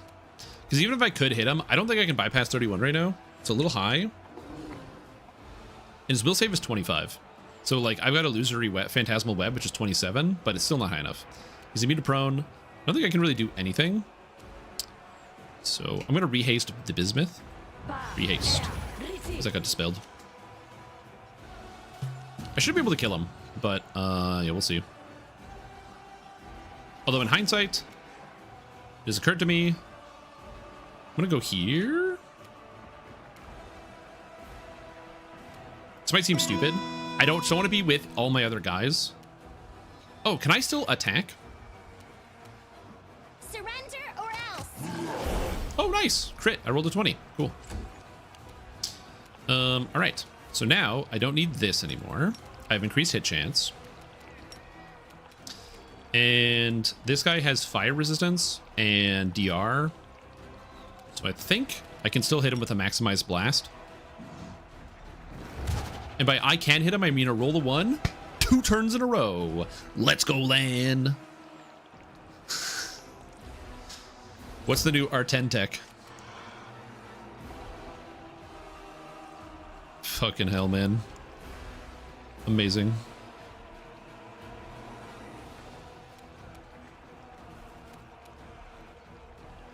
And a prayer, my guys. Darazan casts Dominate Monster, and he dominates the Canabre's Crusader. That's fine. I don't care much for this. All right, now we hit Darazan. See you, bud. 46, 21, 23, 43, 23, and he's phased. He's gone. Willida says hello. Sweet dreams, demon. You little runt. You and Willida. Anyway, he runs away because I kicked his ass. You might be like, wait, wasn't that Baylor like really hard? Isn't that a really hard boss to fight? Yeah, he's supposed to be. But as it turns out, when you're playing a shield bearer and your shield bearer is plus 33 to hit against plus 35 armor class, as it turns out, it's pretty good. Dude, look at all the stats I had to do to get this stupid crap.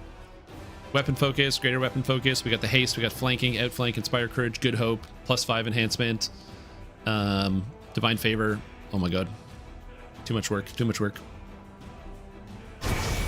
He was afraid of the heavy pick, he was. That being said, I do have to actually get rid of all the strength damage. Do I have a restore? I think I bought it restores. I did, yeah. Restoration. I only took 2 points of strength. That was probably not worth it to use. There's also a vendor here, but I don't have anything to sell. Follow my steps. Anyway, in we go.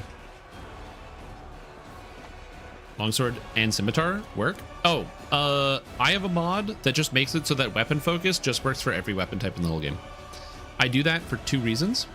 Reason number 1 is I don't know all of the weapons in the game, so I much prefer the idea of planning around, of like getting a cool weapon and then going cool and then putting it on because I'm playing a single player game, versus like getting a cool weapon and then going, oh, I guess I'm never going to use this, and then never picking up the cool weapon. For me, I much prefer just having the cool item. Like just being able to go, oh, this is interesting, and then go with it.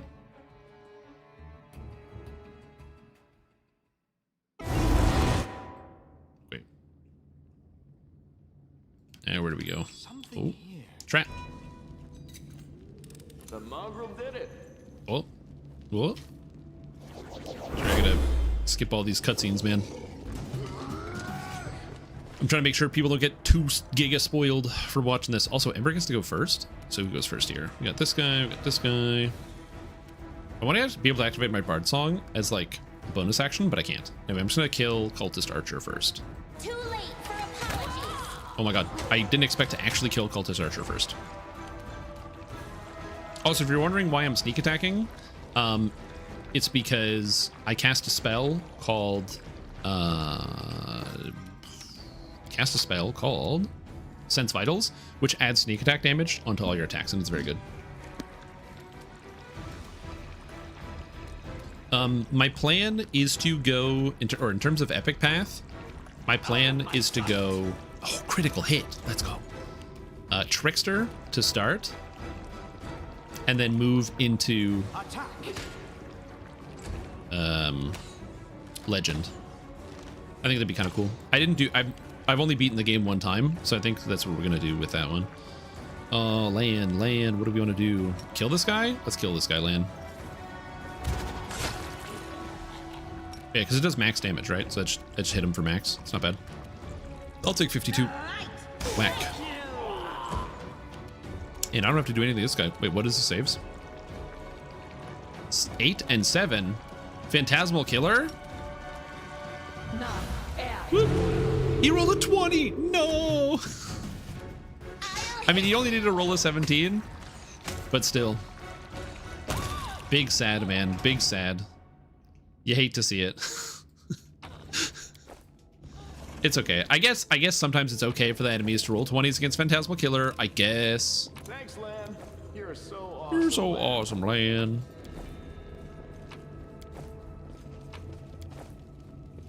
That's really funny.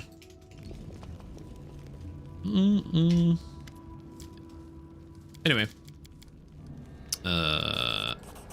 Again, I'm skipping a lot of the cutscenes here and the dialogue because if you guys think that this game is interesting, I encourage you to play it yourself.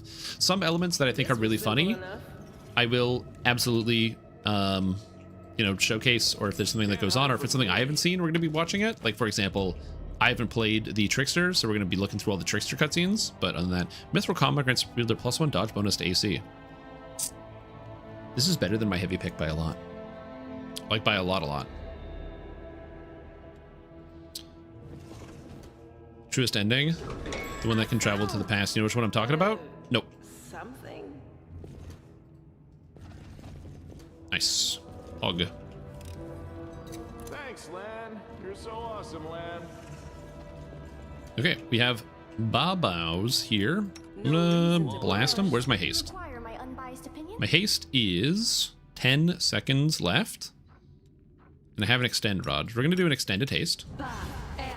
And then you are gonna do a nuclear blast on this guy. 42.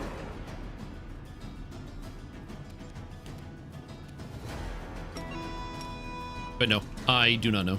Again, my knowledge about this game is for the most part doing a lot of research about individual characters and their statistics, less so about the individual elements of the story. So that's why I'm excited to play through all of the mythic paths. I actually didn't realize at first how different the different mythic paths were until like after I had the chance to play around with some of the stuff. Like I didn't realize how different. Oh, the AoE brought all of them into the light. Oh, that's slick. I didn't know I could do that. Who's going first? The Evoker? Can I shoot him? You won't stop us. Yep. I love many shot, dude. So now we have Phantasmal Web. So Phantasmal Web is a good spell. If they fail their save, they can't move. And they need, all of them needed to roll a 20, which is good. So and every single one of them failed their saving throw. So now they can't move. And then on their next, so for this turn, they can't move. On their next turn, they will be stuck in the web. And not only can they not move, but they can't do anything because they're basically stuck in the web as if it was a real web. Phantasmal Web is an amazing spell. Big fan. That guy can still attack though. Oh, don't hit land. Aim carefully. Get him, Gogurt. 32 damage. I love that. Into the fray. Surrender or else. I remember this room being like kind of annoying when I did this the first time because of how there were so many stealth Babao in here. Listen to reason. I guess the Azada? I'm not sure.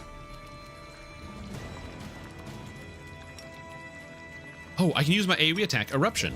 Yo. You fools want to get erupted? Damage is pitiful. Because he takes half from the bludgeoning. I rolled 7 on 6 D6s. I mean, that's fair. Sometimes you roll 7 on 6 D6s. Oh, jeez. That happens. The inheritor. Guide my blade. Is Aeon that has the truest ending? Hmm. Too late for apologies. Let's head out. Alright, give me the loot. Missed me already? Give me the loot.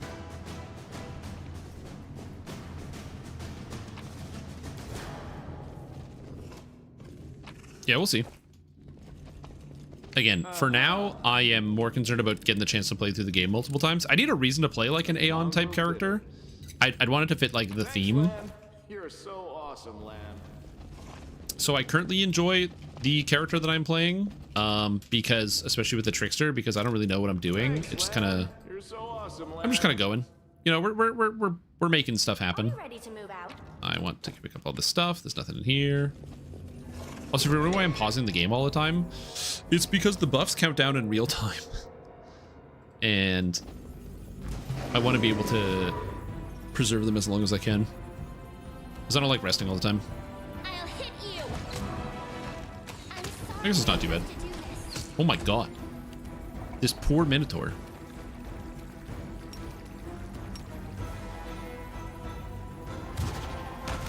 Alright. Poor guy. The mongrel did it. Let us be careful. Okay, so this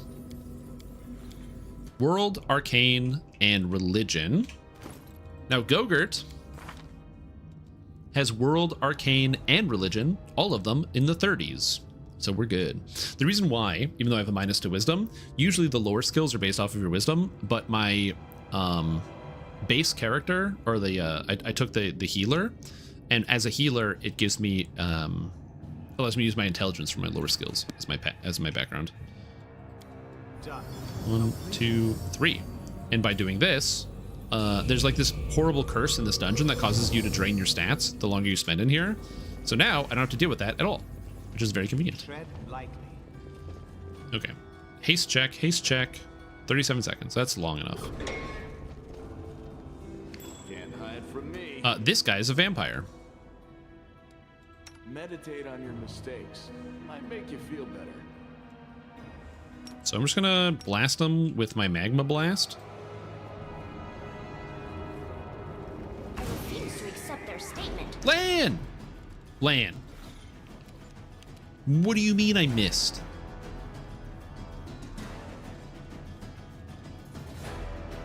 Oh, he has really high armor class. Can he not be flat-footed? Oh, he's immune to flat-foot. That's fair. That's fair. He's immune to flat-foot. That's fair. That's fair. That's fair. He's immune to flat-foot. But I have Dirge of Doom. I can fascinate people. I want to shoot this guy, but I also want to inspire courage. So I'm going to do that. And then shoot this guy. There is a secret door here. There will be a whole bunch of vampires coming through this secret door, which will be very annoying, and I don't have to deal with. I'll remove this obstacle. Oop, door's open. I'm gonna have Tank Commander Gogurt just kind of chill over here next to this ominous secret door. What's that there? 4 versus 6, and I missed. Damn, unlucky. All right, Ember, get him. You won't stop us. Hit on a 9. That's not too bad. I'll take half of my attacks landing on a 9. It's pretty good. I'm going to move forward, and then I'm going to cast Protection from Evil, because this guy casts Dominate, and Protection from Evil means I can't be dominated by evil creatures. Let's go. He literally opened with Dominate. Vampires. Vampires. Vampires. With a stick and slide in the rails. Yeah, but then I don't get the XP for killing the vampire. I gotta kill the vampire, dude. You're irrelevant. The classic, I need a 20 to hit. Another Dominate coming in. Goes for the melee, needs a 20. Double move. Land, moving forward. Okay, so what are these guys' armor class?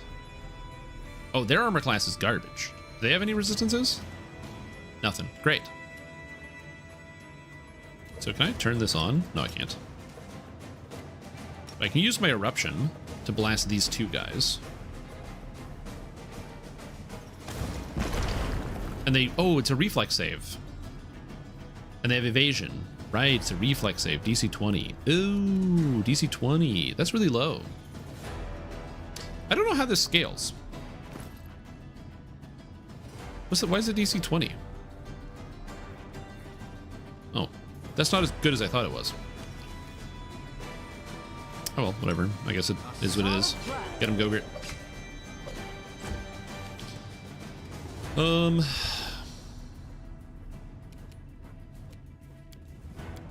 Guess we just murder this guy. Nope. Nope. Nope. I mean, that's not exactly what I wanted. More dominates, eh?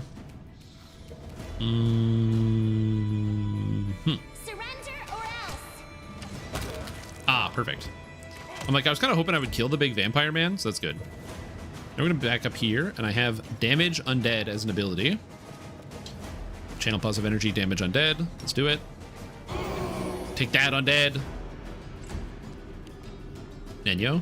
Unfortunately, undead are basically immune to all crowd control effects, which is really, really, really, really annoying. I am going to get over that in the future, as I can multi-class with Sorcerer to take the undead, or become undead blooded, so I can have that as a bloodline. And by doing that, it will allow me to cast basically anything that affects humans also affects undead, which will be very good in the future, but not right now. Okay, the spawn goes for Lan. Goes for Gogurt, needs a 20. Goes for Lan, needs a 12. Dude, why are these guys crowding Lan? Get the hell out of here.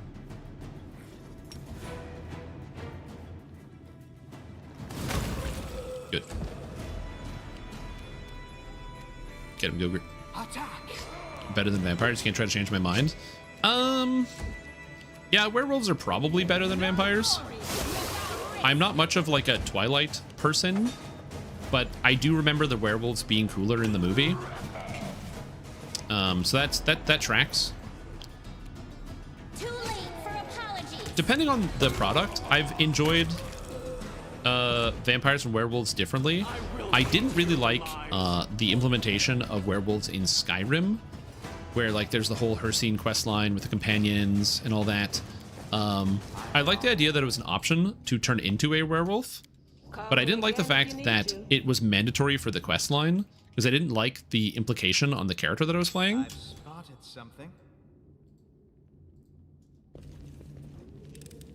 Anyway, to kill the vampire, we have to kill him in his coffin, and I have the Tender Touch.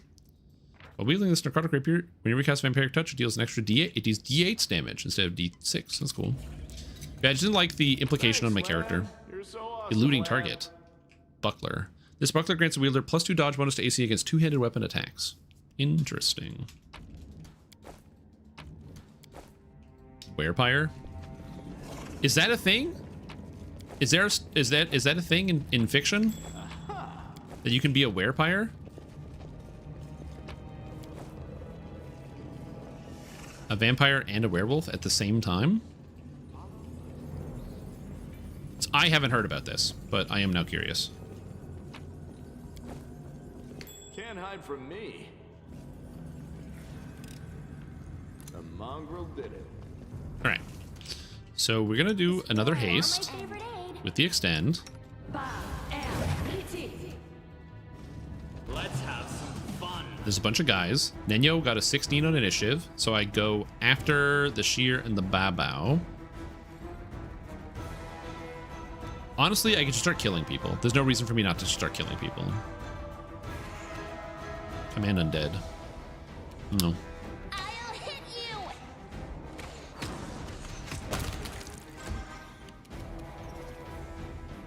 I have fireball. I can just whip a fireball out here. Fireball! I just want to be able to see all these guys. There's like extra stealth jerks in these rooms. Yeah. I can't believe that worked. Oh,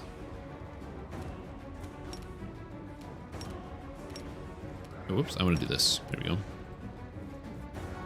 Underworld Universe and Adventure Quest. Oh man, you guys remember Adventure Quest? What a throwback. You might be like, yeah, Stream Time, that's why I brought it up. I never really got big into Adventure Quest, but I did know a few people that were like really, really big into Adventure Quest. We should prepare. Oh, there's a Nabasu. Oh, do I have an initiative here? Oh. Because I hate Nabasu. Do I still have protection from evil? Oh. But I do now. I really hate Nabasu.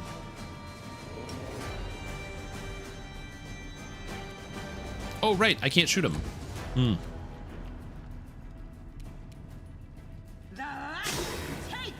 Hmm. Okay, so we want the Phantasmal Web. We're gonna hit everybody, and it's gonna hit the Nabasu. Hit the Nabasu. Hit the Nabasu. Hit the Nabasu. Got him. Nice. Did I get everything? I got everything. Nice. Thank you, Nenyo, for having plus 19 spell resistance. What the fuck?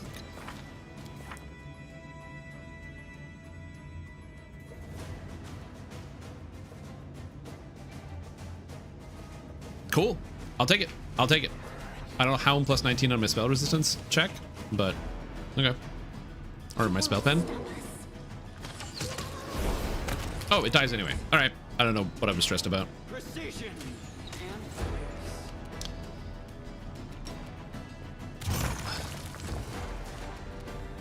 Into the frame. 100 on no lag at all on Thrain. Yeah. Dude, the new DDO lag-free experience is actually insane. I don't know how to feel about it. Like, obviously good, but it's so foreign. It's like I'm playing a different video game. I'll make short work of this. It's called Darkovia. Darkovia. Oh, that's really funny. Land! Don't roll a 1, dude! Oh, my lord. My boy rolling ones. You should have listened to reason. All right. Up ahead is Joram Vane. Joram Vane is really annoying, unless you have the ability to strip all of his magical protections. For example, if you can cast the spell Dispel Magic, all of a sudden it's really easy to deal with. Problematically, I can't cast Dispel Magic with Nenyo because Dispel Magic, unfortunately, is an abjuration spell, which is one of my forbidden schools, which sucks. And Diren doesn't have Dispel Magic, so I don't get to dispel any of this guy's magic, which is really, really annoying. Do I have it on Gogurt? Does Gogurt have Dispel Magic? It's based off my cast level. I can't cast anyway. So no Dispel Magic today. So this fight might be very tedious and very long, so we'll see how this goes. Some lag in Shadowlands, but it's very minor. I haven't experienced lag in a very long time.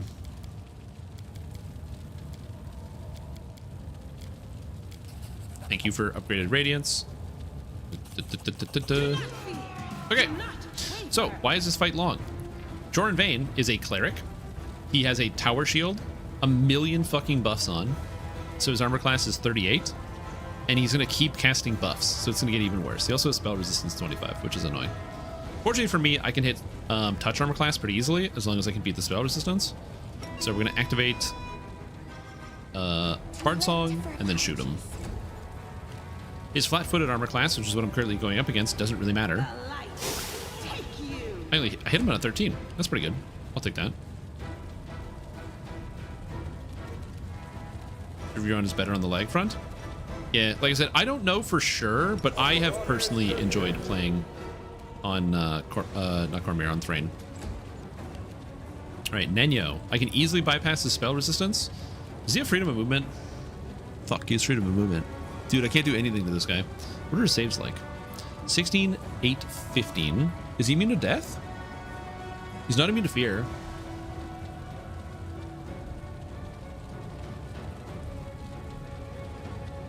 Can I actually hit him with Phantasmal Web? Hold on.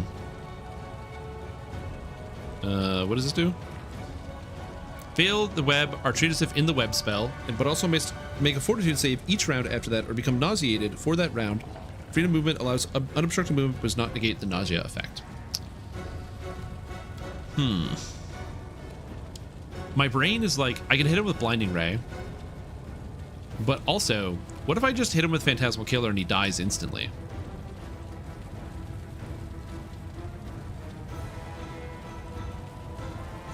YOLO. Oh, this fight is so annoying. I hate this stupid asshole. I didn't expect that to work. Oh my god. So I rolled a 14 on the spell resistance, so I got a 33 to beat his, or spell pen, so I beat his 25. He failed his will save, plus 17. He rolled a 4. He failed his fortitude save, plus 18. He rolled a 3. Oh. You're so awesome, Lan. Let us be careful. Cool. That was good. There'd be a Pathfinder MMO ever existing? No. I don't think there'll ever be a Pathfinder MMO. And I actually have a reason for this.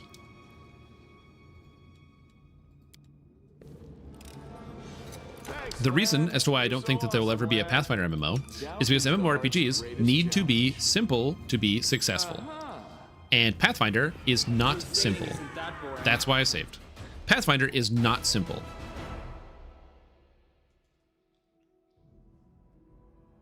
So because Pathfinder is not simple, I don't think that it can make an MMO that well. You'd have to strip a lot of the elements out of it. Okay, land. Let's have some fun. What is this? Bro! I'm like, just go through the room. Pathing, man, pathing. This fight, by the way, that I'm about to do is completely optional. This is the hardest fight in the area. On my first playthrough, I could not figure out how to beat this fight, and I didn't.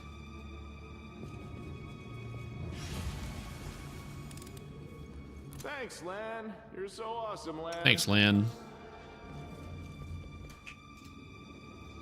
But this fight is so challenging, I did not figure out how to beat it on my first playthrough. Today, we are beating it. There's a woman doing a demon summoning. If I let her summon the demon is extremely powerful, and if I beat it, I gain a bunch of stats.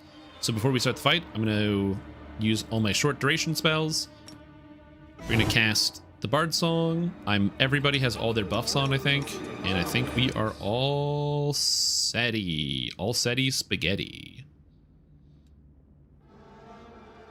You know, I can cast Summon Will-O-Wisp. Sud is restless. Nah, it's fine. I wonder why. Whoops, whoops, whoops. It's fine. In we go.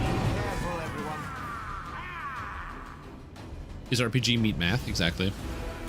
So these guys all sacrifice themselves to summon the boss. I don't terribly care about that. I just need to move away. So I'm going to try to get to a good position. 1, 2, 3. I want Sela to be in Mila. Melia? Sela, get in the Mila. I want Gogurt to be in the Mila as well.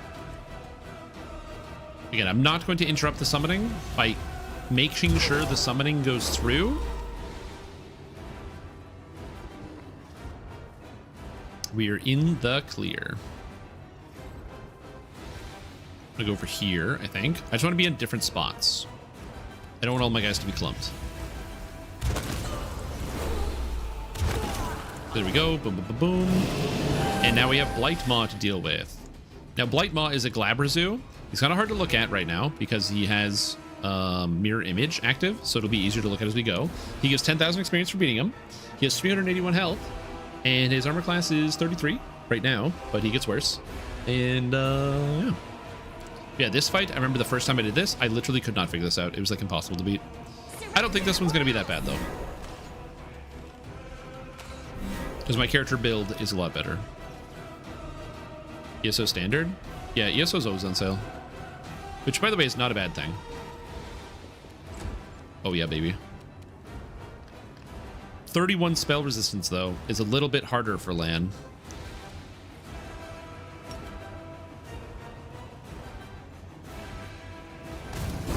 But I got him. Touch armor class, not bad. Still hit a mirror image, but it's fine. I'm at 1. Oh no, last stand. This is why we take last stand. Because he hit me armor class 30, but I'm flat-footed. Unfortunately, that's what Gogurt's here for.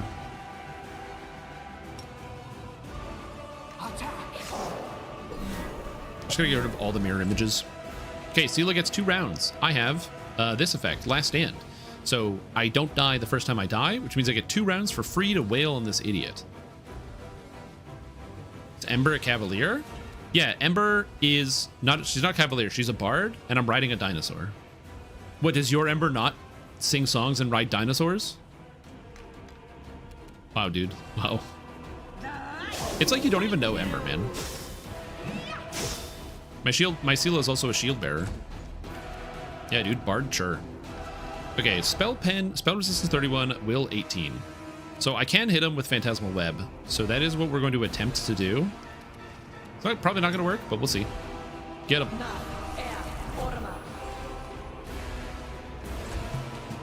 Probably not going to work. Instantly works. Thanks, bud. Let's give him the old... We're going to... You know what? We'll move in. By the way, the benefit of being mounted is I can move and still make a full attack action.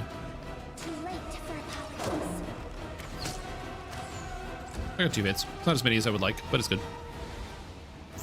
Seela's gonna die, so let's just use positive energy. Oh, she's gonna get a full round of hits on her anyway. All right, Lan. Let's get him, Lan. Fails to overcome spell resistance. I'm plus 15, but 2 plus 15 is not 31.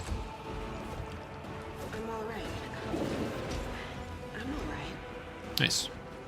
All right, Gogurt. Arcane Alacrity, so I get to add my intelligence to my attack chance. Oh, the critical! Yes, Gogurt! I love that. So, I got the crit, rolled the 20, confirmed. So I did 106 damage because I have a heavy pick, because I'm a heavy pick gamer. And then, on top of that, I have perfect critical, so when I critically hit, I get an extra +1 multi, so I'm ×5 multi. And then, because I have outflank, Seela gets an attack of opportunity and also hit.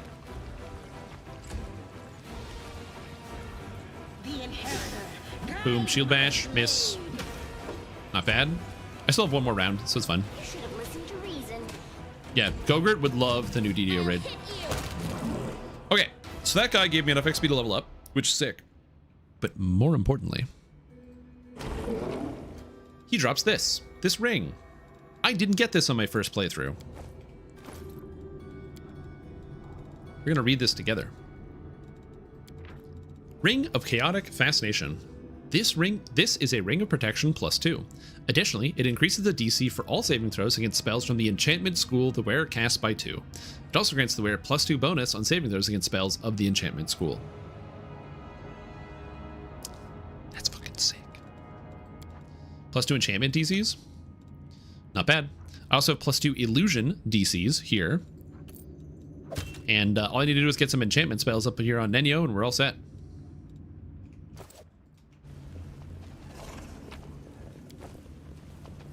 I'm gone.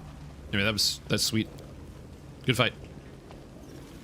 As I said, you might look at it and be like, oh, you kind of just like, you know, beat those guys up. That looked really easy. I promise you, it's all about the prep, man. It's all about the prep. It's all about having the stats. Anyway, I'm going to go rest. But I'm going to level before I rest. Which way am I going? This way. But I'm going to rest and then we're going to level up.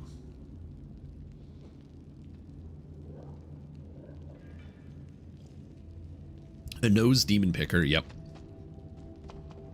But yes, also if you're wondering why I'm using a heavy pick, it's because this character is actually designed to work around a singular item in the game. There's one item that lets you use your intelligence to hit and damage. I get it after I finish this section. So Gogurt, for almost the entire playthrough, has been totally useless other than as an armor class bot. In combat, Gogurt's armor class goes up to 50, which makes him nigh untouchable. But it's taken a while to get there. So that's the thing. Alrighty. So now we level up, then we're going to use the rest. And that should be my last rest in here. I can play all these different character classes, and we're going to now be a duelist. So not only do I play Yu-Gi-Oh cards, but I also get Precise Strike. So Duelist gains the ability to strike precisely with a light or one-handed piercing weapon, heavy pick, adding her Duelist level to her damage roll. And to make a precise strike, the duelist cannot have a weapon in her other hand or use a shield. And a duelist precise strike only works against enemies with discernible anatomies. So as a result, if I can crit, I can precise strike. So I get to add my duelist level to my damage. So as I take more duelist levels, I get more damage. And I get candy defense. While wearing light or no armor and not using a shield, a duelist gets 1 point of intelligence bonus per duelist class level as dodge bonus to her armor class. Now, the cool thing about this is that this candy defense stacks with this candy defense. They're technically different effects. So I can add double my intelligence to my armor class. Ooh. Sweet. And I'm going to get even more of that. So I have candy defense and candy defense. Yeah, Gogurt. That's my character name, is Gogurt. It's the yogurt you squeeze through a tube. Exactly. All right. Lan, the psychokineticist. Trickery, stealth, perception. Sounds good. I can do wild talent. Erupting Earth. When using Earth Blast, wild talents or composite blasts that include Earth, double the duration if it's longer than 1 round. I have skill focus, trickery, and perception, which is nice. Heat adaptation. Gain an equal amount of fire resistance equal to twice your current burn. Foxfire. Surround creatures glowing flames as per fairy fire. Cost 0.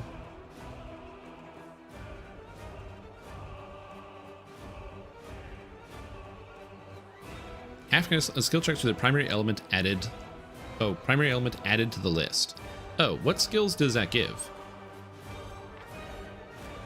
Fire gives what skills? What are the skills? I don't mind this skilled kineticist. That seems kind of good. I just don't know what skills it is. What skills do I get?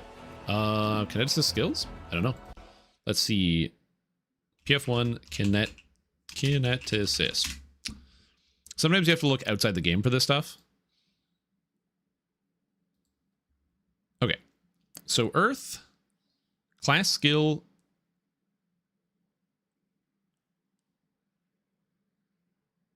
Elemental knowledge. Okay, what are the skills though? Oh, elements. Let's look at this here. Earth. Climb and knowledge dungeoneering. Escape artist, knowledge nature. I don't know what that turns into here.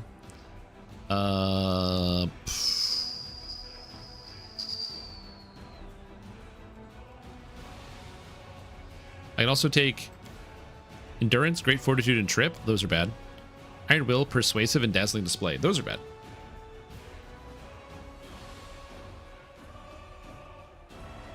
All of these options are kind of bad. I guess I could get twice my burn as fire resistance, which also seems bad.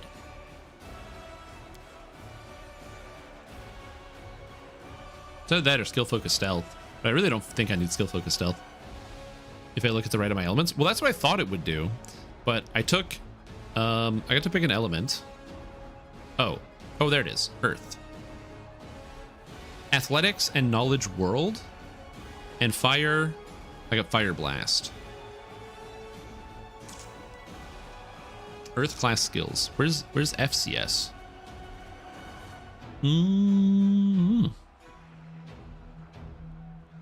I am not sure.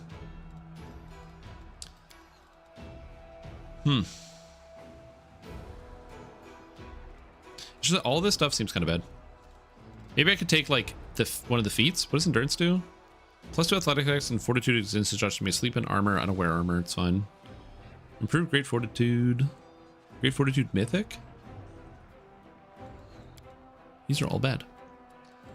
I think I will take skill focus. You know what? I'm going to take Enduring Earth. I might have a long duration buff. So I think Enduring Earth is probably the move. Because if I have any like long duration things, that's probably better. All right, I can be a bigger shield bearer to bear bigger shields. Yo, what's up, Sela? Part of me at some point in the future wants to go Stalwart Defender, because Stalwart Defender makes it so like you don't move, but then you get the defensive stance, which gives you like a bunch of constitution and strength when you're defensive standing, and you can get even more, as well as uncanny dodge, which is good, and damage reduction. But I would need endurance and toughness, and those are feats I really don't want to take. So we're just gonna keep being a shield bearer. Get some skills. Boom. War Priest it is. Nenyo. Scroll Savant. Again, at some point we're gonna do Lore Master. Oh, I need a meta magic feat. Forgot about that. Let me get that later. It's a later problem. I get 2 new spells. Okay, so now I can do enchantments. Dominate Person. Feeble Mind. Hold Monster is kind of good.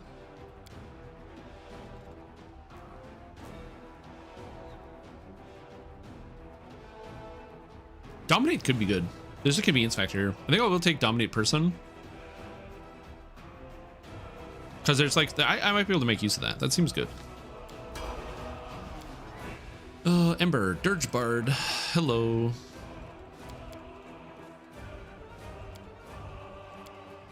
I don't need stealth. My UMB is fine. Okay. Oh, then I get a new spell. Oh, Featherstep Mass is kind of convenient. Because it's just like a buff spell.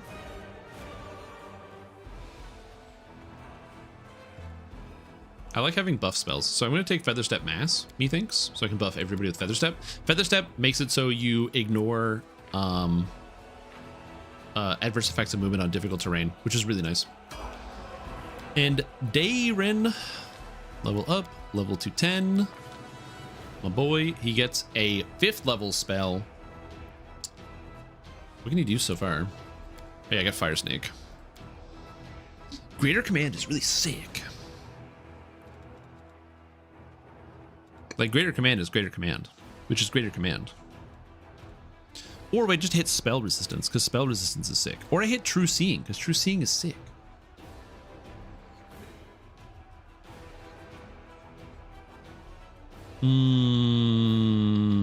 This is grant you the class skills. Oh, is that what it is? Oh, okay, that makes more sense. I think Spell Resistance is really, really good. Because this will give 22 spell resistance to my entire group when I cast a spell. And I like that. Alright. Buff management. So I believe I had Featherstep and I was casting on everybody. We're not going to do that anymore. We're going to cast Featherstep Mass once. Beautiful. Crusader's Edge. I cast Crusader's Edge on you two. That makes sense. By the way, if you don't have this buffing add-on, it is extremely good. Can recommend 8 Ways to Sunday. I don't need Heroism anymore. It's good. Reduce Person. I want to cast Reduce Person on Ember as well. Give her increased hit chance. Spell Resistance. I can cast Spell Resistance 8 times. Congratulations. You guys are all resistant to spells. Sick. I'm going to be honest. Oracle's getting so many spells is kind of awesome. I do love it. Is there any other spells I need to do? I think that is it. The reason why I use this program is because you can actually like slowly buff up all your characters. It's really tedious. It's like really, really tedious. I don't have Deadly Earth. So I don't know why it gives me that as an option. Cool. All right. And then I have to put spells in my book. Spell book. No. Oh, I didn't take Archon's Aura. Archon Aura is good. That's based off of my wisdom, I think, is the DC. So it's DC 17. That's really bad. I was like, ooh, Archon Aura, good. I'm gonna take Remove Curse because that might come up in conversation. You never know. Sometimes you hit the Remove Curse. Nenyo, any extra spells? Ooh, I can take Phantasmal Killer again. And then here, Mind Fog's an enchantment spell. Interesting.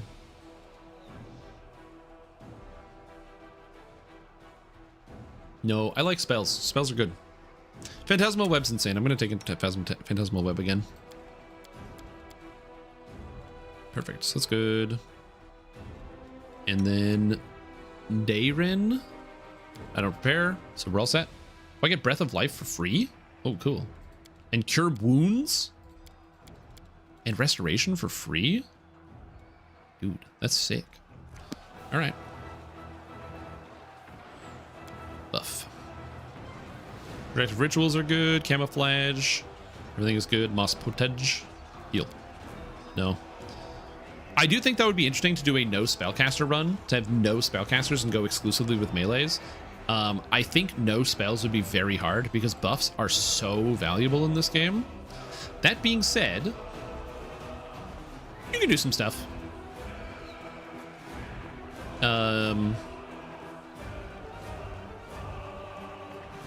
You can do some stuff. Let's just say that one of the character classes, which is called the Alchemist, lets you do some stuff. I guess Alchemist would be a spellcaster.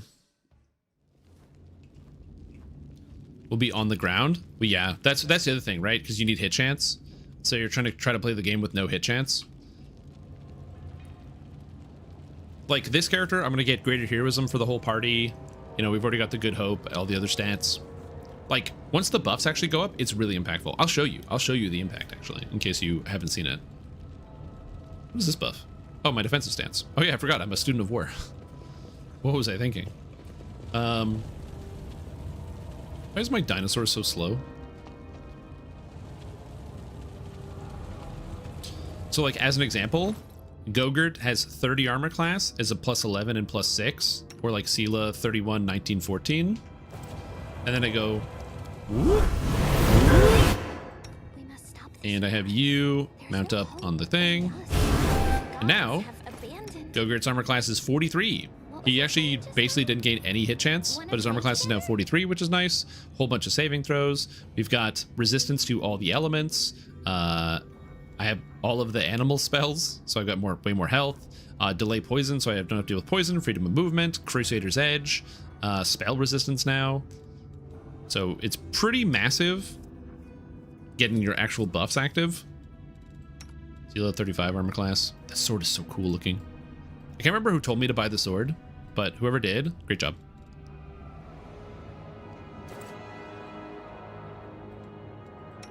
No, but I am saying fighter only. True, you are saying fighter only. That is accurate. Are we ready to move out? Okay, cast this. We will win this war. And how does this last? 1 round per level? Might as well cast it now. Tread lightly. Oh, it's because I have items on, in case you get dispelled. So, like, if I get dispelled, for example, right, like the Cat's Grace, I'll still have something going. Same with Eagle Splendor. If I get dispelled, I still have something. I'm at the beginning of the game. I don't really have a lot of items, so. Anyway, go beat this guy up. And then one of my favorite parts about that is now my armor class is 51. Look at the bonuses. Look at the bonuses. Anyway. Is this guy even dangerous? I'm gonna kill him for free. My brain is like, use Phantasmal Killer, but I'm just gonna shoot him and he's gonna die. Okay. Oh, I don't have to extend in range. I can just hit him. Blast. Sigma.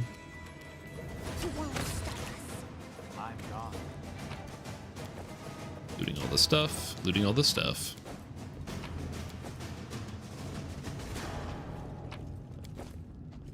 There's a trap here, I'm pretty sure. Is that a trap? It might be a trap. Follow my steps. Oh my god, I don't know how that didn't trigger, but I will take it. Thank you. Thanks, Lan. No idea how that didn't trigger. So awesome, Lan. And then there are traps here along this wall, but there's a secret wall here. And then there's a trap in the trap room. So you gotta come in here and disable the trap. Thanks, And then we can disable this other trap. So awesome, Lan. The number of times where they fucking trap the traps in this game is so frustrating, but also amazing, and it's kind of like just genius. Let us be careful. But they trap the traps so often in this video game. Which is like objectively the right way to do that. Perhaps worthy of praise. It reminds me of Epic, what's it called? Epic Chains of Flame. If you've never ran Epic Chains of Flame, this is good. Epic Chains of Flame is really painful. It's a really negative, painful experience. But Epic Chains of Flame also has a circumstance where they trap the traps. So you go like, oh, there's a trap here. And you go to disable the trap box. And when you disable the trap box, you die to the trap that was trapping the trap box. So you have to disable the trap on the trap to then get the next trap. And you got a 25. Cultist Archer gets to go first. Which is this guy. Unless this guy dies. Surrender or else.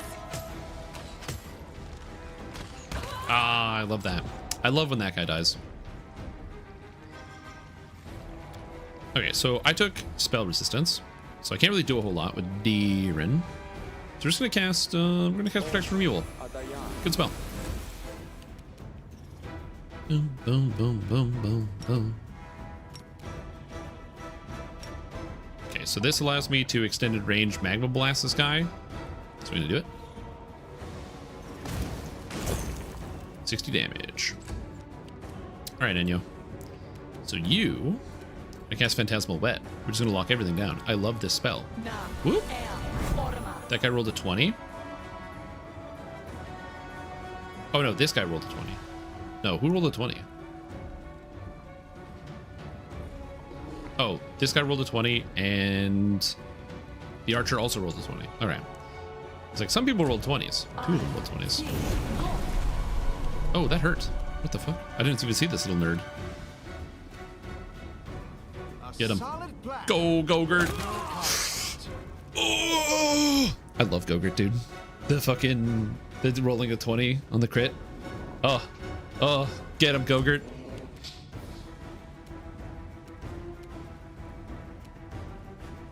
That's so beautiful. I kind of want to kill this guy. I think we're going to go here. What's that there? I spotted a trap. Nice, nice. Guy is not dead. Attack for opportunity. Hitting Enyo for 42. No problem. No problem. No problem. Can't hit Gogurt. Smite good. Try your best. Roll more 20s. Scum. Too late for apologies. Mini shot is so good. I love mini shot.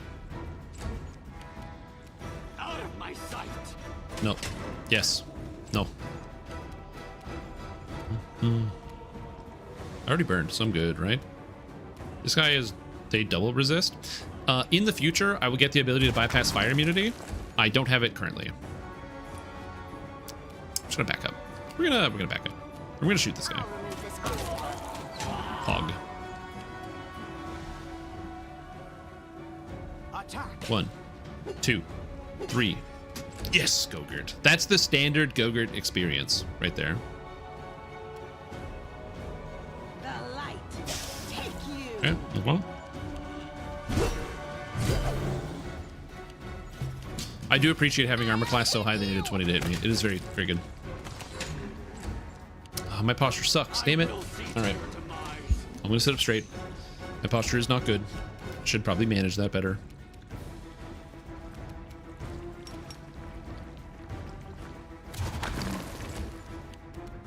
You should have listened to reason. Sometimes I just get too focused, man. I'm just in the zone. Get him, Gogurt. Yes, the Gogurt experience, missing every attack. Without risk. Oh, shit. Guy charged for land and hit me for 40. Fortunately for me, even though I take 40 damage, it's as easy as 1 to channel positive energy.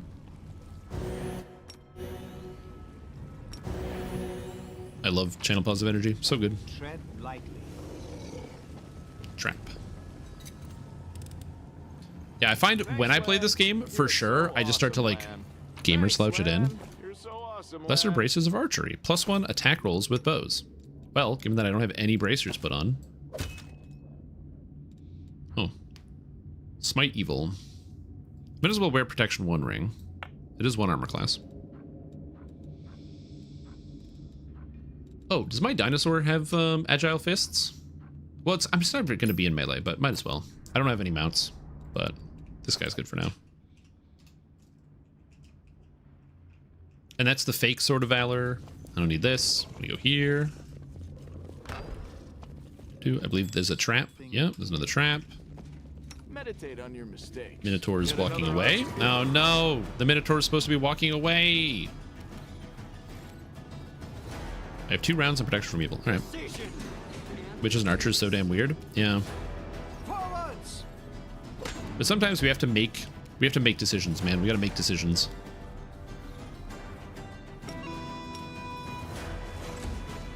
Of getting the fake sword. From the spawns. True, the XP. True. This guy cast Divine Power. You know what sucks about Divine Power? Divine Power doesn't save you from Phantasmal Killer. See ya. No, he made his Fortitude save. Oh, man, that's spooky.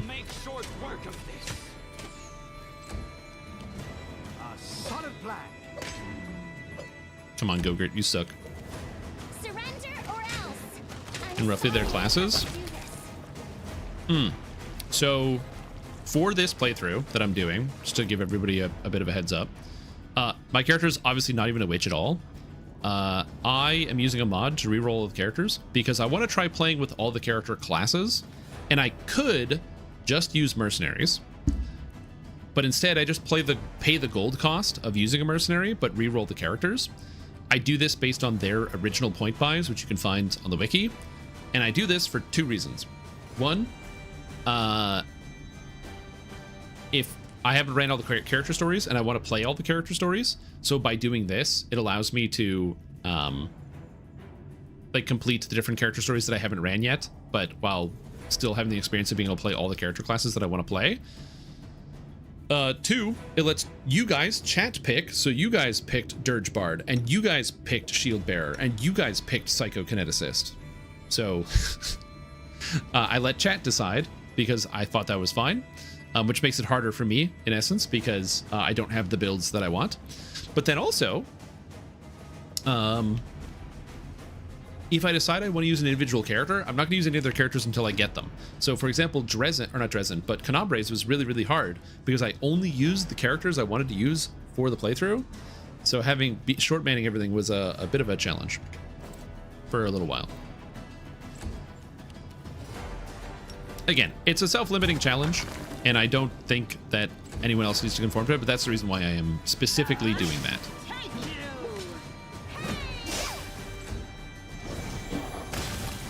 Oh, attack of opportunity on the heel. Sorry, bud.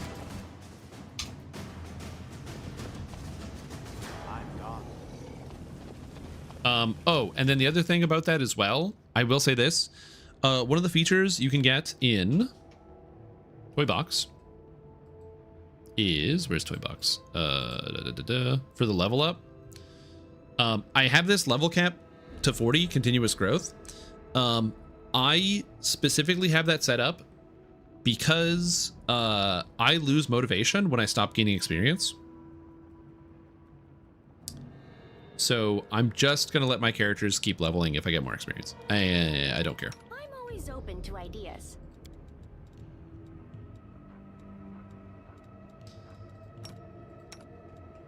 I lose a lot of leveling motivation if I don't do that, so I'm gonna do that. Rely on me. Holy Strike. No, I don't want Holy Strike. Attack rolls. I welcome your company. I think that's it. I think it's everybody. This war must end. All your characters are legends? No, I should only get to like level 21 or 22. I shouldn't have every character being a legend. But yeah, it's just, I've always kind of had that. It's one of the issues I have with like when games add areas, but they don't add like content or like experience point increases. So for example, I like playing the game Lord of the Rings Online, really fun game. In Lord of the Rings Online, they have sections. Oh my god, I can hit so many of these guys.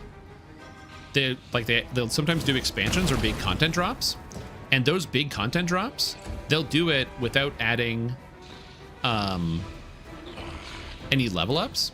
So you're just supposed to go and like do all the quests. But the quests don't give me any experience points. So my brain is like, why would I do all these quests? Gogurt failed my saving throw. I rolled a 1 against the paralysis on my flat-footed 29 armor class. Wow.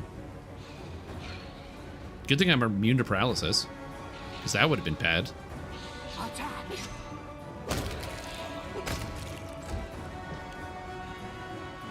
All right, take care, Rachel. Enjoy your day. Or I guess evening, because it's you mentioned it was like nighttime. Oh yeah, the AoE damage on the sword, dude.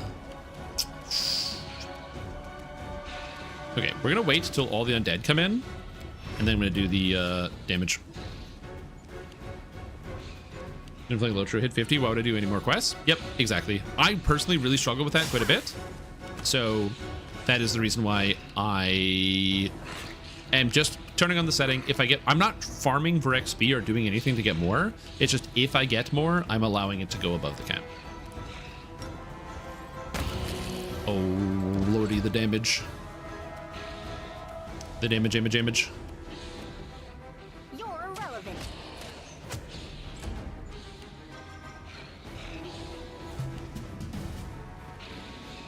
Let's kill this guy.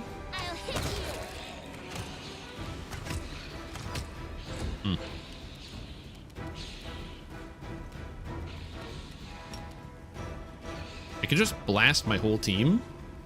Okay.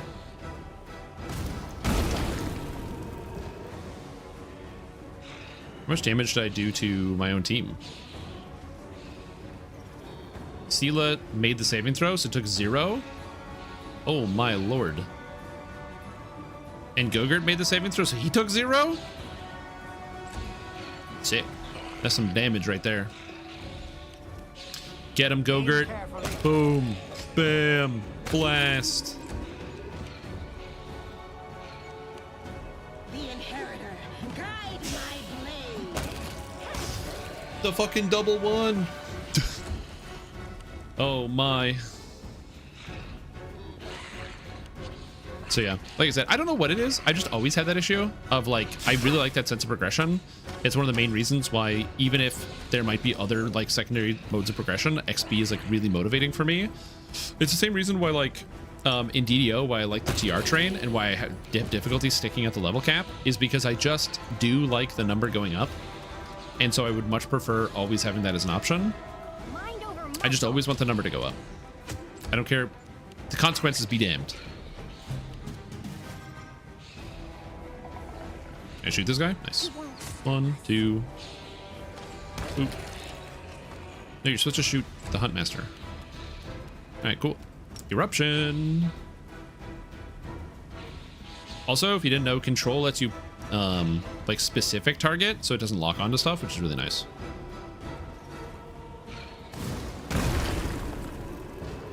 Nice.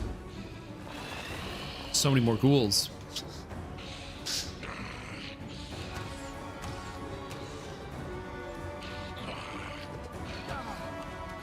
Okay, got sneak attacked, but it's okay. Gogurt's got lots of health. Gogurt's nice and healthy. He's a happy, healthy boy. Gogurt don't give a shit. No glory without risk. How does this sword work? After this ability has been used, 1d4 rounds. Oh, my sword's on cooldown for 1d4 rounds. Oh, I see. Oh my god, stop rolling 20s against Gogurt. My boy, he's taking damage. I really hate Gogurt.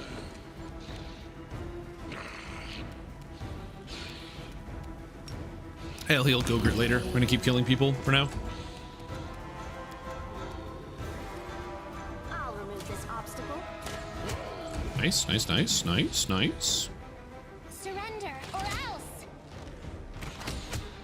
Oh, I didn't get a kill with that. It's unfortunate. These guys, I'm like 90% sure have evasion. So I kind of don't want to blast them. But maybe they don't have evasion. Let's find out. They don't have evasion. That was good. This is another reason why high armor class isn't always a good way to protect yourself in like high difficulties. Oh, the crit is a good way to protect yourself.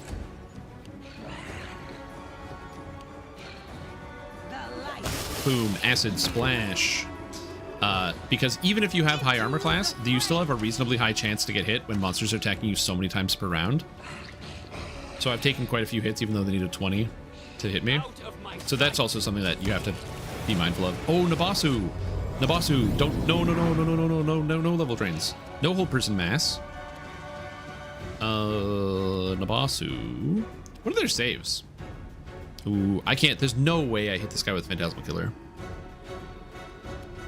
I need to roll an 8 and an 8. That's not happening.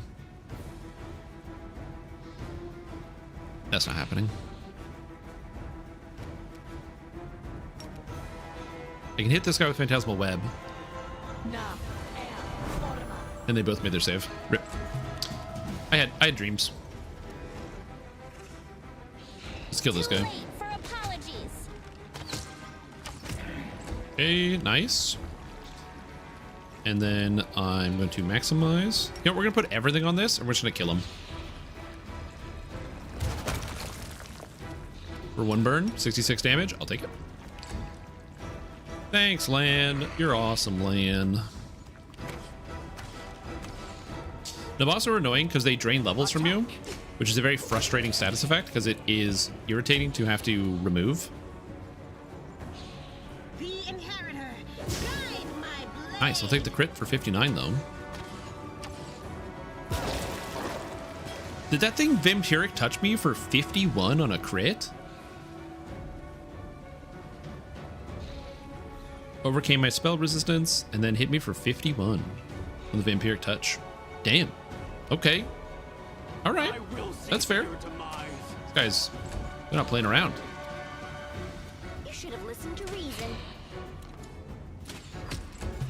All right, it's fine. This guy's gonna not get another turn because of outflank, so that's fine. I can maximize blast this guy. I do love the fact that I can just maximize on my blast now. No, I can maximize blast this guy, says the guy who rolls a 1 immediately. Fate, you're so funny. Anyway, bye bye.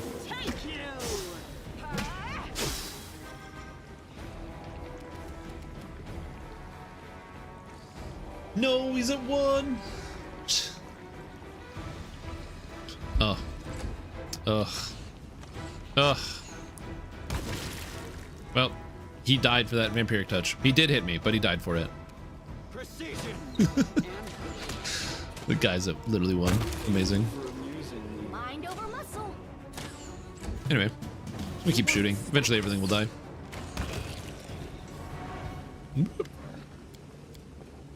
Ooh.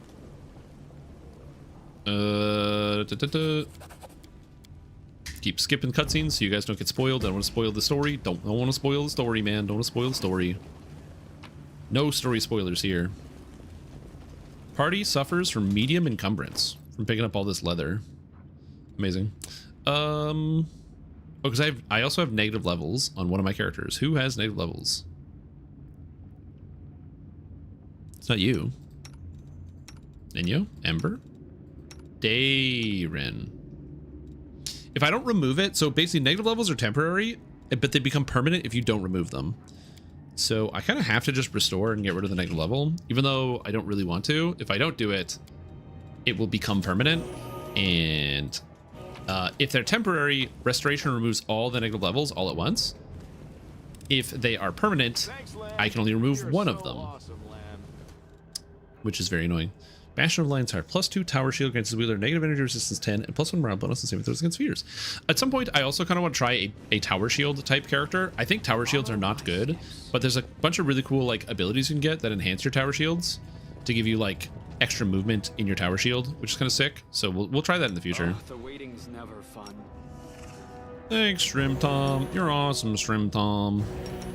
Nobody's ever said that. Actually, some people have said that. Counterintuitively, yeah, some people actually have said that. Whoop. skip. Basically, there's a Giga Trap here, and I'm supposed to solve a puzzle to be able to deal with the trap. But before I do that, there's also a monster here that I need to kill. Haste, 37 seconds on the haste. So we're gonna go here. Smile. The world's not ending just yet. Okay. And now land. Doubt is the heart's greatest challenge.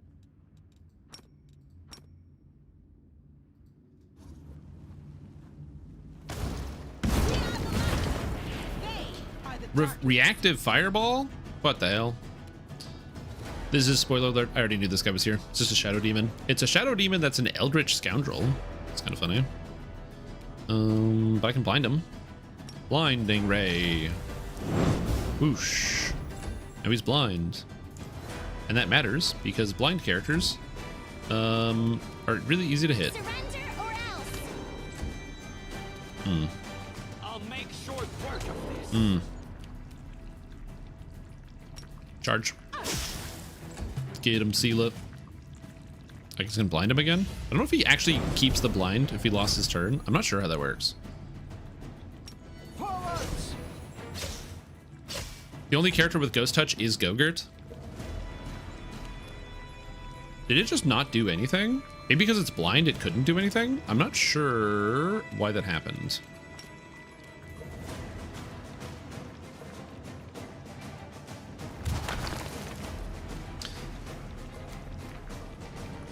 He's ethereal. Damage from immunities to damage from non-magical weapons. What does ethereal mean? Shadow evocation, shadow conjuration, evasion, danger sense, debilitating injury, demon of magic, incorporeal. You take no damage from non-magical weapons. You only take half damage for any sword which deals neither ghost, holy, divine, or force. Okay, I can't do any of that as a command assist. That's true. You did literally say that. Sorry. I apologize for not listening. It's one of my best qualities. Out of my sight. All right. No glory Yep. without risk. Okay. So now we solve this puzzle.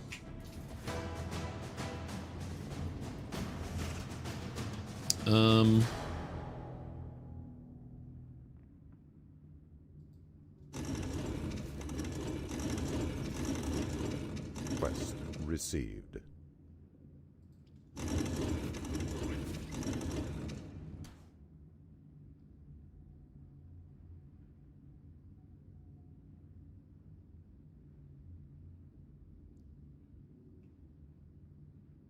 Wait for it. Hold on. It's coming. Gotta turn this. How do I turn this? Just this one. This? Nope. Nope. This? There we go. I'm like, I need to turn this one. One of these is gonna work. Traps disabled. Nice. We're good. We're good to go. Okay. So. Is my... Thanks, Lan. Am I slowed? So Why am I awesome, slowed? Lan. What's happening? Wait, didn't I just haste? Oh no, my haste expired. Hilarious. And we're gonna cast one more extended haste.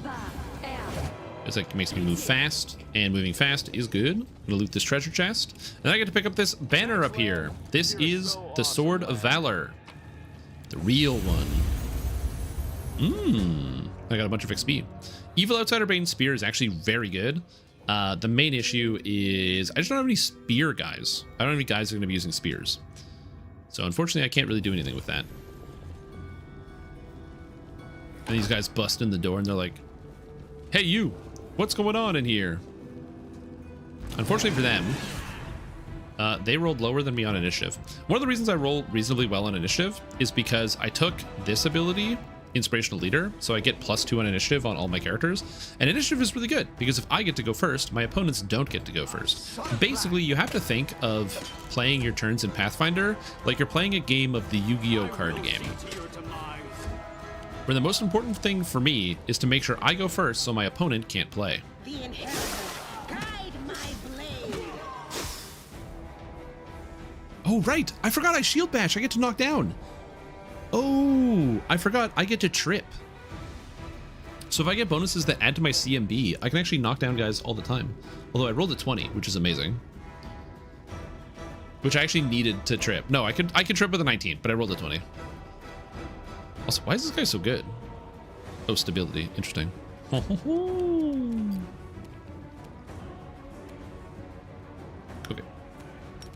Now we're gonna cast Eruption. Right here.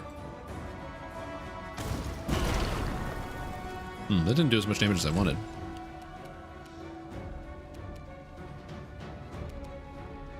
This guy's lying down. Can this guy hit me, the Hexblade? That's the real question. I don't think so. I'll hit you. I just don't like the Evokers. They cast spells, so I want to kill the Evoker before he can do anything. Really the goal here. Phantasmal Web again. I'm not resting. Can I use this Phantasmal Web? There's 3 guys at low life. I can kill this guy to end his turn. And this guy sucks, so we'll just do that. This guy's going to die when he tries to stand up. Discari Brute comes in. He's a 20, misses. Discari Brute. Nabasu. Masshold Monster. A bunch of characters failed. That's why we have protection from evil, or freedom of movement. So that's beautiful. Attack. I care little for this. So I love how breathy he is. Attack! Masu goes to the Vampire Touch. He misses. Thank you, sir. I hate Vampire Touch, man. It's so annoying. Prayer. Prayer's good because it gives me just +1 to hit and damage. -1 on my enemy's hit and damage. We're gonna back up. Drop the Eruption. Right here. Hit my guys. I don't care. 0 damage to the Nabasu. Okay, the problem with this is I have to eat an attack of opportunity, and I don't terribly want to. Where can I go? I think this is far enough away. Yeah, that was far enough away. Good. Just want to be out of melee range. Whoop. Trap. Thanks, Lan. I wonder how brutal this game is if you don't have a trapping character.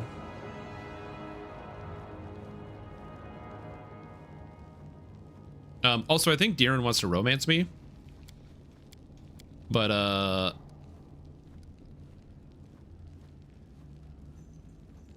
so I don't really want to romance Darren today. Darren? Romance Darren. I'm gonna do it eventually. I'll eventually do all the romance options with all the characters. I just don't currently feel like doing that right now. I do know that he buys you flowers. So if you're nice to him, he like buys you more flowers than you could ever need in your entire life. And he's just throwing lavish gifts at you. Okay, Giga cutscene time.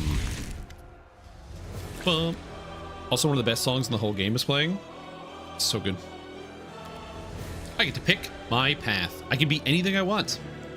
Aeon, Angel, Azata, where I get a dragon companion. I get butterflies.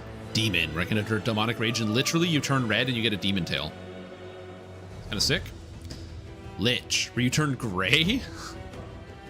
I don't know, you turn gray when you get a Lich. You get a skeletal champion. Or Trickster, where I get a mask. A masquerade mask. I'm gonna be a Trickster.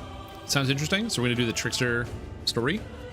I don't really have much of an interest to do the rest of these currently. So we are in fact doing Trickster. So Tricksters can use creative uses for their skills. I have not looked up Trickster, by the way, so I don't know what I can do with this. I get Mythic Trick and Sneaky Quack. If the character can catch an ally when they're unable to defend themselves effectively from their healing, they can heal a vital spot for extra healing. The character's heal heals extra damage anytime the character will be denied dexterity bonus. Precision. Huh. I just get sneak attack damage. Okay. And I get a Mythic Trick. Interesting. And then I get improved Mythic Tricks and Mythic Tricks. Okay. Okay, so I get another Mythic ability. I want Archmage Armor, but I can't take this yet. What else do I want here? I don't need Improved Abundant Casting because I don't have high enough spells yet. I miss on almost every attack. I don't think I can use Master Shapeshifter at all. As wild as that sounds, I like Master Shapeshifter, but I don't think I can use it. Magic Nullification seems bad. I like Unstoppable, as well as Rupture Restraints. This is 3 times per day. When you get Frightened, Dazed, Sickened, Staggered, Nauseated, Stunned, Paralyzed, or Confused, you just break free 3 times a day. Really, really powerful. And I think I will take Rupture Restraints. It's one of the few ways that you can actually die. But I think it's quite good. It's either that or Archmage Armor, but I don't have the ability to cast Mage Armor right now, and I will get that later. Probably Mythic 5. I will, because I'm going to have to take a level of Witch. But I can't currently. So we're going to grab Rupture Restraints because it's good. Then we got a Mythic Trick. Any character can break free from entangling effects by exceeding on an athletics check, but if you're strong enough, there's no actual difference between entangled and suffering from other debilitating conditions. Every round, you can attempt an athletics check to remove one negative condition affecting you. Oh. You can just flex out of any condition? Oh, dude, I got a negative level. Just flex it. Okay. Infused in your device. You've learned the way to improve efficiency of magical items. The cast level of all abilities from magical items used increased by your mythic rank. Prerequisite for another thing. What's Athletics 2? Oh, it just makes it better. Okay. Knowledge Arcana. You can now understand how to use any magical items better. Every item with an enhancement bonus you identify is an enhancement bonus increased by 1.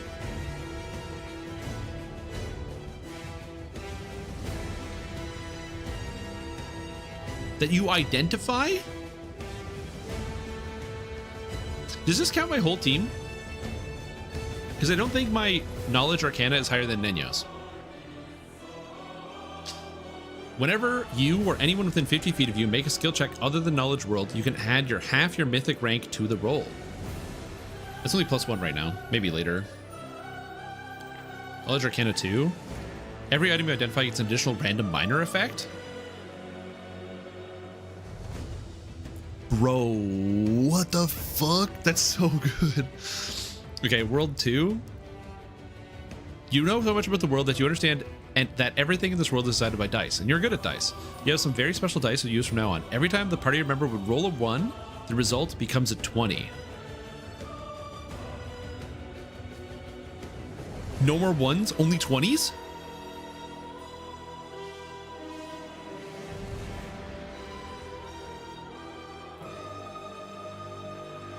That's really good.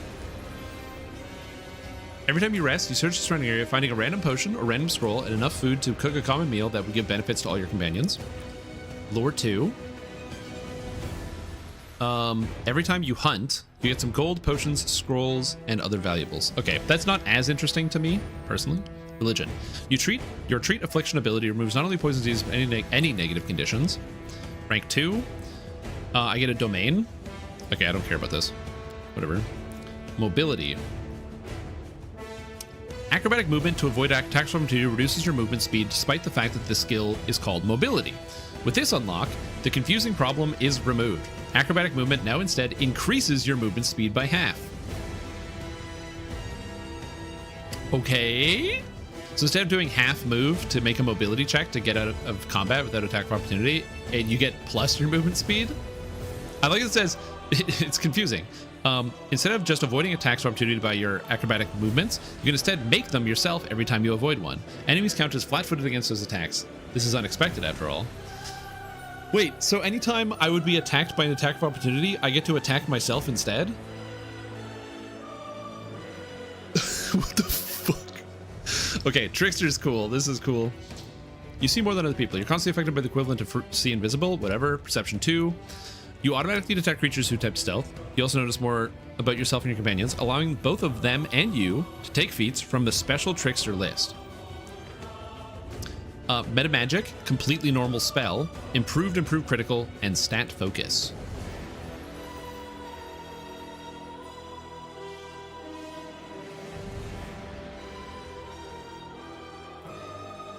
So this is special feats. Okay, that's really good.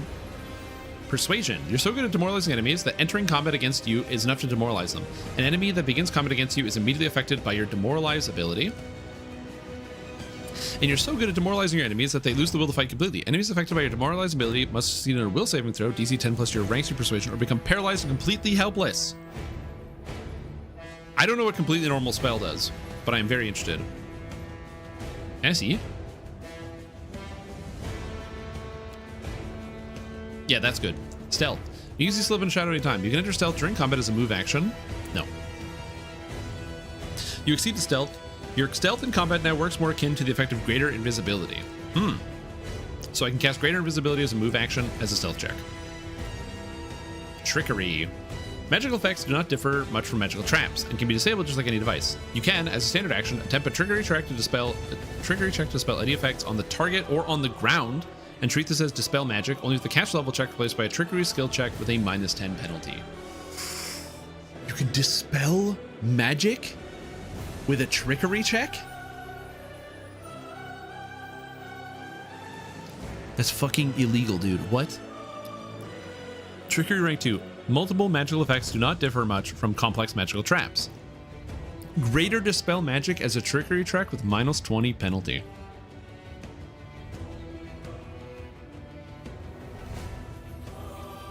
The problem is I can't do trickery. Damn. My character doesn't do trickery. If only this applied to Leyen. Dude, if this applied to Leyen, that would be insane. Because he has the high trickery. I can get my trickery up to like 50 and then just do dispel magic and take all the spells off of targets. Okay. I have to take Knowledge Arcana. When you identify an item, it has +1 to its enhancement bonus. So if I identify a +2 item, it's a +3 item. That's absurd. And then rank 2 is every item you identify gets a random minor effect, which seems super powerful. And then I can also get perception, so I can see more about my companions. So then I can take extra feats like Metamagic Completely Normal Spell. Metamagic Completely Normal Spell reduces the spell level by 1. I like that Metamagic feat. Yo, what's up, King? Super Smacks, how you doing? Okay, we're taking Knowledge Arcana first. I want to get Trickster spells. Sure, whatever. I don't care about these spells. I'm never going to cast them. Oh, I get +2 sneak attack, sneaky quack, and this. Again, the only thing I don't know, this is cantrip, so I was going to be casting definitely. The only thing I don't know about this is if this applies to all, to like every item I find, I find, because I have Knowledge Arcana, but my Knowledge Arcana is not as high as Nenyo's. So I don't know if this is going to make it so that if Nenyo identifies something, that I also get the effect. I don't know. So I'm gonna have to look into that. Let me see. Can I see this? Knowledge Arcana 1 rank.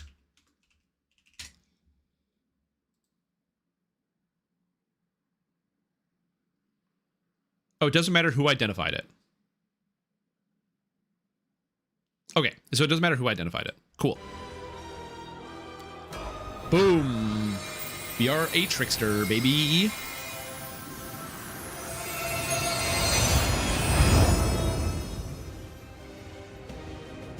Transforming the banner with new colors. Powered Sense Bond use, suffusing your mortal body, remaking its image. It fills your body up to the brim, breaking bones and tearing muscles while at the same time healing them. You raise your head, acutely aware that from here to eternity, you are beyond the reach of laws and dictates of states, planes, and the universe itself. Jokes are fun.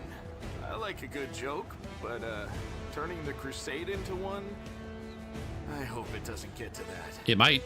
Oh, yes! Now that is how I like my crusades. As soon as this is over, I suggest we hold a feast, courtesy of my dearest cousin, to whom we shall most assuredly send a detailed report. I can take it upon myself. Again, I haven't done this, so for all of the dialogue regarding Trickster, I will be listening to. Interesting turn of events. Such intriguing power.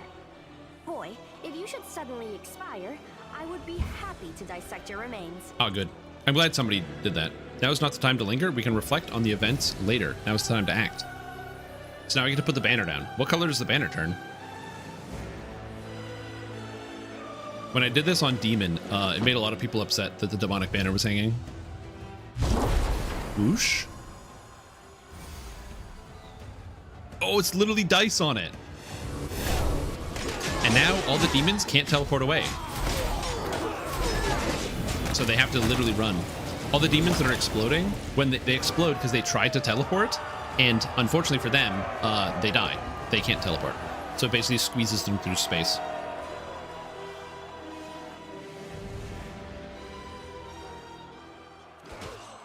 Anyway, cutscene. Skipping. Again, try not to spoil the story if you've never played it.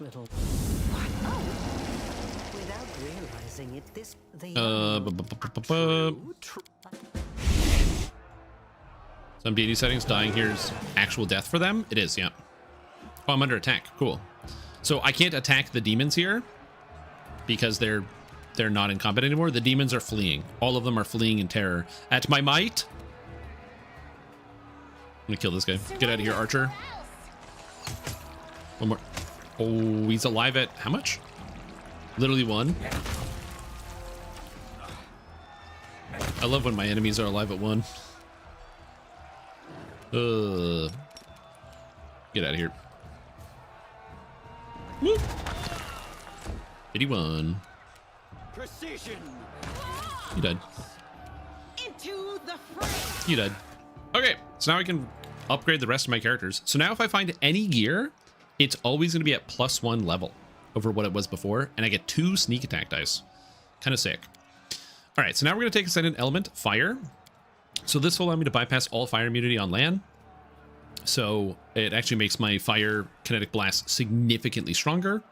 Really, really nice. So I can hit touch armor class whenever I need to. See la. I took Mythic 2 Weapon Fighting. I took Last Stand. As of right now, what else do I need? Great question. I don't need Archmage Armor. I don't need Always a Chance, because we're going to get the ones rerolled into 20s for sure. There's plus effects value, belts and helmets. Since it's also enhancement.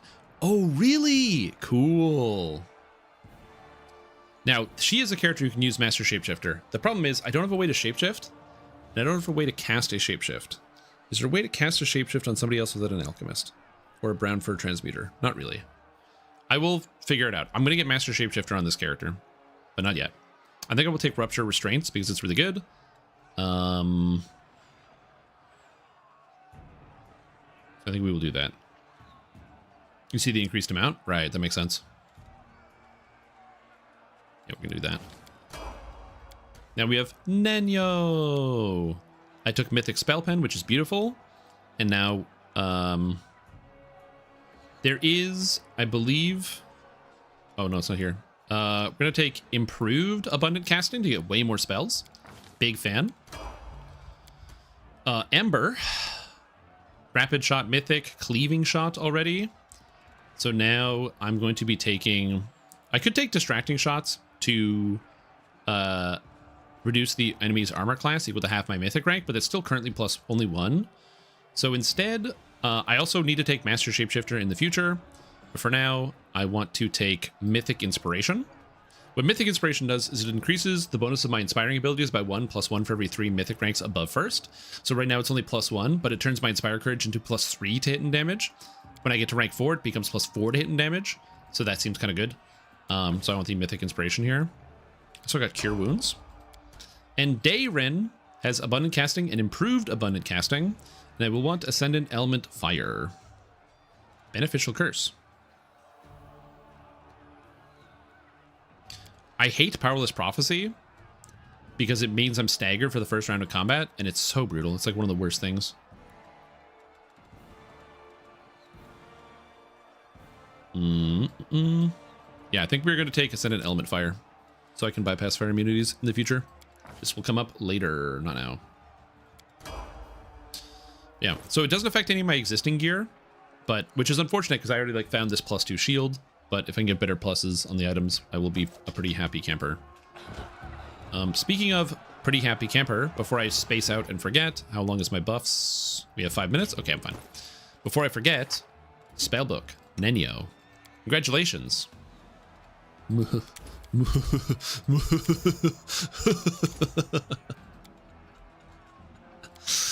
More spells. These are good. Honestly, Phantasmal Web's amazing. I'm happy with this. This is good. Phantasmal Killer? Yeah. Not Sela. Ember, get back on your horse. Okay. And now we cast Haste.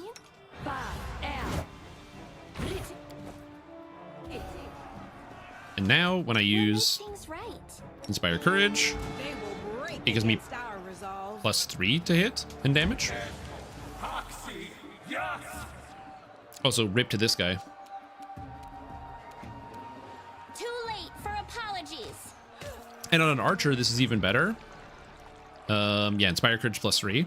On an archer, this is even better because I have so many attacks. So my base damage is a D4, but I'm +16 on my damage, so. Can I charge? Yep. Whee! Blast. Let's get him. Can I charge this guy? Nope. Yep. Sick. I don't know why I can't charge this guy. Oh, wait. Whee! Bro, what a charge. Charge, get the crit, and then sneak attack damage. Hell yeah, man. Hell yeah. I love that. Anyway. I don't want to burn anymore, so I'm just going to blast this guy. Blast. When possible, I still want to use the physical blast, but now that I bypass fire immunity, the fire blast is a lot better, because this is 20 to 50, but this is 10 to 40, so it's a little bit less damage. Not ideal. Shoot him. And now I bypass fire immunity, which is very cool. I'll hit you. Nice. Okay, so now I just got to get some magic, and then get some really cool shit. I don't know where I'm going to find magic. I just gotta identify some items, but I gotta kill some monsters to get some magic, and then I gotta equip that magic to have like huge plus to gear. Oh shit! Does that mean when I get Staunton Veins Glaive, it's gonna be a +4 Adamantine Glaive? Because it's +1 on everything, right? Let us be careful. I assume I get a +1 on everything, basically.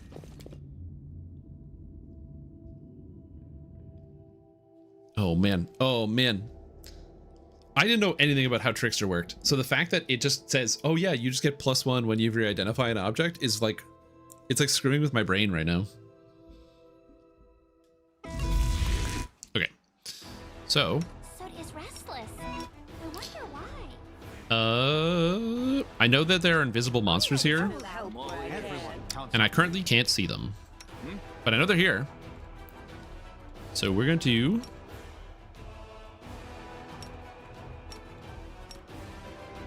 maximize and just blast this corner.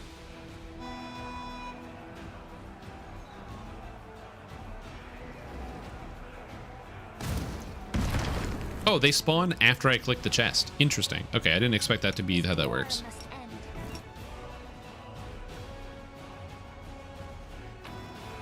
Loot. There they are. There's monsters that spawn in here. Colossus Marauder, 33 on the initiative. My guy. Oh, he's +15. Okay, that's fair. Colossus are like these bug people. They're also pretty reasonably high level, so it's kind of fun. Yeah, shoot him. You won't stop us. +2, cool. Okay, I'm gonna have to do this just so I can shoot this guy. I'm gonna stay consistent, just shoot the same guy. Sela.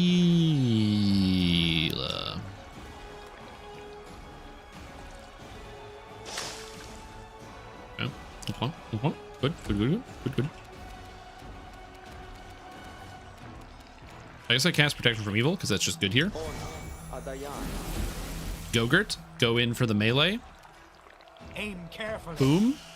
36 damage, dude. I'm not used to this guy actually hitting, but the 2d6 piercing is really nice. And then we've also got the outflank with the hit chance. It's better than I expected. And trade Eternal Flask, 1 stack of run rems, 3 stack. Yep, that happens all the time. You gotta check the bank. What are their saves? 10 will, 6 fortitude. I can Phantasmal Killer these guys. I'm going to take the easy route. I'm just going to hit him with a Phantasmal Web. That guy rolled a 20, and I didn't bypass that guy's spell resistance because I rolled a 1. Unlucky. In the future, 1s will be treated as 20s. But it is not the future. Alright, go this way. Invisible, and then immediately charges. Sick. Love that. I have no idea what this guy's doing. Do these have evasion? You got evasion? No, the reflex saves are really high, though.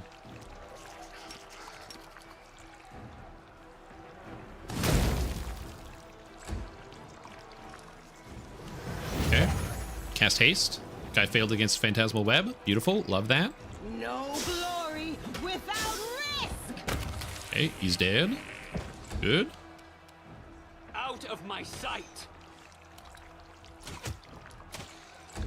Get him, Gogurt. Forwards. Oh my god, the sneak attack.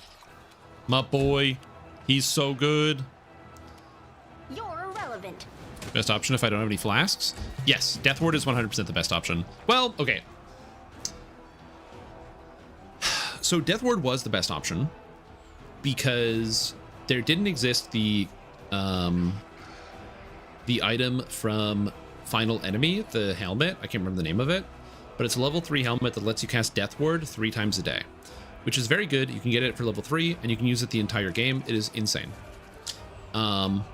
Whereas the Freedom of Movement item is nice because it means you can get Freedom of Movement the whole game and you don't have to wear the boots.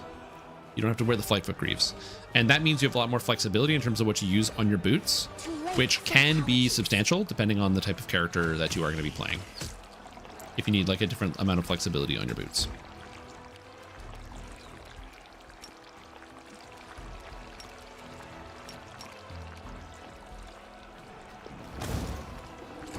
Oh yeah, it becomes Death Ward Mass. I forgot about that. Don't shout at me. What the hell? The inheritor, guide my blade. Did my haste expire? My haste totally expired. I will see to your demise. On Lamortia? I think you buy them in the DDO store. Can't you? Is there a faster way to do it? There's no way to fast track your sentient XP, I don't think. I should know this. I've played a lot on Lamortia. Or on Lamania. I'll hit you. Yeah, I'm pretty sure you can't fast track it. Oh, no, the store. Tensors boxes. You buy Tensors boxes in the DDO store. Tensors boxes. Okay, so what did I get out of this chest? Events. I got the Head Cracker, which is a +2 Mithril Light Mace. But because I picked it up and identified it, it's actually a +3 Mithril Light Mace. That's gonna get fucky.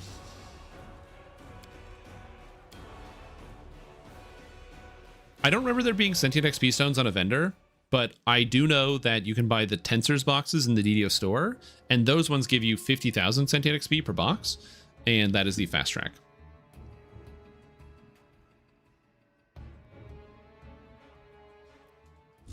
So if you're gonna do it, I recommend doing that.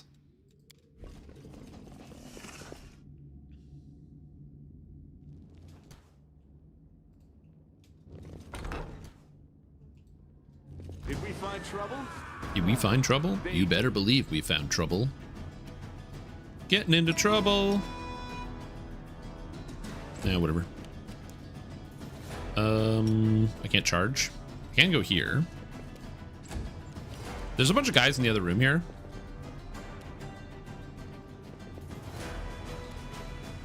I can come here.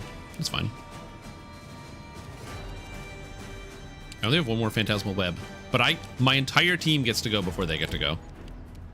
So that's kind of sick.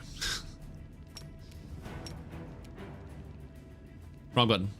I'm an idiot. God damn it. I do that every time. On Darren. Let's move in. Okay. There's a trap somewhere in here. I want to kill this guy. We're going to. No, don't roll a 1. Okay, good. I was worried that it wasn't going to work at all. 1, 2, 3, 4. He died. Ooh, he says. Sneak. Sneak. Dude, just getting a bunch of sneak attack dice is very, very cool here. How hard is this guy? Also, where's this guy? Babau's Votary. Oh. Hey, buddy. How do you like Phantasmal Killer? That's called having a too low of a saving throw.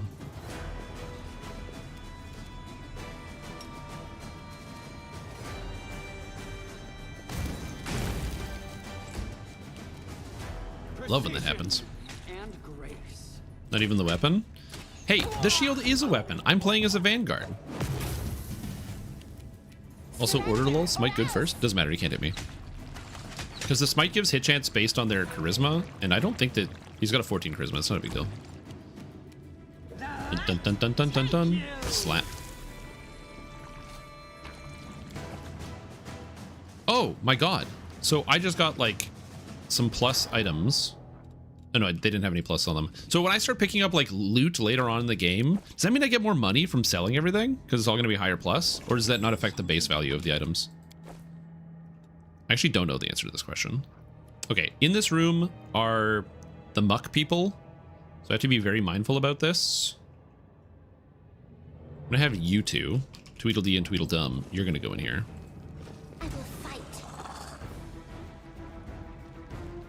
I'd have to check. That's fine. Yeah, the Omox. Mm-hmm. They all get a whole round of turns. Am I still flat-footed? You bet I am. Okay, that's fine. Don't worry about it. Okay, Omox. Spell resistance 23. Garbage armor class. Immune to critical hits, stun, polymorph, poison, acid, electricity, prone, paralyze, sleep. Well, that means I can just hit him.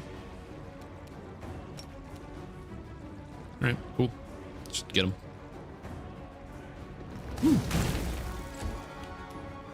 Hit him with the Magma Blast. Put on the Inspire Courage, because it's good. I don't think Phantasmal Web is any of these things. But I'm not sure. Just gonna get him. Yeah, like I said, this is my first time running Trickster. So we'll see. Yep, I can Phantasmal Web him. Nice. I'm gonna go against this guy because I have the flank, so I get the outflank. And I always want to hit with outflank because I get Chainmail of Camaraderie, where I get to add the flanking bonus to my damage. Into the fray. And then we're gonna make sure we hit this guy because I want the outflank. Aim carefully. Boom. The sneak attack. Miss. Unlucky. Well, it's not that unlucky. I think these guys are generally supposed to be pretty hard, but they can't hit my armor class, so I'm not terribly worried about these guys. Too late for apologies. Also, missing my first shot's very annoying because my character has many shot, which deals extra damage on my first shot. So missing my first arrow is not good. He rolled a 20. He's free. Okay. One. Oh, I didn't mean to say the word one and then roll a one. That was not what I wanted. I did bedtime and then I spent until I'm crafting my Gravekeeper chest. Yep, it's always how it happens. I do that all the time where I'm like, oh, you know what? I should go to bed. But what if I finish this video game thing first, you know? What if I did the video game thing before I went to bed? Always be ready for the worst. Goodbye, Omox. You're dead. The mongrel did it. What if I did the video game thing before I went to bed? I'm always open to ideas. Yeah, dude, just one more map. One more map. Just one more map. One more map. One more map. Just one more map. One more map. It's fine. Longsword 1 is now Longsword 2. Very exciting. Anything else in here? No? No? Okay, just double checking. Okay, I have to remember that every time I get an item, it's always +1 on whatever I pick up. It's always +1. It's always +1. It's always +1.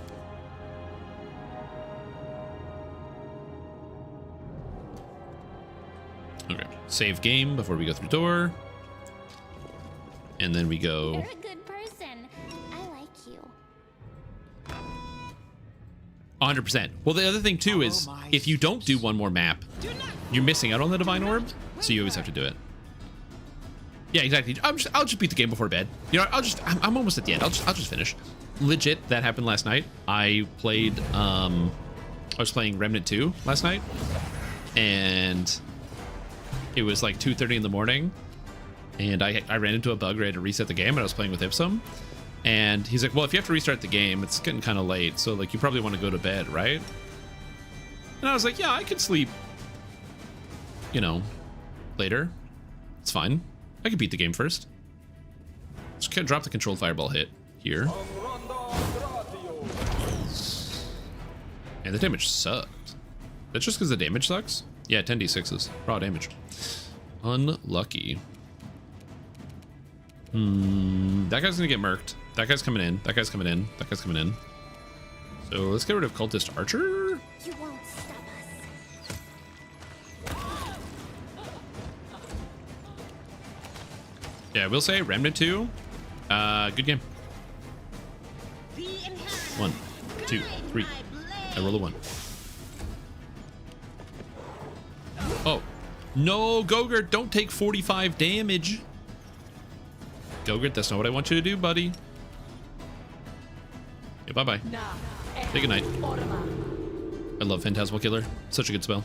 You guys like Phantasmal Killer? Goodbye. Yes, I should have taken the all 120s, but I figured the earlier I get the +1 to everything feat, the better it would be. Oh, Gogurt is like almost dead. When I am flat-footed, that is a problem. Do I get Uncanny Dodge?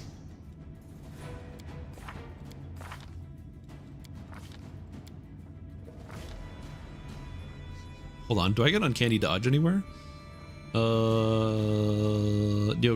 None of this is Uncanny Dodge. Student of War does not get Uncanny Dodge.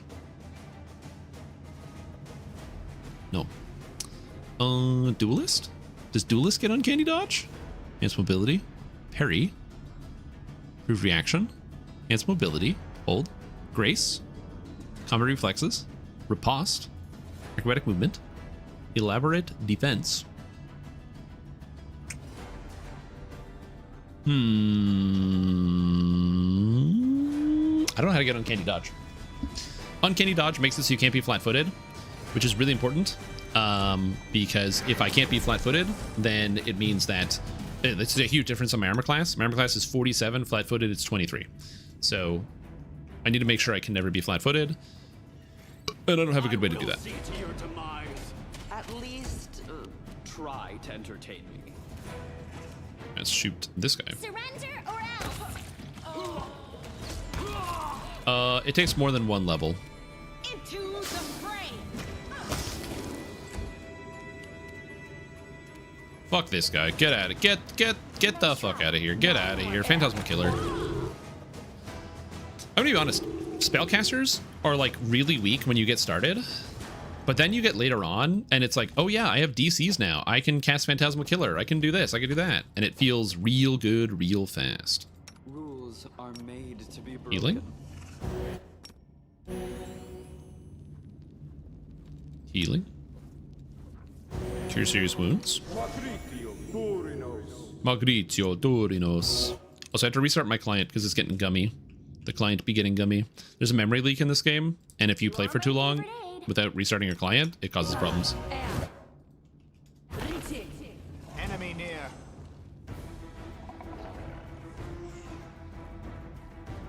Oh. Oh. Oh. How about we back up? How does that sound? Too late for apologies.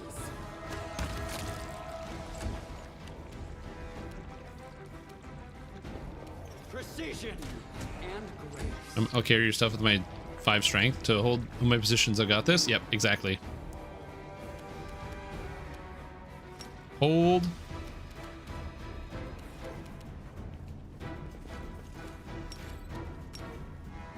Okay. He's dead. I don't know where the monster is in here. I'm gonna go find it with Gogurt. There he is. Attack. I know he's somewhere. Don't know where, but he's somewhere in here. No glory without risk. Sweet.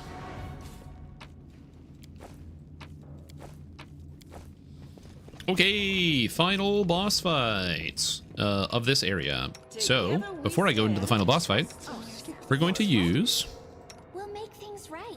You require my Tankard of Free Spirit to summon a bunch of guys. It's a lot of guys. That's like way more guys than I thought I was going to summon. And, gonna haste ourselves. Cast all my short-term spells, save game, go into door.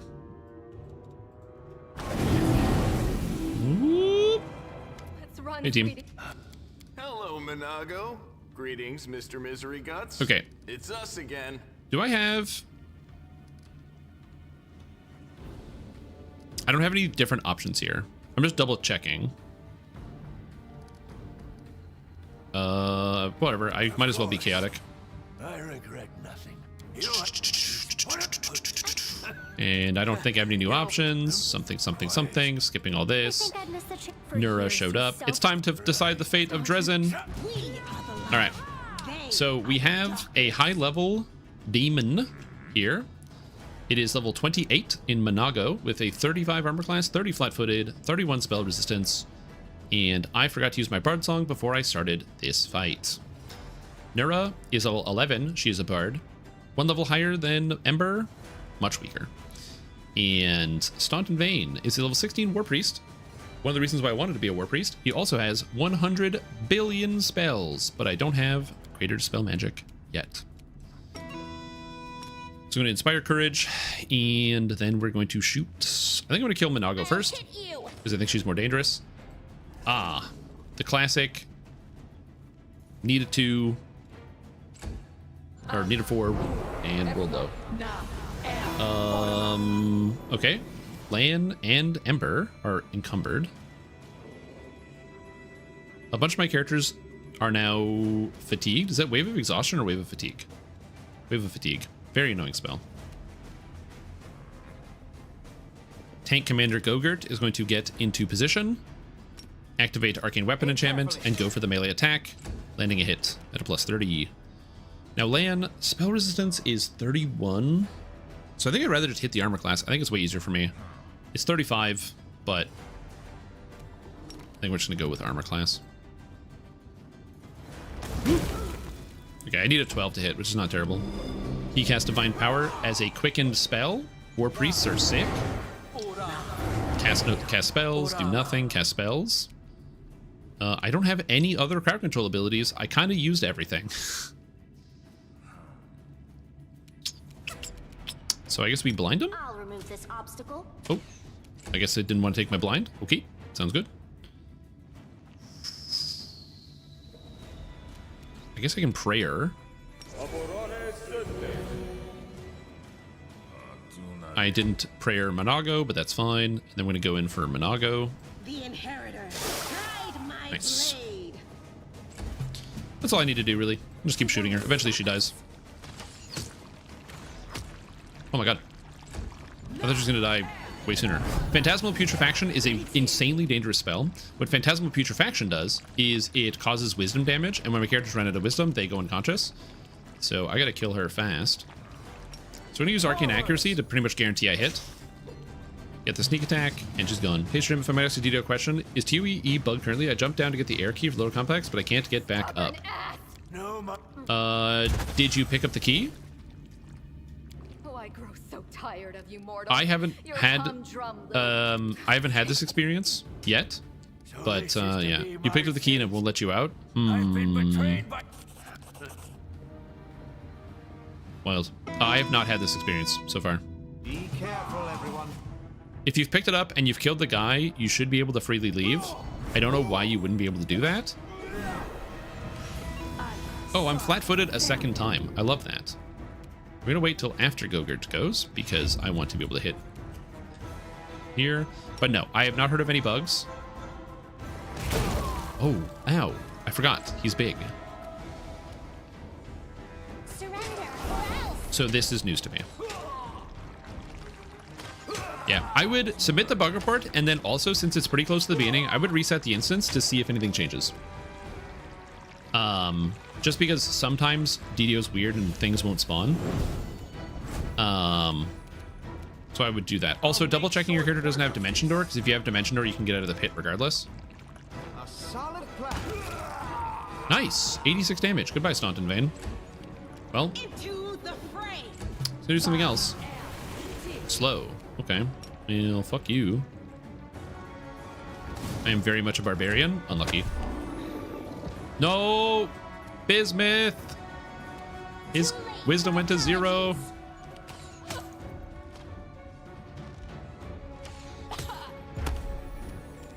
Oh. Oh. Phantasmal Putrefaction is an insanely powerful spell.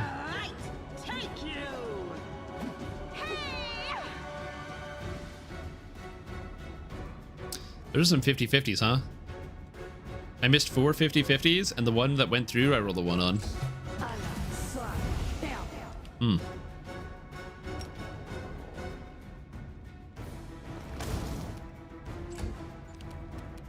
More optimal way to handle this fight? What's the more optimal way other than attacking these guys?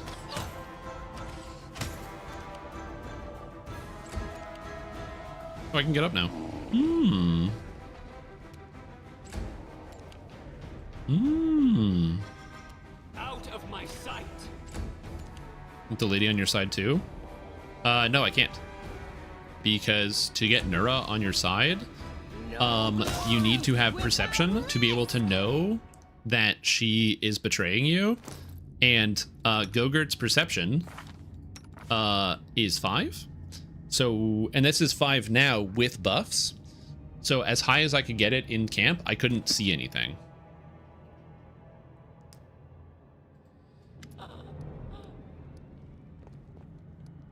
Why did you betray me? What will you do if I let you go?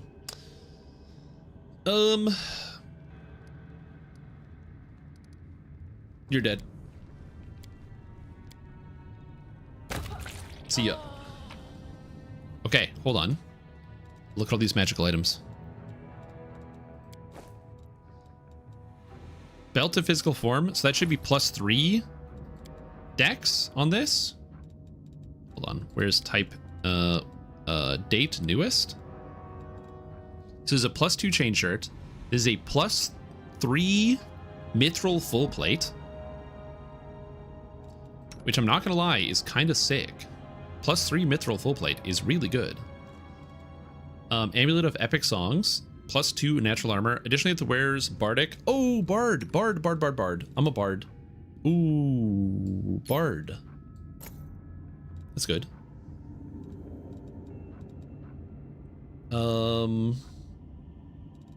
This should give +3.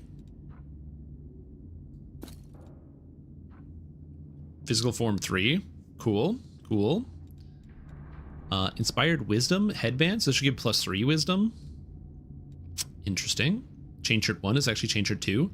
Soul shear is a +4 glaive. Oh my, that's a really good item.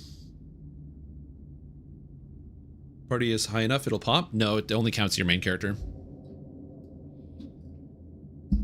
No reverse gravity, no D-door. Yeah, unlucky. Huh. Some neat stuff. Again, I can't use almost any of the items I just picked up because no armor, and all that. But, you know, no armor. I don't have an armor using character, really, other than Sela. All right, let's leave. Quest zone complete. Go, team. Finish the questing. Let's go. Freedom.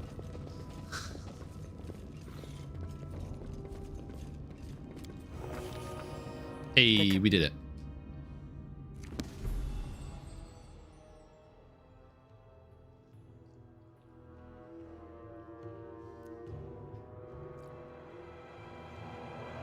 So now buying items doesn't give me the enhancement bonus. I did look that up. So any items I buy won't have it.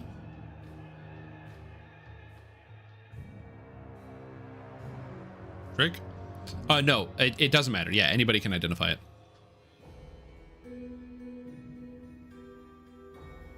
Anybody can identify it. It doesn't matter. It doesn't have to be the main character. I looked that one up just to double check, just to make sure, because I'm like, +1. And then I'm going to get the extra trick, so that way I get an extra effect on all my items.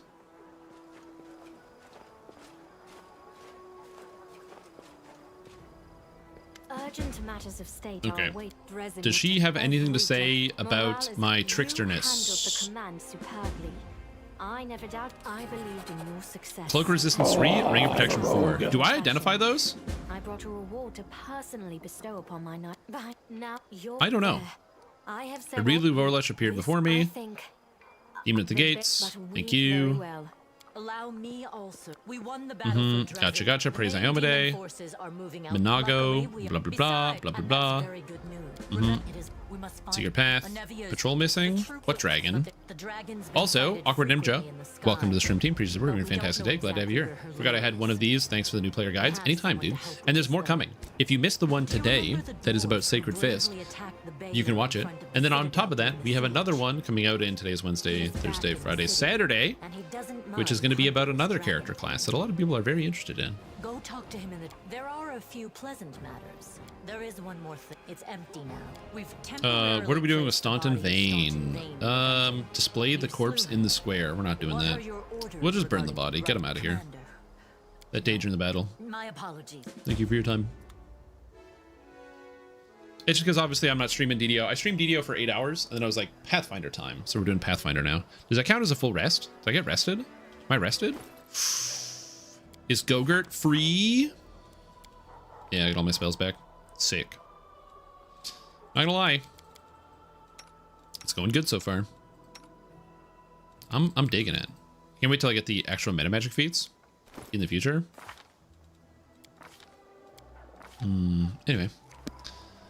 I would do more, but it is midnight and I skipped dinner because I'm irresponsible. And usually what I would do is I would make dinner for my girlfriend. So I would take some time to make dinner for us both and then I would eat it so I wouldn't be hungry. But unfortunately for me, she's traveling, which means I'm irresponsible and I decided not to eat dinner. And I'm now very hungry because it's 10:30 at night. So, or not 10:30, it's been 10.5 hours of streaming and it is midnight. So I'm going to take a break here. I'm going to get some food. But I will be back tomorrow with some more Dungeons & Dragons Online content. Very excited to go over some of the stuff. Excited to take the Thornblade into Epics, which is exciting. So looking forward to that. Overall reviews of the stuff that happened today. The Blightblade build is fun and is working well. The new raid seems interesting. I think they need to make it more complex. So like a bunch of the fights need some more mechanics. But I like the direction and some of the mechanics they already have are interesting. And the what is it? The items look good, except for some of the set item effects on some of the artifacts. But what are you gonna do? If they just make it so you get +2 to catch level with all spell types, that ring might get some use. But because it only affects 4 classes in the game out of like the 20 spellcasters that we have, it's kind of bad. Anyways, that's it. Thank you for watching. Enjoy your evening. I hope you all do well. Me am tired. I am tired. I am sleepy. I'm gonna do all the towning, like all the shopping and inventorying and selling and stuff, off stream because it's boring to watch. So I'm gonna do that. Anyways, thank you for watching. You guys should eat dinner. If you didn't eat dinner yet, you should eat dinner too. We can all eat dinner together separately. Also, thanks for the sub, Awkward Ninja. Hope you're doing well. Sorry that you subbed and then, you know, the stream immediately goes off. Oh, it is what it is. Ate dinner an hour ago? I mean, you can eat dinner again. It's never enough time to do the... I don't know. I'm going to get food.